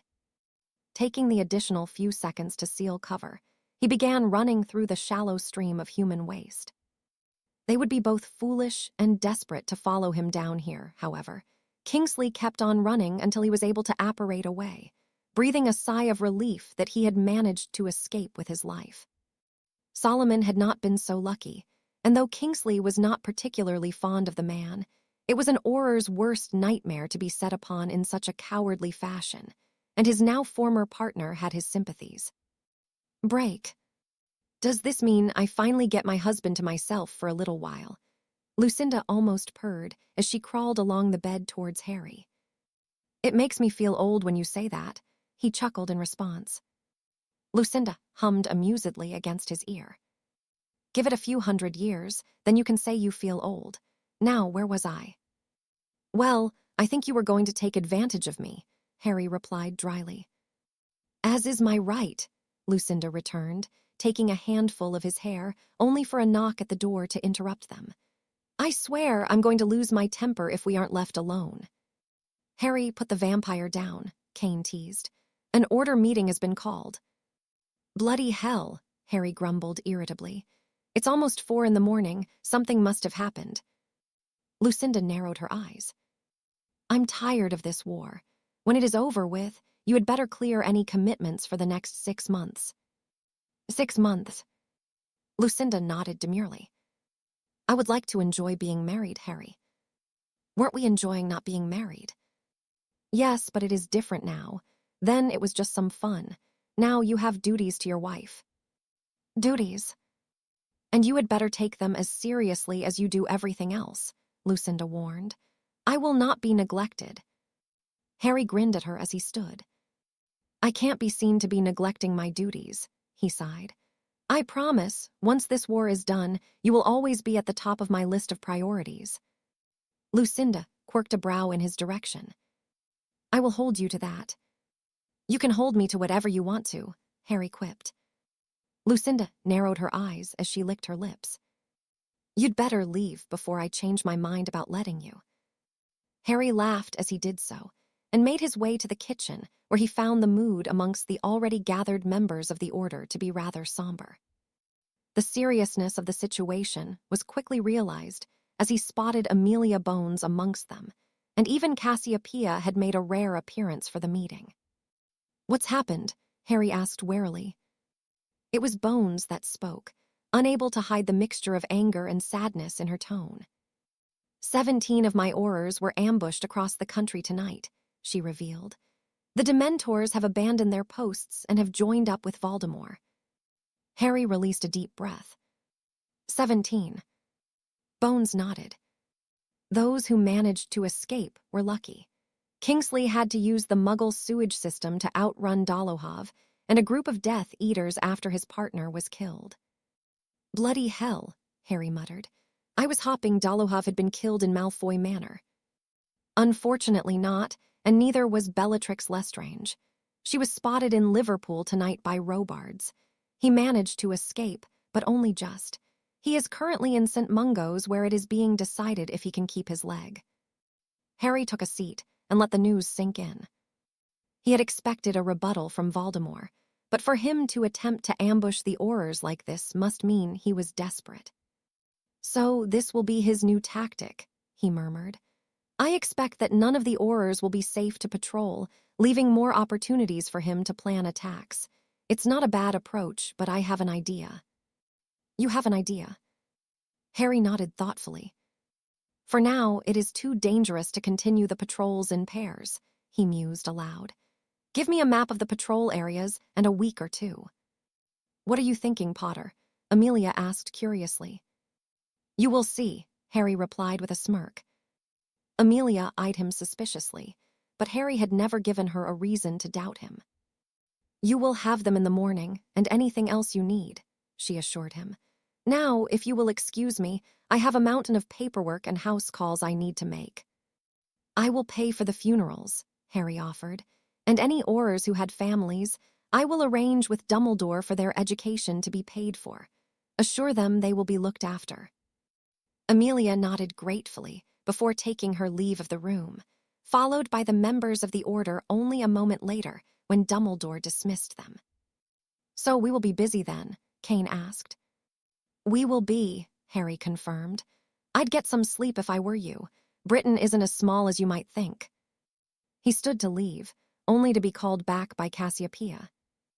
I don't suppose this is the best time, but I made the necessary arrangements. Dobby, she called. The little elf appeared, bouncing excitedly on his toes as he stood before Harry. Harry stared curiously at him for a moment. Why didn't you tell Rookwood I was there? He asked. Dobby didn't have to tell him, Harry Potter, sir, the elf answered. Bad master died, and mistress did not take Dobby as her elf. Dobby had no master. Harry snorted. So, you decided to stay? Dobby nodded, and his ears flapped comically as he gave a toothy grin. Dobby wasn't told he had to leave. Harry liked the elf. He was resourceful and certainly amusing. "Well, how do you feel about serving the houses of Black and Potter?" he asked. Dobby nodded again, unable to prevent himself from fidgeting with excitement. "Dobby would like that, Harry Potter, sir." "Then I will take you to your new mistress," Harry offered. "You will be her personal elf." Dobby positively beamed as Harry led him from the room, and the two of them made their way up the stairs towards the quarters Harry and Lucinda now shared. His wife had decided to shower in his absence, and Harry and Dobby waited until she emerged from the bathroom, wrapped in only a towel. "That's not Elgar or Creature," Lucinda commented when she took note of the new elf. "It's not," Harry confirmed. "This is Dobby. He will be your personal elf." "My personal elf?" "Dobby is pleased to be meeting Mistress," Dobby spoke, offering a low bow. Lucinda simply stared dumbly at the enthusiastic Creature before her gaze shifted to Harry. "What am I going to do with an elf?" "Well, Dobby can do just about anything for you," Harry answered. "He will make sure your clothes are ready for you in the morning. He will make you breakfast and complete the menial tasks you don't have time for. He can even take messages for you." "I don't know what to say. I don't think I have need of an elf." Dobby's expression fell along with his ears. "You will be helping him as much as he helps you," Harry explained. "The world is dangerous for house elves. You provide him a home and ensure he is safe, and he will look after you. You know I hate this crap, but having an elf is as much a status thing as it is a benefit. When the war is over, things will be different, and having Dobby around will save you so much trouble when dealing with the people who will come clamoring around us." Lucinda looked towards the saddened elf once more and took pity on him. "Fine," she agreed. Dobby squealed in delight and wrapped his arms around the vampire's legs, thanking her profusely for accepting him. Harry chuckled amusedly, his thoughts drifting to the woman who had arranged this. Cassiopeia had done so knowing that Lucinda would be taken aback by having her own elf. It was as far as Cassie was willing to go to participate in a prank of her own, but Harry would get her back. He wouldn't allow any to get the better of him, not even his smug aunt who had raised him. "Harry." "Come on, Dobby," Harry sighed as Lucinda began to grow irritated with the animated elf. "Why don't you find Elgar and Creature? They will give you some jobs to be getting on with until Mistress Lucinda needs you." Dobby nodded before disappearing with a click of his fingers, leaving Harry alone with his scowling wife. "It is not funny," she huffed. "Yes, it is," Harry replied. "He is a little excited, but you will get used to him. I promise you won't regret taking him on." Lucinda hummed as she stepped towards him. "What is it he will call me again?" she asked innocently. "Mistress," Harry answered with a frown. Lucinda grinned, exposing her fangs. "I quite like the sound of that," she mused aloud. "Maybe it shouldn't only be Dobby that calls me it." Harry's eyes widened as she lunged for him, pinning him against the door. "No more interruptions." "I don't think so." "Good, because Mistress Lucinda is tired of waiting around." Harry could only nod his understanding, pleased that the two of them had finally been granted some time alone, however brief it may be. Break. It was a success. Voldemort questioned the prostrating Bellatrix. "It was, my lord," the woman confirmed. "We lost only 4 and took 17 of the Aurors." "Good," the Dark Lord praised. "Then I wish for your efforts to continue. We must gain the upper hand once more." "We will, my lord," Bellatrix assured him. Voldemort hummed as he dismissed her with a wave of his hand. It was about time something went right. He had grown tired of the failings of his followers, and the latest treachery of Narcissa Malfoy had left the Dark Lord in a foul mood indeed. The less he thought of his lost Horcruxes, the better, but it was something he could not avoid forever. Soon, he would no longer be able to avoid entering Hogwarts to check on the one he had perhaps foolishly left there. For now, however, he and his followers needed these smaller victories to prepare them for a bigger fight. It could not be avoided forever, and with each passing day, Voldemort felt his fated meeting with Potter growing only closer. One would live and one would die. There was simply no place for both of them in this world, and the Dark Lord was determined to crush it beneath his heel. For that, he had to be rid of his foe. Equal. He shook his head of the very notion. None could hope to match him, not even Harry Potter. Break. You're looking a little too proud of yourself for my liking, Potter, Amelia Bones sighed as Harry led her down the Muggle side of Charing Cross. I don't like that my Aurors are being put at risk. Both were dressed in Muggle attire, Harry as typical businessman and Amelia as something resembling a secretary. There won't be any risk, Harry assured the woman. For much of the day, he had been at work with Kane, Elinor, and Anna, preparing a sample for Amelia to see for herself. The woman was deeply concerned for the safety and welfare of those she was responsible for, and was reluctant to allow them to patrol as they had been. Harry understood her concerns. If the Death Eaters were going to adopt the tactic they had the previous night more often, the Aurors would be exceedingly vulnerable. Already, their numbers were low, and although Amelia was attempting to recruit, very few were answering the call during a time of war.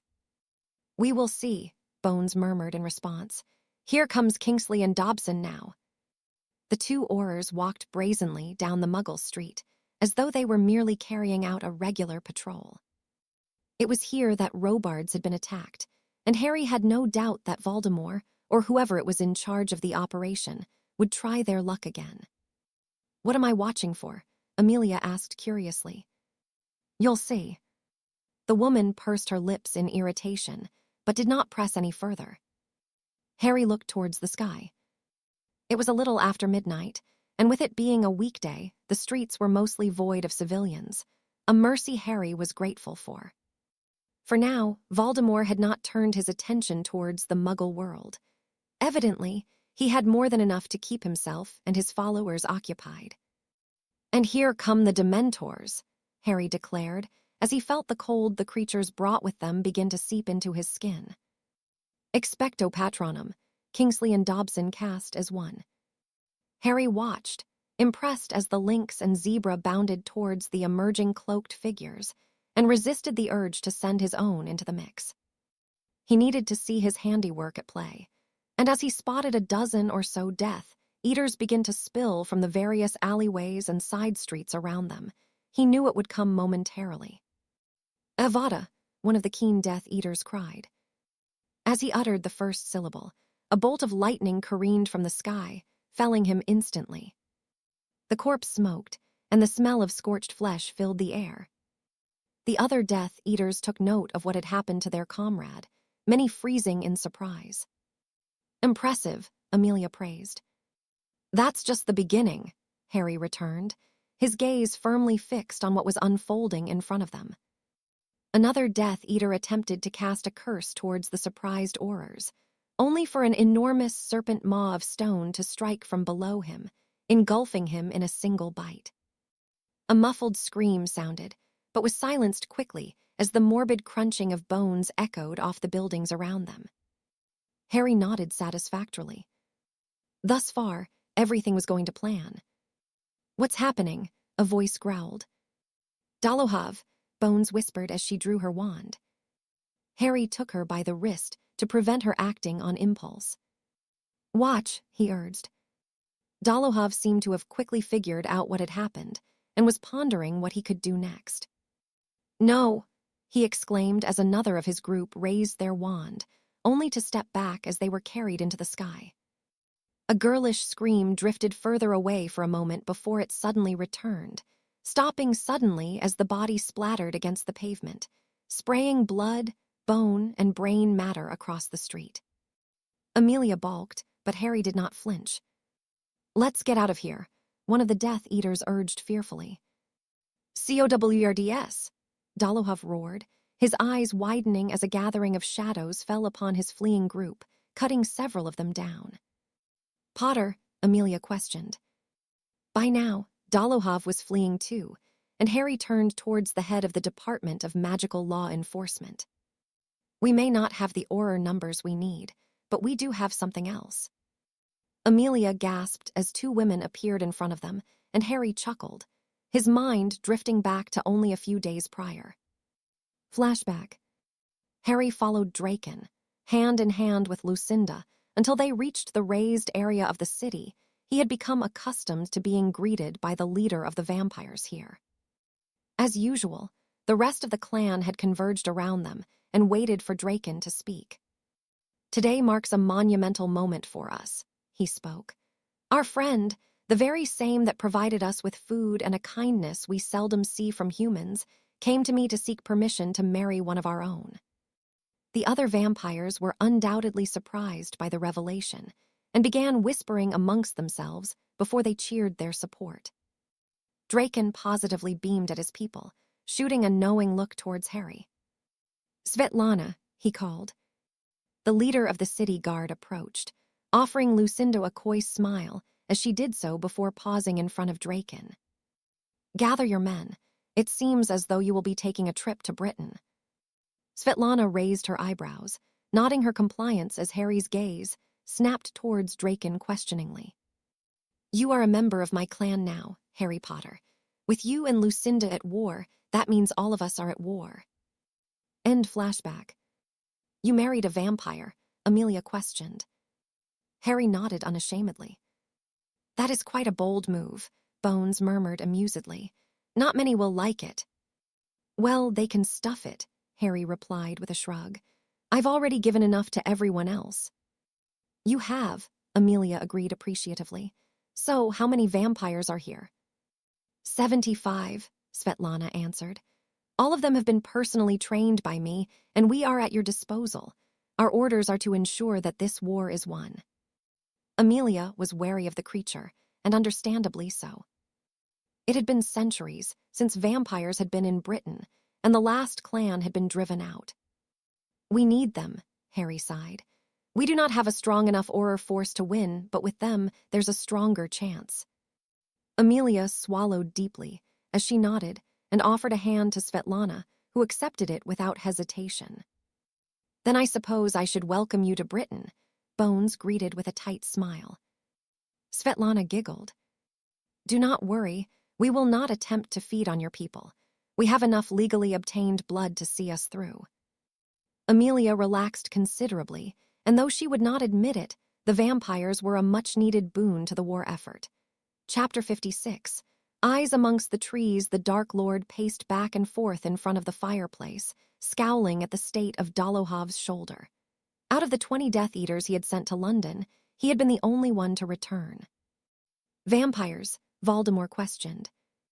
Dolohov nodded, groaning as Severus tended to the deep wound. "It was them," Antonin growled, grimacing as the potion's master poured a smoking liquid into the deep slash he had sustained. Voldemort's jaw tightened. He had sent Pettigrew to liaise with the creatures on his behalf, and the rat had never returned. "Potter," he muttered irritably. "He has been seen in the company of one of them. She acts as Black's guard." "And now they seem to have sided with him," Severus murmured. "But why?" "It doesn't matter," Bellatrix snapped. "I will wring the bitch's neck." "We have discussed this," the Dark Lord reminded the woman. "Black is too well protected. That means that Vampire is too. It would be foolish to attempt to kill either directly. No, my mind is set on a more important matter," he added, his gaze shifting to Nagini. He no longer let her out of his sight, and had taken the precaution of placing her into an enchanted tank of his design. She did not like it, but she would comply. As things were, she was all that stood before him and potential death. With his plan all but set out, he could not risk anything befalling Nagini. "Important matter?" Dolohov asked. Voldemort nodded. "Severus, leave us," he instructed. Snape merely offered a bow before doing so. "As much as I wish I can trust him, I cannot with what I am to discuss with you," Voldemort explained. "Antonin, I would have you scout Hogwarts. You can enter through the forest." "The bloody forest," Dolohov scoffed. "It's madness to go in there." Voldemort nodded. "It is the only way," he sighed. "I need you to find a route through to the castle." "My lord, that could take weeks." Take as much time as you need. Choose 20 of our best, but do not get caught, he instructed firmly. The damned gatekeeper knows the place like the back of his hand. Antonin was undoubtedly reluctant to accept the task, but he would. Dolohov was among his most loyal followers and had not let him down yet. With a nod, the man stood. I will begin at once, my lord. No, Voldemort decided. Not until you are healed. You are no good to me injured, Antonin. Nodding his understanding, Dolohov left the room. What do you need from me, my lord? Bellatrix questioned. I need the others prepared, Voldemort replied. They must be ready to combat the castle defenses. There will be no more ambushing the Aurors. With the vampires out there, it is too dangerous. We must preserve our numbers and add to them if we can. Of course, my lord, Bellatrix returned obediently. She was displeased that there would be no more attacks on the Aurors, but it was for the best. Now leave me. There is much I need to consider. When he was alone, the Dark Lord took a seat by the fire, ignoring the permeating cold and irritating whispers. Everything he had ever worked for depended on this undertaking. His Death Eaters needed to be ready, as did he. Getting into Hogwarts was a monumental task in itself, but that would only be the beginning. The castle defenses were something of legend, and even if they could be breached, the Hogwarts staff were amongst the best in their fields. They wouldn't simply bow down to his demands. No, it would be an all-out battle, and the Dark Lord needed to ensure that every possible thing that could go wrong was mitigated accordingly. It would take careful planning, and even then, it was likely he would find himself facing the unexpected. The thought filled him with dread. Taking such a risk was one thing, but being unprepared was something the Dark Lord had never been comfortable with. Nevertheless, with how everything had developed so unfavorably, he was left with little choice. It was imperative that he made it into the castle to retrieve the diadem, and with a little luck, he could be rid of Dumbledore in the process. Break. Having the vampires join the war was not something Harry had anticipated until Draken had all but insisted on them doing so. He was grateful for the much-needed assistance, but housing 50 of the creatures in a country that would likely be hostile towards them, despite their reasons for being here, had not been easy. Still, the sudden and violent passing of Lord not seemed to have provided Harry with the perfect place. The vacated building of his illicit empire was perfect for Svetlana and her soldiers.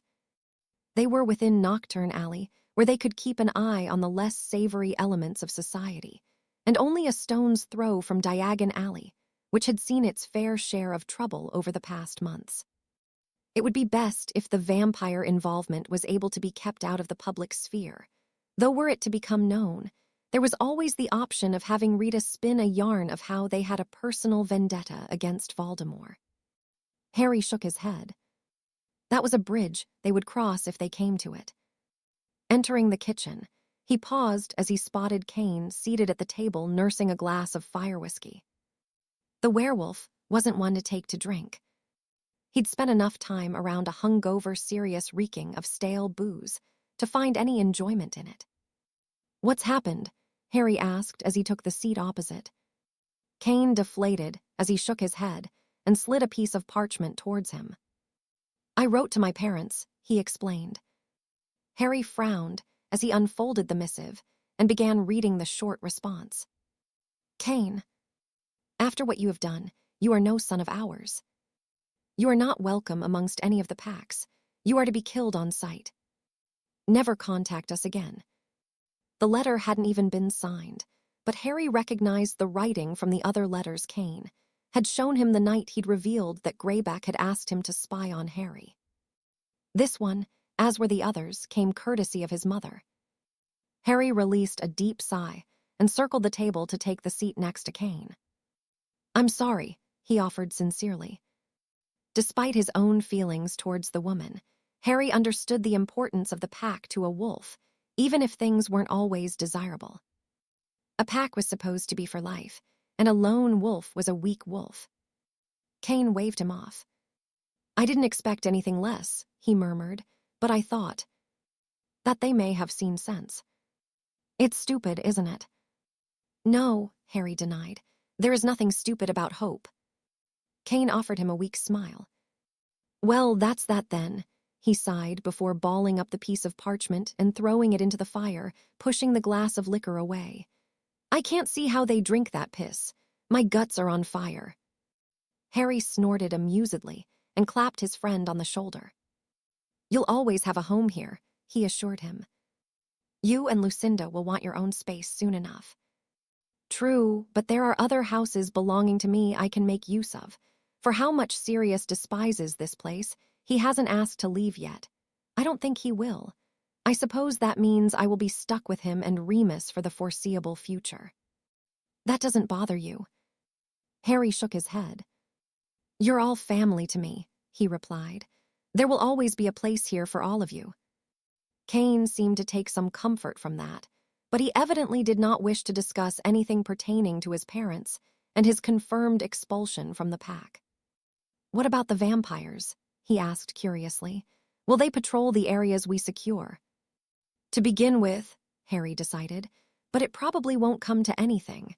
Voldemort won't risk many more attacks like that if he thinks the results will be the same. He'll have to come up with something else. What do you think he will do? Harry shrugged in response. There's no telling what goes through his mind. I don't suppose the curse is helping his sanity. Curse? Harry grinned mischievously. I placed a curse near his home, he explained. I couldn't do much, but there are voices that whisper to him in Parseltongue, and it drops the temperature of the area significantly at random times. I imagine it is irritating him quite a bit. Kane shook his head. He must know it's you, he chuckled. Bloody hell, only you would provoke a psycho more than he needs to be. It gives him something to think about, Harry pointed out. It reminds him that I am there and that even within his own walls, he cannot escape me. Well, I think the world should be grateful that you don't have the same aspirations as Voldemort, Kane replied. Harry shook his head with conviction. I don't even like the power I have now, he admitted. If I had my way, I'd have a much simpler life where I wouldn't have to worry about politics or any of that kind of stuff. Then why do you? Because it is my responsibility, Harry answered simply. I might not be a strong traditionalist like most of the former lords of the Black family, nor do I care so much about being a protector of the people, but generations have, and I would be doing them a disservice if I did not continue their work. I will not be the reason that the Potters and Blacks fall from grace, or become just other names in history. That's some dedication, Kane murmured. I sometimes forget just how much pressure is on you. You carry it so well. Harry shook his head. Not always, he disagreed, but even when things get tough, you have to appear as though you have everything in hand.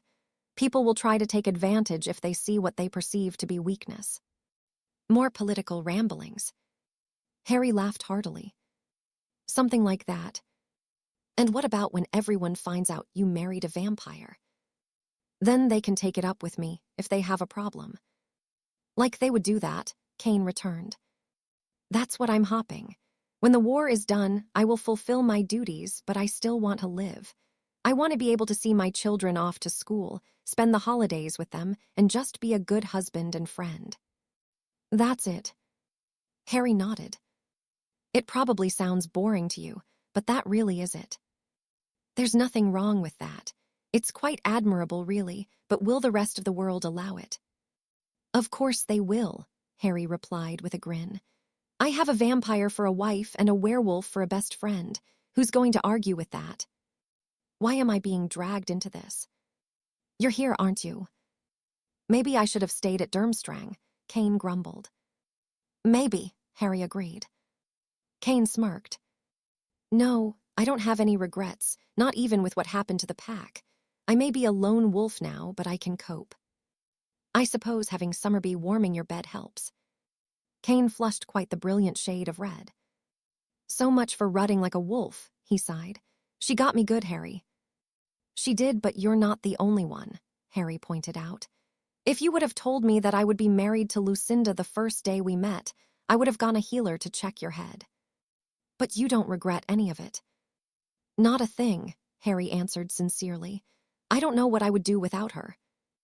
Who knew that boys spoke in such a flattering way? Lucinda's voice sounded from the door. Harry turned to see the grinning vampire, leaning against the woodwork. "You knew she was there," Harry accused the amused werewolf. "I did," Kane said unashamedly. "That'll teach you for bringing up personal things."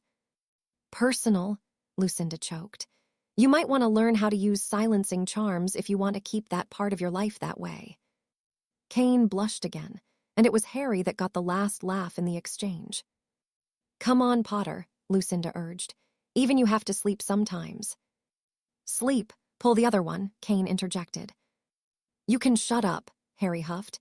"And your name is Potter now, too," he added to Lucinda. "I hadn't thought of that," the vampire murmured. "Come on, Potter, bedtime," Harry teased. Lucinda narrowed her eyes at him, and Harry took off in a sprint. He knew that look well enough now, and though running only seemed to provoke the vampire's predatorial instincts, it never stopped him instigating things between them. Break. "I must say, I had not considered the possibility of the vampires involving themselves," Albus murmured.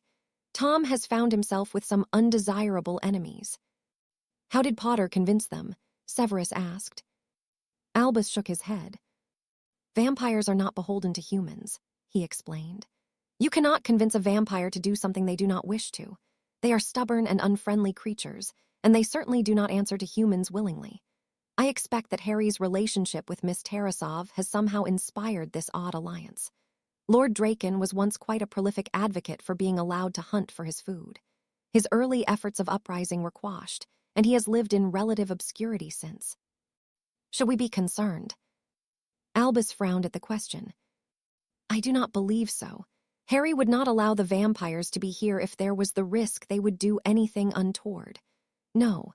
Although I cannot profess to understand this development in its entirety, I have no cause for concern as yet." Severus did not appear to be convinced. "He no longer trusts me as he once did," he murmured.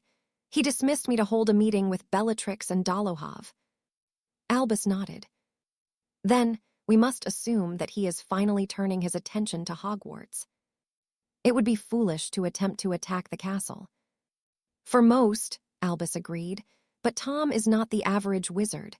The defenses of Hogwarts are indeed exceptional, but they are not infallible. He will find a way in." "What will we do?" "We will prepare accordingly," Albus answered tiredly. "When he inevitably comes, we must be ready." Severus released an irritable breath. "I do not understand why he would take such a risk." "Because he believes there is something here he wishes to be returned to him," Albus answered vaguely. "To him, the reward outweighs the risk." "I don't suppose you are going to be more forthcoming." Albus offered the man a smile. "It is for your own sake that I will say no more." Severus scowled unhappily. He did not like being kept in the dark, but it was for the best. "I do not like it," the potion's master declared. "The thought of him here is unsettling. It could take weeks or months, and with your condition, the castle is at its strongest with you here. Have you even told Minerva?" "I have," Albus confirmed. "She took the news as well as expected." "Do you not think it would be apt to tell her of this?" "I will," Albus assured the younger man. "If the worst is to happen and my time runs out before he arrives, I will ensure the castle is ready. I am but one man, Severus, and an old one at that. Tom no longer fears me as he once did. You need to let go of the notion that it will be my efforts that will put a stop to him." "Potter," Severus grumbled. "Harry," Albus concurred. "He is our best hope, our only hope. You may not like him, but it is him that will set you free. He will win Severus. Of that I have no doubt." "I wish I could share your confidence, Headmaster. The Dark Lord is a monster. And there is always one that comes to slay them." Severus's lip curled in distaste. "The snake," he sighed after a moment. "He has become oddly preoccupied with protecting it. He has even placed it into an enchanted tank and never lets it out of his sight." Albus nodded his understanding. "The final piece of the puzzle. It will need to be destroyed." "Impossible," Severus declared. "Every protection imaginable will be around it. No one will get to it whilst he lives." Then it may have to wait until after Tom is gone, Albus mused aloud. I will need to ponder our options. Leave it with me, Severus. I apologize for the rudeness, but I am feeling rather fatigued. Of course, Severus replied as he stood, eyeing Albus worriedly as he made his way towards the door and took his leave of the office. When he was alone, Albus released a deep breath. It seemed with each passing day now, the curse took its toll on him more and more. When he'd first been exposed to it, weeks would go by without feeling any negative effect from it. But now it was reaching ever closer towards his heart. There was no ignoring the symptoms. Nausea, fatigue, and tiredness. Albus had never been one to sleep much, but now it seemed he did so more than he was awake. His days truly were numbered, but now was not the time to rest. The castle needed to be prepared, and he would use his very last breath to ensure that it was. Break. Is all of this really necessary? Lucinda groaned. Cassiopeia was not even halfway through explaining what a wizarding wedding would entail, and the vampire was already losing patience. Still, she had decided to accept Harry's proposal, and there were expectations to be fulfilled. She smirked in response as she placed another pile of brochures on the desk, eliciting a bout of laughter from Anna and Alina. Don't worry, the latter comforted. We will help you with all of this. And what will Harry be doing? Lucinda grumbled. Attending, Cassiopeia answered simply. Believe me, the last thing you want is for him to be involved in any of this. The finer details of magical ceremonies has never been his strong point. It was difficult enough getting him to put any effort in learning to dance. Wedding talk would see him hide under his bed for days. He hid under his bed, Lucinda asked amusedly. And would have stayed there had I not caught Elgar sneaking him food and put a stop to it. Trust me, this is better handled by us, and you have Dobby too. Lucinda's nostrils flared at the mention of the elf, and a grin tugged at Cassiopeia's lips. Don't tell me he is causing you problems. No, Lucinda denied. I'm just not used to having everything done for me. It's strange. I know he means well, and he is growing on me, even if he can be more annoying than Harry. It's just taking some adjusting. A house elf is an invaluable asset, Cassiopeia assured her. They not only keep your household running smoothly, but they are excellent additions to your security. You'd be surprised at how deep their loyalty goes, she added, her mind drifting towards what Creature had done on behalf of Regulus. I am grateful for him, Lucinda explained. It's not really the punishment you intended. Punishment? Cassie asked airily. Lucinda offered her a pointed look. I know that you're a little put out that we got married already, but it was a spur-of-the-moment thing. I didn't expect Draken to insist on a vampire ceremony, and not there and then. Cassiopeia hummed. What's done is done, I suppose, she sighed. Even if it was a vampire ceremony, I still would have liked to have been there, she admitted. I raised that boy as though he was my own. And you did a fine job, Lucinda cut her off. For all of his mischief and his ability to irritate me more than anyone else, everything else is because of you. How do you think he would have turned out if he was raised by the Muggles? Cassiopeia's jaw tightened at the mention of Lily Evans' sister and her fat oaf of a husband. Harry would have had a terrible life with them, one that did not bear thinking about. Flattery will not get you far with me. If you call honesty flattery, that's your choice. Cassiopeia's lips quirked in amusement. Harry had indeed chosen his bride wisely. Forgetting that she was a vampire, Lucinda was a strong woman who was not afraid to trade barbs with any, and it filled Cassiopeia with relief to know it.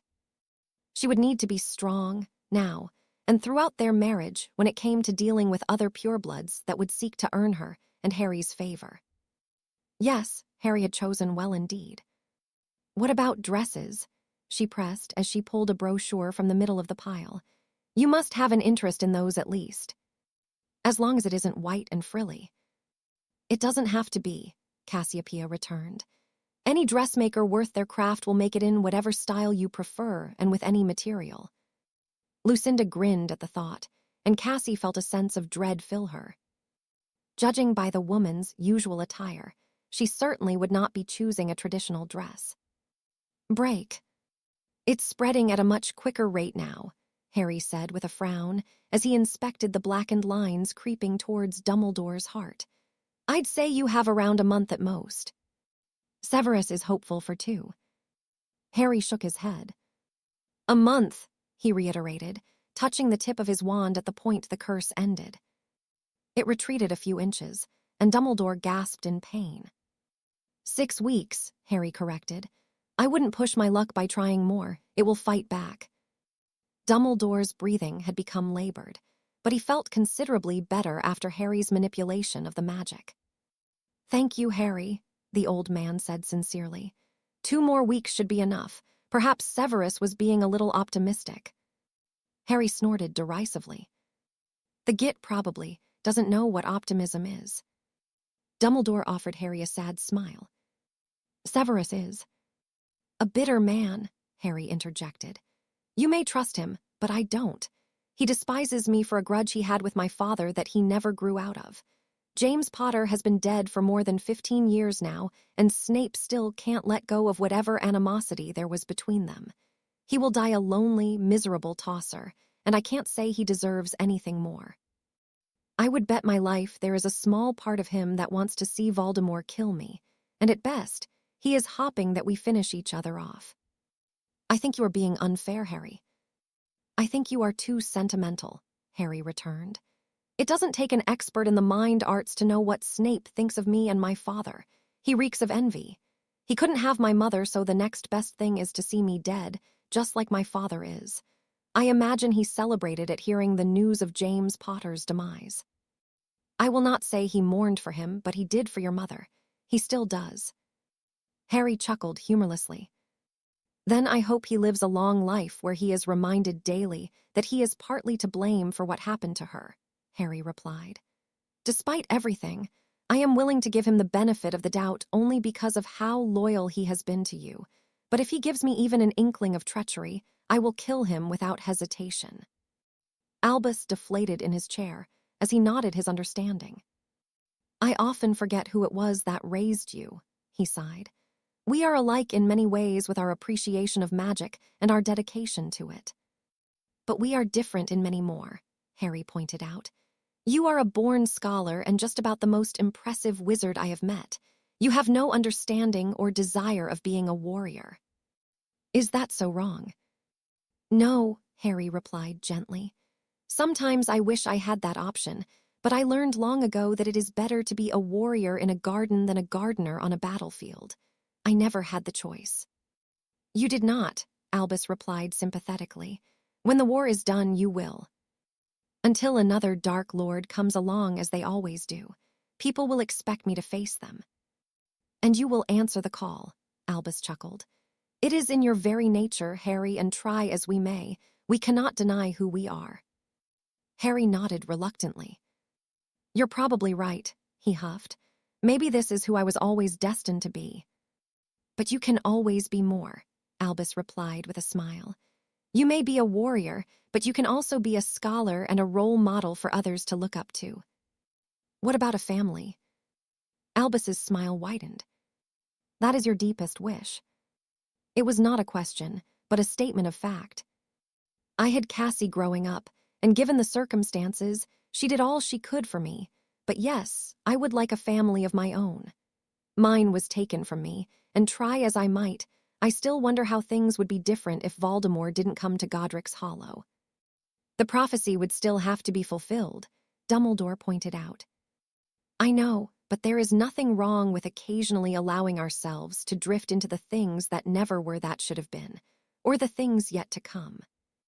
There is not, Albus agreed wholeheartedly. So, how many children would you like?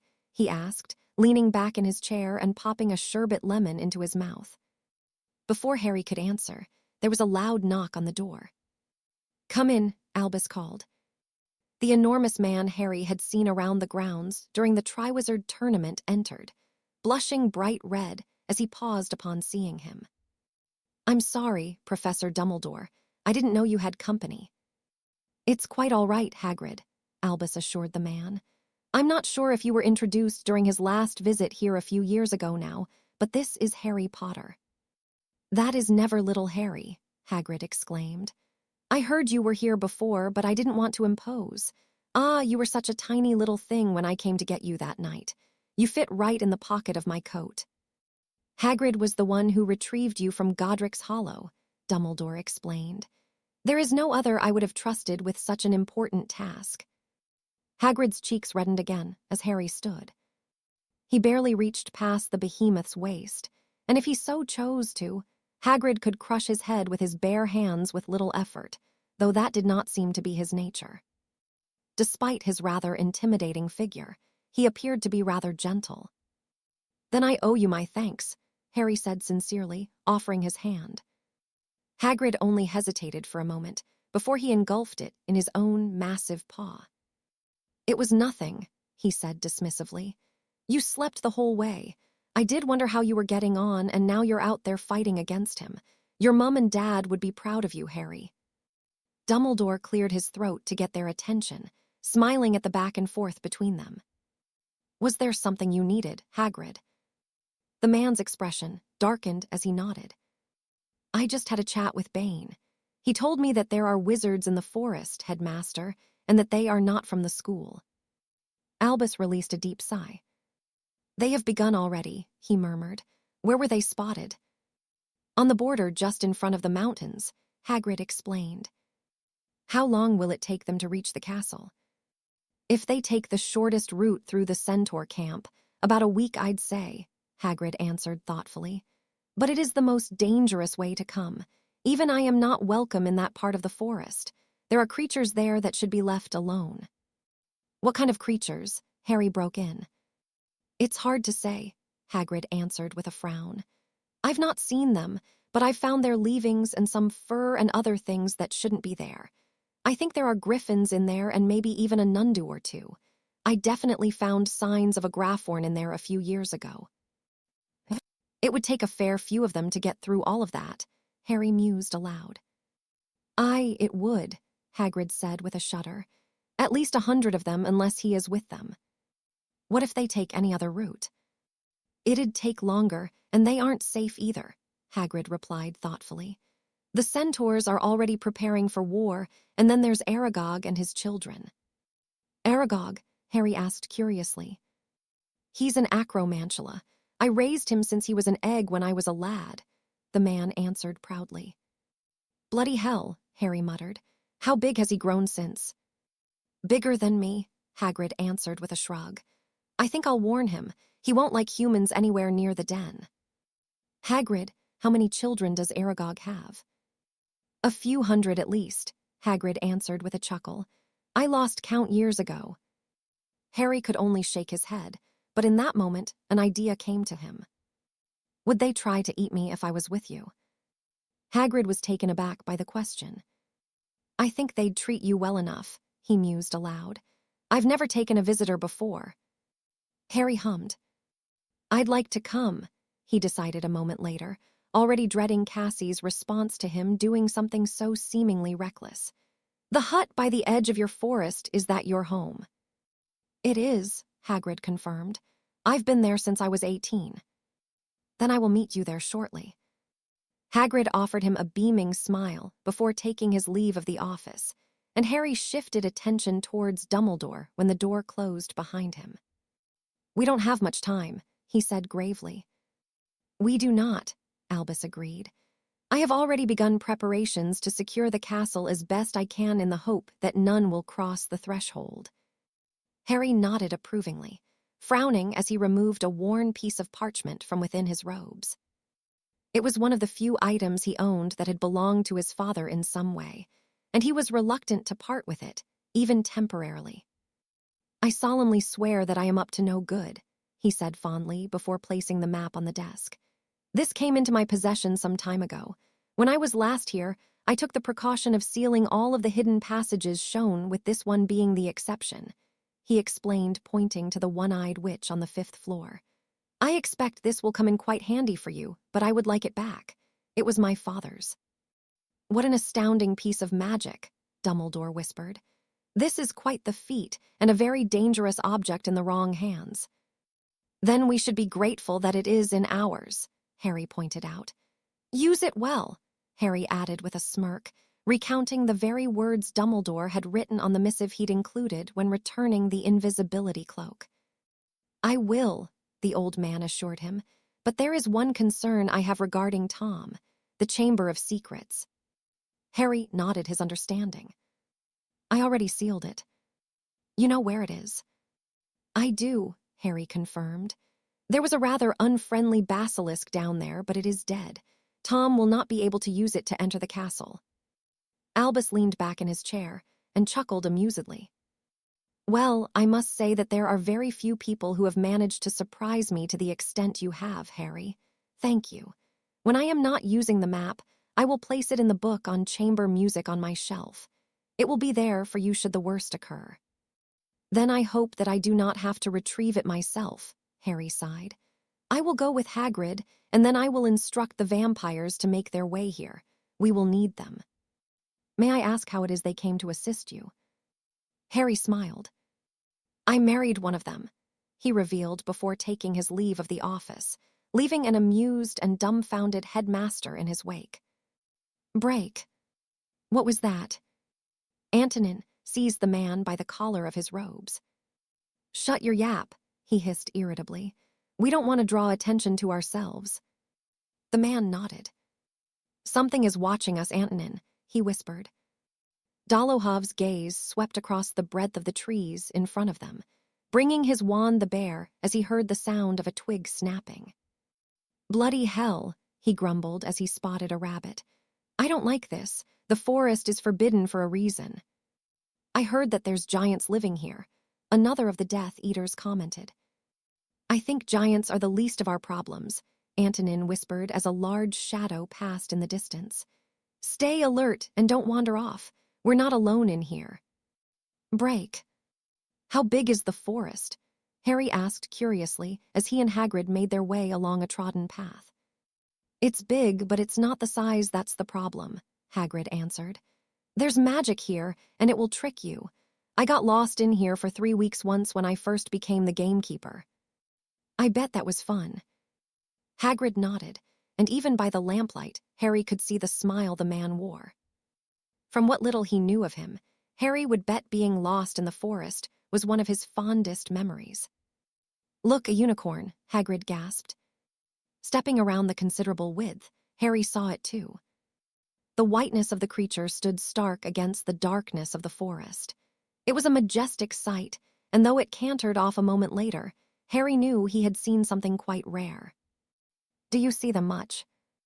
Hagrid shook his head. They're shy creatures, he explained.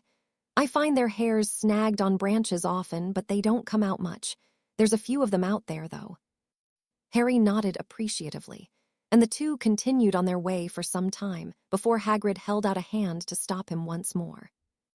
The den is just a little further up, he explained. Keep your wits about you, Harry. Aragog sees me as a friend, and I don't expect he will cause us trouble, but it is better to be safe. I will, Harry assured the man as his grip tightened around his wand. He had seen acromantula before, and knew how to defend himself from them if necessary. Nonetheless, nothing could prepare him for the sight that greeted him as Hagrid led him through a nearby descending tunnel. It wasn't the hundreds of already large spiders that left Harry taken aback, but what he could only describe as an abomination of a creature that rested in the very center of the den. Surrounded by webs was what many would consider to be a thing of nightmares. Harry did not know that acromantula could grow so big, and yet he was looking one in the eyes that could probably tear Hagrid to pieces if it chose to. Hagrid, the spider spoke in a gravelly voice, surprising Harry once more. He can speak, he choked. Hagrid merely grinned fondly before he approached the arachnid and pulled it into an embrace. Harry had seen some strange sights in his life, but he'd never imagined he would see someone be so fond of such a creature. Aragog, the brood is thriving, the enormous man declared delightedly. My children have become many, Aragog replied, shifting his many eyes towards Harry. You have brought another human. The spider was certainly not pleased to see Harry, and the children around him began clicking their pincers hungrily. Harry is a friend, Hagrid comforted. "He has come here to ensure I am safe whilst I brought you the news." "News?" Aragog pressed, his eyes remaining firmly on Harry. "There are people in the forest," Hagrid explained. "Bad people that would harm you and your children." Aragog clacked his pincers in anger. "Then they will die," he declared. "They will," Harry agreed, taking a tentative step forward. "But it would be terrible to see you lose any of your children to them. I have an idea if you are willing to listen." "I am listening, friend of Hagrid." "I think it would be best if you let them pass your den before you attack them. It will take them by surprise, and you will have the support of the wizards who will be waiting for them." Aragog stepped forwards, his eyes narrowing at Harry. "You have the scent of the only one we fear," he whispered. "We flee from the great monster that once stalked the trees, but it is gone now." Harry frowned in confusion before the realization hit. The basilisk. Spiders were known to flee from their presence. This was something Harry could use to his advantage. "I slayed the beast," he informed Aragog. "It bit me, but it died. It will not bother you and your children again." "Truly?" Harry nodded, and Aragog relaxed. "Then you have done a great service to me. I will take your advice, friend of Hagrid, and today you will be allowed to leave." The children screeched their displeasure, but fell silent when Aragog clicked his pincers threateningly. "Well, I'm glad you have chosen not to eat me." He was. Harry had no doubt that he could escape, but in the process, he would lose a valuable ally in what was to come. It wasn't until he and Hagrid left the den a short while later that Harry spoke again. "Would he have really eaten me with you there?" "I don't know," Hagrid murmured, "but I wouldn't risk visiting again if I was you, Harry." "I wasn't planning to," Harry snorted, pleased that he had his limbs intact and that he hadn't been forced to act against Hagrid's pet. Chapter 57, Hogwarts, My Lord. It has taken several days for us to find a path through the forest. Even now, it feels like we are often running in circles. There is magic here, my lord, magic that is not welcoming to us. Already, we have lost more than a dozen of us to the creatures that stalk us in the shadows. We never see them, but we can feel their presence. When we are not being picked at, we are harassed by the centaurs who attack from the shadows with their bows. They know this land better than any, and before we can mount a defense, they are gone once more. Nonetheless, we have persevered and the trees are finally growing thinner. I am now seeing signs that humans have set foot here, footprints belonging to the oaf who lives in the hut. I expect that it will only be another day or so before we finally make our way out of this forsaken place. I will send a final message when we are ready to receive your orders. The Dark Lord scanned the missive a few more times before throwing it into the fire, his gaze shifting towards the bedraggled owl Antonin had taken with him.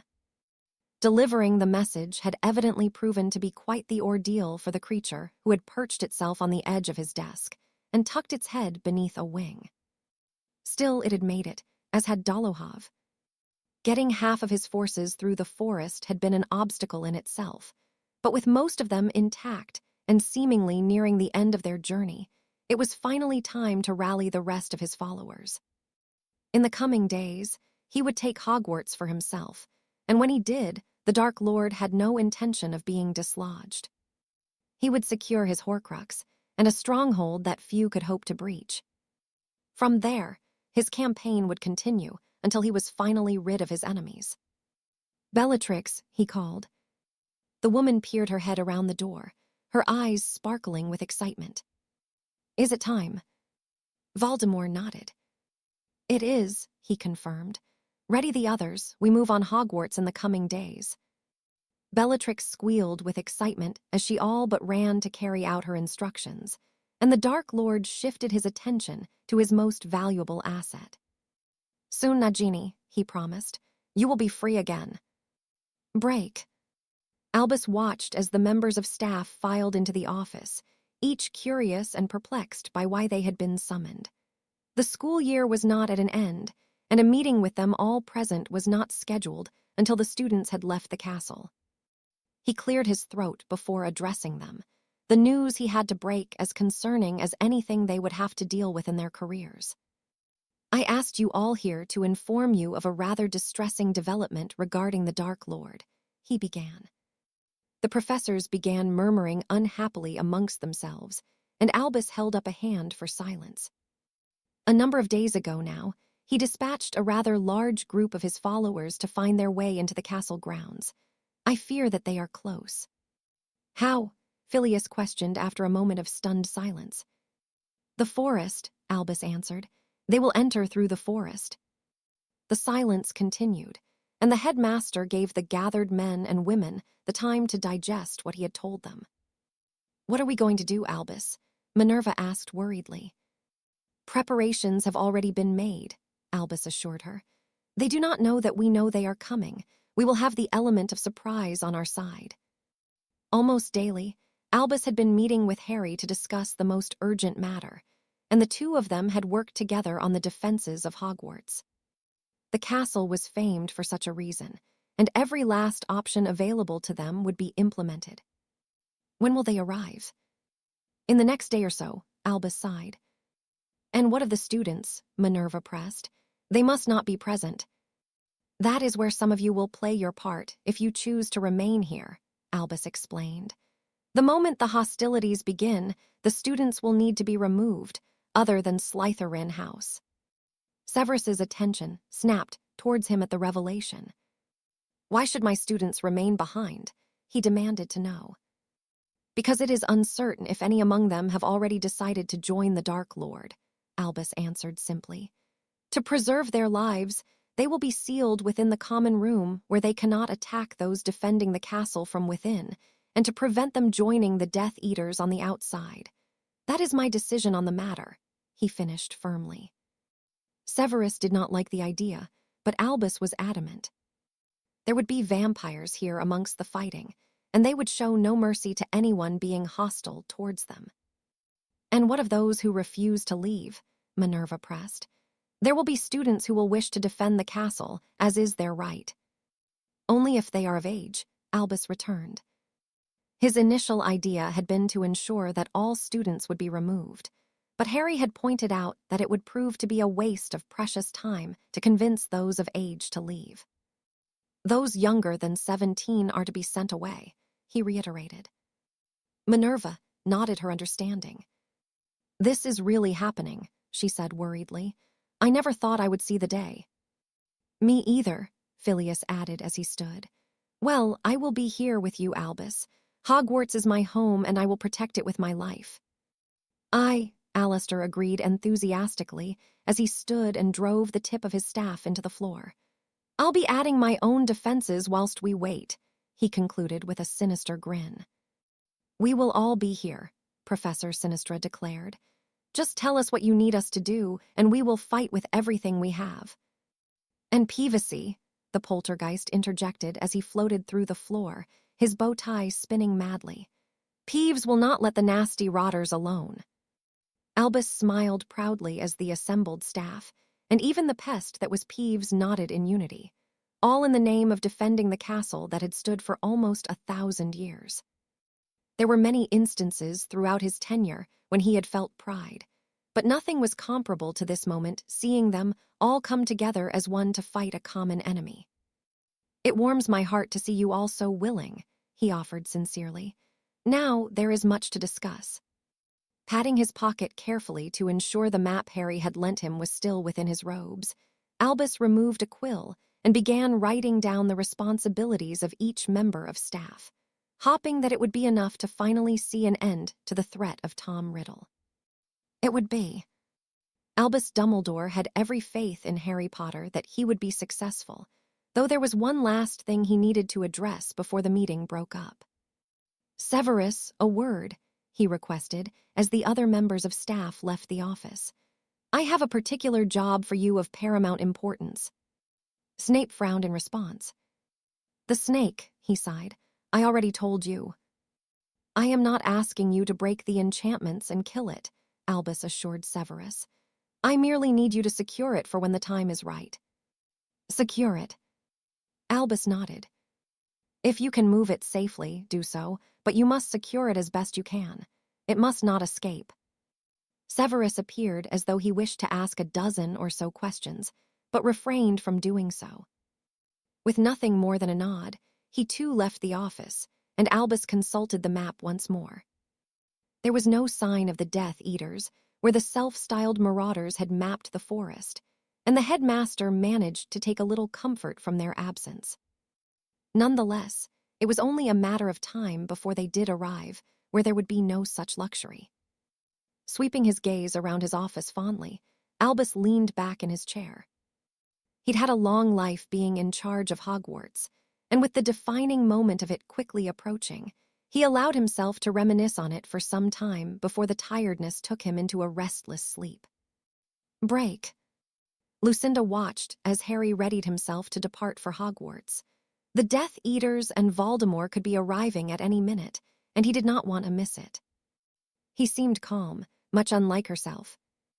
In the past days, an unshakable fear had gripped her. The coming days would determine the next 1,000 years or so of her life, both outcomes having been considered by the vampire. If Harry was to die, she would be heartbroken, devastated beyond words or belief. In truth, she did not know what she would do without him. Lucinda had come to love Harry so deeply that the mere thought of being here without Harry did not bear thinking about. Draken's warning rang in her ears at the thought, and she was reminded of the others of her kind who had married humans. She shook her head and chose to focus on the right outcome, the one that would see her and Harry flourish for a millennium before she needed to contemplate what life she would live beyond them being together. They would be happy. He would always be there to create mischief, annoy her, but make her smile nonetheless. He would look at her with his brilliant green eyes, and she would know in an instant that she was wanted, that he adored her the way he did. Lucinda wouldn't pretend to understand all of the emotions Harry displayed, but she was learning, and she would give anything to continue that journey. Maybe they would be blessed with children.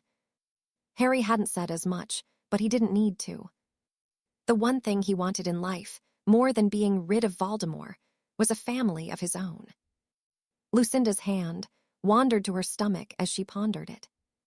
What kind of children would they have? Would they be like her or like him? Perhaps they would be the best of both. Before she could become too engrossed in the fantasy, Harry stepped in front of her, pulling her back to reality. Now was not the time for such thoughts, after all. A shudder ran down her spine as she met his gaze.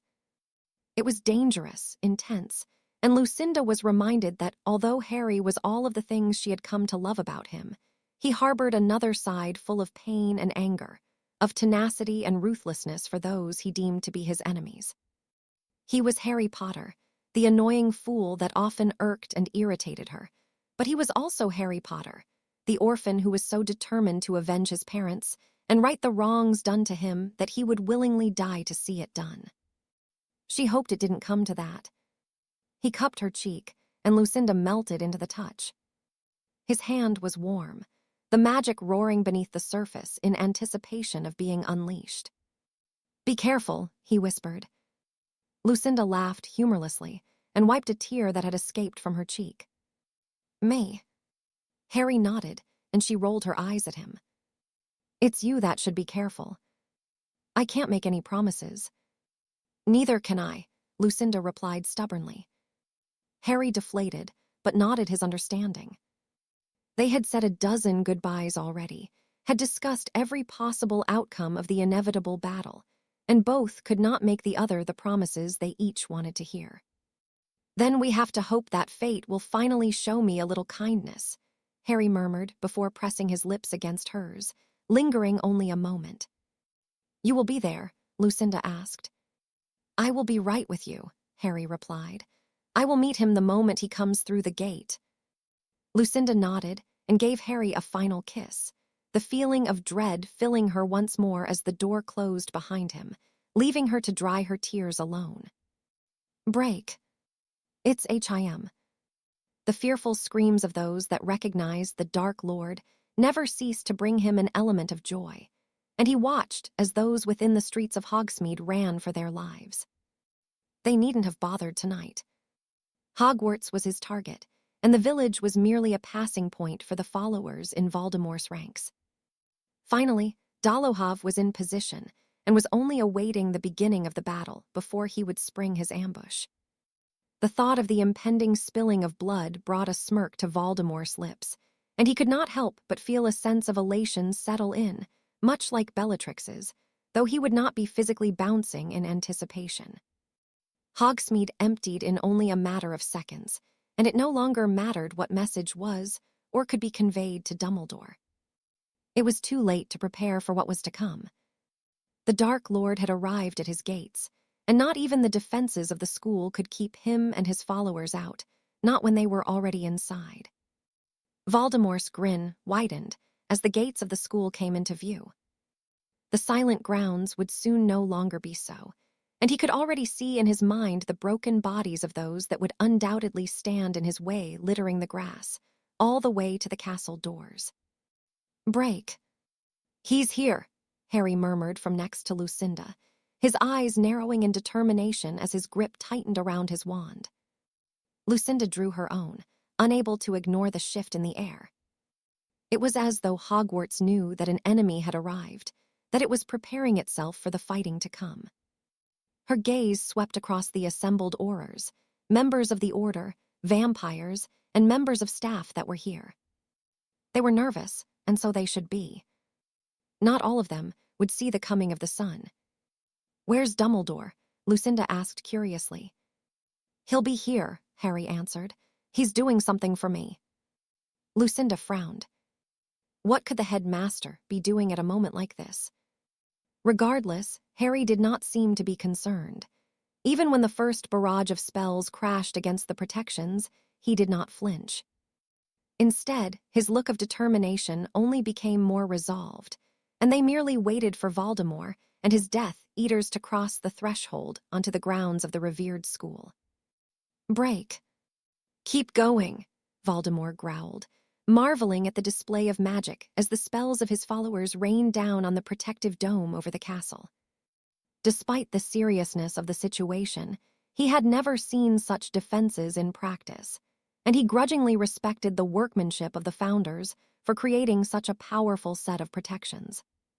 Still, he needed to get through them, and with each passing moment that they did not give way to the onslaught, his frustration grew. Drawing his own wand, his nostrils flared, and he thought about the Horcrux that was within the castle before he unleashed his own stream of magic.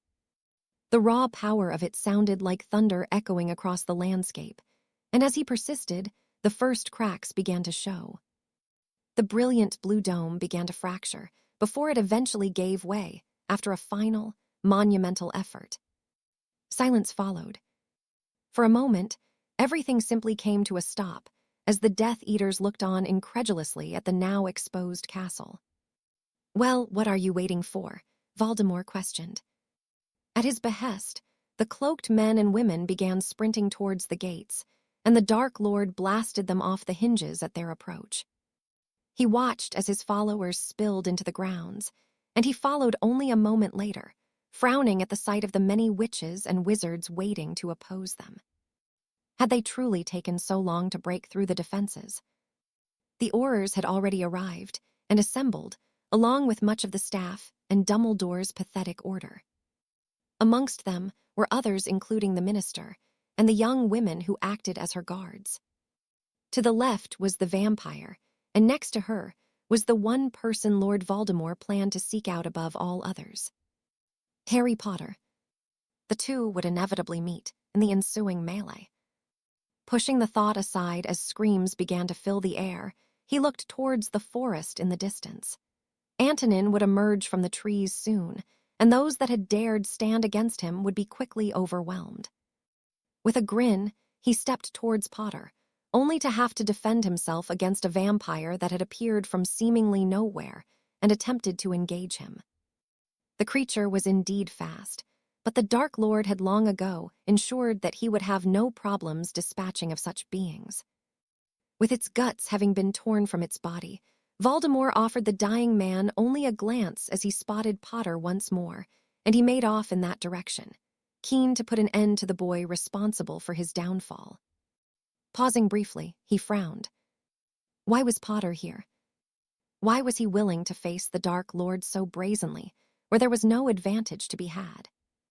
He had grown cocky from the few successes he'd had, and such arrogance would be his downfall. Potter had no reason to feel such confidence, and as he found himself on his knees in front of Lord Voldemort, he would plead for his life like every other. There would, however, be no mercy. Harry Potter would die here tonight. Break. Hagrid watched the edge of the forest intently for any movement, doing his utmost to ignore the battle raging in the distance.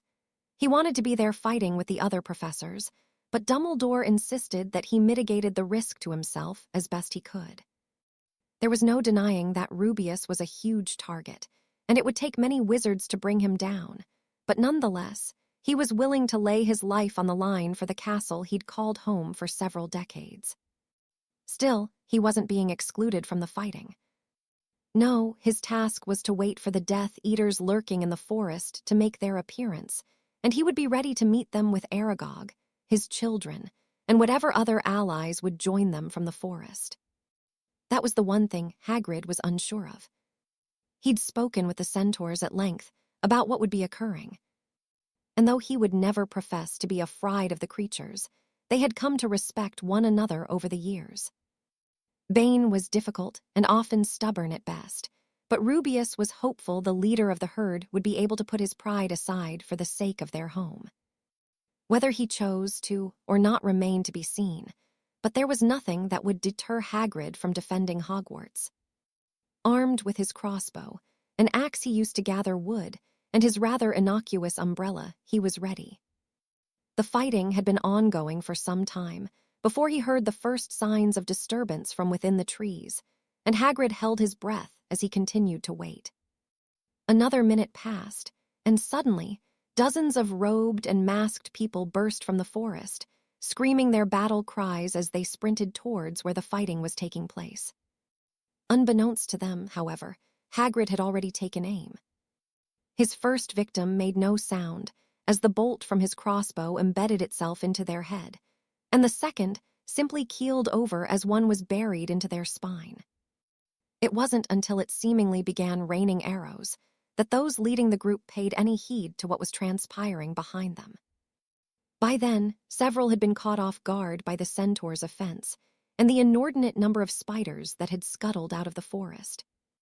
Amongst them, Hagrid could not help but feel a sense of pride, as they were joined by the hippogriffs and the strowls, who were gouging and stomping into the masses of Death Eaters. With a passionate roar of his own, the son of Fridwulfa wielded his axe as he joined them, the usually benevolent half-giant cleaving invaders in two with a single stroke. The screams that had been heard in the distance only moments ago filled the air around him, and between the violent yet short encounters, he witnessed Aragog bearing down on a man who was no match for the aged Acromantula, though Hagrid's heart skipped a beat as a purple bolt collided with his friend. He gasped in shock as Aragog simply collapsed to the ground, unmoving, but when he came to his senses, fueled by a sudden rage he'd never experienced, his eyes locked on to the one who had felled the gargantuan spider. The sound that escaped Hagrid was a mixture of fury and anguish, and he barreled through man and creature alike with his axe held aloft, burying it cleanly through the chest of his target, whose spell merely bounced off of Rubeus's flesh. With his breathing labored, Hagrid took in the carnage around him, and tears spilled from his eyes. He never wanted any of this. He'd always been gentle, kind, and perhaps a little naive, but he'd never wished harm upon any. Yet here he was, caked in blood and readying himself to spill more, and with the death of Aragog so fresh in his mind and his home in danger, he had no regrets in doing so. Break. Dolohov's delay had been irksome. However, the Dark Lord and his forces still held the numbers advantage over the rather paltry force Dumbledore had mustered to face him. Even when Antonin's advance had been impeded, the advantage remained, though there was little Voldemort could do to assist the man as he and his group were set upon by numerous creatures, led by the oaf he'd expelled during his formative years. Every which way he turned, the Dark Lord found himself engaged in a fight of sorts with those evidently emboldened by the adrenaline of battle, who had deluded themselves into believing they stood a chance against him. Each was cut down with impunity, and the bodies around him began to pile up. Still, he never lost sight of Potter, who was doing battle with the Death Eaters, admittedly impressing Voldemort with his seamless prowess with his wand. There was no denying the boy had grown to become a skilled wizard, but not skilled enough, and as the Dark Lord slaughtered another fool in aura robes, he finally found his path to Potter clear. It was as though the boy sensed his approach and dispatched of his own foe, before turning his full attention to the approaching threat. Now, with their sights set on only one another, the decade-and-a-half-long rivalry could be put to rest, and Lord Voldemort would be the one to stand triumphantly over his fallen opponent, as he had already several times this evening. Without preamble, he leveled his wand towards Potter, shooting a gout of fire towards him, undeterred by the sudden storm that had rolled in. Lightning crackled around the grounds of Hogwarts as they faced one another, and Potter dispelled the flames, meeting the Dark Lord's gaze with a hardened one of his own. Break. The ground trembled beneath Lucinda's feet from the magic they wielded, and though she did her utmost to watch how the fight was unfolding, she had her hands full herself with the Death Eaters that still outnumbered them. Harry and Voldemort picked up from where they left off in Hogsmeade, commanding a wide berth from the other combatants. It was nothing short of a violent encounter, the power of both wizards seemingly draining the breathable air around them. Lucinda had quickly lost count of how many of Voldemort's followers she had dispatched of. As one fell, they were immediately placed with another. Her intention had been to remain by Harry's side for as long as possible, but the moment he and Voldemort engaged, she knew she could not be there. It was too dangerous, and it would not do to be caught up in the crossfire of their spells. Fighting beside Cassiopeia was Lucinda's second choice, but the woman was like a demon as she carved her own path through her enemies. It seemed that none wished to engage her, and Lucinda couldn't blame them. Cassie was an older woman, but she was as vicious as she'd ever been. Even Bellatrix Lestrange appeared to be avoiding her, though she had been set upon by a rather determined young man, garbed in Hogwarts robes trimmed with red. Having been tutored by the infamous Alastor Moody for the best part of 4 years, the students that had opted to fight were holding their own rather well. Lucinda scowled as jet of orange light was shot in her direction, and the few observations she had been able to make since the fighting had commenced were all but forgotten as she returned fire and closed the distance between herself and her latest attacker. With a grunt, he was sent sprawling, and a severing curse quickly put an end to his efforts. Another one down. Taking a brief second to take in her surroundings, Lucinda noticed that Harry and Voldemort had fought their way across quite the distance of the grounds. The silhouettes in the distance were unmistakable, and the unwavering stream of spells they cast even more so. She wanted nothing more than to continue watching the fateful duel, but once again, she quickly found herself engaged in another fight. This time, however, Kane came to her aid, and with Sirius and Remus in tow, the 4 of them put an end to another group of Death Eaters who had banded together. Bloody hell, how many of them are there? Sirius huffed, his breathing becoming labored. Too many, Kane returned. Still, they would not relent. One way or the other, the war would come to an end tonight. Come on, Harry, Sirius encouraged. Lucinda's gaze again shifted to where Harry and Voldemort were facing off, and her heart sunk as she realized that Harry was struggling to maintain the pace that had been set between them. Although it was indeed subtle, he was beginning to show the first signs of fatigue. Come on, she whispered to herself worriedly as Voldemort's onslaught continued, and she could see Harry's defenses becoming more telegraphed as he forced the spells away with much more effort with every spell sent his way. Breathing a sigh of relief as he managed to regain his footing, she once more shifted her attention to her own fight, removing a Death Eater's legs at the knees. The man screamed as he toppled forwards, bereft of his legs, though he fell silent as his skull was destroyed with the heel of Lucinda's boot. Another down, and yet many more remained. Throwing herself into the thick of the fray, she soon found herself amongst more allies, marveling at the fluidity in which Anna wielded her sword, switching between using her blade and wand seamlessly. Elinor was nearby too, bleeding from a rather deep gash on her brow, but not faltering in her own efforts. The elf and the witch had become quite the formidable duo over the years, since Lucinda had met them on her first day at Durmstrang, a memory that now seemed so far away. They were all so different now, had endured things that none their age should have, and were here and now fighting a war they could all have avoided. Not Lucinda. She could not have ignored the urge to come to Britain to be here for Harry, and neither could the others, evidently. It was a rumble of thunder, and the ground once again trembling beneath her feet that pulled her from her observations as she mechanically fought against the Death Eaters that came into her path.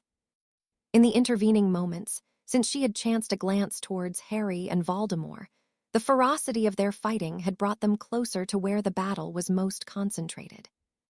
Both seemed to be wearing the effects of combat, but again, it was Harry that seemed to be experiencing the most hardship of the two. Before Lucinda could even urge him on, it happened, and she felt her heart sink into the pit of her stomach. It was as though everything around her slowed to an impossible pace, simply so she could experience every passing second of horror as Harry fell towards the ground and his wand slipped from his grasp. The triumphant smile Voldemort wore as he leveled his own towards his prone foe would be something the vampire could never forget. Delight, excitement, and relief immediately flooded the Dark Lord's features. Avada Kedavra, he roared. Although her legs felt like lead, Lucinda desperately tried to intervene, even attempting to throw herself in front of the spell, only to have arrived too late. Harry had been trying to push himself to his feet as Voldemort had cast it, and now when she looked at him, he was face down, unmoving on the ground. No, no, no, Lucinda choked as she fell to her knees beside him and cradled his still warm body, urging Harry to come back to her. The world around them fell silent, perhaps because she no longer cared what was transpiring, or that fighting had come to a stop altogether as none could have missed what had occurred. To Lucinda, it did not matter.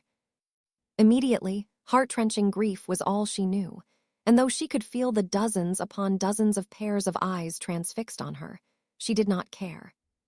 She grasped a handful of Harry's robes as she looked up to where Voldemort had been standing, only to find that the man had fled. Of course he had. It was what he always did.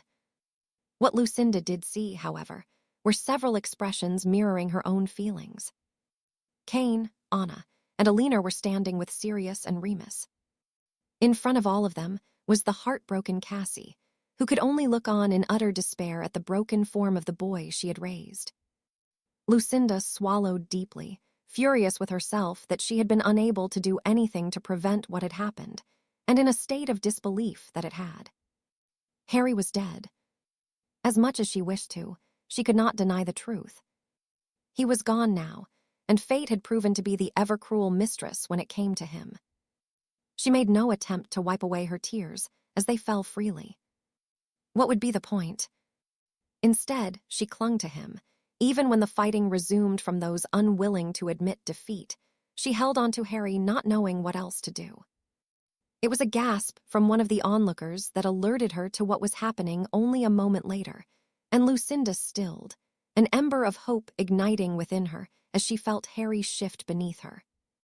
She watched in confusion as his black hair lengthened and shifted to a pale white. Turning him over so he was now facing upwards, it was not the brilliant green eyes of her husband she was greeted with, but the lifeless yet peaceful blue of another. Albus. Lucinda could only step back in confusion as Minerva McGonagall fell upon the man, and as she looked towards the rest of the group questioningly, they too were wondering the very same thing. If it had been Albus Dumbledore fighting Voldemort this whole time, then where was Harry? Break, That leaves only the two of us. Albus sighed as he and Harry finished, deciding how best to defend the castle. We will be here, the younger man replied, pointing to the very front of the lines of those who would be on hand to greet Voldemort and the Death Eaters. Albus frowned before shaking his head tiredly, an idea forming. Harry would not like it, nor would any other for that matter, but it was for the best. No, he murmured. I will be there, but you will not. Harry looked at him in confusion, and Albus offered him a comforting smile. I have a plan, and I only ask that you hear me out. Harry could only shake his head at the memory of the damned fool and his plan. Even now he wished he'd deterred him from it, but Dumbledore proved to be hard-headed and unwilling to negotiate when his mind had been made up. Harry had to applaud him for his idea in using Polyjuice Potion to lure Voldemort into a false sense of security. But both men knew that Albus could no longer keep up with the Dark Lord in an open fight indefinitely. Meeting him in an open battle poses too many risks to you and everyone around you, Dumbledore had pointed out. Tom will not seek you out alone. He will want the world to see your demise. His demise. I have every faith you can defeat him, Harry, but for once, I would urge you to use what you have to your advantage. What I have. Follow me, Albus had urged with a grin. The room he found himself within now was quite the revelation, a spectacular creation that gave him complete control of the environment. Tom had the benefit of experience on his side, but Harry had his own advantages. The only question was, would it be enough? Harry would find out soon enough when the Dark Lord inevitably arrived to reclaim his Horcrux, but it would not be the diadem that waited for him here. Still, Harry could not shift the thoughts of the sacrifice Dumbledore was making. Yes, he still had a few more weeks to live at the very least, but to lay his life on the line in such a way to give Harry a better chance of success was perhaps the most stupid yet touching thing the man could have done for him. I would see you live, Harry. My life is much less valuable than your own. I give it willingly in the hope that yours is not cut short. Those had been Dumbledore's final words to him, before he had drunk the Polyjuice Potion and begun the charade of being Harry Potter for the final hour of his life. Break. Severus eyed the glass case curiously, ignoring the baleful glare of the serpent within. He had always seen her as an odd creature, but why he had been asked to secure her was lost on him. Slipping away from the fighting at the school had been simple enough for him. None paid him any heed in the heat of the battle as he took his leave of the grounds, even if he knew he would be of much more use at Hogwarts. Nonetheless, he was here now, and with a little difficulty, he levitated the tank into a simple sack, being careful not to disturb the protective magic surrounding it. Severus did not wish to find out what the consequences of doing so would be, and he breathed a sigh of relief when no reaction was forthcoming. Slowly, he left the Dark Lord's abode before taking hold of his cargo and activating his portkey. It was in a room in the Hog's Head. He found himself within a moment later. The irony that this is where it all truly began for Severus was not lost on him. This was the very room Dumbledore had met Trelawney in the night she had spoken the words of the prophecy the Dark Lord had become transfixed on. It had set him on the path that saw Severus shifting his loyalty to those who opposed the master he had chosen when he had been little more than a boy himself. In the distance, he could see the flashes of spellfire, but Severus was to remain here until he was relieved of his burden.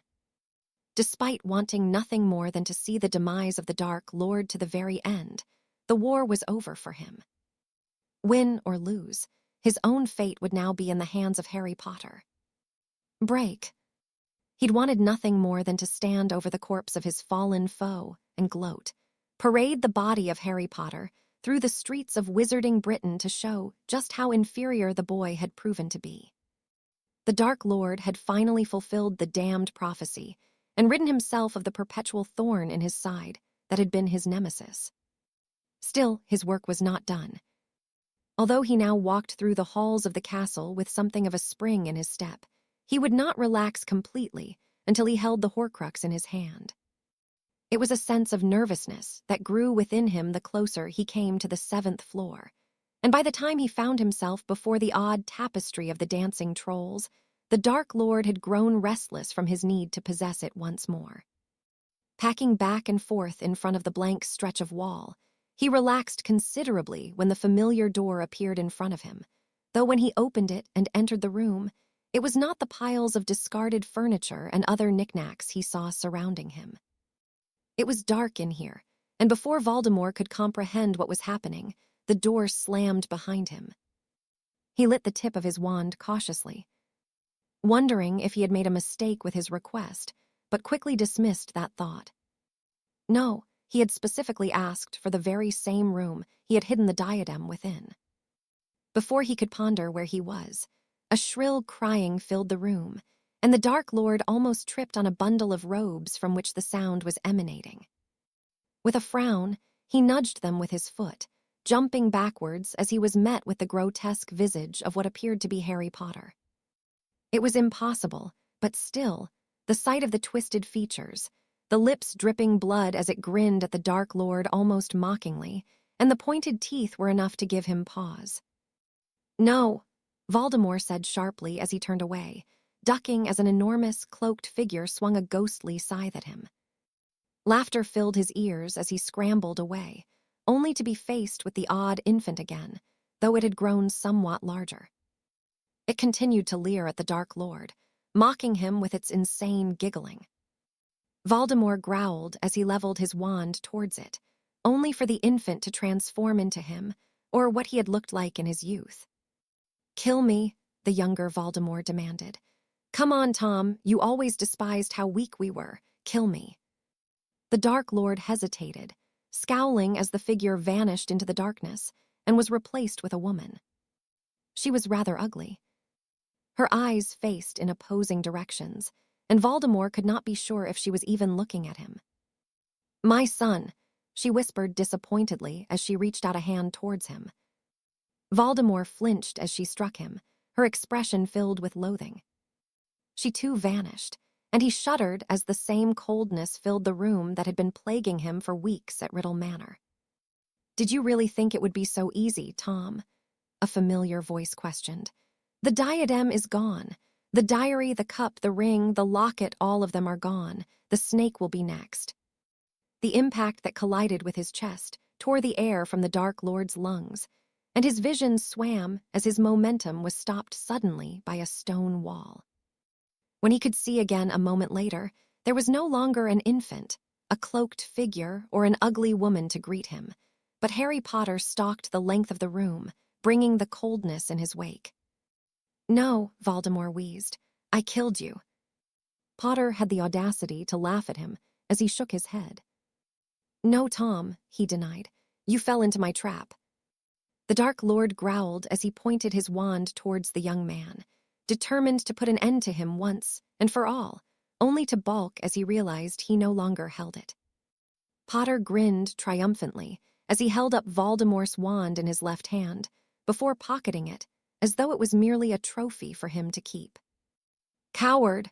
the Dark Lord spat, desperately thinking of something he could use to his advantage. Potter laughed. "Perhaps," he acknowledged. "Hand me my wand and die with some pride intact." "You mean like how my father did," Potter returned. "I may be James Potter's son, but because of you I was raised by Cassiopeia Black. Maybe I could beat you at your own game, but why would I risk doing so when it is unnecessary? I am a Potter, Riddle, but I was taught the ways of Black. Weaken your enemies until they no longer have anything to hold over you, then claim what you are due. I am owed your life for what you did to my parents, but I will not take it lightly. I vowed that you would suffer for your transgressions, and I am, if nothing else, a man of my word. The last moments of your life are going to be most unpleasant, and by the time I am finished with you, you will beg for the sweet escape of death, only it will not come, will it? The snake yet lives, Tom. The suffering you experience now is only the beginning. CRUCIO. The curse tore through every fiber of his being, and the Dark Lord could only bite deeply into his lower lip to prevent himself from screaming, admonishing himself for falling prey to his enemies in such a foolish way. He would not give Potter the satisfaction. Lord Voldemort had endured unimaginable pain, and the boy would have to do better than that. After a few moments, Potter relented with the Cruciatus curse, but not in his attack. A loud snapping filled the room, and the Dark Lord gasped in surprise and agony as the bones in his left leg were broken. "That's better," Potter said coldly, stomping on the mangled limb, his grin widening as Voldemort groaned. The pain was one thing, but the humiliation was unbearable, though as Potter lit the tip of his wand with a familiar blue flame, the Dark Lord knew that his suffering had barely begun. How had this happened? He had watched as Potter had died only moments prior, and yet here he was now. Was this some trick of the room? If it was, the pain was all too real, and Voldemort could only conclude that he had been duped, that in his glee of apparent victory and eagerness to retrieve his Horcrux, he had fallen, as Potter put so eloquently, into his trap. Once more, he cursed himself for the oversight, and unleashed his first scream as Potter rammed the tip of his wand into his eye. Break. At the realization that it was Dumbledore who had been killed, and not Harry, the battle had commenced with the same ferocity it had concluded upon, and Lucinda once again found herself fighting with reckless abandon against the Death Eaters, who seemed to have lost a considerable amount of morale, now that Voldemort was no longer amongst them. "Filthy creature!" Bellatrix Lestrange screeched furiously as Lucinda aimed a rotting curse towards the woman who managed to deftly avoid it. Bellatrix returned fire with a trio of cutting curses before attempting to embed a wooden stake in her heart. The projectile skimmed the edge of her robes, and Lucinda's nostrils flared in fury before the two found themselves locked in on one another, both doing their utmost to put an end to the woman in front of them. Bellatrix was fast, and her wand work was seamless, as she transitioned from one spell to the next with little effort. Lucinda understood why the woman had become so feared in Britain, but it would not be so easy to best a vampire who possessed the same magic. Those without relied on only their physical prowess, but Lucinda did not have such a handicap. She was a rare breed, much more than any commoner of her people. Bellatrix unleashed a screech of rage as her hair caught alight from the sparks of a searing curse she managed to defend against, and she extinguished it without the need to break her stride as she continued her own onslaught. The fight between them quickly became a stalemate and would likely be decided upon by the first to make an error of judgment, or to hesitate for even a split second.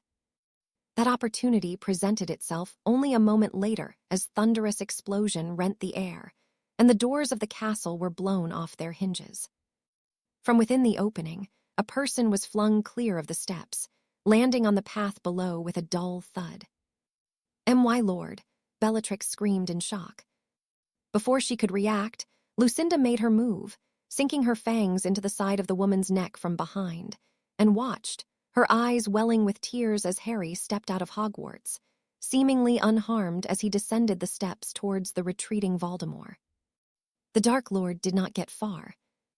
Weakened by the myriad of injuries he had evidently sustained, he could not even push himself to his feet before Harry's foot was driven into his face.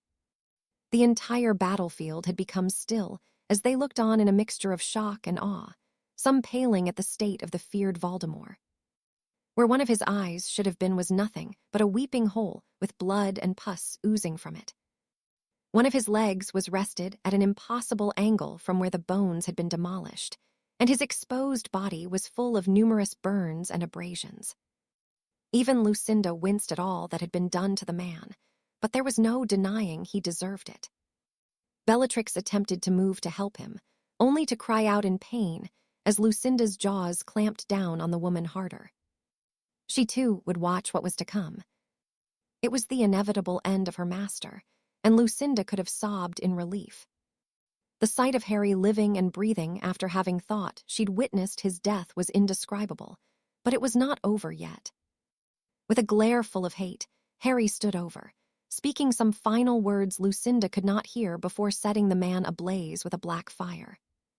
The Dark Lord screamed as he was steadily consumed, and those of a more sensitive disposition turned away from the scene. Others did not, and if they were to look towards Harry as Lucinda was, they would see the relief in his eyes and nothing more. Since before he had been born, Voldemort had been the bane of Harry's life, and finally, he could move on. Bellatrix had been crying desperately in her attempt to break free, and it wasn't until she fell limp that Lucinda looked away from her husband. Unknowingly, she had drained the woman of all her blood, and she would now join Tom Riddle in whatever waited for people like them on the other side. Lucinda would finally have Harry all to herself, without the burden of dark lords or a war hanging over them. And with that in mind, she was the first to reach him as he continued to watch the burning remains of the man who had murdered his parents. Harry said nothing as she approached, and simply pulled her into his embrace. "I thought you'd died," she whispered, the emotional and physical exhaustion of the evening beginning to settle in. "Would you have missed me?" Harry asked with a smirk. Lucinda narrowed her eyes at the man. "You'd better watch it, Potter," she warned. "Now is not the time for one of your jokes." "Maybe," Harry conceded. "1,000 years is a long time. It can wait for now." Chapter 58, Epilogue: Potter Defeats the Dark Lord. By Rita Skeeter. Igor balked as he read the headline, his mouth falling agape in disbelief as his hands began to tremble. He'd done it. Potter had really done it. For almost a year now, the former headmaster of Durmstrang had been in hiding. Not daring to leave the house, Harry Potter had allowed him to stay in from fear that the Dark Lord's followers were looking for him. It had been month after month of living in paranoia, of reliving the nightmare he had endured at the hands of Barty Crouch Jr., and looking at the scars and what remained of the fingers that had been taken. Igor had never been a particularly emotional man, but times had been trying recently, and as the news began to set in and he was flooded with relief, he cried for the first time in as long as he could remember. It was over, and he was finally free. "Thank you, Potter," he whispered. There was no pretense that he had been reluctant to accept the boy at Durmstrang when he had visited with Cassiopeia Black, but Igor was not too proud in this moment to admit that he had been wrong. Accepting Potter at Durmstrang had been the best thing he'd ever done, and now he could once again enjoy freedom. He had no intention of returning to his former post. No, now was the time to start a new chapter in his life. Igor had no idea what he would do, but when he did, he would be able to pursue it without the worry that he would be visited by those who wished him harm. Break.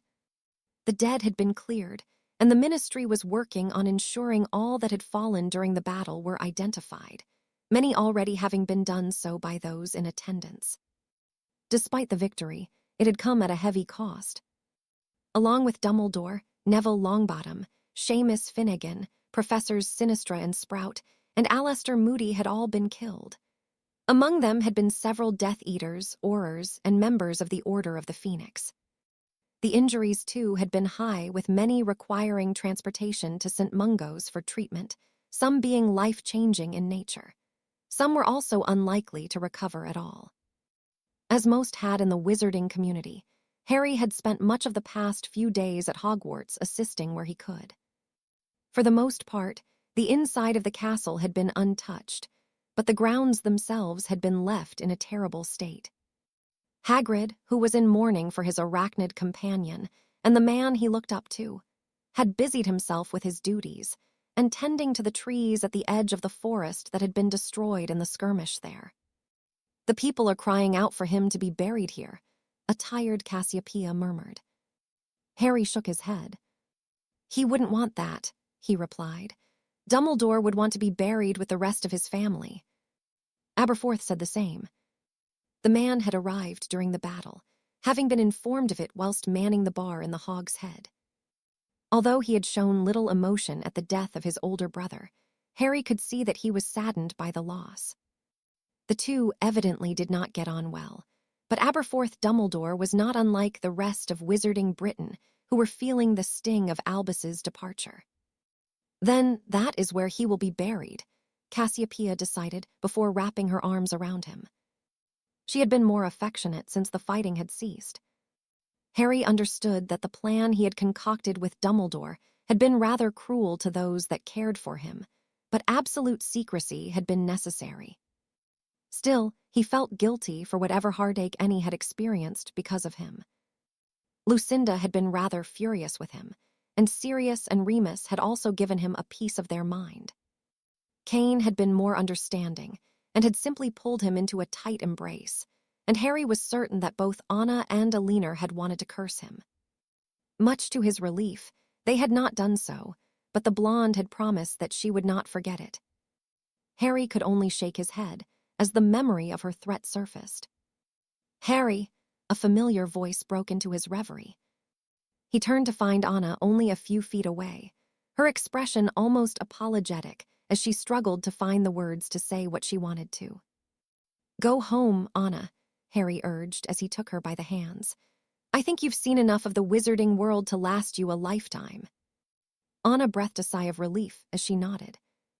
"I have," she agreed, but nothing," Harry cut her off. "You have done more for me than I could have ever asked of you. Just don't be a stranger. It won't be the same without you." Anna threw her arms around his neck and all but squeezed the life out of him. "Thank you," she whispered gratefully. "Will you come and visit again?" "As often as you like," Harry assured her with a smile.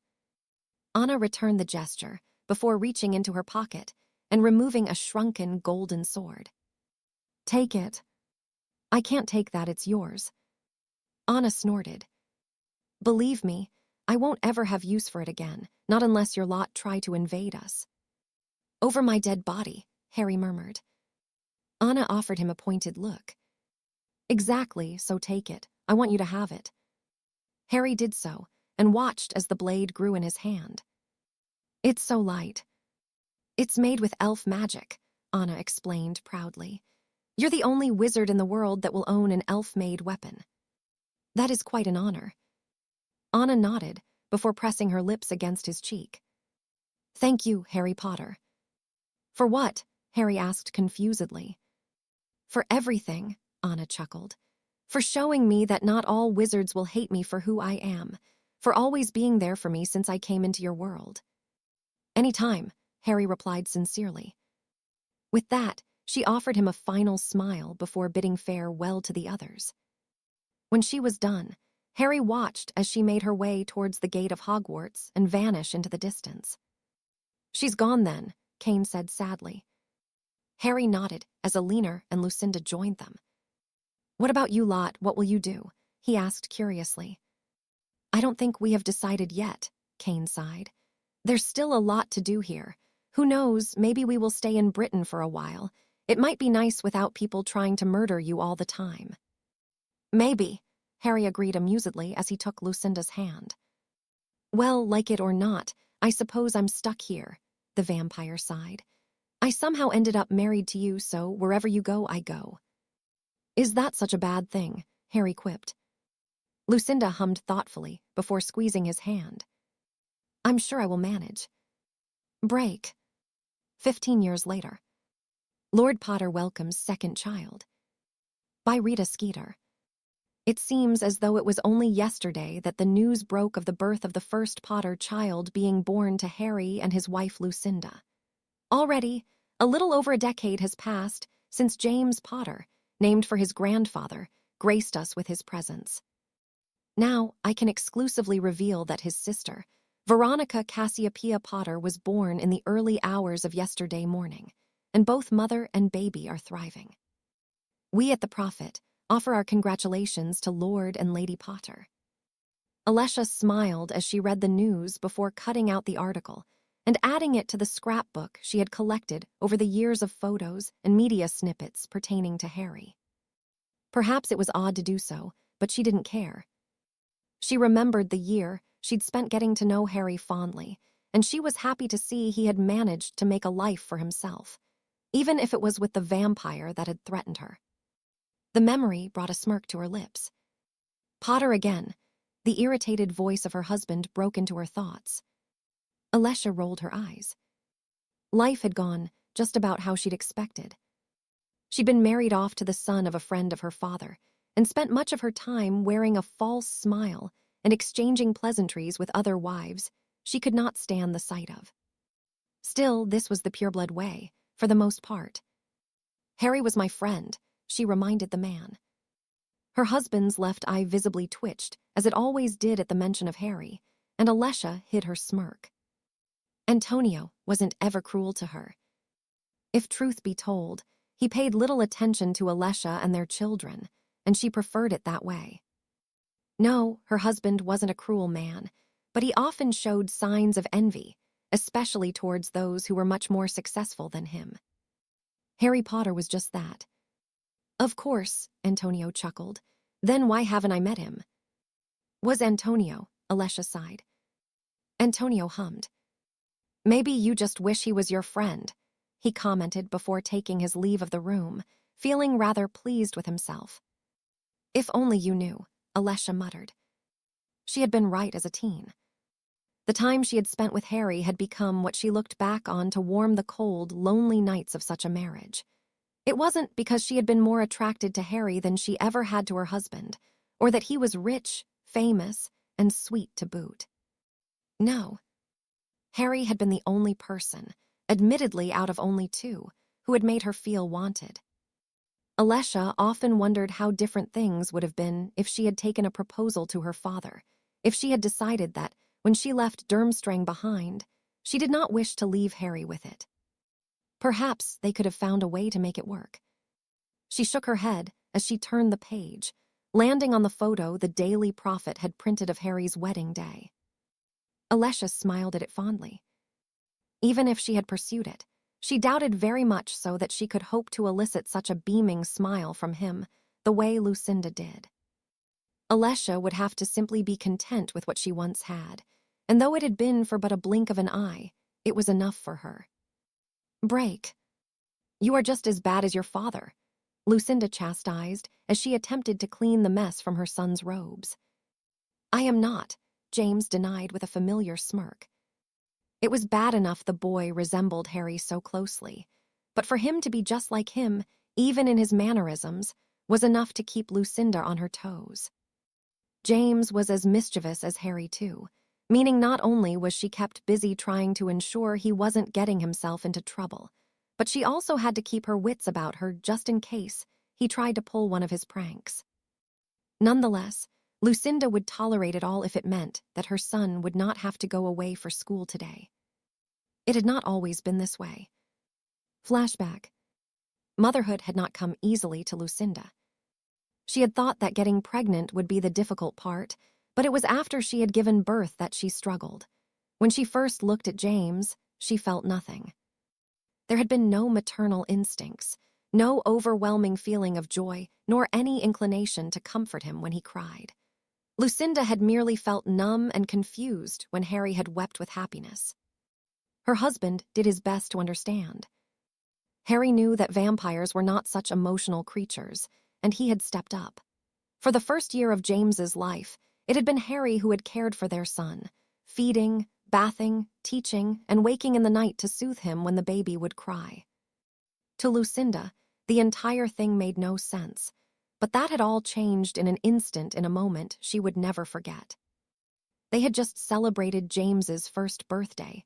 Well, everyone else had and Lucinda had been present, going through the motions of pretending to their friends that she truly cared. Harry had worked tirelessly to prepare everything alone, and when all was said and done, he had been exhausted. As ever, James had woken in the night, and ever the devoted father, Harry had tended to the boy. Only James had continued to cry for several minutes after Harry had entered his room. Lucinda remembered vividly how irritated she had been when she entered, but the scene that had greeted her had stopped her in her tracks. Seated in a nursing chair, Harry sported a thick stubble that he'd not had time to remove, and bags under his eyes reminiscent of when Voldemort was at his peak, and Harry did not sleep.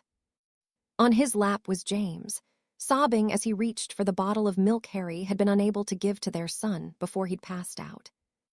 Relieving her sleeping husband of the boy and his snack, Lucinda watched as he drank hungrily, and then it happened. She didn't know when she had started crying, but the guilt she felt for how she had been unable to love her son for so long had set in. Minute after minute, she simply looked into his eyes, the very same ones belonging to his father. Even when James had finished drinking, Lucinda held on to him, pulling him tightly into her chest. When Harry eventually woke, James had been sleeping for some time, and the sun was already beginning to rise outside the window. "I'll take him," Harry yawned, holding out his arms. Lucinda shook her head. "No," she murmured. "I want to hold him a little longer." The little longer did not end until James woke again and needed changing. Although Harry was confused, he had patiently shown her how, and even how to wash the boy and prepare his meals. By the time the next evening had come around, everything felt different. Lucinda still felt terrible, but as she tucked her son into bed and placed a kiss on his cheek, she finally knew what it was to want to be a mother, to be willing to give everything you had just to see your son smile. End flashback. Lucinda had been deeply concerned that it would be the same with their second child, but the moment Veronica had been placed in her arms, Harry's own look of worry had faded. Immediately, she had held her daughter closely to her, and much to Harry's amusement, the girl had been there almost every moment since. She too resembled Harry, and it wasn't until they visited Lucinda's parents, and she had bemoaned that fact to them that they had shown her a photo of when Lucinda had been a small child, before she had been turned. The resemblance between her and her daughter was uncanny, down to the green eyes Lucinda once had. What had been an undeniable worry, though Harry had not mentioned it, was whether or not the children would suffer from vampirism. Upon James being born, he was thoroughly checked by the healers who assured her that he showed no signs of it. However, at the age of 5, he demonstrated that their thoughts were not completely accurate. He'd never craved blood, not having been plagued with the thirst, but Lucinda remembered a particular incident where James had almost set fire to the kitchen when he'd insisted on making his own breakfast. In a panic at discovering the frying pan on fire and James attempting to extinguish the flames with a cup of water, she had shouted, only for her son to flee the room in terror. No one had ever shouted at him before, though that had certainly changed over the years throughout his many escapades. Having tried to prevent him from leaving, Lucinda had been taken aback by the speed with which the boy had moved. Since then, he had seemed to develop the very same physical strength vampires were known for, often showing off to whoever would pay attention by lifting things no human, let alone child, should be capable of. It seemed then that their son had inherited something of Lucinda's heritage, but so far, only the positive aspects. Whether Veronica would mature the same way remained to be seen, but it was certainly possible. "Is Uncle Kane and Annalena coming today?" James asked, pulling her from her musings. Lucinda nodded. "They will meet us at the dock," she assured the boy. James had opted to follow in the footsteps of his parents and would be attending Durmstrang. He'd been given the choice of which school he'd wanted, and unsurprisingly, he wanted to be just like his father. "So much for rutting like a wolf," Harry snorted from over the top of his newspaper. "Excuse me," Lucinda asked confusedly. "Kane," Harry chuckled. "He always said it wasn't in his nature to settle down. He said he'd spend his life rutting like a wolf." Lucinda grimaced. Kane and Alina had remained together. Whereas Lucinda and Harry only had 2 children thus far, they already had 4, affectionately referred to as their litter. Alina did not appreciate the moniker for her children, but it seemed apt, and had stuck since Remus had said it only a few years prior. "Mum, what does rutting mean?" James asked with a frown. Lucinda shot Harry a glare. "Nothing," she huffed. "Watch what you're saying, Harry." James smirked in amusement. "Is it the same thing that Sirius was talking about?" Harry hung his head, though he could feel his wife's eyes boring into the top of his skull. "I'll have a word with him, or I'll get Cassie to," Harry sighed irritably, scowling at his laughing son. The woman that had raised him had remained as minister for only another year after the war had concluded. Upon stepping down, she had moved back to Greece, taking Creature with her. Not that she didn't visit several times a week. Perhaps she would never admit it, but she did miss England, and could not spend more than a few days without seeing Harry. Her visits had only become more frequent when James had been born. For Harry, Cassiopeia Black remained his rock, and as she had been nothing short of a mother to him, she was equally a grandmother to his children. Still, she would be most unimpressed hearing James speak how he often did when she was not around.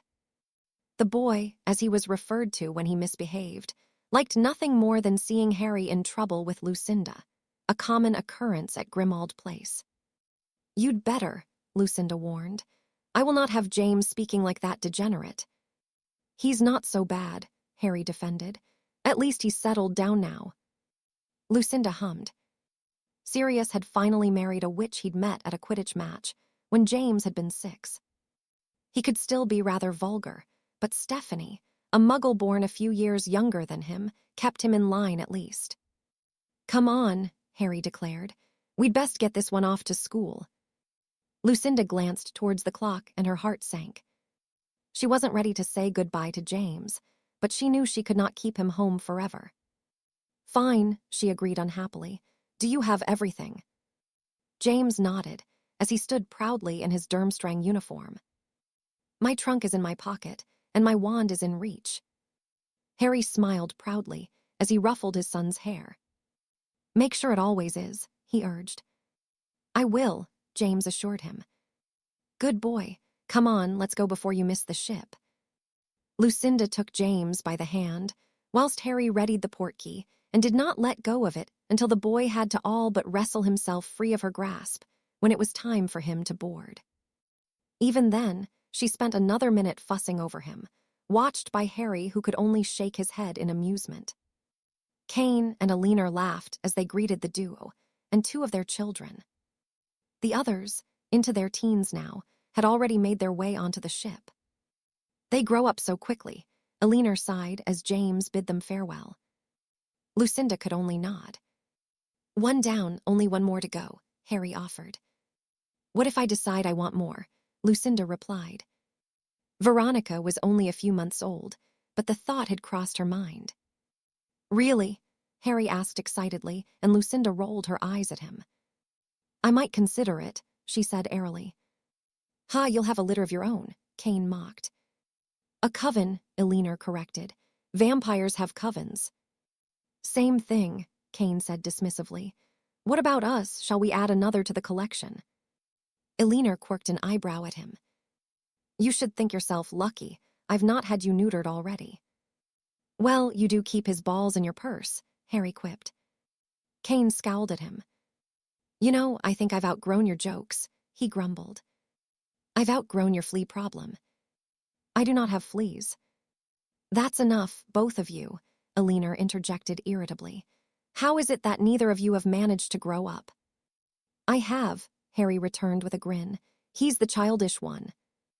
"You're the childish one," Kane replied quietly, though not quietly enough that his wife did not hear. "Both of you shut up," Lucinda demanded. "If either of you wake her up, I will show you what a postnatal vampire can do." Harry immediately fell silent, shaking his head as Kane opened his mouth to speak. When she was certain they had listened, Lucinda nodded approvingly. "Do you remember our first day?" Harry asked after a moment of simply observing the activity on deck. "You told everyone that I promised to turn you." "I did," Harry said with a grin. "Wait, what is that smell?" Lucinda's pocket began to smoke, and as she looked down, the foulest aroma imaginable filled her nose. "It's a dung bomb," she said dumbly, immediately looking towards the boat. James offered them a cheeky wave, before vanishing into the galley, and Lucinda growled. "Oh, I'm going to kill him," she declared as she threw the offending article into the water, leveling another glare at Harry and Kane, who were laughing uproariously. Yes, their son was just like their father, and Lucinda had no doubt that he would be the cause of many headaches in the years to come. Break. Draco had not adapted to life while living as a muggle. Without his magic, he was miserable, and the effects of the curse remained with him. When he wasn't feeling too fatigued, he could be found consulting tome after tome Narcissa had accumulated over the years in a bid to cure her son. She'd even had the best healers check him over several times, all of them stumped by what was ailing him. As such, Draco had become only more bitter, and though Narcissa would always love him unconditionally, there were moments she wished that Potter had killed him. It would lessen the burden on her for one thing, and she could not deny that she had grown to resent him for what he had done. When the news had broken that Potter had defeated the Dark Lord, Narcissa found herself unsurprised. From the moment she had met him when he was on the cusp of manhood, Potter had been different. There had been a ruthlessness to him that many lacked, but also proven talent. At every turn, he'd gotten the best of Lucius, and eventually had prevailed over the monster that had been Lord Voldemort. In the back of her mind, she'd known he would be successful where others had failed. Now, she lived as miserable an existence as her son, and that was unlikely to change. She remained wealthy, and had even managed to obtain a new elf to act as her servant, but no amount of gold or luxury could rid her of her ills. Narcissa could never return home, and Draco would continue to be a burden on her life and conscience. Unless Lord Greengrass managed to catch up with them. Already, they'd had to move 3 times to avoid such a fate. Evidently, the man had not forgotten what Draco had done to his daughter, and seemed to have made it his life mission to track him down. Thus far, Narcissa had intervened, but the more time that went on and the more she grew to resent her son, the less likely she felt compelled to do so. Perhaps next time she would not act, and then she may finally be able to live out her remaining years in relative peace. Who knew what the future would bring, after all? Break. 15 years later. Viktor watched as the team was flying drills, shaking his head in disapproval as one of the chasers fumbled the quaffle. Bulgaria had never produced the best players overall, but having secured 3 World Cup trophies throughout his career, there were certain expectations of the national team. Viktor had retired from the sport a number of years ago now, unable to keep up with the physical demands of the game, nor the younger opponents he faced. Still, he was the most decorated player in Bulgaria's history, and the holder of several sporting records that would not easily be broken. Now, he found himself coaching his fellow countrymen and women as they attempted to replicate the feats of better teams that came before them. They're still crap then. Viktor smiled as he heard the familiar voice of his goddaughter. Does your father know you're here? He's here too, Veronica replied as she stepped next to him, frowning at the antics of the team. Bloody hell, they really are crap. Viktor could not disagree with her assessment. It's a shame you're not Bulgarian, he sighed. You'd have a place on this team already. Well, it looks like I'll have to settle for a place on the Holyhead Harpies developmental team instead, Veronica replied. Viktor paused before turning towards the girl, a rare, beaming smile spreading across his face as he grabbed her by the shoulders excitedly. Really? Veronica nodded, grinning in return. That is amazing news, Viktor gushed. Just like Harry, the girl had proven to be an exceptional talent on a broom.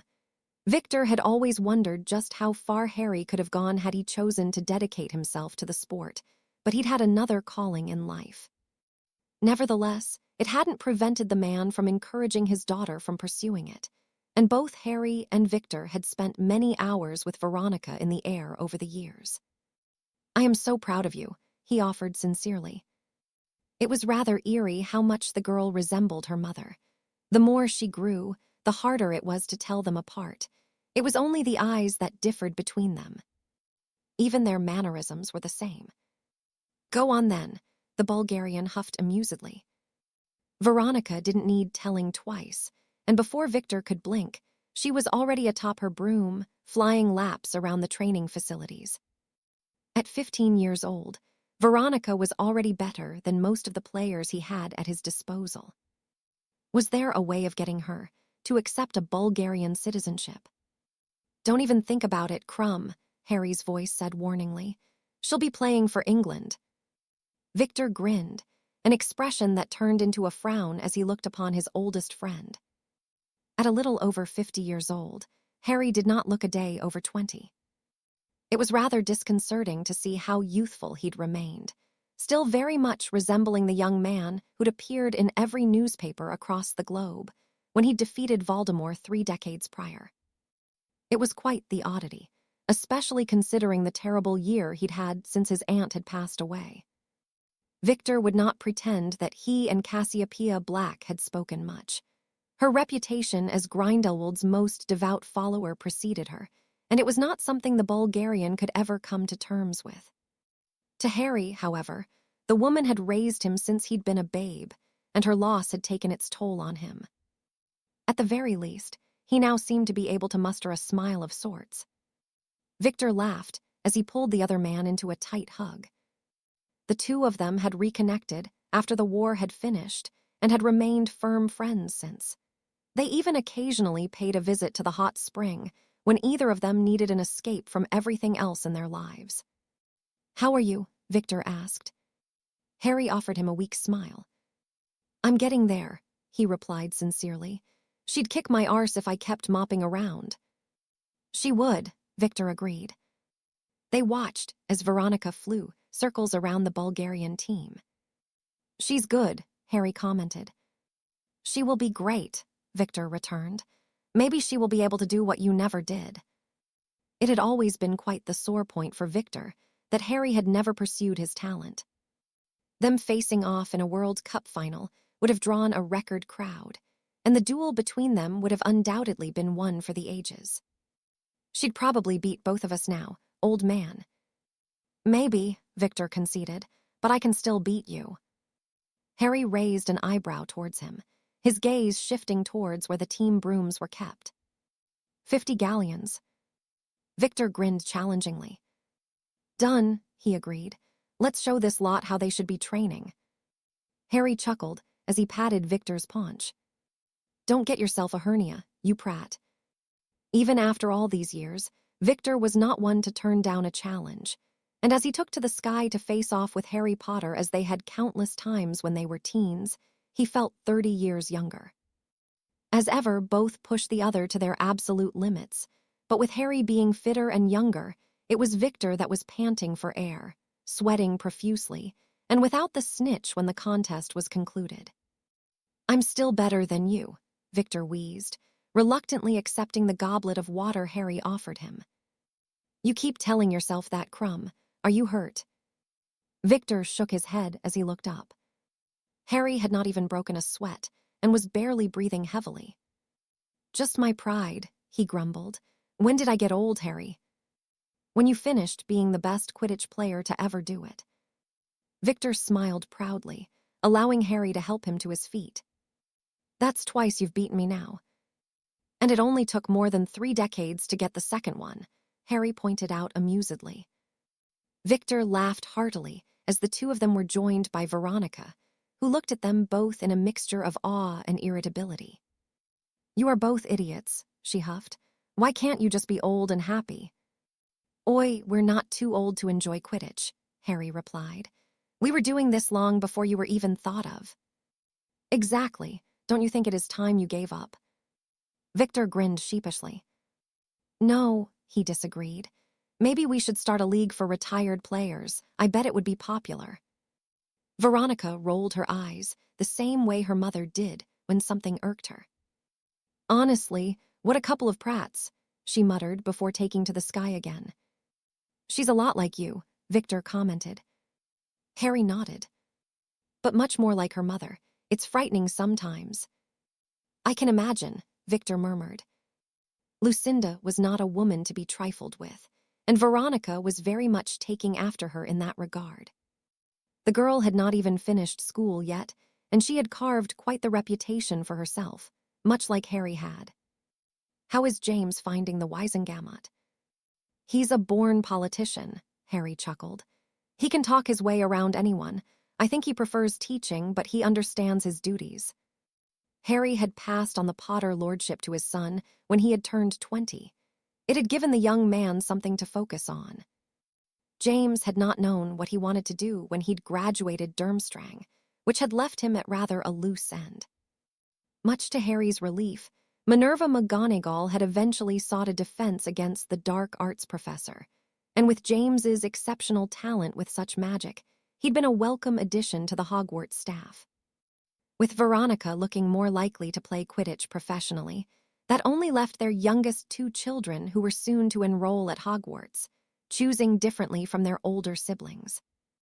Harry and Lucinda had been blessed with another girl and boy, separated by only a year in age. Charles had been planned when Lucinda could no longer mother Veronica the way she did, and Selina had come as quite the surprise, much to Harry's amusement. Lucinda had been living in utter bliss with 2 bobbies to spoil with her affection. Life hasn't been so bad then, Viktor sighed contently, other than this year. Harry nodded. I have no complaints, he replied. Harry had spent much of his time in the post-war years, devoted to the betterment of Britain.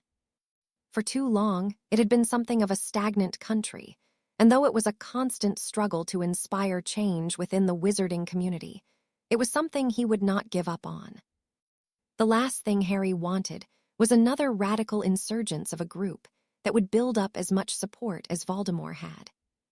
As such, Viktor was not surprised to learn that, with the current minister looking to retire at the end of this term, Harry would finally accept the nominations that had been thrown his way over the years.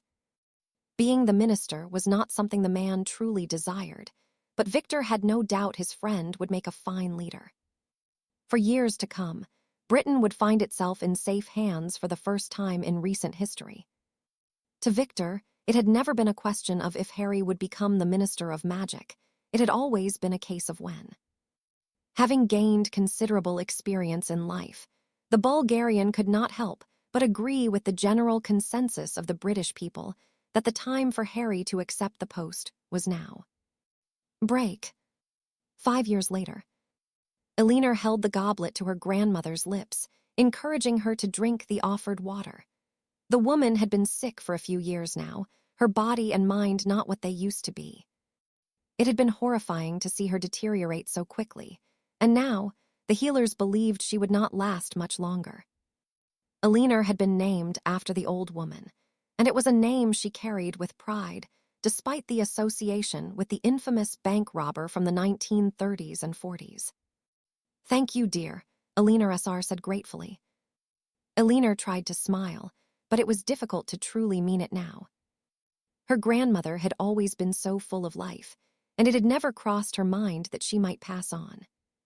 You will have some visitors soon, she revealed. Visitors? Elinor nodded. Harry and Lucinda are coming to see you. Her grandmother frowned and shook her head. I do not know a Harry or a Lucinda. Elinor swallowed deeply as she looked towards Kane. He had struggled to come to terms with what was happening to the woman, the two having grown close over the years. You do, Elinor insisted. Harry has been to see you several times now. Her grandmother merely looked at her in confusion and scowled as a knock at the door sounded. I'll get it, Kane murmured. Opening the door, Harry and Lucinda crossed the threshold, stopped by Kane as he whispered something to them. Harry seemed to be immediately saddened, but approached the old woman nonetheless, clutching a bouquet of her favorite flowers. Hello, Ms. Summerby, he said cautiously. Elinor looked towards her grandmother, who wore an expression of wonder as she stared at the man. You look just like him, she whispered in awe. Elinor felt the same sadness seep into her whenever her grandmother would see Harry. She had always claimed he looked like a man she once knew, but quickly became silent when the topic was pressed. It had only gotten worse since she became unwell. Harry merely took it in his stride now, leaned in and kissed the woman on the cheek. Harry Evans, he murmured. Her grandmother nodded enthusiastically. Harry Evans, she sighed. Your story is quite spectacular, but his. She broke off as she frowned. Tell me, Harry urged. The woman shook her head. I don't really remember, she huffed, her eyes regaining a rare moment of complete clarity. With my illness, it's hard to remember what's real and what never was. I did write it down, but I'm sure most of it is just my mind playing tricks on me. Would you let me read it? Harry asked. I don't see the harm, mind. Most of what is in there are just dreams I had. I know they can't be real because the war against Grindelwald didn't end that way. Maybe my mind has always been playing tricks on me, she added thoughtfully. The book is inside the dresser, the brown leather one. Harry nodded and approached the dresser, removing a thick tome. This is quite a long story, he chuckled as he flicked through the pages. All my own foolish imagination, Aliner's grandmother sighed. Pay no heed to it, young man. It is just the ramblings of a mad woman. Maybe, Harry murmured with a frown. What is it? Aliner asked curiously. These names, Harry returned. Most of these are people I have heard of. My grandfather is mentioned, as is Arcturus Black. I can't say I know Reginald Yaxley, but I'm certain I've read his name somewhere.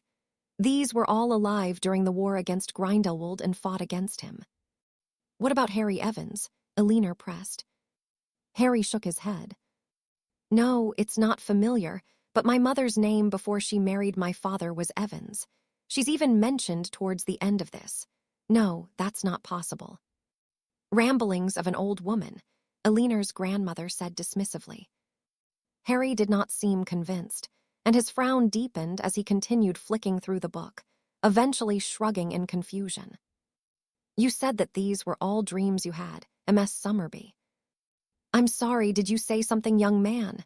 Aliner's grandmother asked, her mouth falling agape as she looked towards Harry. You look just like him, you know, she whispered in awe. Harry looked towards Aliner worriedly. It's getting worse, she explained. Harry offered her a look of sympathy. I'm sorry, he offered sincerely. I wish there was something that could be done. Aliner shook her head. There isn't, she muttered. They were dreams, Aliner's grandmother suddenly declared. Dreams that always felt so real. Then maybe they weren't just dreams, Harry said comfortingly. None of those things happened, Kane pointed out.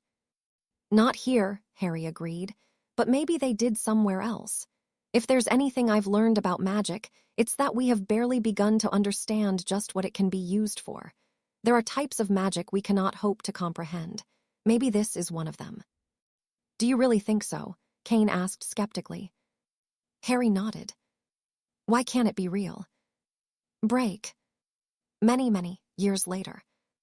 Anna waited with her hands folded in front of her, watching the tree her guest would arrive via. As ever, the other elves who had grown used to Harry had accompanied her, with Ilarion standing at her side. True to her word, she had remained in the forest, leaving her home only on occasions that called for it. She had attended Harry and Lucinda's wedding, visited when each of their children were born, and had attended the funerals of Cassiopeia, Sirius, Remus, and the rest of the group that had passed on throughout the years. Other than those exceptional times, she had been amongst the trees where she belonged. My curiosity remains, Ilarion sighed. I cannot fathom how a human can live after almost 7 centuries. Anna smiled. I can assure you, there is nothing nefarious behind why Harry is still alive, she replied, but it is his secret to tell. Anna knew the circumstances of Harry's irregular longevity, and she suspected he only kept it from Ilarion because he knew it irked him so. Her very first and only remaining human friend had become something of a living legend in the wizarding world, with many speculating as to how he yet lived. Of course, being married to a vampire, most assumed he had allowed himself to be turned, but Harry had denied that rumor vehemently. It was also whispered around that he had created a philosopher's stone for himself, a notion that Harry had not commented on. For him, it was better that there was a mystery surrounding his existence, and though he now lived in something of obscurity for the most part, his presence never went unnoticed when he left his home.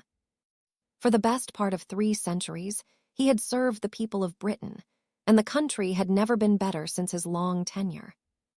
Wizarding Britain had seen peace for so long that none alive could even begin to comprehend the idea or experience of war.